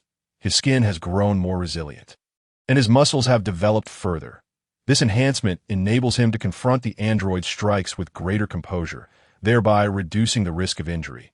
After dismantling 10 advanced androids, Eren has mastered all key wave techniques and combat skills. With his combat power skyrocketing to an impressive 2,000 points, akin to the velocity of a rocket, bearing in mind that he has only been fully developed for less than a month. It appears he is now fit to partake in the android saga. Luffy observes Eren's performance in battle, silently assessing his potential. He wonders if Eren would be capable of handling the Cell Saga. Luffy considers Eren's potential promising. The forthcoming narrative could lead him to the Grand Elder of Namek to awaken his latent abilities. He eagerly anticipates whether Eren, akin to Cell, yet devoid of Frisia's genes, can triumph over Perfect Cell through a combination of gravity training, awakening potential, and the buffs gained from recovering from the brink of death. It certainly seems like a formidable challenge, as for Luffy himself. He has elevated his combat power to an astounding 20,000 points through the gravity training of Kryptonians. This regimen proves both simple and effective. Remaining within the gravity chamber under the sun's rays allows cells to enhance themselves autonomously. Should one find the progress slow, moderate exercise can be incorporated. However, even without additional training, cells gradually adapt to the gravitational conditions, augmenting their strength. Eren has now commenced his gravity training, a privilege that Cell does not enjoy, or perhaps Cell simply does not perceive the necessity for such training. After engaging in gravity training, Eren's combat power has surged, as external pressures significantly stimulate biological evolution. Whether stemming from environmental stressors or crises, such pressures are indispensable factors in the evolutionary process. Furthermore, Luffy has not only implemented gravity training, but has also simulated the harsh conditions found within the hyperbolic time chamber, creating an environment characterized by high heat, low oxygen, and elevated pressure. The example of the time chamber illustrates that it is not solely gravity that facilitates breakthroughs. Extreme conditions of heat and low oxygen can be equally effective, often yielding even better results in such an environment. Eren experiences minimal discomfort, as a plethora of his genes are naturally suited for survival in these conditions. The enhancement in combat power is modest on its own, but when coupled with high pressure, the results differ dramatically. Eren's latent physical potential is catalyzed by this extreme environment. Now, let us turn our attention to the martial arts tournament in City A. As the host passionately announces the event, an invisible force seems to ignite the entire studio, the hearts of countless viewers tightening with anticipation. Luffy sits comfortably in his spacious living room, grasping a freshly brewed cup of hot tea. His gaze fixed intently on the martial arts program channel, which currently dominates the ratings on the television screen. The martial arts competitions for various districts are unfolding with fervor, each frame radiating an abundance of zeal and passion, a veritable feast for the eyes and spirit of those unable or unwilling to venture outside for various reasons.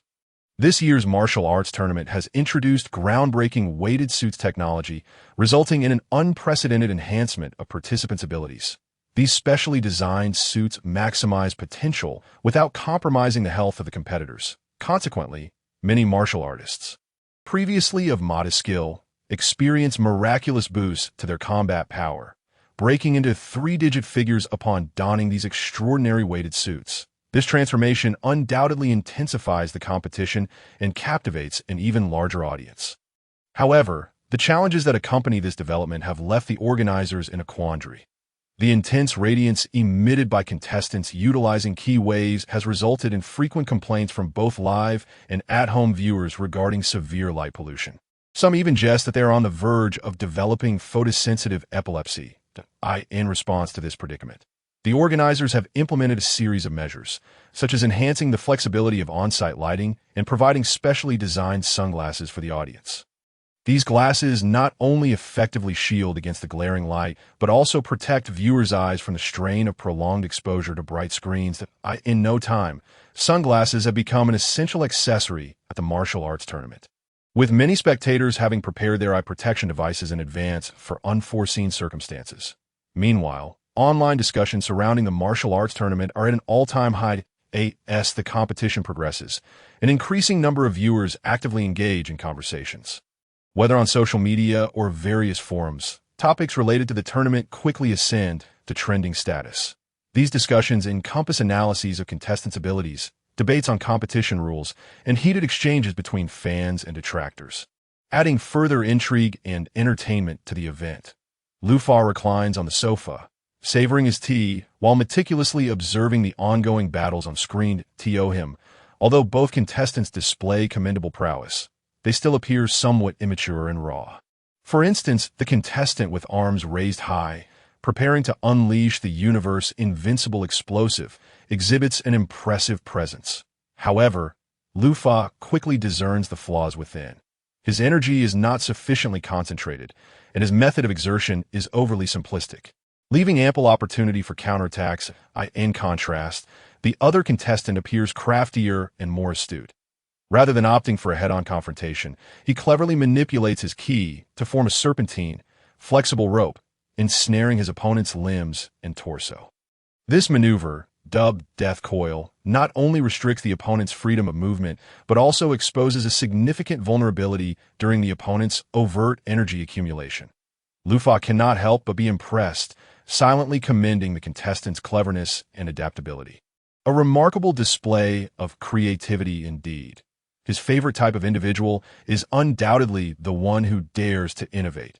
That so-called universe invincible bomb is evidently a mere replication of the conventional energy wave.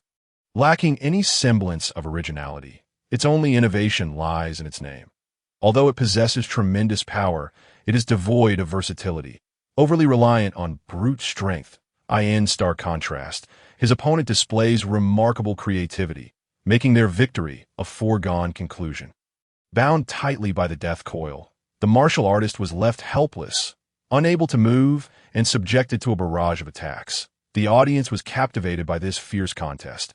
Each time their favorite competitor landed a punch or successfully evaded an attack, they erupted in cheers as if they themselves were part of the battle. Before long, after yet another futile attempt to break free, the opponent resignedly lowered their head, signaling to the referee their surrender. Completely ensnared by the death coil, they had long since lost the capacity to continue fighting, making capitulation their sole option. Lufa glanced at the victor, Death Coil Angel, renowned for his mastery of the death coil technique. He had repeatedly triumphed over opponents of comparable strength, even achieving victories against stronger foes. His popularity soared, amassing a following of 100,000 fans among martial artists, even in this burgeoning industry. Such figures are remarkable. While some of this may be inflated, even disregarding potential exaggerations, his genuine fan base numbers around 80 to 90,000, a rarity within the martial artist community. As Angel's fame skyrocketed, an increasing number of enterprises began to recognize the immense traffic and commercial value inherent in the martial artist demographic. They eagerly extended olive branches to these warriors, seeking partnerships for advertising, endorsements, and other business ventures. A standout figure, Angel naturally became the object of pursuit for numerous brands. From health supplements to apparel, from automobiles to electronics, Angel's visage graced a myriad of advertisements, his image intricately linked with the brands, collectively crafting a narrative of positivity and courage. These commercial collaborations not only yielded substantial financial rewards for Angel, but also opened broader markets and perspective for martial artists. Angel's success inevitably attracted the attention of more young individuals and parents hoping to see their children pursue martial arts. Much like the stars, athletes, and fighters of Lufa's past life, countless dreamers aspired to achieve greatness overnight. They only perceived the glamour of the industry, oblivious to the multitude of sacrifices made along the way. Despite the countless fallen before them, new aspirants continued to emerge. He had revitalized this field. Henceforth, martial arts would experience rapid growth, requiring only his oversight to ensure its smooth progression. Uncle Lufa, a youthful and vibrant voice, shattered the afternoon tranquility. Accompanying this call, a little boy clad in a blue t-shirt, paired with shorts and athletic shoes, hopped over. His hair was somewhat tousled, yet exuded an endearing charm, reminiscent of Son Gohan, often hailed as the strongest single warrior in Dragon Ball Z. Lufa turned, a gentle smile gracing his face, his eyes reflecting both surprise and fervent curiosity. "Ah, Gohan, what brings you here today? Do you wish to hear more tales of the cosmos?" He bent down, aligning himself with Gohan's gaze. Striving to bridge the distance between them, Gohan blinked his bright, expressive eyes, which seemed to harbor endless stars and dreams that he had arrived. Dragon Ball Z's mightiest single warrior, Son Gohan. While some might argue that Broly holds that title, there exists a rationale why the conclusion of Dragon Ball. Kakarot's peak form was Super Saiyan 3, whereas Gohan, enhanced by the Elder Kai during the Buu Saga, achieved a new form, Ultimate Gohan, a title mutually recognized by Toei Animation and Akira Toriyama, without the need for transformation. Simply unleashing his energy grants him power equal to or greater than Super Saiyan 3. Thus, Gohan stands as the unrivaled singular powerhouse. Moreover, this title is exclusive to Dragon Ball Z, not applicable to the entire franchise. For years, he had not relinquished his pursuit of understanding Gohan. Hoping to scientifically analyze the source of this extraordinary power, he had forged a deep friendship with Goku's family, affording him the opportunity to collect genetic samples at various stages of Gohan's life since he was merely 1 year old. Yet, the results perplexed him. Gohan's genes bore no abnormalities or distinctive markers, suggesting that his potential did not stem from genetic mutations. Lufa was not surprised, but he remained cautiously optimistic, as acquiring a few genetic samples was hardly a challenge. He could easily utilize his super speed to surreptitiously collect samples from Gohan without anyone being the wiser. Given that family life was not as dire as in the original storyline, Goku being the second strongest martial artist. With dojos now widespread across the land, Demon King Piccolo had become Goku's foremost disciple, managing and operating the dojos, resulting in Goku's substantial wealth. In such an environment, Gohan's upbringing was far more lenient than depicted in the original narrative. Chi-Chi did not pressure Gohan to become a scholar. However, Gohan inherently disliked fighting, thus becoming a child deeply intrigued by learning. Lufa wholeheartedly supported this. An intelligent warrior is fundamentally different from a mindless one. The reason Gohan seemed to squander his scholarly pursuits in the original narrative was that his studies did not pertain to combat. Guiding him in the right direction would suffice. This fostered a close bond between Gohan and Lufa, leading Lufa to ponder whether he had inadvertently taken on the role of a caretaker for the Son family. Protect others from harm. One must strive to learn and grow stronger. Lufa advised Gohan. Understood, Uncle Lufa. Gohan nodded earnestly, recognizing that the means to protect everyone without resorting to violence lies in science. In this world filled with uncertainties and dangers, brute force alone could not resolve every issue. Only the fusion of wisdom and strength could truly safeguard those we cherish. Thus, he solidified his conviction, embarking on a journey of physical potential development and training under Lufa's guidance. The top-tier all-rounder Scion scholar. Gohan exhibited considerable aptitude in this regard. Naturally, during this process, Lufa would also guide him in enhancing his strength. After all, a scientist must possess adequate martial prowess. Just don't become another Superman like Goku, Lu Fan mused. Observing the diligent Gohan. With the advanced technology of Dragon Ball, perhaps Gohan might create something formidable, which could fall into enemy hands, subsequently threatening the Z warriors. That, of course, he did not deny that his interest was purely mischievous. He wished to see how Gohan would respond after all his protective measures and countermeasures failed, endangering the safety of the Z warriors. Would he continue to resolve crises as a scholar, employing his intellect, or would he, in a moment of desperation, remove the glasses symbolizing his scholarly identity, roll up his sleeves, and reveal the warrior blood coursing through his veins, demonstrating to his foes what true strength entails? Gohan swiftly completed the elementary curriculum. Despite being merely 3 or 4 years old, a scholarly scion seems unprecedented, Lu Fan recalled. The scion race lacked researchers, consisting primarily of brutes. Gohan could indeed be considered one of a kind. Perhaps it was this peaceful mindset that led to an accumulation of S cells, granting him such potential. In contrast, a certain caretaker of the Sun family was now 7 or 8 years old, yet still resembled a child who had not matured. Piccolo, obsessed with training, was nearing madness, overshadowed by the towering figures of Goku and Lu Fan, both formidable adversaries. The World Martial Arts Tournament was fast approaching, and instead of returning from the desolate wilderness, Piccolo emerged from the city. Goku and Lu Fan. Just you wait. With unwavering confidence, Bik summoned the air to billow his white cloak, which fluttered effortlessly in the absence of wind. However, he was soon informed that the current World Martial Arts Championship was not open to just anyone. One must first prevail in the city championship to qualify for the grand event.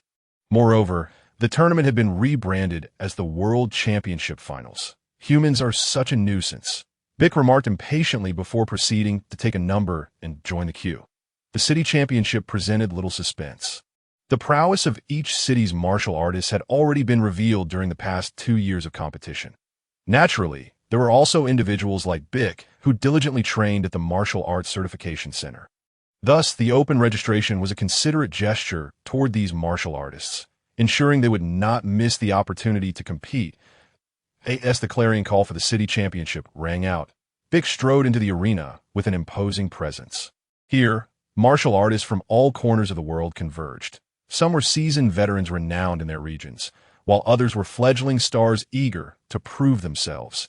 Each individual harbored an insatiable thirst for victory, ready to make their mark on this battlefield.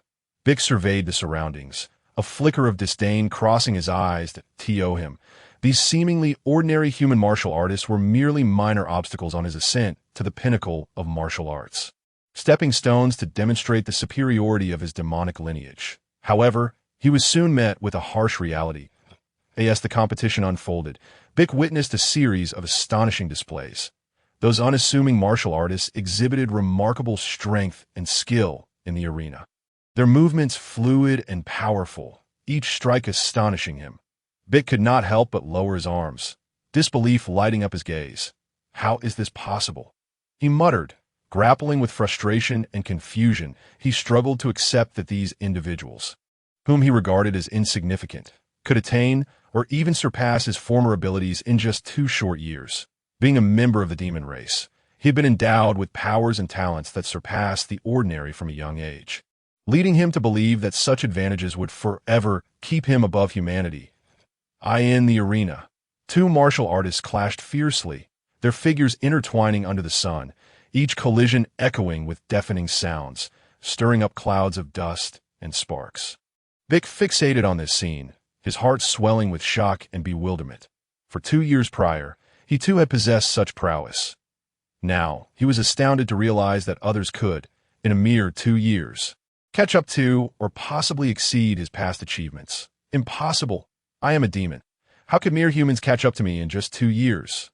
Bik's inner turmoil raged as he refused to accept this grim reality.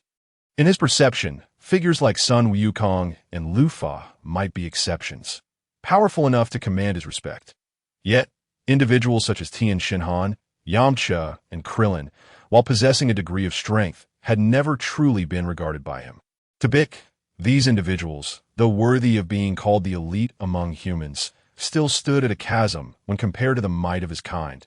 These individuals, whom he deemed the strongest of humanity, had not reached the heights he once achieved.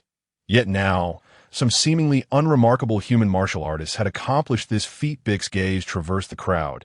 Seeking answers, he noted that while most human martial artists remained at a relatively low level, a select few had already matched or even surpassed his capabilities from 2 years ago. The existence of these individuals struck Bick's pride with the force of a hammer. What has transpired? Bick pondered, filled with confusion and disbelief. He questioned himself. Living in the city, though he seldom interacted with humans, he had kept abreast of the outside world. How could human martial artists have undergone such a transformative change in merely 2 years? He began to recall the rumors and news he had heard over the past 2 years. Seeking a clue within, he remembered that 2 years ago, Lufa had suddenly announced an event called the City Championship, aimed at fostering interaction and competition among human martial artists. At the time, Bick had dismissed it as inconsequential, for he believed human strength paled in comparison to that of demons. However, it now appeared that everything was intricately connected to that very event. Bick furrowed his brow, lost in thought that he recalled Lufa's words during the announcement. Only through competition can potential be ignited. Only through exchange can sparks of wisdom collide. Initially, Bick had thought Lufa's statements overly vague, even somewhat ludicrous. Yet now, it seemed Lufa had indeed realized this vision. This event was not merely a simple competition. It served as a platform for human martial artists to connect and learn. On this platform, diverse ideas, techniques, and training methods clashed and fused, giving birth to even greater strength. That it was akin to how scientific advancement during peacetime could not match that during wartime, as the intensity of conflict compelled scientists to hasten their research in the face of existential peril. In this city championship, the competitive pressure faced by human martial artists was undoubtedly more immediate and brutal than any war. They not only contended with challenges from their peers, but also remained vigilant against threats from other races. This pressure compelled them to continuously enhance their skills to stand out in the competition. In this fierce environment, martial artists' abilities were consistently elevated to new heights. Simultaneously, Lufa introduced a training tool known as the weighted suit. This suit could automatically adjust its weight according to the wearer's strength, maximizing muscle power and endurance without hindering normal movement. This innovative training method undoubtedly provided robust support for the enhancement of human martial artists' capabilities. Against this backdrop, human martial artists experienced unprecedented growth and power. They no longer relied solely on insular training, but engaged in various competitions and exchanges, continually learning new techniques and methods. Their abilities were tempered in competition and sublimated through interaction. Furthermore, Lufa was not content with the status quo. He had grander plans to establish a place called Dual City, where martial artists could engage in battles at any time. Whether for honor, status, or pure martial pursuit, they would find their own stage. This almost frenzied atmosphere of competition would undoubtedly further propel the enhancement of human martial artists' abilities. Reflecting on this, Bick felt a chill run down his spine. He had never anticipated that humans could achieve such monumental progress in such a short span. This compelled him to reassess the world and reconsider those human martial artists he had previously underestimated. Lufa had meticulously crafted this competitive environment, and the rapid advancement of martial artists aligned perfectly with his initial calculations. In just 2 years, humanity boasted over 1,000 martial artists whose combat power surpassed 3 digits, and this number continued to soar. Concurrently, Lufa had also resolved the issue of the magical beings, successfully deciphering their mechanisms and effective components with his super intellect. The enigma of the magical beings had perplexed Lufa for some time, although he had not exerted his full effort in solving it, as it was not an immediate necessity for him. Engaged in numerous large-scale projects, Lufa ultimately cracked the code. The human body was inherently fragile. Direct energy infusion for enhancement could lead to severe mutations. Such risks were unacceptable to him, for his goal was to create a safe and effective healing method, not to produce a legion of monsters. Certainly, with Lufa's current wisdom and capabilities, he could feasibly derive a technology akin to the Marvel Life Cradle from scratch. However, that approach was overly intricate and would consume vast amounts of time and energy. In contrast, the readily available magical beans presented a far more convenient option. After countless experiments and failures, Lufa finally uncovered the key to unlocking the secrets of the magical beans that he discovered that the extraordinary healing properties of the celestial bean stem from its unique active ingredient. This component was capable of eliciting remarkable reactions within human cells, thereby promoting their regeneration and repair. To synthesize this vital ingredient, Lufa embarked on a quest to find a plant that could harmonize with the celestial bean. After an extensive search and meticulous comparison, he finally identified a species known as Lini Wanbai. This plant possessed a remarkable vitality, capable of rejuvenating itself with merely a drop of water. Lufa speculated that the life force of Lini Wanbai might be intrinsically linked to the active ingredient found within the celestial bean. To validate this hypothesis, he commenced an in-depth study of the Lini Wanbai. He discovered that it contained a unique genetic sequence, enabling the plant to bloom rapidly upon receiving even a small amount of water. Lufa believed that this genetic sequence could be the key he had been tirelessly seeking. Thus, he endeavored to merge this genetic sequence with the active ingredient of the celestial bean. After countless experiments and adjustments, he ultimately succeeded in synthesizing a new potion, the Red Elixir. This name was derived from the crimson liquid forged within the universal cauldron. This elixir not only possessed the cell-level regeneration capabilities of the celestial bean, but also excelled in energy restoration. The emergence of the Red Elixir filled Lufa with exhilaration, prompting him to conduct clinical trials on numerous martial artists, all seasoned warriors who had endured various severe injuries. Remarkably, after consuming the Red Elixir, their wounds rapidly healed, with some chronic injuries being completely eradicated. Just a minimal amount of energy could regenerate entire limbs. The mechanism of the celestial bean was truly astonishing. However, the limits of this phenomenon remained unknown. As the celestial bean exhibited boundless restorative abilities, even the energy of Super Saiyan 3 or Super Saiyan God could be replenished through a single celestial bean. The oral administration of the elixir was notably less effective. Thus, injections were preferred to unleash its full potential. Lufa lamented that unlike the celestial bean, which could be maximally effective when taken orally, the Red Elixir required injection for optimal efficacy, but on the battlefield of the urban championship. Subtle changes were also unfolding in recent years. As the commercialization of the event intensified, competition grew increasingly fierce. Each confrontation resembled two sharp blades clashing against each other. A moment's carelessness could result in bloody carnage and shattered bones. Those once standing atop the pinnacle of martial arts, basking in spotlight, now faced unprecedented challenges in the course of numerous intense encounters.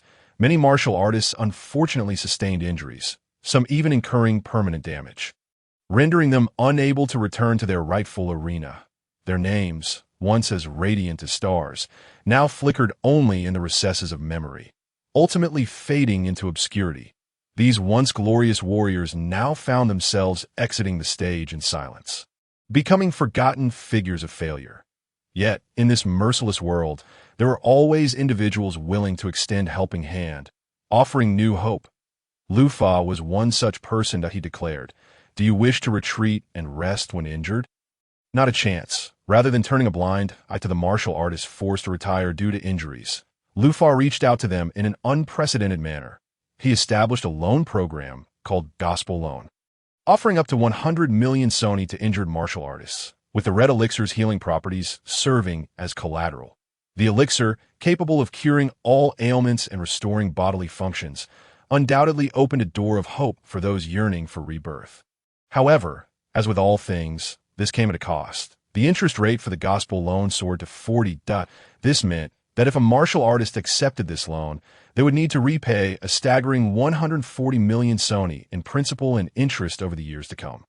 Faced with such exorbitant rates, many martial artists initially displayed expressions of shock and hesitation. Yet, as they reminisced about their days drenched in sweat, striving valiantly on the battlefield, and recalled their companions who had been forced to exit due to injuries, the flames of desire and defiance ignited within them. A healthy body signified boundless wealth and honor.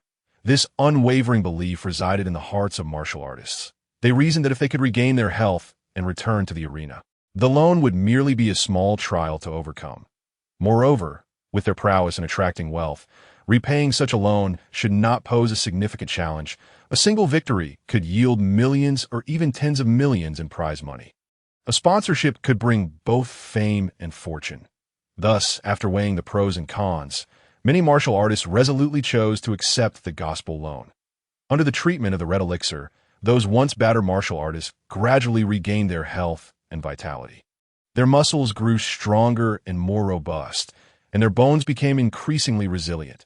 They seemed to undergo a metamorphosis, rediscovering the confidence and pride inherent to warriors. However, upon returning to the arena with high hopes, they found that everything had irrevocably changed. New champions had emerged, old legends had faded, and in this ever-evolving martial arts world, they felt like relics of a bygone era. They were compelled to confront even more formidable challenges and competition to prove their worth in existence. In other words, the environment had become even more cutthroat, a reality that Lu Fa had anticipated. After all, throughout the annals of human history, many events are inevitable and predetermined to end the long river of human history. The cycles of rise and fall, technological innovations, and resource competitions seem to silently convey a singular truth. Progress is often accompanied by fierce competition, and in this war devoid of gunpowder, few emerge unscathed. For those in rapidly developing emerging markets, the pressure of competition is unprecedentedly immense. Emerging markets typically represent new opportunities and limitless potential, yet they also imply harsher competition and more brutal challenges. Much like fertile land attracting countless gold seekers, only a select few can harvest success amidst the abundance. Martial artists initially believed that repaying the loan would be a straightforward task. However, they soon realized that matters were far more complex than anticipated. The environment had become increasingly fraught, and competitive pressures mounted. Their once prized skills and courage now appeared trivial in the face of relentless competition. The shifting landscape and influx of capital into the market had increased their earnings. Yet the growth rate paled in comparison to the accumulating interest and principal of the loan. What were once regarded as glorious competition prizes and sponsorship fees now seemed inconsequential against the weighty burden of the loan. They began to understand that repaying the loan within a year was nearly an insurmountable task. Faced with this sudden pressure, the martial artists chose not to evade, but rather sought solutions to their predicament. They began to accept advertising contracts frantically, whether it be small local ads or commercial endorsements on television. They were willing to try anything that could generate income. Yet, these meager earnings were merely a drop in the bucket compared to the colossal loan. Some martial artists even opted to work as bodyguards on the side, seeking additional compensation. They navigated the city's shadows, safeguarding those in need of protection. However, this lifestyle was fraught with danger and plunged them into a cycle of endless fatigue and anxiety. They began to question themselves, wondering if the individual who once held martial arts as a belief had truly become lost in the whirlpool of money that in the stillness of the night. They would lie in bed tossing and turning, contemplating how to extricate themselves from this predicament. Yet, no matter how they pondered, a viable solution eluded them. They were acutely aware that defaulting on their payments would result in even steeper interest rates and penalties. As stipulated in the loan contract, if they failed to repay the loan in full within the stipulated time frame. Thus, they will be required to pay a daily overdue interest of 0.05%, in addition to a penalty fee amounting to 10% of the outstanding loan. This implies that if they are late by a single day, they will incur an additional interest and penalty of 500,000 Sony. Should they delay for a month, this figure will escalate to 15 million Sony. And if they are tardy for a year, the total overdue interest and penalties they must pay will reach an astonishing 105 million Sony. Lu Fa has employed the financial instrument known as gospel loan to introduce a cohort of martial artists into this fiercely competitive and high-pressure martial arts market.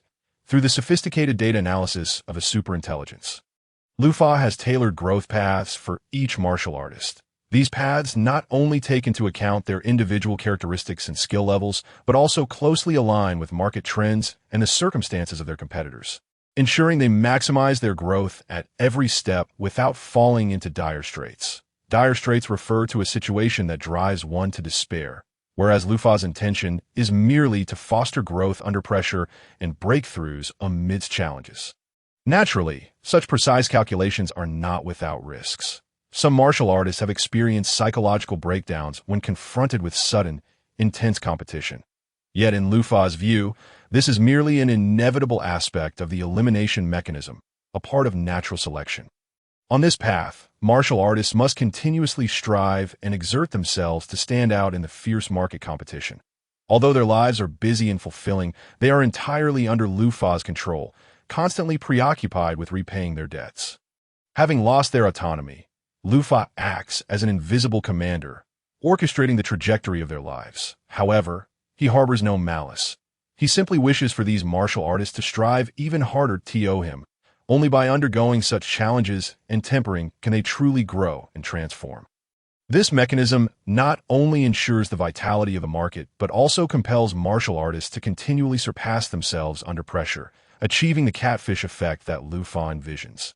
The catfish effect originally refers to introducing new competitors into a relatively stable ecosystem to invigorate the entire system's vitality and competitiveness.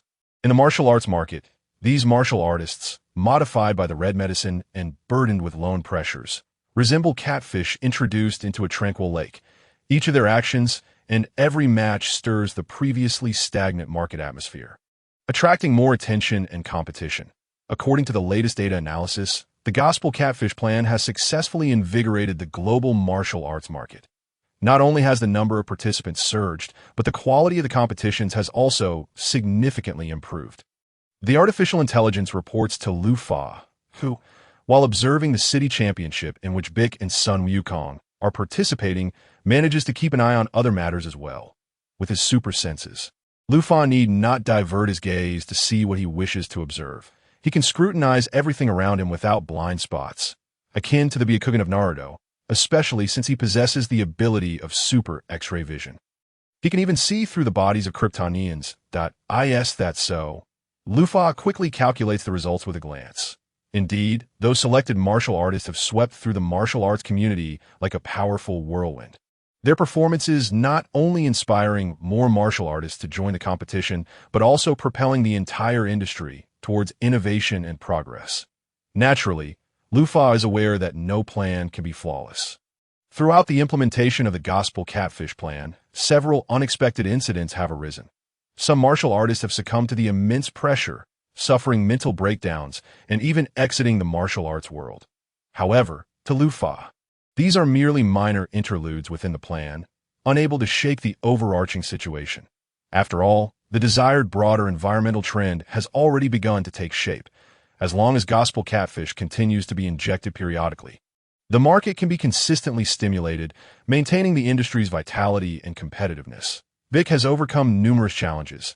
Although there are many strong individuals among Earthlings, Bic, being an Amikian and having trained with weighted clothing, has made remarkable strides in his combat power. 2 years ago, Bic's combat power was merely 388, but now it has soared to an impressive 770 points.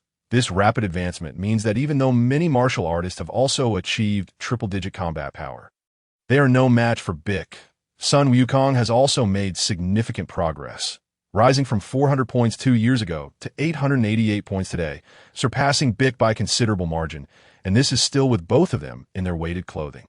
If they were to remove their weighted gear, their combat power might reach near 1,000. Yamcha's power has increased from 200 to 555 points, while Krillin has jumped from 300 to 700 points. Tianjin Han now boasts a combat power of 666 points. When Raditz arrived on Earth, every Z warrior could have easily defeated him. Lufa calculated their strength growth trends and reached a conclusion to Lufa's surprise. Satan has closely followed the Z warriors, becoming part of the second tier, boasting a combat power of 333 points. This far exceeds the original portrayal of Satan. Beyond these Z warriors and their associates, numerous other races have also joined the competition, with a formidable newcomer from the Monster Clan exhibiting combat power even greater than Satan's. Additionally, both Male Wolf and Wolfman are present, their combat power equally impressive. The city championship soon concluded, leading into the grand championship of 100 cities. The martial artists selected from over 100 city divisions will engage in a new round of advancement matches. At this stage, the martial artists have brought even greater surprises to Lufa. Even if their combat power is inferior to their opponents, They possess unique skills that enable them to triumph against the odds. Long, a martial artist hailing from a remote region, astonished everyone with his distinctive killing intent wave fist. He flawlessly fused his emotions with his energy, unleashing a remarkable surge in combat power. This unprecedented combat style not only caught his opponents off guard, but also captivated everyone present.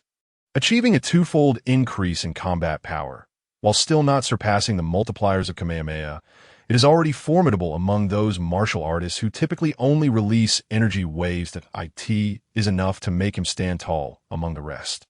This even inspired Lu Fa, who began to realize that energy, as a mysterious and powerful force, is not merely confined to simple changes in nature and form. Energy is the source of life, the ocean of emotions, containing boundless possibilities. Lu Fa decided that in his future training, he would not only enhance his energy manipulation techniques, but also delve deeper into the subtle connections between energy, emotions, and willpower, striving to reach a higher realm. Long slowly raised his hands, palms facing each other, as a crimson aura began to coalesce around him. A perfect amalgamation of his emotions and energy, heralding the approach of the killing intent wave fist. The audience held their breath in anticipation, as an atmosphere of tension and expectation permeated the air. Killing intent wave fist. Long suddenly opened his eyes wide, letting out a thunderous roar, releasing a crimson energy wave. This energy wave was entirely different from ordinary energy waves. It not only possessed twice the destructive power, but also carried a powerful wave of killing intent that struck at the opponent's very soul, rendering them nearly defenseless against the dual assault of physical and psychological blows. The opponent's complexion turned pale, their body trembling involuntarily, as they had never encountered such a terrifying attack. In that fleeting moment, they seemed to glimpse the shadow of death, feeling an unprecedented terror. This DJVU too strong, Lu Fa quipped, having learned the killing intent wave fist with just a glance.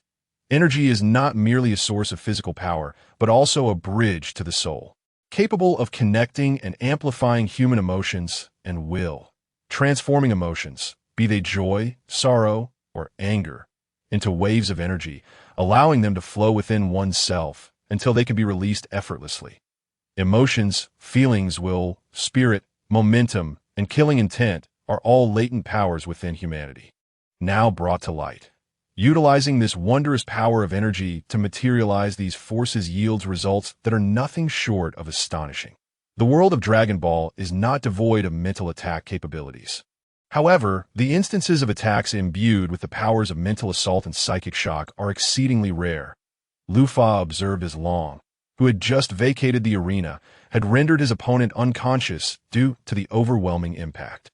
Although named Long, he bore an uncanny resemblance to Ken. Could this be an alternate manifestation of Street Fighter within the Dragon Ball universe? Lu Fa pondered, relieved that he had experienced much in life. Otherwise, he would have been unable to contain himself, mistakenly believing Ken had traversed dimensions. The orange martial arts uniform indeed evoked a strong sense of DJVU now. It seemed that this was merely an alternate version, one that might even fade into obscurity within the original storyline. Were it not for the martial arts era, such a character would scarcely exist. Aside from this unexpected interlude, martial artists had truly explored the diverse transformations and variations of ki to remarkable extents. They appeared less like martial artists and more akin to practitioners of Qigong. For instance, a martial artist with an outwardly upright demeanor and a strikingly noble air unexpectedly harnessed ki to its utmost, forming a deadly bullet of energy. This ki projectile, identical in size to a regular bullet, possessed destructive power and velocity that far surpassed conventional ammunition. During the most intense phases of combat, he would unexpectedly unleash this ki bullet from his fingertips, striking his opponent's vital points with precision. As the competition rules explicitly prohibited the use of weapons, there were no restrictions against utilizing ki as a weapon. Thus, this technique proved overwhelmingly effective in battles, leading many formidable martial artists to succumb to his prowess. His ki bullets were not only immensely powerful, but also remarkably discreet, in the heat of battle, opponents often found it difficult to perceive his movements until the key bullet struck with blinding speed, leaving them stunned. However, by then, it was already too late, as the destructive force of the key bullet was sufficient to incapacitate them. Besides this gun bullet martial artist, there was another known as the Master of Lightning, who excelled in techniques resembling lightning release. He could transform his ki into a form of lightning, which not only bore the destructive capacity of natural lightning, but also defied conventional electrical principles. Under his command, the properties of lightning, such as resistance, insulation, and conductivity, became extraordinarily enigmatic, making them difficult to comprehend in competitions.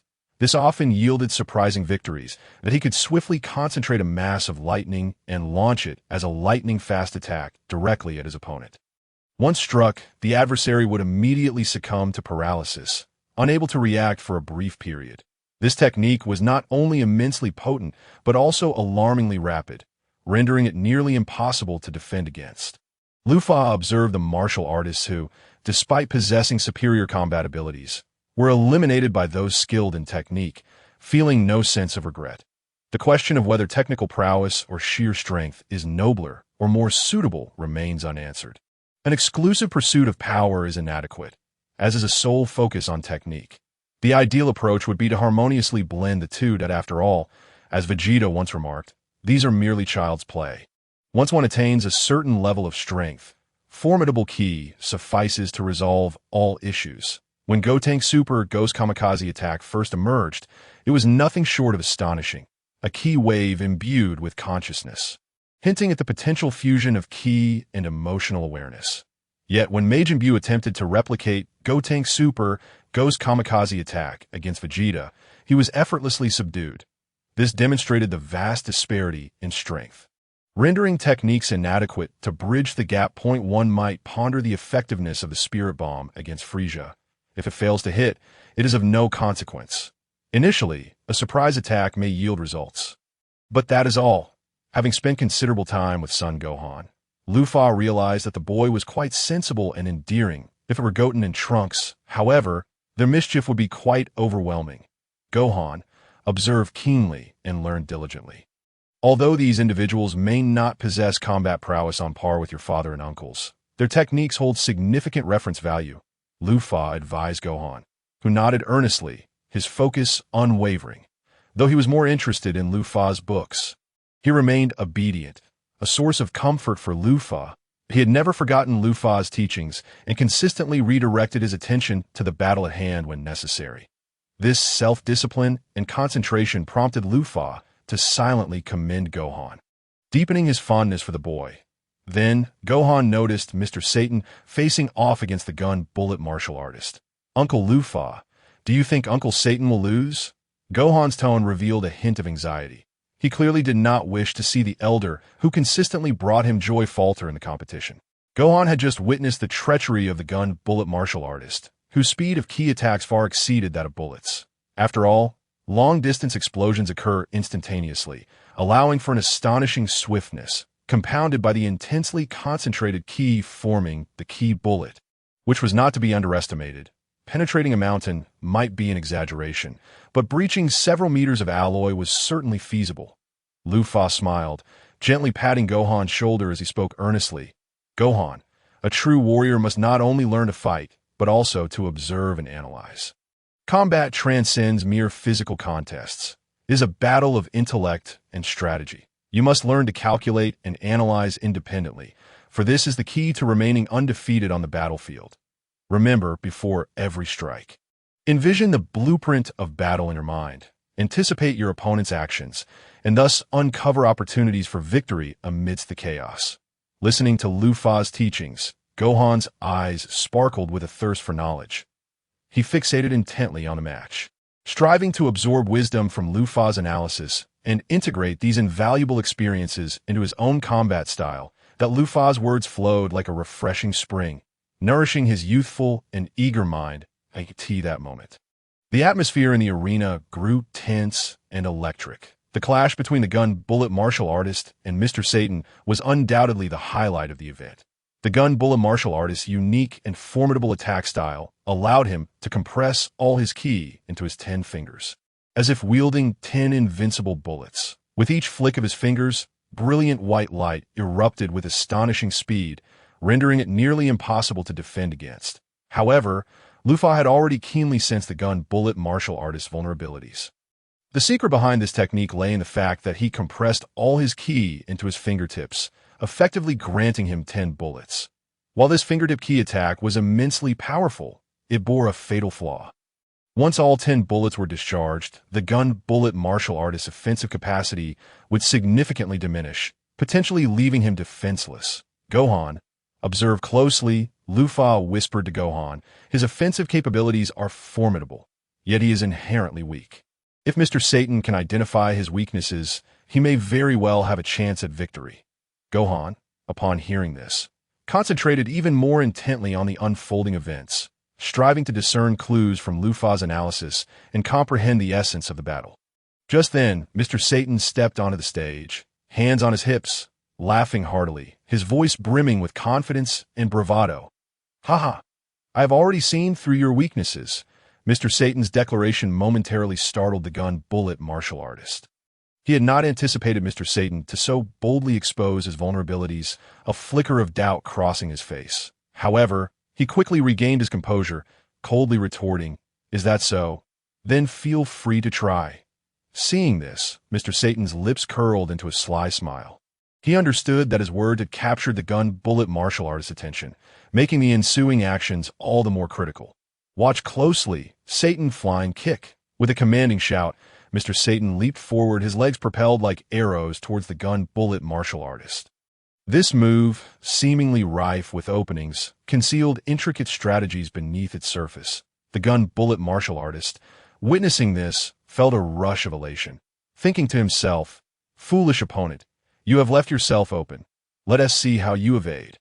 Thus, without a moment's hesitation, he raised his hand and unleashed the bullet energy from his index finger. At a flash of white light illuminated the scene as the astonishingly swift bullet energy sliced through the air like a bolt of lightning, hurtling towards Satan. However, at this critical juncture, Satan unexpectedly executed a lateral move, skillfully altering his position. The bullet energy whistled past, only to find its mark in empty space, the art of aerial dance. Lufa observed the spectacle. Unable to contain his astonishment, he had not anticipated that Satan had mastered this technique, enabling him to soar freely through the skies, an undeniable advantage for a warrior. Moreover, Satan cleverly employed this hovering maneuver, successfully deceiving the gun-firing martial artist's attack. A chill ran down the gun-firing martial artist's spine as he realized he had fallen prey to Satan's ruse. The anger and frustration of being outwitted blazed like a wildfire within his chest. Furthermore, Satan's aerial technique had indeed taken him by surprise. "That you've fallen for it." Satan, seasoned in combat, seized the opportunity with a hint of triumphant glee. His muscles tensed as he launched forward, a fist enveloped in formidable energy, aimed straight at the gun-firing martial artist. Alarm bells rang in the martial artist's mind. Years of battle instinct compelled him to instinctively retreat, his feet scraping against the ground with a deafening sound, stirring up a cloud of dust. Anxiety filled his heart. As a specialist in range combat, the lack of energy protection was his most fatal weakness. In close quarters, he felt like a bare-handed combatant facing an enemy fully armed, where each clash could prove fatal. Satan would not squander this rare opportunity. A cold smile curled at the corners of his mouth, his eyes gleaming with cunning. With a mere flick of his wrist, a barrage of energy bullets cascaded forth like a meteor shower, each one brimming with enough power to instill fear in an average martial artist. These energy bullets traced brilliant arcs in the air, serving both as a distraction to the gun-firing martial artist and as psychological pressure. The martial artist darted left and right, each movement perfectly timed to evade the paths of the energy bullets. Though he was forced to dodge the onslaught, he understood that while the power of these energy bullets might only inflict superficial wounds on other martial artists, for him, they could prove injurious. Upon witnessing this, a cruel smile crept across Satan's face that it was as if he could already see the goddess of victory beckoning him, the exhilaration of impending triumph igniting his blood. He quickened his pace, pouncing towards the gun-firing martial artist like a leopard, the distance between them diminishing to the point where he could almost smell the sweat emanating from his adversary. Yet, just as Satan believed he was poised to deliver a fatal blow, the martial artist suddenly revealed a sly grin. That smile was filled with cunning and confidence, as if everything was under his control. At such close range, how could he possibly evade? With a roar of fury, Satan raised his fist, ready to deliver a devastating punch to the gun-firing martial artist. However, before his words could fully escape his lips, the martial artist swiftly extended his finger. Shotgun, with a low shout. The energy bullets coalesced at his fingertips, resembling 5 white bolts of lightning, primed to unleash their fury. In an instant, 5 energy bullets erupted forth like a torrential downpour stirred by a tempest. Slicing through the air with a thunderous roar, aimed directly at Satan's vital points, he had meticulously calculated Satan's potential escape routes, ensuring that these 5 energy bullets would create an unassailable net, leaving Satan with nowhere to flee. But Satan's response defied all expectations. His pupils dilated in an instant, a flicker of disbelief crossing his face. In the next moment, his body seemed to be pulled by an invisible force, executing a series of incredible evasive maneuvers. Yet, even with such agility, he found himself overwhelmed by the relentless onslaught. The 5 bolts of white energy tore through the air like lightning, striking their target almost simultaneously. But that target was not Satan himself. It was merely the fabric of his clothing. What? The gun-firing martial artist's eyes widened in disbelief as he beheld the scene before him. His full-force strike had only shredded Satan's attire, while Satan himself had inexplicably vanished just before the energy bullets could make contact. All that remained was the tattered clothing, fluttering in the wind, and an atmosphere thick with shock and confusion. At that moment, a profound sense of danger surged from the side, striking the gun-firing martial artist like a serpent's bite, impossible to ignore. Almost instinctively, he turned his head, only to find Satan, now bare-chested, resembling a god of war returned from the depths of hell. His foot slicing through the air with a howling wind, aimed directly at his face. Die! Satan's unrivaled flying kick. Satan's voice boomed like thunder. The gun-firing martial artist barely had time to turn his head, narrowly avoiding a fatal strike. Nevertheless, Satan's flying kick landed heavily against his cheek. With a resounding bang, the gun-firing martial artist's body was sent careening backward like a kite severed from its string, crashing hard to the ground. His cheek rapidly swelled, blood trickling from the corner of his mouth and staining the earth. He struggled to rise, yet every muscle in his body screamed of fatigue and pain. Gazing at Satan, standing afar, his eyes brimmed with resentment and confusion. Impossible! How could you evade my shotgun? The martial artist, filled with frustration, addressed Satan, revealing that he had concealed this move for an indeterminate time, feigning weakness to lure the enemy in, only for the 5 energy bullets of the shotgun to rain down upon them. Compared to launching bullets one by one from a distance, this technique was far more lethal, with greater precision and accuracy. Observing this, a smug smile graced Satan's lips as he placed his hands on his hips, as though everything that had just transpired was merely a warm-up exercise. This is my one-of-a-kind undressing fist. In the instant of an attack, I shed my clothing to substitute for a blow, employing the agility and sudden changes in speed of my body to bewilder my opponent and achieve evasion. However, the truth was far from simple. Satan not only mastered formidable combat techniques, but also unexpectedly comprehended the essence of the Phantom Fist. The Phantom Fist, a martial art that creates multiple afterimages through high-speed movement, renders it difficult for enemies to discern the real body. Satan combined this technique with his own combat style, crafting the uniquely named undressing fist. At critical moments, he utilized the illusions created by the Phantom Fist to confuse his opponents while swiftly shedding his clothing, achieving an extraordinary evasive maneuver through the sudden decrease in weight and shifts in center of gravity. After all, his attire was indeed weighted clothing. This technique had even garnered praise from Sun Wukong himself. So why call it the undressing fist? Iascent substitution technique or golden cicada, shedding its shell more appealing. Lu Fa, naturally, saw through the essence of the so-called undressing fist and was left speechless by Satan's naming conventions. Sun Wukong watched with rapt attention, causing Lu Fa to worry whether his future father-in-law would impart flawed teachings to his prospective son-in-law. The victor had emerged, Satan of the Turtle School, Sun Wukong's martial arts dojo. The referee announced the result, simultaneously promoting the dojo. Then, the unfortunate lightning-style martial artist faced off against Yamcha on the arena. Their confrontation seemed to herald an impending fierce clash. Well, it appears Yamcha is about to be eliminated again. Lu Fa remarked mercilessly from the sidelines, his tone laced with skepticism regarding Yamcha's abilities, as if he could already foresee the outcome. Uncle Lu Fa, do you think Uncle Yamcha will lose? Son Gohan furrowed his brow upon hearing Lu Fa's criticism. His eyes filled with doubt and concern. As a child, he grasped the concept of victory and defeat, but hoped to witness the success of those he admired and cherished. Indeed, the lightning-style ki blast is an exceedingly rare technique for you all. Lu Fa elucidated, his gaze growing profound as if recalling past battles. Only your father has personally experienced the might of the lightning-style ki blast. It is a fearsome technique that once put him in dire straits. The name Thunderbolt Chi Wave resonates with an overwhelming sense of destructive power. Its most renowned exhibition occurred during the 21st World Martial Arts Tournament, where Jackie Chan, under the alias of the Turtle Sage, unleashed this formidable technique against Wukong. That moment, Jackie Chan pressed his palms together to gather energy, transforming his entire being into a torrent of thousands of watts of electric current, which he then directed towards Wukong, ensnaring him and rendering him immobile. The current ravaged Wukong's body, plunging him into a state of despair and agony. Prior to this, Jackie Chan had only employed this technique against Wukong's grandfather, Son Gohan, with equally astonishing results, leaving Gohan feeling quite vexed. This illustrates the terrifying potency of the Thunderbolt Chi Wave. For those of Earth, its lethality would undoubtedly be amplified.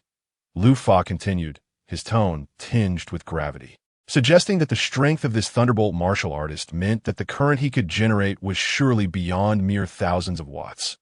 Although Yamcha possessed considerable prowess, he would likely find it exceedingly difficult to withstand such an opponent.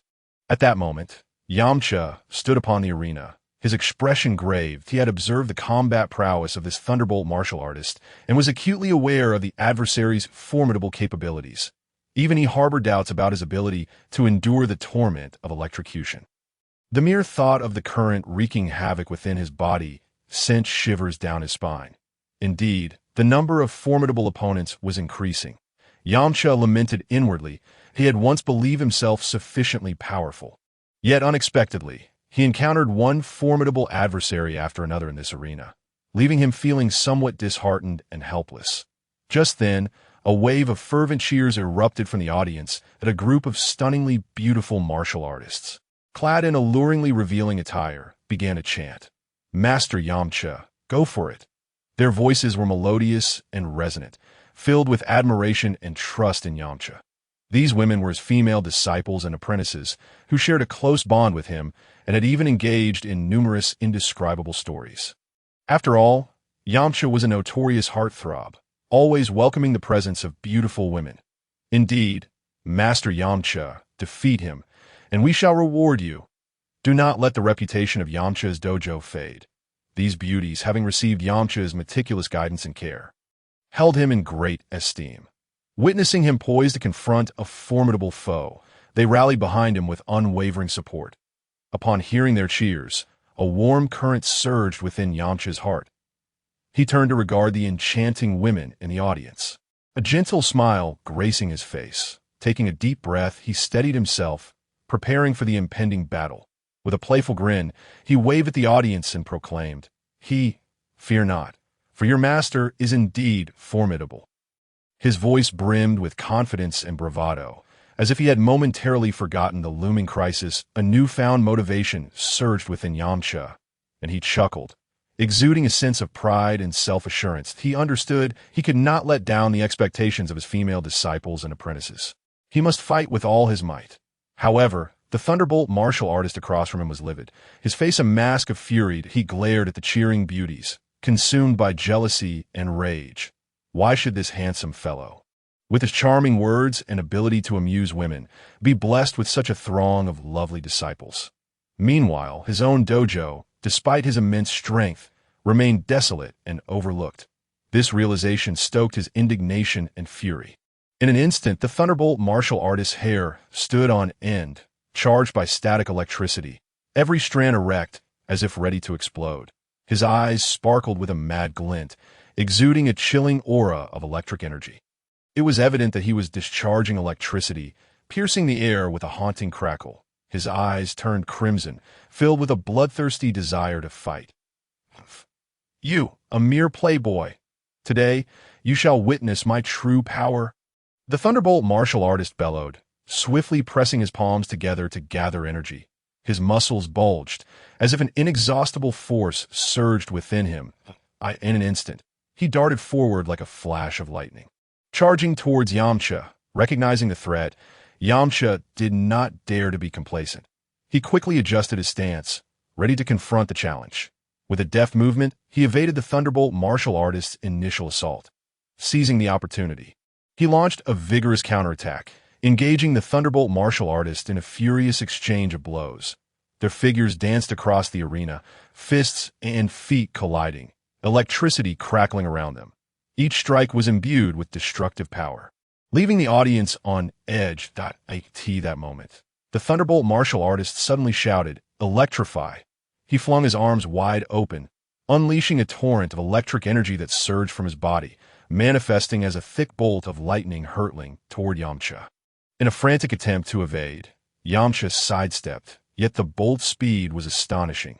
Despite his best efforts, he was still caught by the residual force that a jolt of intense electricity coursed through him, sending waves of excruciating pain reverberating through his body. "Ah!" Yamcha screamed, his body convulsing involuntarily. The electrical stimulation caused his muscles to spasm, rendering him momentarily paralyzed. That Yamcha's cries of anguish echoed within the vast arena, laden with despair and helplessness.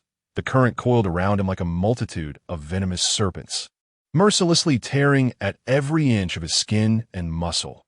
Electricity, this seemingly intangible yet immensely potent form of energy, had effects far beyond that of ordinary attacks for a martial artist, especially when this current was derived from chi. Its power was magnified several times over. The essence of electricity lies in the directed movement of charges, an action that transcends mere physical phenomena, harboring tremendous energy. But on a microscopic level, the movement of charges can excite internal electrons, elevating them to higher energy states, consequently releasing thermal energy, light energy, and even mechanical energy. When this energy impacts the human body, its destructive potential is staggering. The Thunderbolt martial artist stood nearby, arms raised high, with dazzling electric light flickering between his palms, the result of transforming his internal chi into electric current. This current was fundamentally distinct from the natural lightning found in nature. While natural lightning possesses immense power, its voltage and current strength are often constrained by various environmental conditions in contrast, the current released by the Thunderbolt martial artist, augmented through his mastery of chi, likely exceeded the realm of ordinary lightning, reaching voltages in the tens of thousands or even approaching terrifying levels in the millions. Moreover, its frequency and waveform were meticulously calibrated to maximize harm to the human body. Such high-voltage electricity could incapacitate any living organism in mere moments, or even prove fatal. What do you think, Playboy? The Thunderbolt martial artist laughed triumphantly, his eyes glinting with sadistic delight as if he were relishing a spectacular performance. He maintained his stance of discharge, with currents resembling silver dragons spiraling from his palms, ensnaring Yamcha. Yamcha cried out in agony, his body convulsing violently as the electric current tightened its grip, causing his skin to bulge with veins, as though they might burst at any moment. The electricity coursed through him unchecked, ravaging every cell and inflicting unbearable torment. His eyes were bloodshot, and blood trickled from the corners of his mouth, evidence of his clenched teeth as he stifled the pain.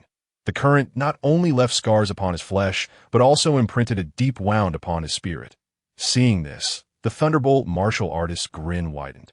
He fully understood the immense power of electricity and the profound suffering it inflicted upon Yamcha. The electric current not only inflicts physical harm upon a human body, but more crucially, it disrupts the normal functioning of the nervous system. This system is essential for the control of muscles and the perception of the external environment. Once interfered with by electric currents, it can result in severe consequences such as muscle spasms and cardiac arrest. For a martial artist, losing control over one's body signifies defeat in battle, or even the end of life itself. Playboy, it seems your romantic escapades will come to an abrupt halt today. The words of the Thunder Current martial artist were laced with cruelty and satisfaction as he increased the output of electricity, attempting to crush Yamcha in a single blow. With the motion of his hands, the intensity of the current surged once more, and it felt as though Yamcha's body was being sliced by countless sharp blades, pushing him to the brink of agony. No, Yamcha-sensei, Yamcha-sensei, hang in there. The female disciples in the audience gasped in concern, covering their mouths in distress. Among them were loyal fans of Yamcha, as well as the students. Regardless of their identities, none wished to witness such brutal torment inflicted upon him. One female disciple was particularly distraught, tears streaming down her face as she clasped her hands tightly, praying for Yamcha's endurance through this ordeal. Under the influence of the thermal effect, the surface of Yamcha's body began to char, his skin seared by the intense heat, emanating a noxious odor. This was the result of his desperate attempt to counter the high-pressure electric current with his own energy. Yet, this was not his greatest concern. He feared more for the damage the current could wreak upon his internal organs. When the current coursed through the heart, it could provoke cardiac arrest. When it traversed the brain, it might induce chaos within the nervous system, potentially resulting in permanent damage. There was no dramatic turnaround for Yamcha.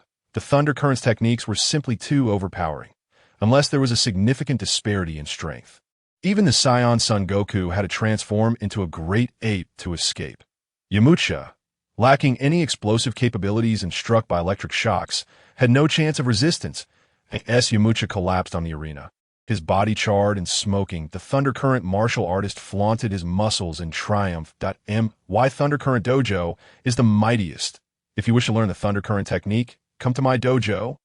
He even took the opportunity to promote himself, attempting to entice Yamcha's female disciples. However, they completely disregarded his menacing countenance. With a cold snort, the Thunder Current martial artist exited the arena. Yamcha was nonchalantly whisked away to the emergency room, and upon receiving a dose of red medicine, he was instantly revitalized. Bouncing back to life, he had not anticipated such a devastating defeat, especially without encountering any familiar faces. Yamcha hung his head in despair, having prepared techniques to face familiar opponents, only to be swiftly eliminated. The era of martial arts initiated by Lufa had created an immense impact and upheaval. Yamcha felt he had been diligent, dedicating days to guiding female disciples in their training, sparring with them, and even spending nights teaching, with 10 days each month devoted to his own practice. Yet he had not expected to be overtaken so swiftly. No, he must strive even harder. Just as Yamcha made this resolution, a flurry of vibrant figures rushed in. Yamcha-sensei, are you all right? Yamcha-sensei, we were so worried about you. Surrounded by a throng of admirers, Yamcha was instantly captivated, casting aside all thoughts of effort. Why bother? After all, even with hard work, he could not surpass those familiar faces. It would be better to take it easy. Lufa withdrew his gaze, utterly disillusioned with Yamcha. He was no longer a reliable prospect. Fortunately, amidst the sands of time, he had managed to unearth a martial artist of merit. Even without Yamcha, it mattered little. Krillin faced off against Long Hello. Krillin greeted with a smile.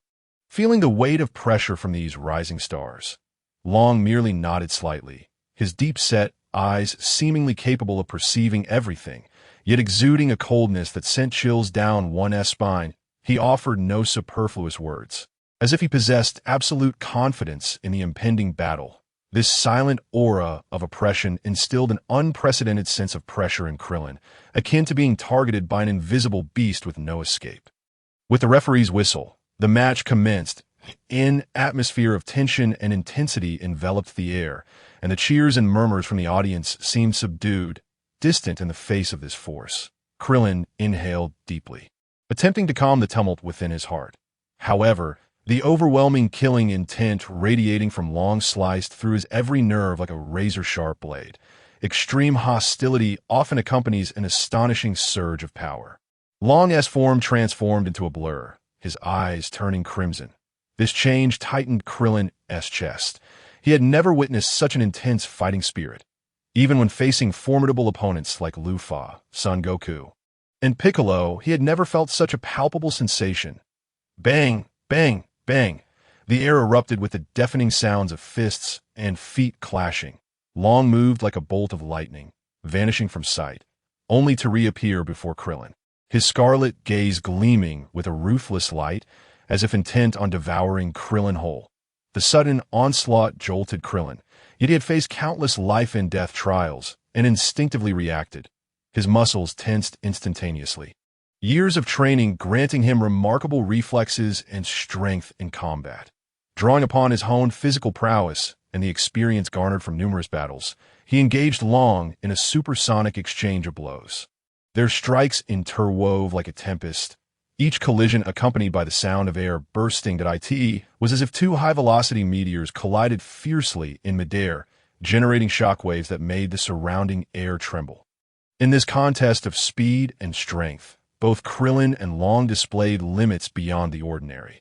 Their movements surpassed the capacity of the human eye to perceive, manifesting only as streaks of blurred figures darting through space, accompanied by sharp, piercing sounds of wind. With each collision of fists and feet, thunderous echoes rang in the ears of all present, leaving them in awe. Krillin's fists fell upon Long like raindrops, yet Long appeared unfazed. His defenses akin to an impregnable fortress, neutralizing Krillin's every assault. Simultaneously, Long's counterattacks were as fierce and merciless as a raging beast. Their figures intertwined rapidly on the stage. Every encounter of fists and feet resonated with the sound of air being torn apart, reminiscent of supersonic fighter jets engaged in aerial combat, leaving behind elusive afterimages. The clash between Krillin and Long transcended the realm of ordinary martial arts. It felt more like an ultimate contest of power and speed, each strike imbued with enough force to obliterate a small mountain. They exchanged blows at supersonic speeds dozens of times, each impact resembling two heavy tanks colliding at incredible velocities, causing the entire arena to tremble violently. As if on the verge of collapse under the immense force in the audience, spectators held their breath, fearful of missing any detail. Their heartbeats echoed the rhythm of the combatants' movements, each strike inducing trepidation, as though they themselves were embroiled in this heart-stopping battle. Long could no longer contain himself. His eyes turned crimson, and his entire being radiated a blinding red light. He resembled a ferocious beast that had escaped from the depths of hell. Brimming with endless malice and madness, his aura became increasingly frenzied, each breath seeming to exhale flames, sending shivers down the spine. Killing intent Long, Lufa couldn't help but scoff at the absurdity of it all, questioning how such a form had emerged. Moreover, he observed that Long's combat prowess had inexplicably doubled in a short span of time. This astonishing surge of strength caused Lufa to regard Long with newfound respect. He understood that emotions are a uniquely human force, capable of unlocking latent potential in critical moments, enabling individuals to unleash unimaginable power. Just as under the influence of love, people can endure countless trials and tribulations. In ordinary times, such torment might drive one to the brink of despair. Yet, under the influence of hatred, an individual's endurance can be significantly heightened, allowing them to persist even in dire circumstances. Likewise, fueled by anger, a person's physical capabilities are augmented, their strength surging and their courage swelling, as if they have transformed into a fearless warrior. This moment, Long has entered such a state of murderous intent, harnessing extreme ferocity to unleash his power, resulting in a remarkable enhancement of his combat prowess in a fleeting instant. This effect is comparable to the King Kai fist employed by Sun Wukong. While it may not truly rival the King Kai fist, in the heat of battle, it serves as a pivotal skill for a turnaround. Each punch and kick from Long seems to be imbued with boundless strength, leaving Krillin gasping for breath. Though Krillin had gradually regained his rhythm, his prowess and technique far surpassed Long's. However, burdened by the weight of a heavy-weighted suit, his power and speed were severely restricted, rendering him somewhat powerless against Long's ferocious counterattacks. despite exerting every ounce of effort to fend off Long's strikes. He ultimately succumbed to a relentless barrage of punches and kicks, retreating step by step. Krillin, how are you holding up? Bulma and others in the audience gasped in concern. Their worry for Krillin's safety was palpable, as he was one of their closest friends. Nevertheless, Krillin seemed oblivious to their calls, fixated solely on Long. You shall not defeat me. Krillin roared, suddenly channeling his strength into a punch that struck Long's chest with all his might. This blow encapsulated his entire power, sending Long hurtling away.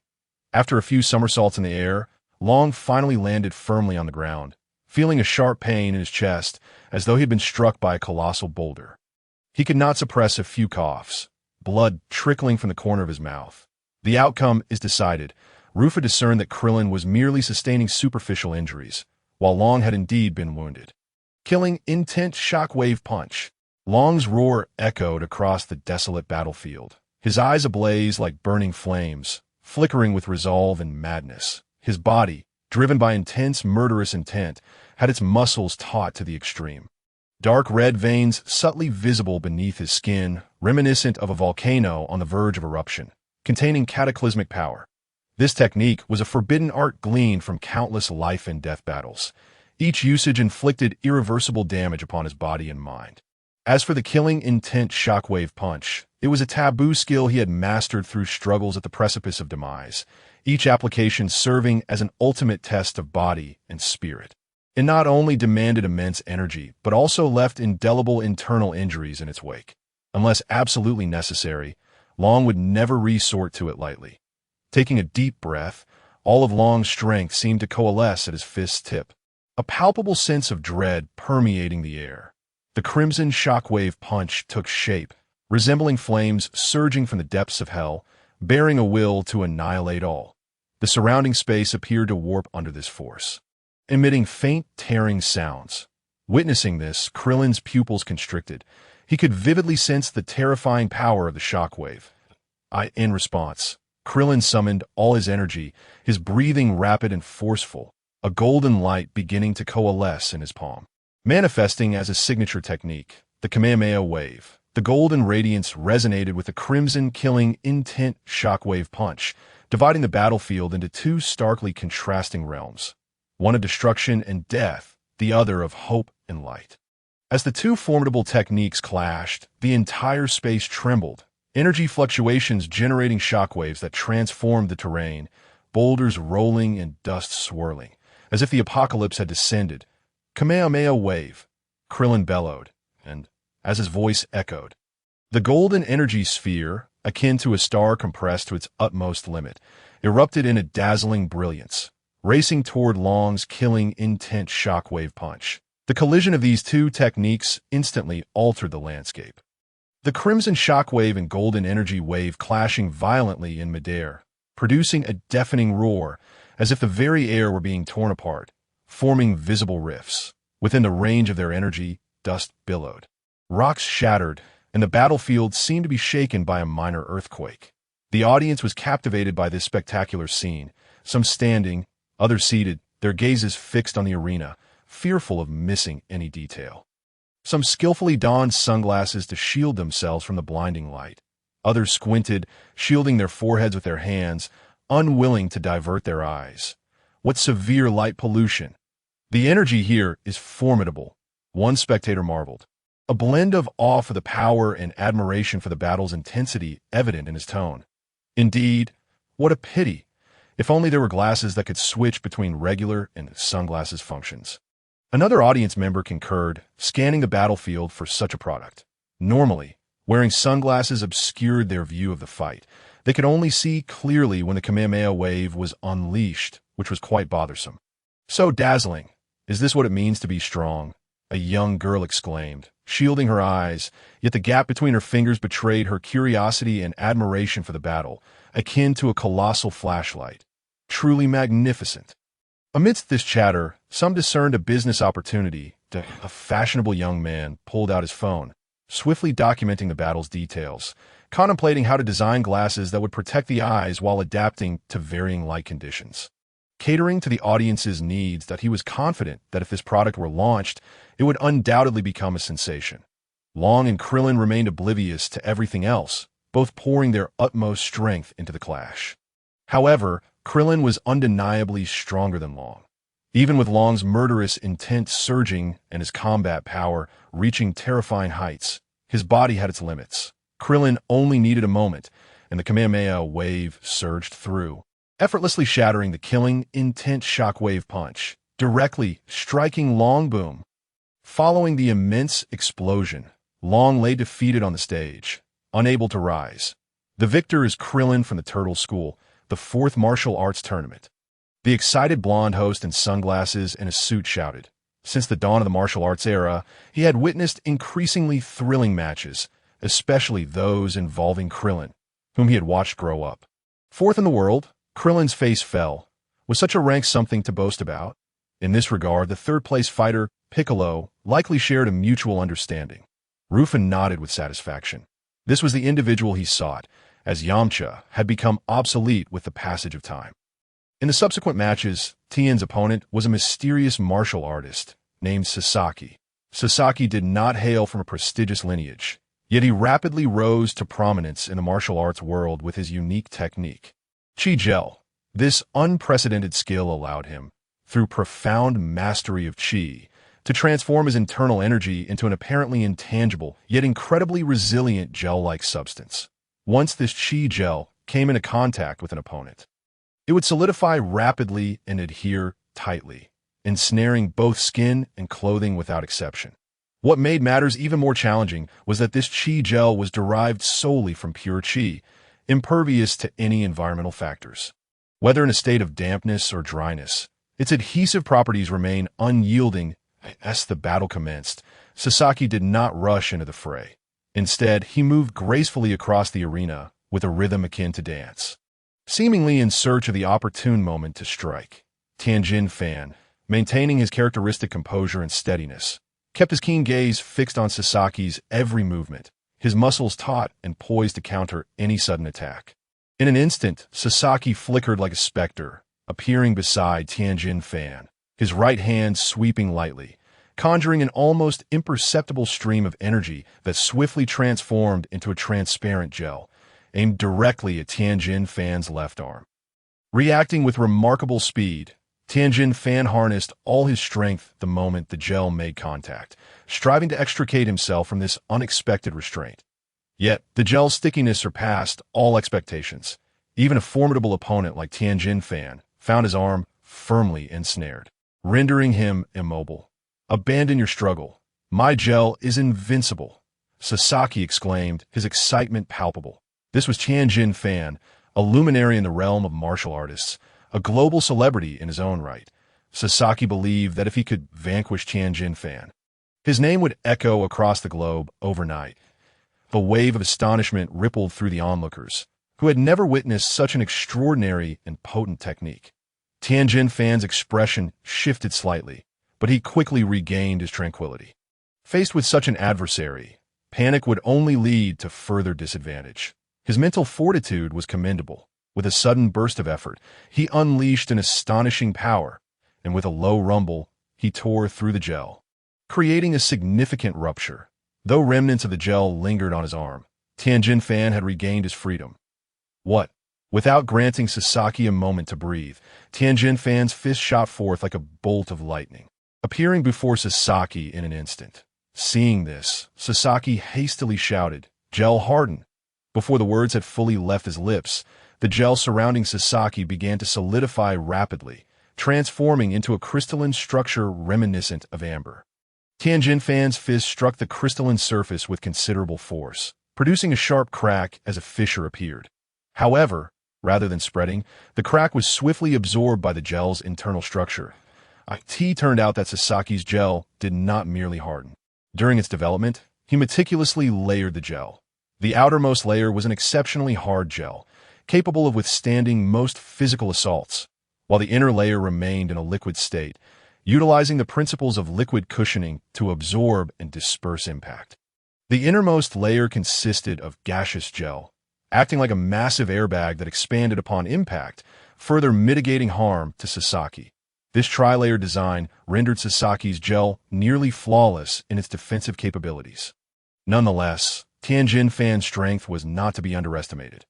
Although his fist had been momentarily halted by the gel, the immense force still transmitted through the fissures to Sasaki. He felt an overwhelming pressure encroach upon him from all sides, as if his very being were about to be ripped asunder. Rufa observed with surprise. This individual was quite the talent. Initially thinking the gel was merely a transformation of energy into gel form, he was astonished by Sasaki's ingenuity. Damn it, Sasaki gritted his teeth, exerting every ounce of strength to withstand Tianjin Fan's onslaught. However, as time elapsed, he began to feel his stamina waning. Though the gel was formidable, it required a substantial amount of energy to maintain. Sasaki had repeatedly employed the hardening and repairing functions, and his internal energy reserves were running perilously low. The gap in strength between him and Tianjin Fan was pronounced. Even if he had initially gained a slight advantage, the methodical Tianjin Fan was adept at countering such flashy maneuvers. Having experienced the gel once, Tianjin Fan denied Sasaki the chance to ensnare him, employing the principle of energy explosion to expel the adhering gel. Ultimately, Tianjin Fan delivered a decisive punch to Sasaki's face, sending him sprawling to the ground. Your gel technique is commendable, yet your overall prowess is lacking, Tianjin Fan remarked, flexing his wrist as he assessed the fallen Sasaki before departing. He recognized Sasaki. The clash between the two was both brief and powerful, leaving even Bick at a loss for advantage. He was taken aback when a blow he had deemed certain was deftly intercepted by his opponent.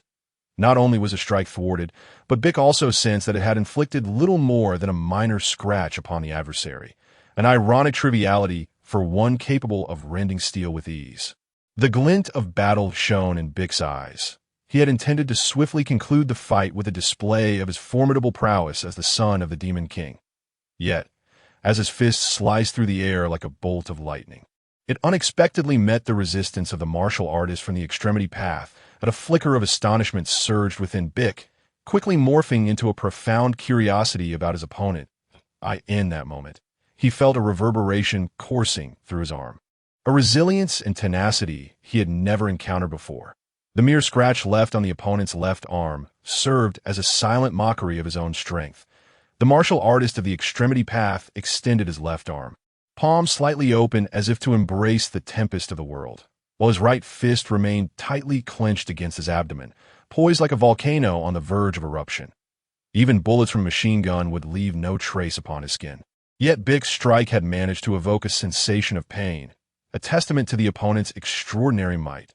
The stance of the martial artist resembled that of an unyielding rock, his right foot deeply embedded in the floor, melding with the earth itself, providing an unending source of strength. His left foot advanced slightly, maintaining an optimal offensive and defensive posture, every muscle in his body taut, ready to spring into action at Bick's next move. His breathing was steady and powerful, each exhale seeming to summon the air around him, preparing for the impending clash. Bick regarded his opponent, the disdain in his heart gradually dissipating as he realized that this human before him was far from the feeble adversary he had initially presumed. Nevertheless, as the son of the Demon King, Bick held fast to his pride and convictions. He chose not to shed his weighted attire nor employ energy blasts, believing that true combat should be a direct clash of flesh and will, a perfect amalgamation of power and technique. Come now, let me see how much you can endure, Bick growled, his muscles tensing as if he were a beast poised to break free from its restraints. The floor and air erupted with a thunderous roar as Bick, resembling a black bolt of lightning, swiftly traversed the distance, unleashing a torrent of punches like a torrential downpour, each one striking precisely against the martial artist's shoulders, chest, and legs. Every blow was imbued with Bick's utmost strength, yet upon contact, they merely produced a series of dull thuds, akin to striking solid steel. Bick could distinctly feel his fists rebounding against an invisible force, the sensation akin to iron. Even alloys would shatter under his might.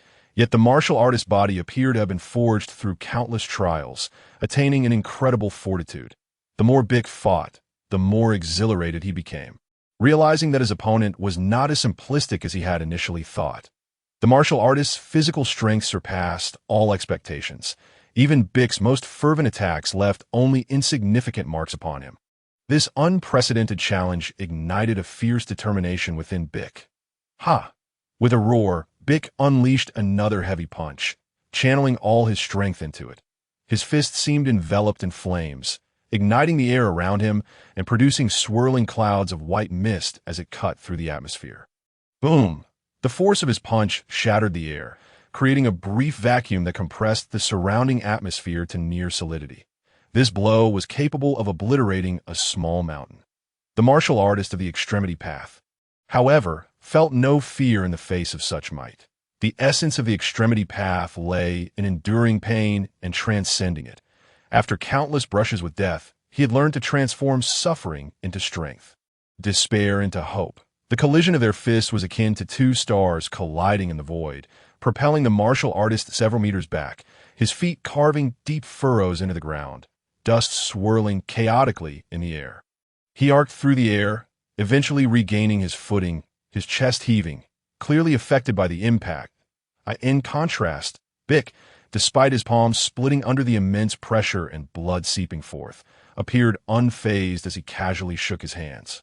Watching those wounds heal at an astonishing rate, as if he had never been hurt at all, truly unfair, the martial artist gasped, his eyes betraying both envy and resentment.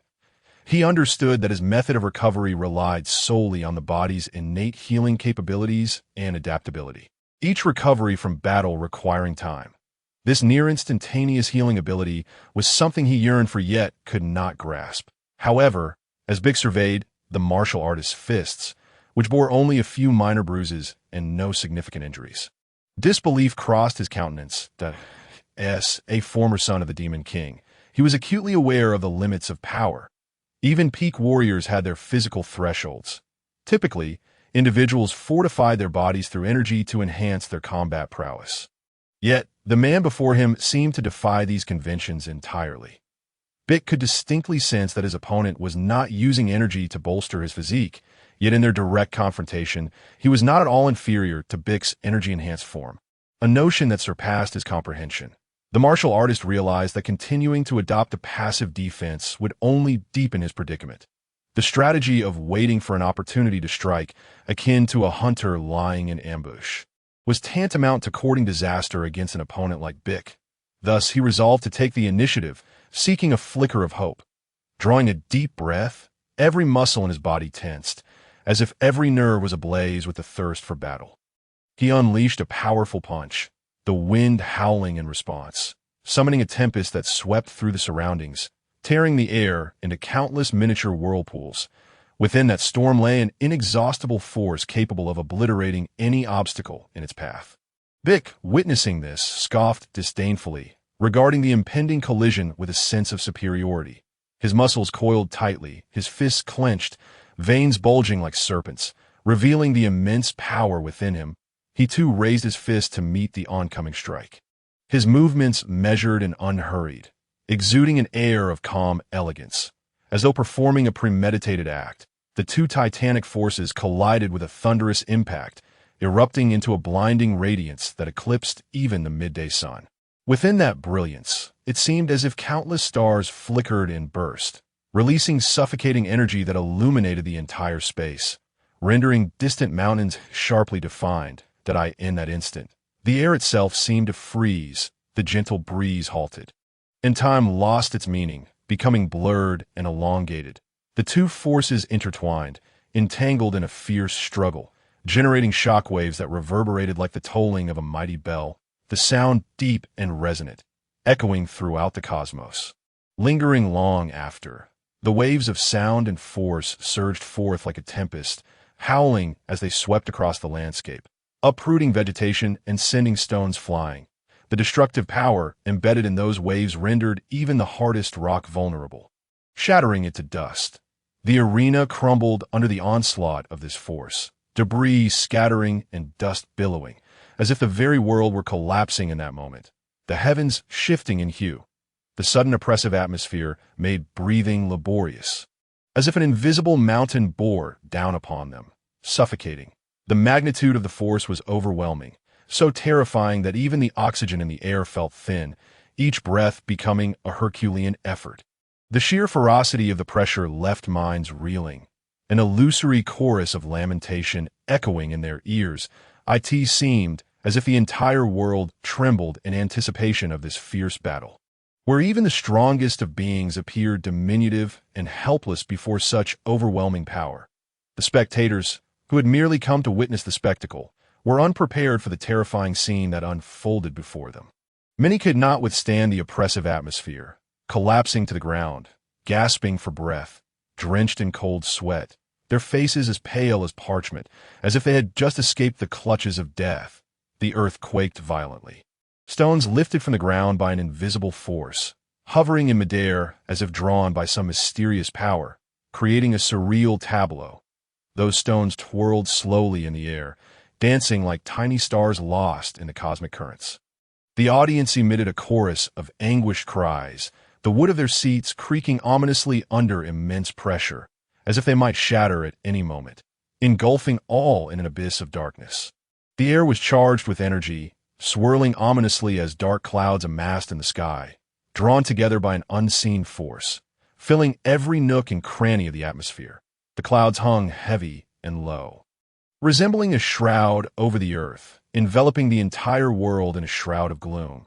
The blackened sky rumbled with thunder, the roars echoing like the wrath of the heavens, expressing their fury and discontent towards this clash. These ominous clouds harbored a terrifying force, poised to unleash torrential rain upon the land. Yet in the face of this battle, even the fiercest storm seemed insignificant. The clouds, as if struck by cannon fire, began to dissipate, revealing fragments of the sky beyond. The two combatants shouted in unison. A tremendous force erupted, reaching for the heavens, as if intent on tearing the very sky asunder. That sound resonated with boundless anger and strength, akin to two long-caged beasts finally finding their release. The dark clouds in the sky were rent asunder, a vast gaping hole forming at the center, resembling a giant eye coldly observing the earth below. The rolling clouds scattered in all directions, only to vanish into nothingness, as if they had never existed at that moment. The sky appeared purified, revealing the long-forgotten blue and white of the heavens. Sunlight streamed through the clouds like a golden cascade, illuminating the battle-worn arena.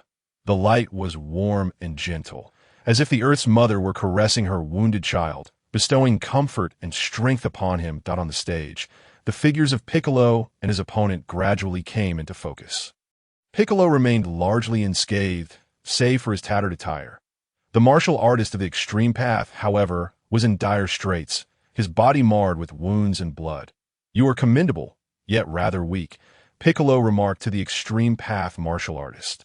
The latter's lips quivered, as if he wished to respond, but ultimately only emitted a faint gasp, unable to form a complete sentence. His entire being trembled in pain, every cell echoing exhaustion and defeat.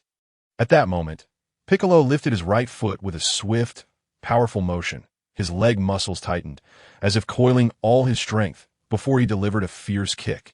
This strike was both swift and precise, landing squarely on the waist of the extreme path martial artist. The latter was sent soaring through the air like a wooden boat tossed by a mighty wave, tracing an arc before helplessly crashing down at the edge of the arena, rolling a few times before coming to rest.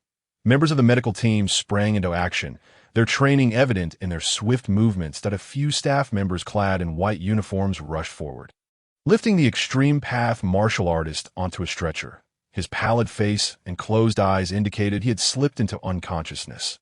The medical team leader quickly assessed his injuries, nodding to an assistant to prepare the red healing solution. Under the deft hands of the medical personnel, droplets of the crimson liquid were administered through and for, gradually flowing into the martial artist's body. As the medication coursed through him, his wounds began to heal at a visibly accelerated rate, and his previously ashen complexion gradually regained its color. Upon awakening, the extreme path martial artist found himself resting on a comfortable hospital bed, surrounded by soft lighting and bustling medical staff that he attempted to move. Astonished to discover that the once agonizing wounds had nearly healed, glancing at his arm, where a deep gash had once been, he now saw only a faint mark. In disbelief, he touched the scar. Filled with shock and gratitude is this the red healing solution? He turned to the nearby medical personnel, his voice trembling slightly. The medical staff smiled and nodded, explaining, indeed, the red healing solution is one of our most precious medical resources. It can swiftly mend bodily injuries, allowing you to regain your combat prowess in a short time. As he listened, an unprecedented excitement surged within him as he envisioned the potential of merging his extreme path martial arts with this miraculous substance. How greatly his combat ability could be enhanced. He could almost see himself dominating future battles, invincible with his formidable martial skills and rapid recovery. However, reality often proves harsher than imagination. The extreme path martial artist soon realized that the use of the red healing solution was strictly regulated. The medical team would meticulously monitor his condition to ensure the maximum efficacy of the medication.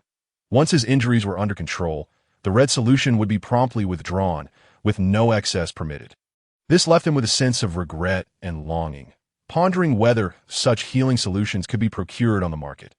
Eventually, the highly anticipated match featuring last year's second-place competitor, Sun Wukong, arrived. The previous bouts had garnered significant attention, with artificial intelligence calculations revealing that Sun Wukong had secured no less than 50 endorsement deals. He had achieved financial independence, no longer reliant on the fees from martial arts disciples for a comfortable life. Chi-Chi stood in the audience, pride radiating from her as she gazed at her husband on stage. She retained the image of a youthful maiden, time seemingly having spared her the ravages of age. This was a testament to Sun Wukong's formidable strength and widespread influence, which had garnered them a life of abundance and ease. Chi-Chi no longer had to toil for their livelihood, as in the earlier narrative. Instead, she wholeheartedly supported Sun Wukong's martial journey.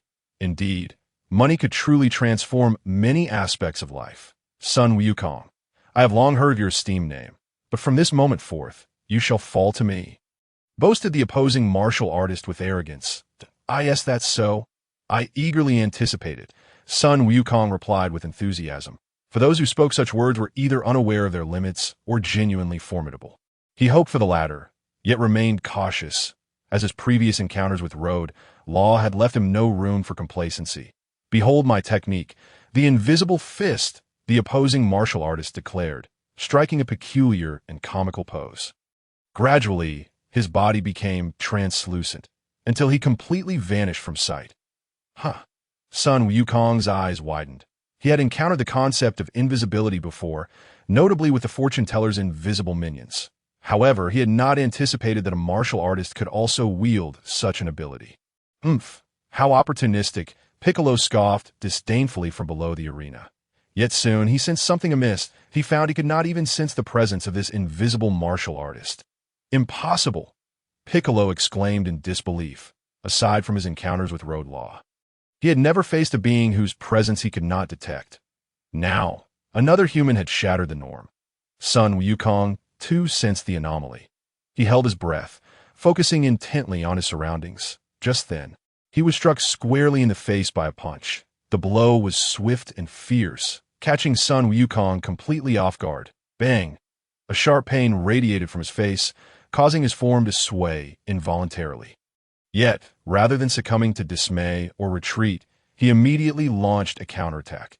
His form moved with a ghostly swiftness, the wind from his fists howling as they struck directly at his opponent's vital points.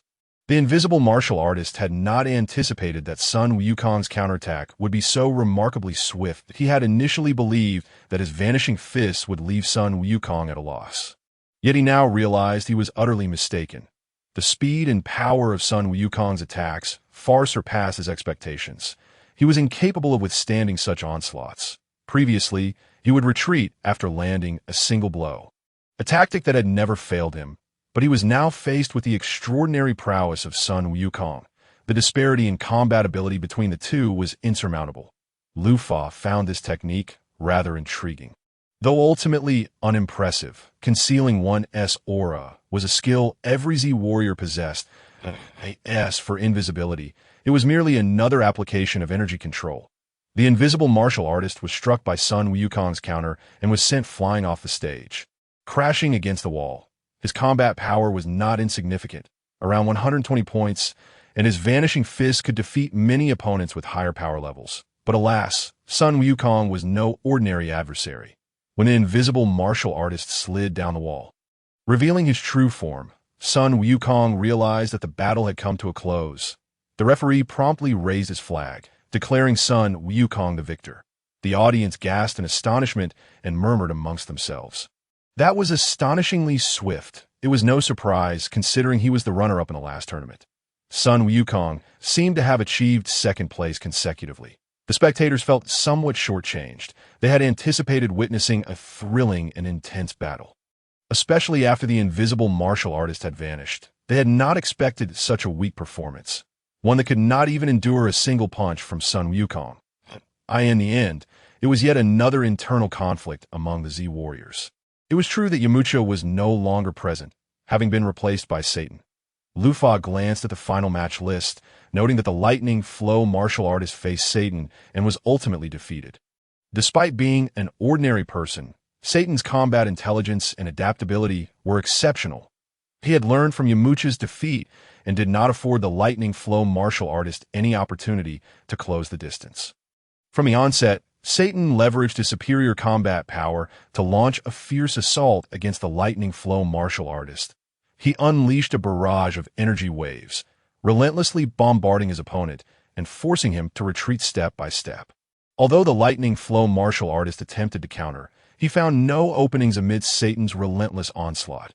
Eventually, wearied by the continuous barrage, the lightning flow martial artist sought to make a final stand, but found himself utterly exhausted. Ultimately, he succumbed to Satan's Kamehameha wave, signaling his complete defeat.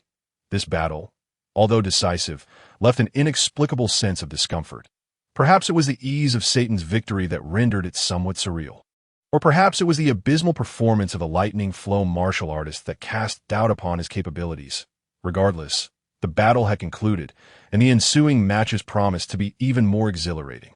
Just when the audience expected to witness a thrilling clash, Lufa made his entrance. Esteemed participants, let us approach this year's martial arts tournament from a different angle. That Lufa's voice was deep and magnetic, reverberating throughout the venue, with each word resonating clearly in everyone's ears. Now, all finalists, please come to the stage and challenge me collectively. As his words resonated, a wave of astonishment swept through the crowd. The hall fell into a profound silence, followed by an explosive cacophony of discussions and exclamations, creating a tumult that was indescribable. Spectators exchanged incredulous glances, their expressions reflecting disbelief. Even seasoned warriors, accustomed to the fierce competition of the tournament, could not suppress their astonishment. "What is Lufa saying?" one audience member muttered, seemingly unable to believe his ears. Did he just claim he would challenge all the finalists at once?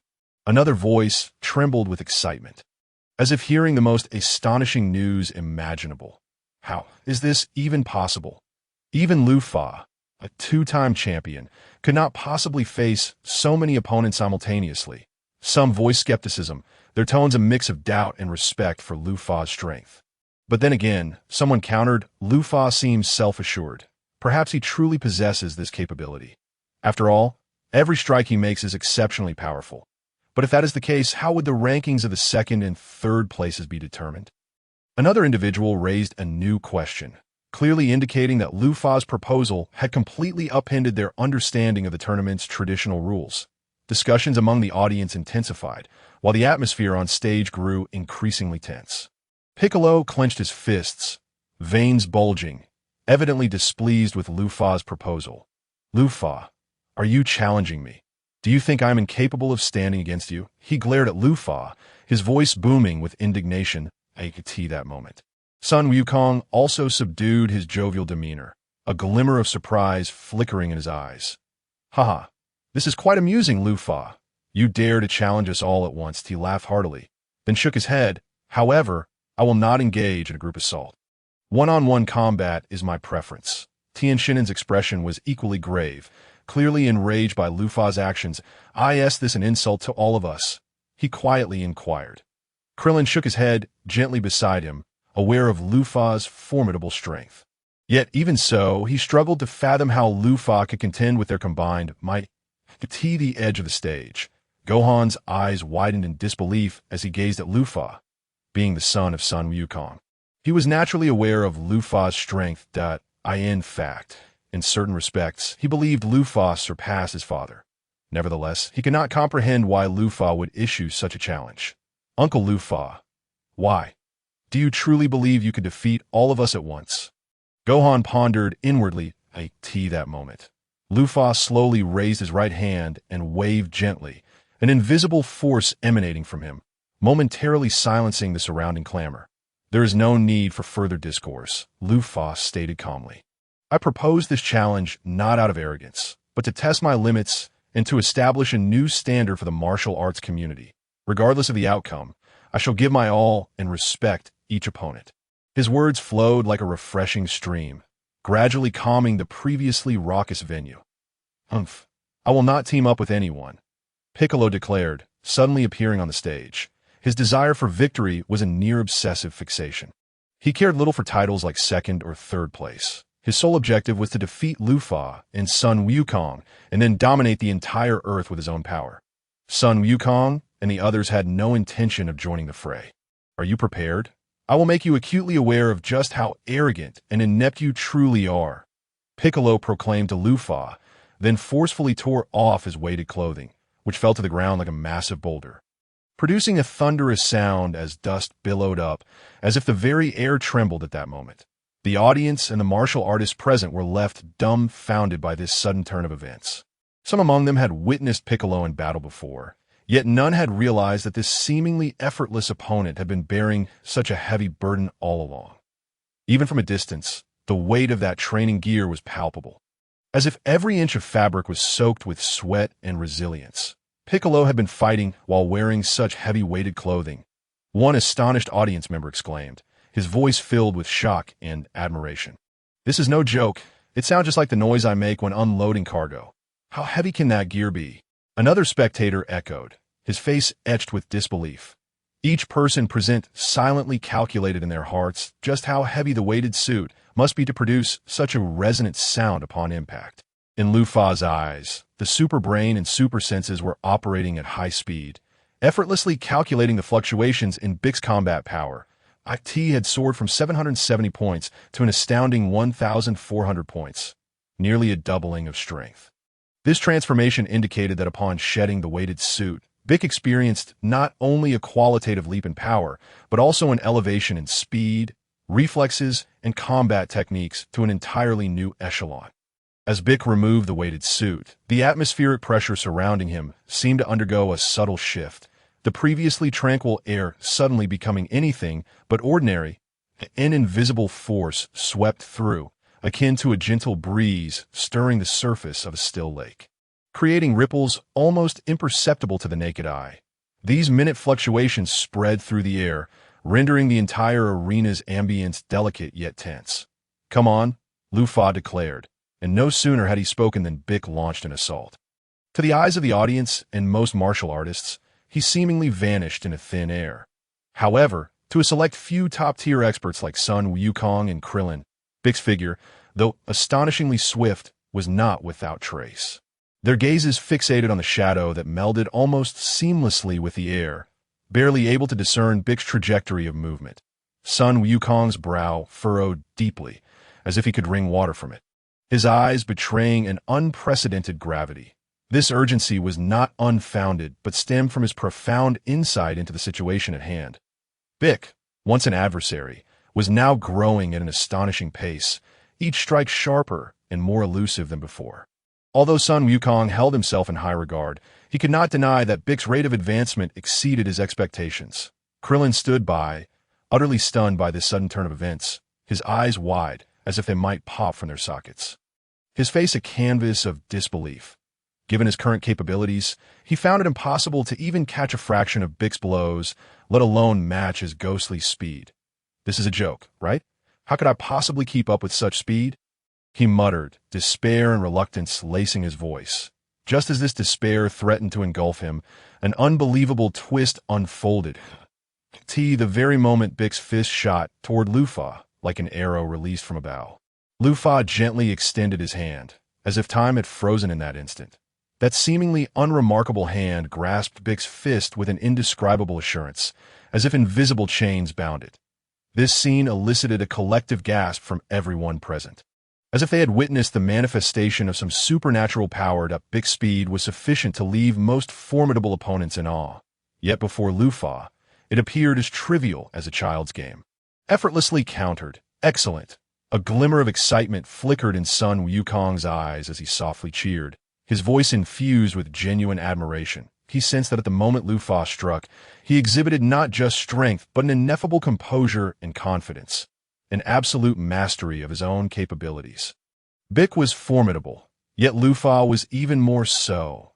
Sun Wukong felt the pressure mounting, yet only fueled his enthusiasm, awakening the latent vigor of his scion genes. Krillin remained speechless, utterly astonished by the spectacle.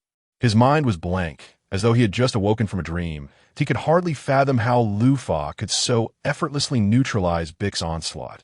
To him, it was nothing short of a miracle. Bix was overwhelmed by an unprecedented shock. Since shedding the burdensome weighted suit, he felt reborn, his power surging like a butterfly emerging from its chrysalis, every muscle brimming with an explosive force hitherto unknown. He sensed the power coursing within him, unstoppable like a river breaking its banks. This newfound sense of strength left him somewhat intoxicated, even leading him to believe he might be unbeatable in this world. However, reality often shatters illusions in the most brutal fashion.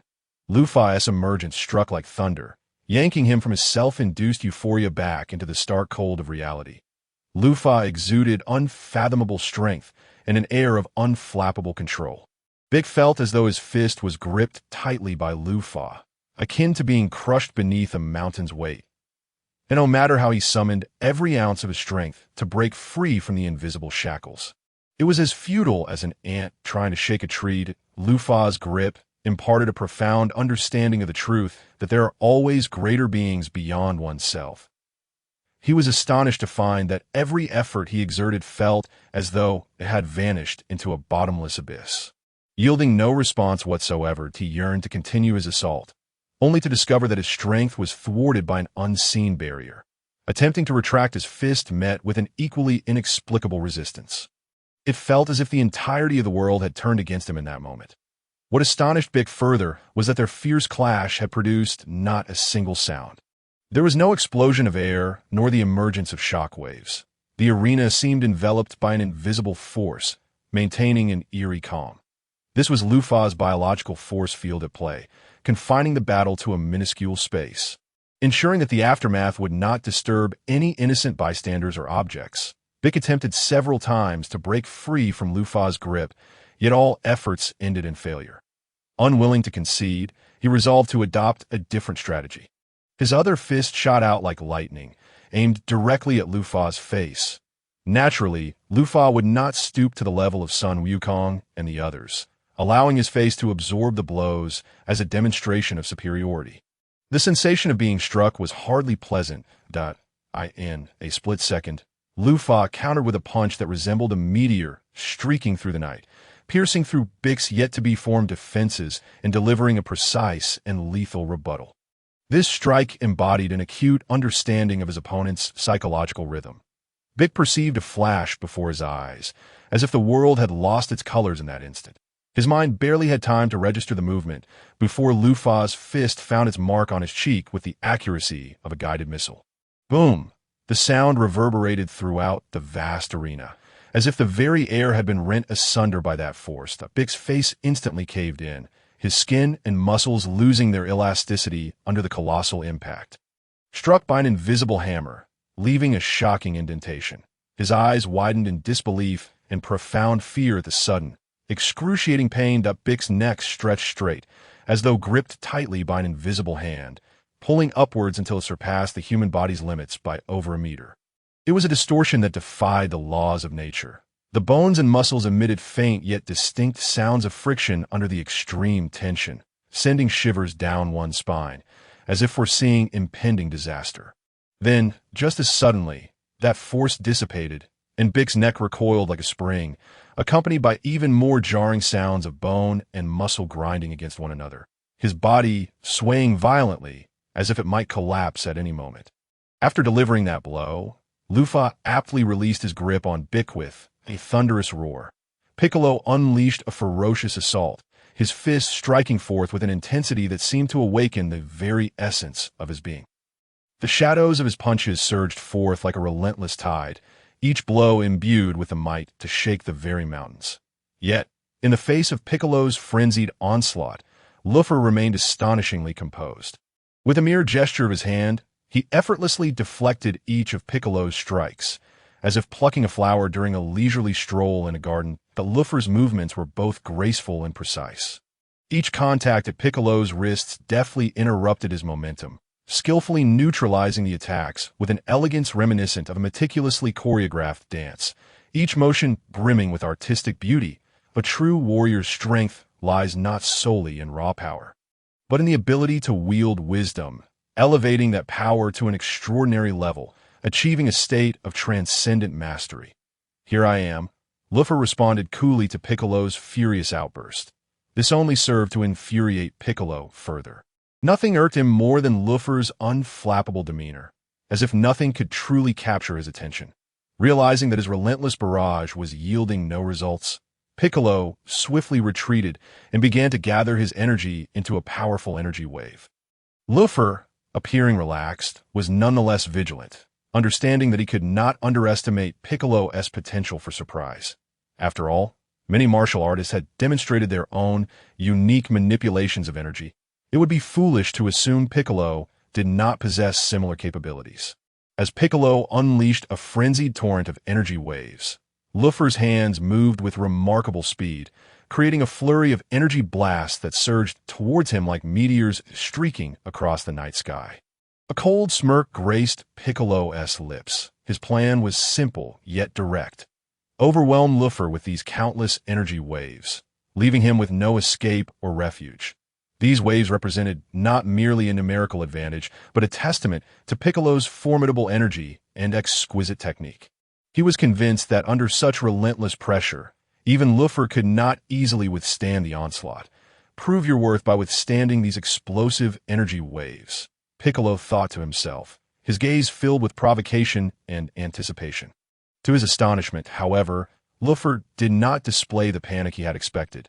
Instead, he remained eerily calm. In that moment, Luffy's extraordinary vision became paramount. His eyes seemed to penetrate through illusions, perceiving the core essence of reality. Those seemingly dazzling energy waves appeared transparent and fragile in his sight. He discerned the unstable energy clusters within Piccolo's blasts, boiling and turbulent like water on the verge of boiling over, ready to erupt at any moment.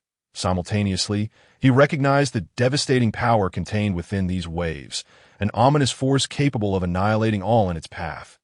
Luffy recalled how Tianjin had previously executed a technique to rebound energy waves. If one could conceive it, so too could others. The reverse rebound technique was a specialized energy wave crafted specifically for countering energy blasts. Their internal structure was exceedingly complex, composed of countless unstable energy clusters that would unleash catastrophic force upon external impact. These smaller clusters could trigger a chain reaction, where a single imbalance would lead to catastrophic explosions. Upon contact with any object, whether rebounding through energy or another means of defense, they would unleash a devastating blow, far surpassing any explosive known to humanity. This energy wave was akin to a mobile bomb, an impressive notion, albeit one Luffy regarded with derision, with a subtle shake of his head, infused with mockery and disdain.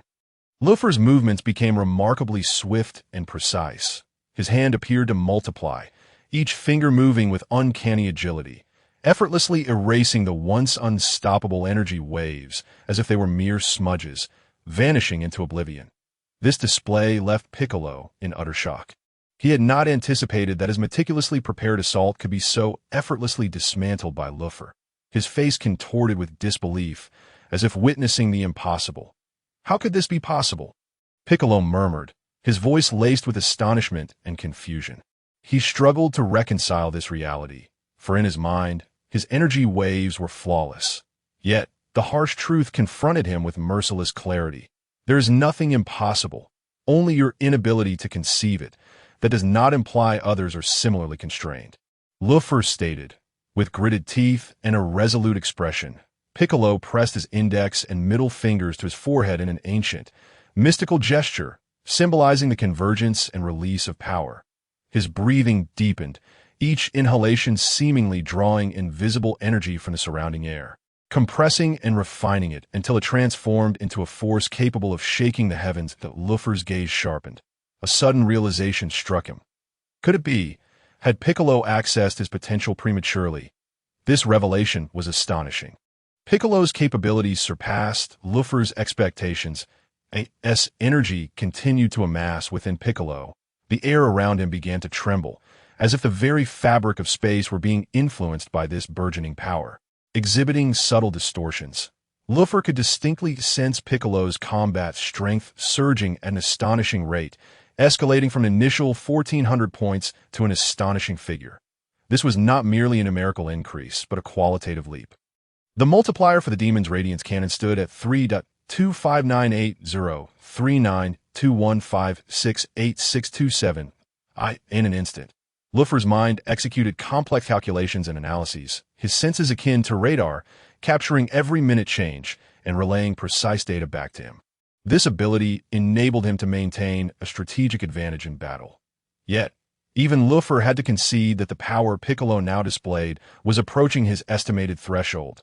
The true terror of the demon's radiance cannon lay not just in the raw release of power, but in the concentration of spirit and will it represented. Standing in the center of the arena, Piccolo's energy surged like molten lava, bubbling with fervor. His eyes were tightly shut, the furrows on his brow deepening, as if every fiber of his being was coiling in anticipation of the impending release.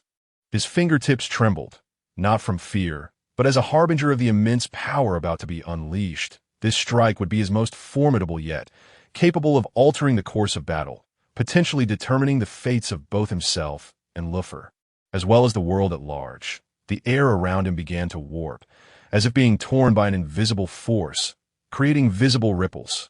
Krillin and Satan, seated in the audience, were transfixed by Piccolo. Their expressions a blend of disbelief and awe. Krillin's mouth gaped open, yet no sound emerged, overwhelmed by an unprecedented sense of oppression emanating from Piccolo that rendered him nearly breathless. Satan, fists clenched tightly, beads of sweat forming on his brow, sensed the magnitude of the power at play, his mortal experience sharpening his awareness of its intensity. This moment, he acutely sensed the looming threat of death. Sun Wukong and Tianjin Fan stood at a distance, their expressions more complex than those of Krillin and Satan. Sun Wukong furrowed his brow, exerting every ounce of his energy to perceive Piccolo's aura, seeking any flaw within it. Yet, the intensity of Piccolo's presence far exceeded his expectations. Even he felt a twinge of struggle. Sun Wukong was internally astonished. He had never witnessed Piccolo's strength at such a level, a force that even he found challenging to contend with. This version of Piccolo was no longer the adversary he could easily defeat in the past. Tianjin Fan's situation was even more dire. His complexion was pale, his eyes reflecting both terror and concern. As someone who had once faced the Demon King Piccolo, he understood the catastrophic consequences that would ensue if Piccolo unleashed his full fury. The creature that once sought to obliterate the world and dominate all had now grown to such formidable heights. Once, they believed that as long as Sun Wukong and Luffy were present, they could confront any threat, including Piccolo himself. After all, Sun Wukong had previously vanquished Piccolo, while Luffy possessed the power to eliminate Sun Wukong in an instant. Piccolo's aura was like an invisible giant hand, tightly gripping the throats of everyone present. They began to recall the terrifying acts of the Demon King Piccolo, the demon who had once slaughtered cities and instilled fear in humanity. Although Piccolo had not engaged in mass destruction since his emergence, they had gradually lowered their guard, perceiving him merely as a member of a unique race. However, the extreme danger and overwhelming strength emanating from Piccolo now rekindled the deep-seated fears within them. Damn, if Luffy is truly killed by Piccolo, then Wukong will also be in peril. To that point, we might not stand a chance against Piccolo. Under the immense pressure of that powerful aura, Tianjin Fan gritted his teeth and voiced his concerns. Once such thoughts surfaced, they spread like wildfire, impossible to contain. What unsettled him further was Luffy, the enigmatic figure who had always seemed inscrutable, now appeared utterly indifferent to Piccolo's actions, instilling in Tianjin Fan a peculiar dread. "Lu Fa, what on earth are you thinking?" Tianjin Fan silently pondered, struggling to comprehend why, in the face of such a formidable enemy, Lu Fa maintained such a calm demeanor. Did he truly have confidence in countering Piccolo's assault? On the arena, Piccolo's aura reached its zenith. He was astonished to discover that Lu Fa did not interrupt his energy accumulation process, a realization that brought him both relief and heightened anger. Tio Piccolo. Lu Fa's indifference felt like a blatant insult, a derision of his power. Deep within, Piccolo vowed to make Lu Fa pay for his arrogance, to conclude this scornful encounter with his most powerful technique, the Demon Flash Cannon. His right hand shot forward, two fingers poised as a spiraling energy beam began to coalesce between them. This was his ultimate technique, the Mekanka Sappo. This beam encapsulated all his strength, its destructive capability sufficient to penetrate any known defense. "Prepare yourself, Lu Fa." Piccolo's voice reverberated in the arena, his eyes filled with resolve and hatred. He intended to channel all his fury and resentment into this strike, making Lu Fa pay for his hubris. "This is the killing move I have prepared for you and Sun Wukong, the Mekanka Sappo." With that, his right hand thrust forward, unleashing a spiraling energy beam that blazed through the air, tracing a dazzling trajectory, akin to a meteor streaking across the night sky, imbued with the power to annihilate everything in its path. Hurtling towards Lu Fa, Piccolo was aware that this attack represented the pinnacle of his current abilities, potent enough to breach any known defense. Even Lu Fa would likely find it difficult to withstand so fast. Tianjin Fan, Krillin, and Zen expressed their astonishment, their faces betraying disbelief. The speed of the Mekanka Sappo surpassed imagination, appearing before Lu Fa almost instantaneously after Piccolo had concluded his declaration. They silently thanked their stars that they were not the targets of this assault. Otherwise, they might not have had the opportunity to evade, forced to confront it head-on. Indeed, while the charging process of the Mekanka Sappo was lengthy, it was precisely this duration that endowed it with such terrifying speed and power. If the speed were insufficient, allowing the opponent to evade easily, then the extensive charging time would have been in vain. Raditz had managed to dodge solely due to his superior combat prowess, sustaining only a graze to his shoulder. Then, Lu Fa extended his hand. Just as at the beginning of the battle, he opened his palm to the swiftly approaching Mekanka Sappo, as if his hand possessed some mysterious power capable of attracting and controlling all. The unstoppable, indestructible energy beam, upon contacting Lu Fa's palm, was abruptly seized. What? The Z fighters and Piccolo widened their eyes, their expressions etched with shock and disbelief, as if witnessing the most unfathomable event on Earth. Silently, without wind or waves, a silent struggle unfolded between the Mekanka Sappo and Lu Fa's hand. However, this seemingly balanced confrontation experienced a reversal in the next moment. With a slight exertion, Lu Fa's palm extinguished the once mighty energy beam, which had been poised to obliterate everything, ultimately crushing it into nothingness. How could this be? Piccolo's voice trembled, his face a canvas of despair and indignation, that he could scarcely believe his eyes, let alone accept that his most formidable technique had been so effortlessly dismantled by Lu Fa. He stared wide-eyed, as if to engrave this moment indelibly in his mind, yet unable to reconcile himself with the reality before him. At this instant, Lu Fa appeared towering before Piccolo, akin to an insurmountable peak. He had effortlessly neutralized Piccolo's most potent technique, the Mekanka Sappo, and the composure he displayed left everyone present in awe.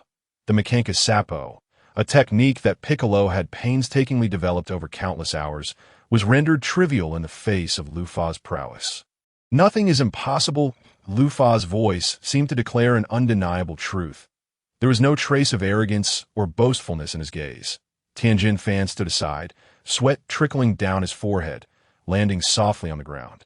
Moments ago, his heart had nearly leapt to his throat. He could foresee Lu Fa succumbing to Piccolo's lethal strike. Yet, Lu Fa's performance had completely upended his expectations, the sudden thrill of surprise causing his mouth to fall agape.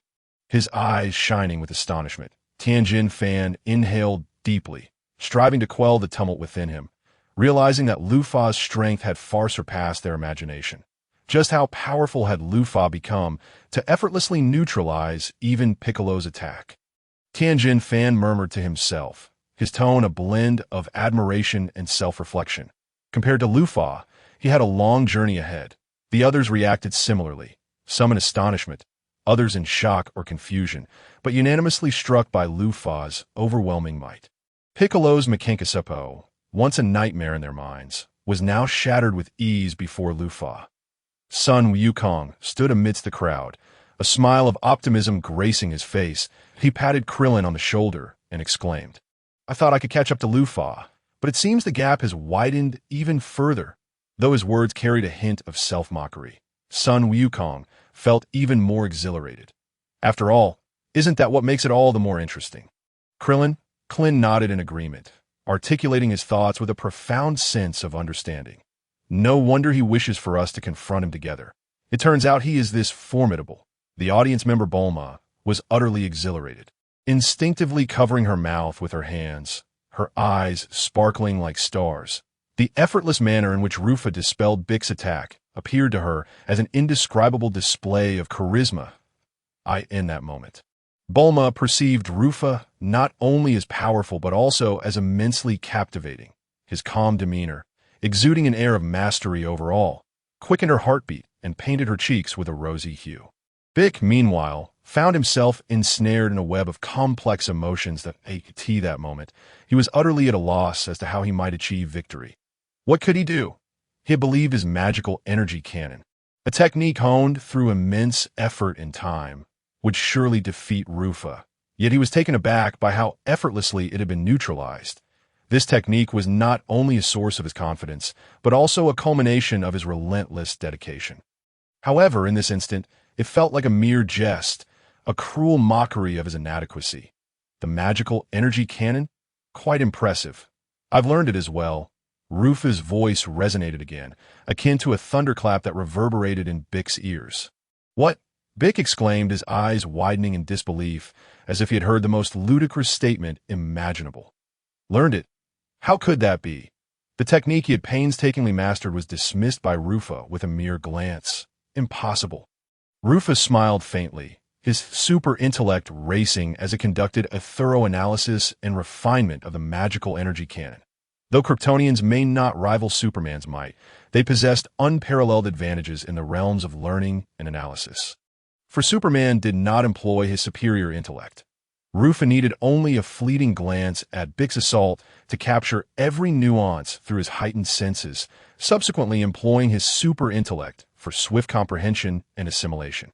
Moreover, Rufa's extraordinary mind was engaged in enhancing and optimizing the magical energy cannon, that he contemplated how to increase its rotational speed and amplify its penetrating force, even experimenting with integrating the principles of energy manipulation to achieve mobility control over the cannon.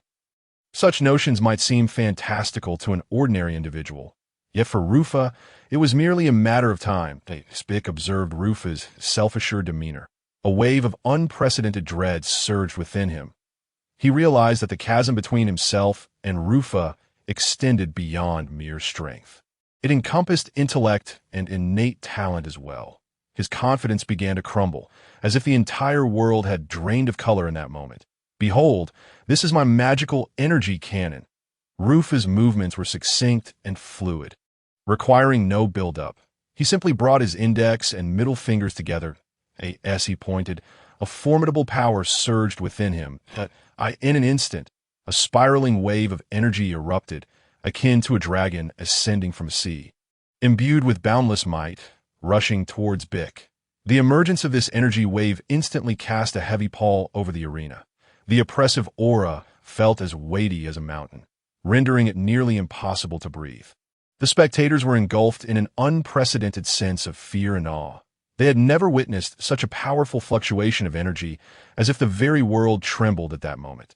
Some audience members gaped in terror, while others clutched their chests, as if on the verge of asphyxiation, that a few even began urgently donning oxygen masks provided by their seats to stave off suffocation under the immense pressure.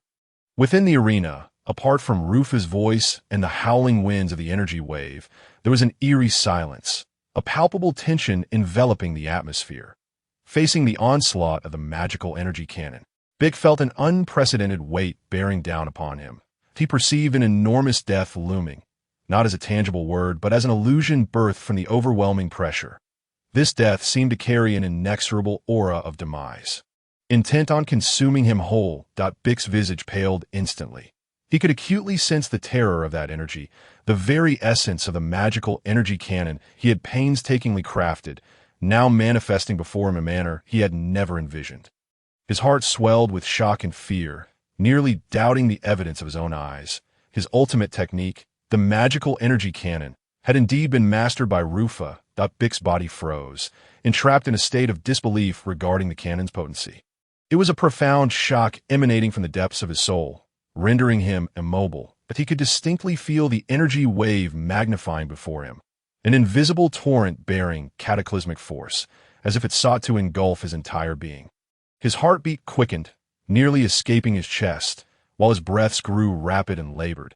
His mind was a blank slate, utterly incapable of formulating a response that he felt as though an unseen force had immobilized him, leaving him a mere spectator as the lethal strike drew ever closer. Yet, just as the situation reached a critical juncture, a miracle transpired. The magical energy cannon, once barreling towards Bick, suddenly veered with remarkable agility. It circled around his form gracefully, akin to a nimble bird tracing an elegant arc through the air. The spiraling energy shimmered under the light, dazzling like a resplendent rainbow, resembling a brilliant meteor streaking across the sky. As if showcasing its strength and beauty to the world, in that moment, time seemed to stand still. All breath was held as the spectators beheld this breathtaking spectacle. The trajectory of the magical energy cannon resembled a finely crafted tapestry, instilling a sense of reverence in all who witnessed it. Ultimately, the cannon soared into the heavens, shattering the clouds above with a thunderous roar. Boom! At that instant, the sky appeared to quake under the weight of this energy, becoming an expanse of clear blue as sunlight poured down, illuminating the entire arena. The golden rays bathed Bick, inducing a blinding sense of disorientation. The audience gazed upwards in awe, their eyes brimming with wonder and admiration. They had never encountered such a soul-stirring sight, nor felt such overwhelming power. Bick stood rooted in place, his gaze vacantly fixed upon the sky, his heart a tumult of astonishment and confusion. He could not fathom how Rufa had so effortlessly grasped and refined his signature technique.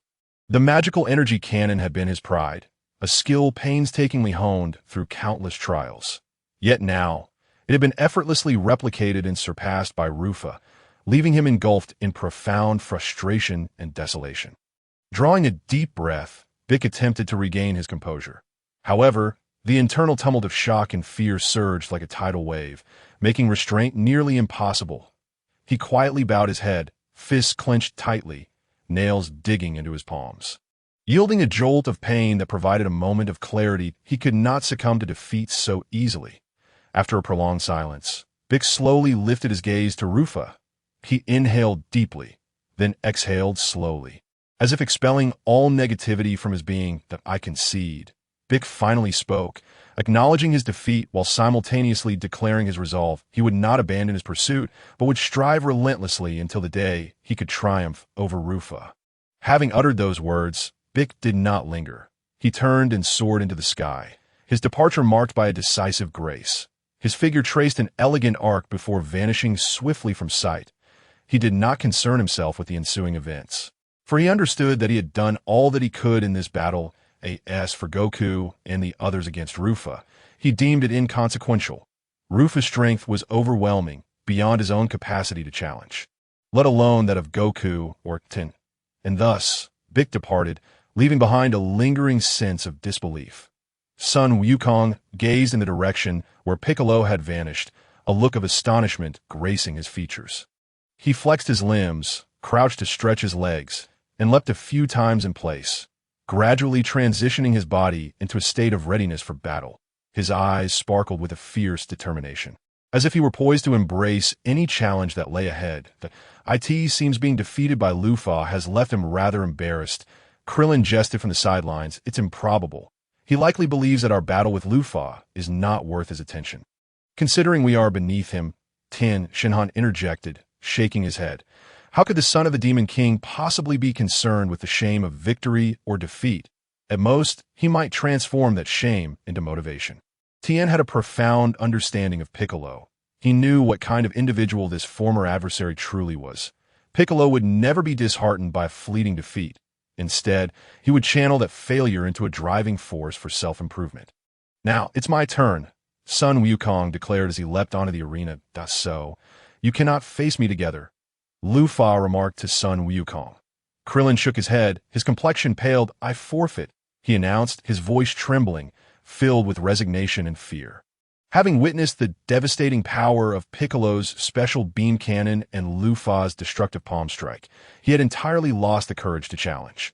The clash of those two forces resembled a confrontation between divinity and demonhood, rendering him painfully aware of his own insignificance in the face of such power, leaving him feeling utterly unworthy of even attempting a challenge. The disparity was too vast. He feared that Lu Fa might inadvertently end his life. Tien, on the other hand, appeared indecisive. His gaze darted between Sun Wukong and Lu Fa, his heart rife with conflict and inner turmoil. He yearned for power, to stand atop this world and behold the vistas that lay beyond. Yet, in the presence of a formidable opponent like Lu Fa, he felt a twinge of trepidation. After all, he had witnessed the titanic struggle between Piccolo and Lu Fa, a display of power that left him awestruck and haunted. Once Sun Wukong is defeated, I shall challenge you, Lu Fa, Tien finally resolved, his expression hardening as if he had discovered his purpose and direction in that moment. The world cannot be so distant. Lu Fa turned his gaze toward Sun Wukong, who had discarded his weighted clothing. Faced with the might of Lu Fa, Sun Wukong dared not take any chances, refraining from probing attacks. He had to give it his all.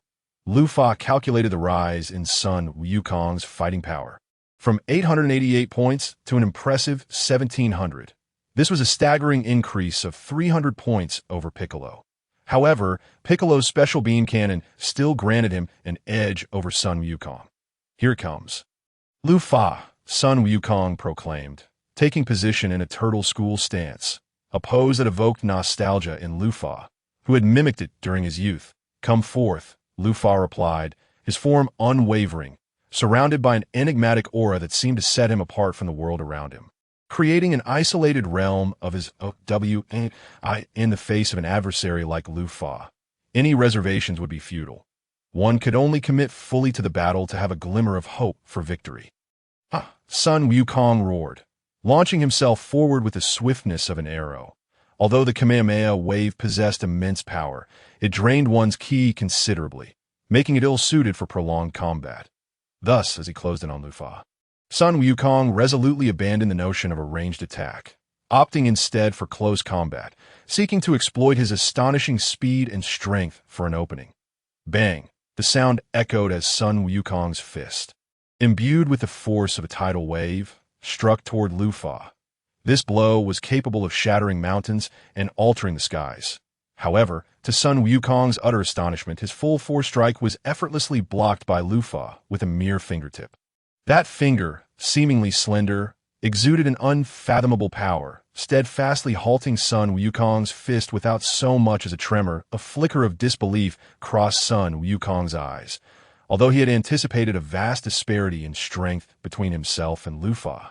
Witnessing it firsthand stirred feelings of frustration within him. It was noteworthy that since his emergence as a fighter, Sun Wukong had rarely encountered a worthy opponent.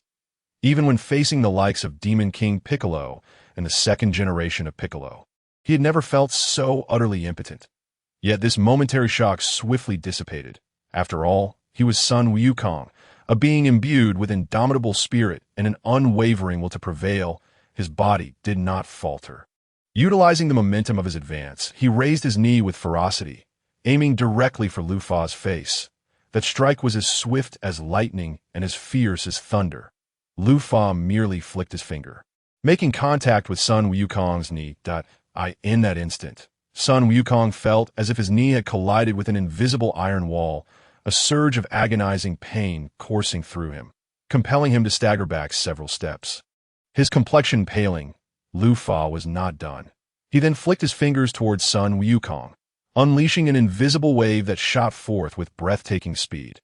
Sun Wukong sensed a tremendous force converging from every direction, as if the very fabric of space were compressing and solidifying, ensnaring him in its grasp. Before he could react, the intangible force struck him, hurling him like a marionette with severed strings, tracing a long parabolic arc through the air.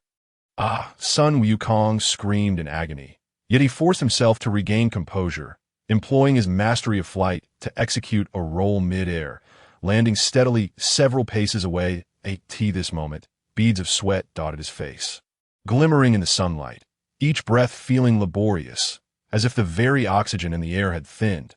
That last blow, though seemingly casual on Lu Fa's part, felt like an invisible mountain pressing down on his heart, imparting an unprecedented weight of pressure. Such formidable strength, Sun Wukong murmured, his gaze fixated on Lu Fa, a blend of awe and combativeness reflected in his eyes. Taking a deep breath, he sought to calm the tempest within and launched another assault. However, this time, before his attack could reach its target, Lu Fa merely pointed, and an unseen force activated in the air, erupting around Sun Wukong. Sun Wukong's body shuddered violently before plummeting to the ground like a marionette with severed strings. His form enveloped in smoke, his skin charred and dismal.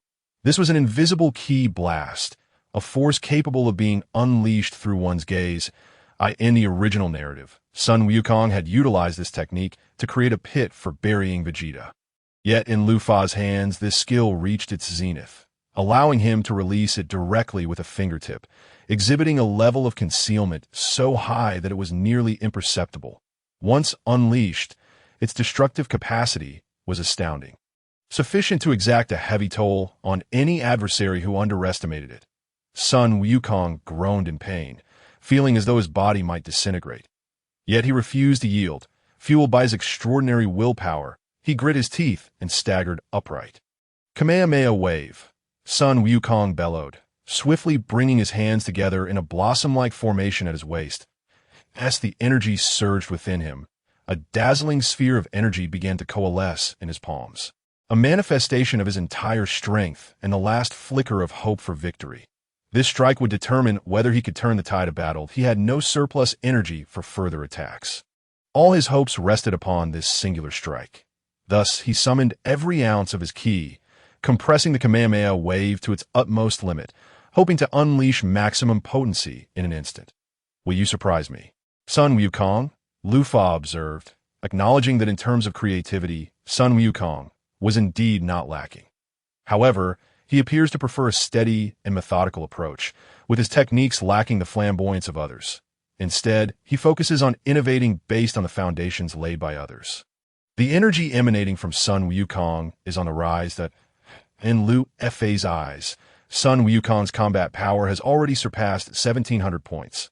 Then, Lu Fa's heightened senses detected that the energy sphere of Sun Wukong's Kamehameha seemed to be undergoing a degree of compression, with its energy density rapidly escalating.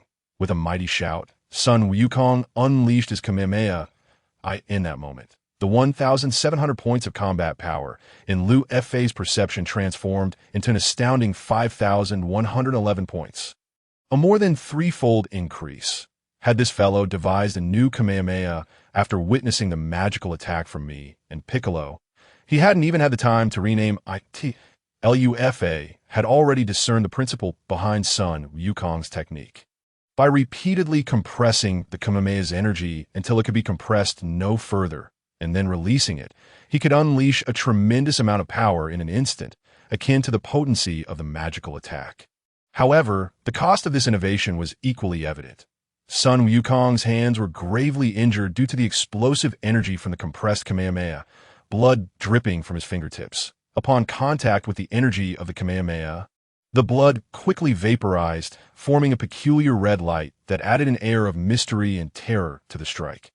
Hidden in the shadows, Piccolo was utterly taken aback by this scene. He had secretly returned to observe, initially hoping to discover any hidden strength within Sun Wukong. Although Lu Fa had supplanted Sun Wukong, becoming the adversary he must defeat, Piccolo's obsession with Sun Wukong had never waned. After all, since his birth.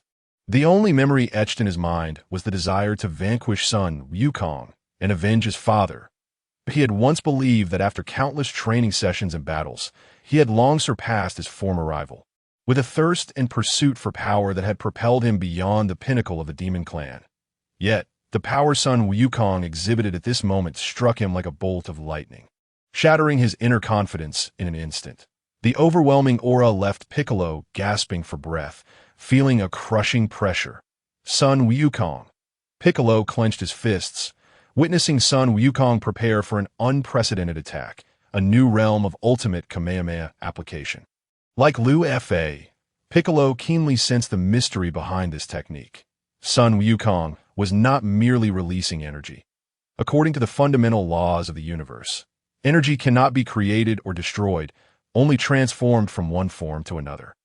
Sun Wukong was exploiting this principle, gradually pushing the originally dispersed energy towards an extreme state through countless compressions and consolidations. Each compression acted as a purification process, stripping away impurities from the energy, rendering it more refined and concentrated.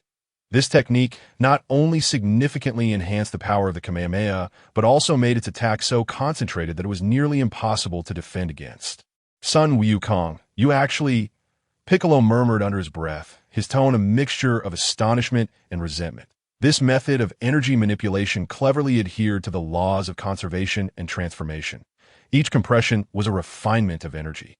Although there would be considerable energy loss during the process, the explosive force upon release was sufficient to compensate for it all, even surpassing it. All of this transpired in the blink of an eye.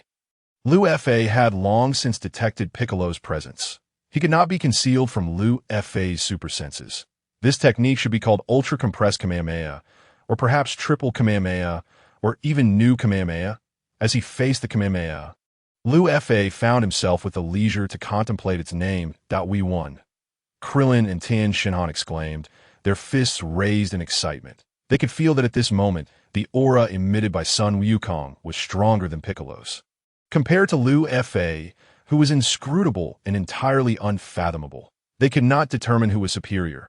Yet they naturally wished for Sun Wukong's victory, for that would imply that Liu Fa was not as distant from them as they had thought.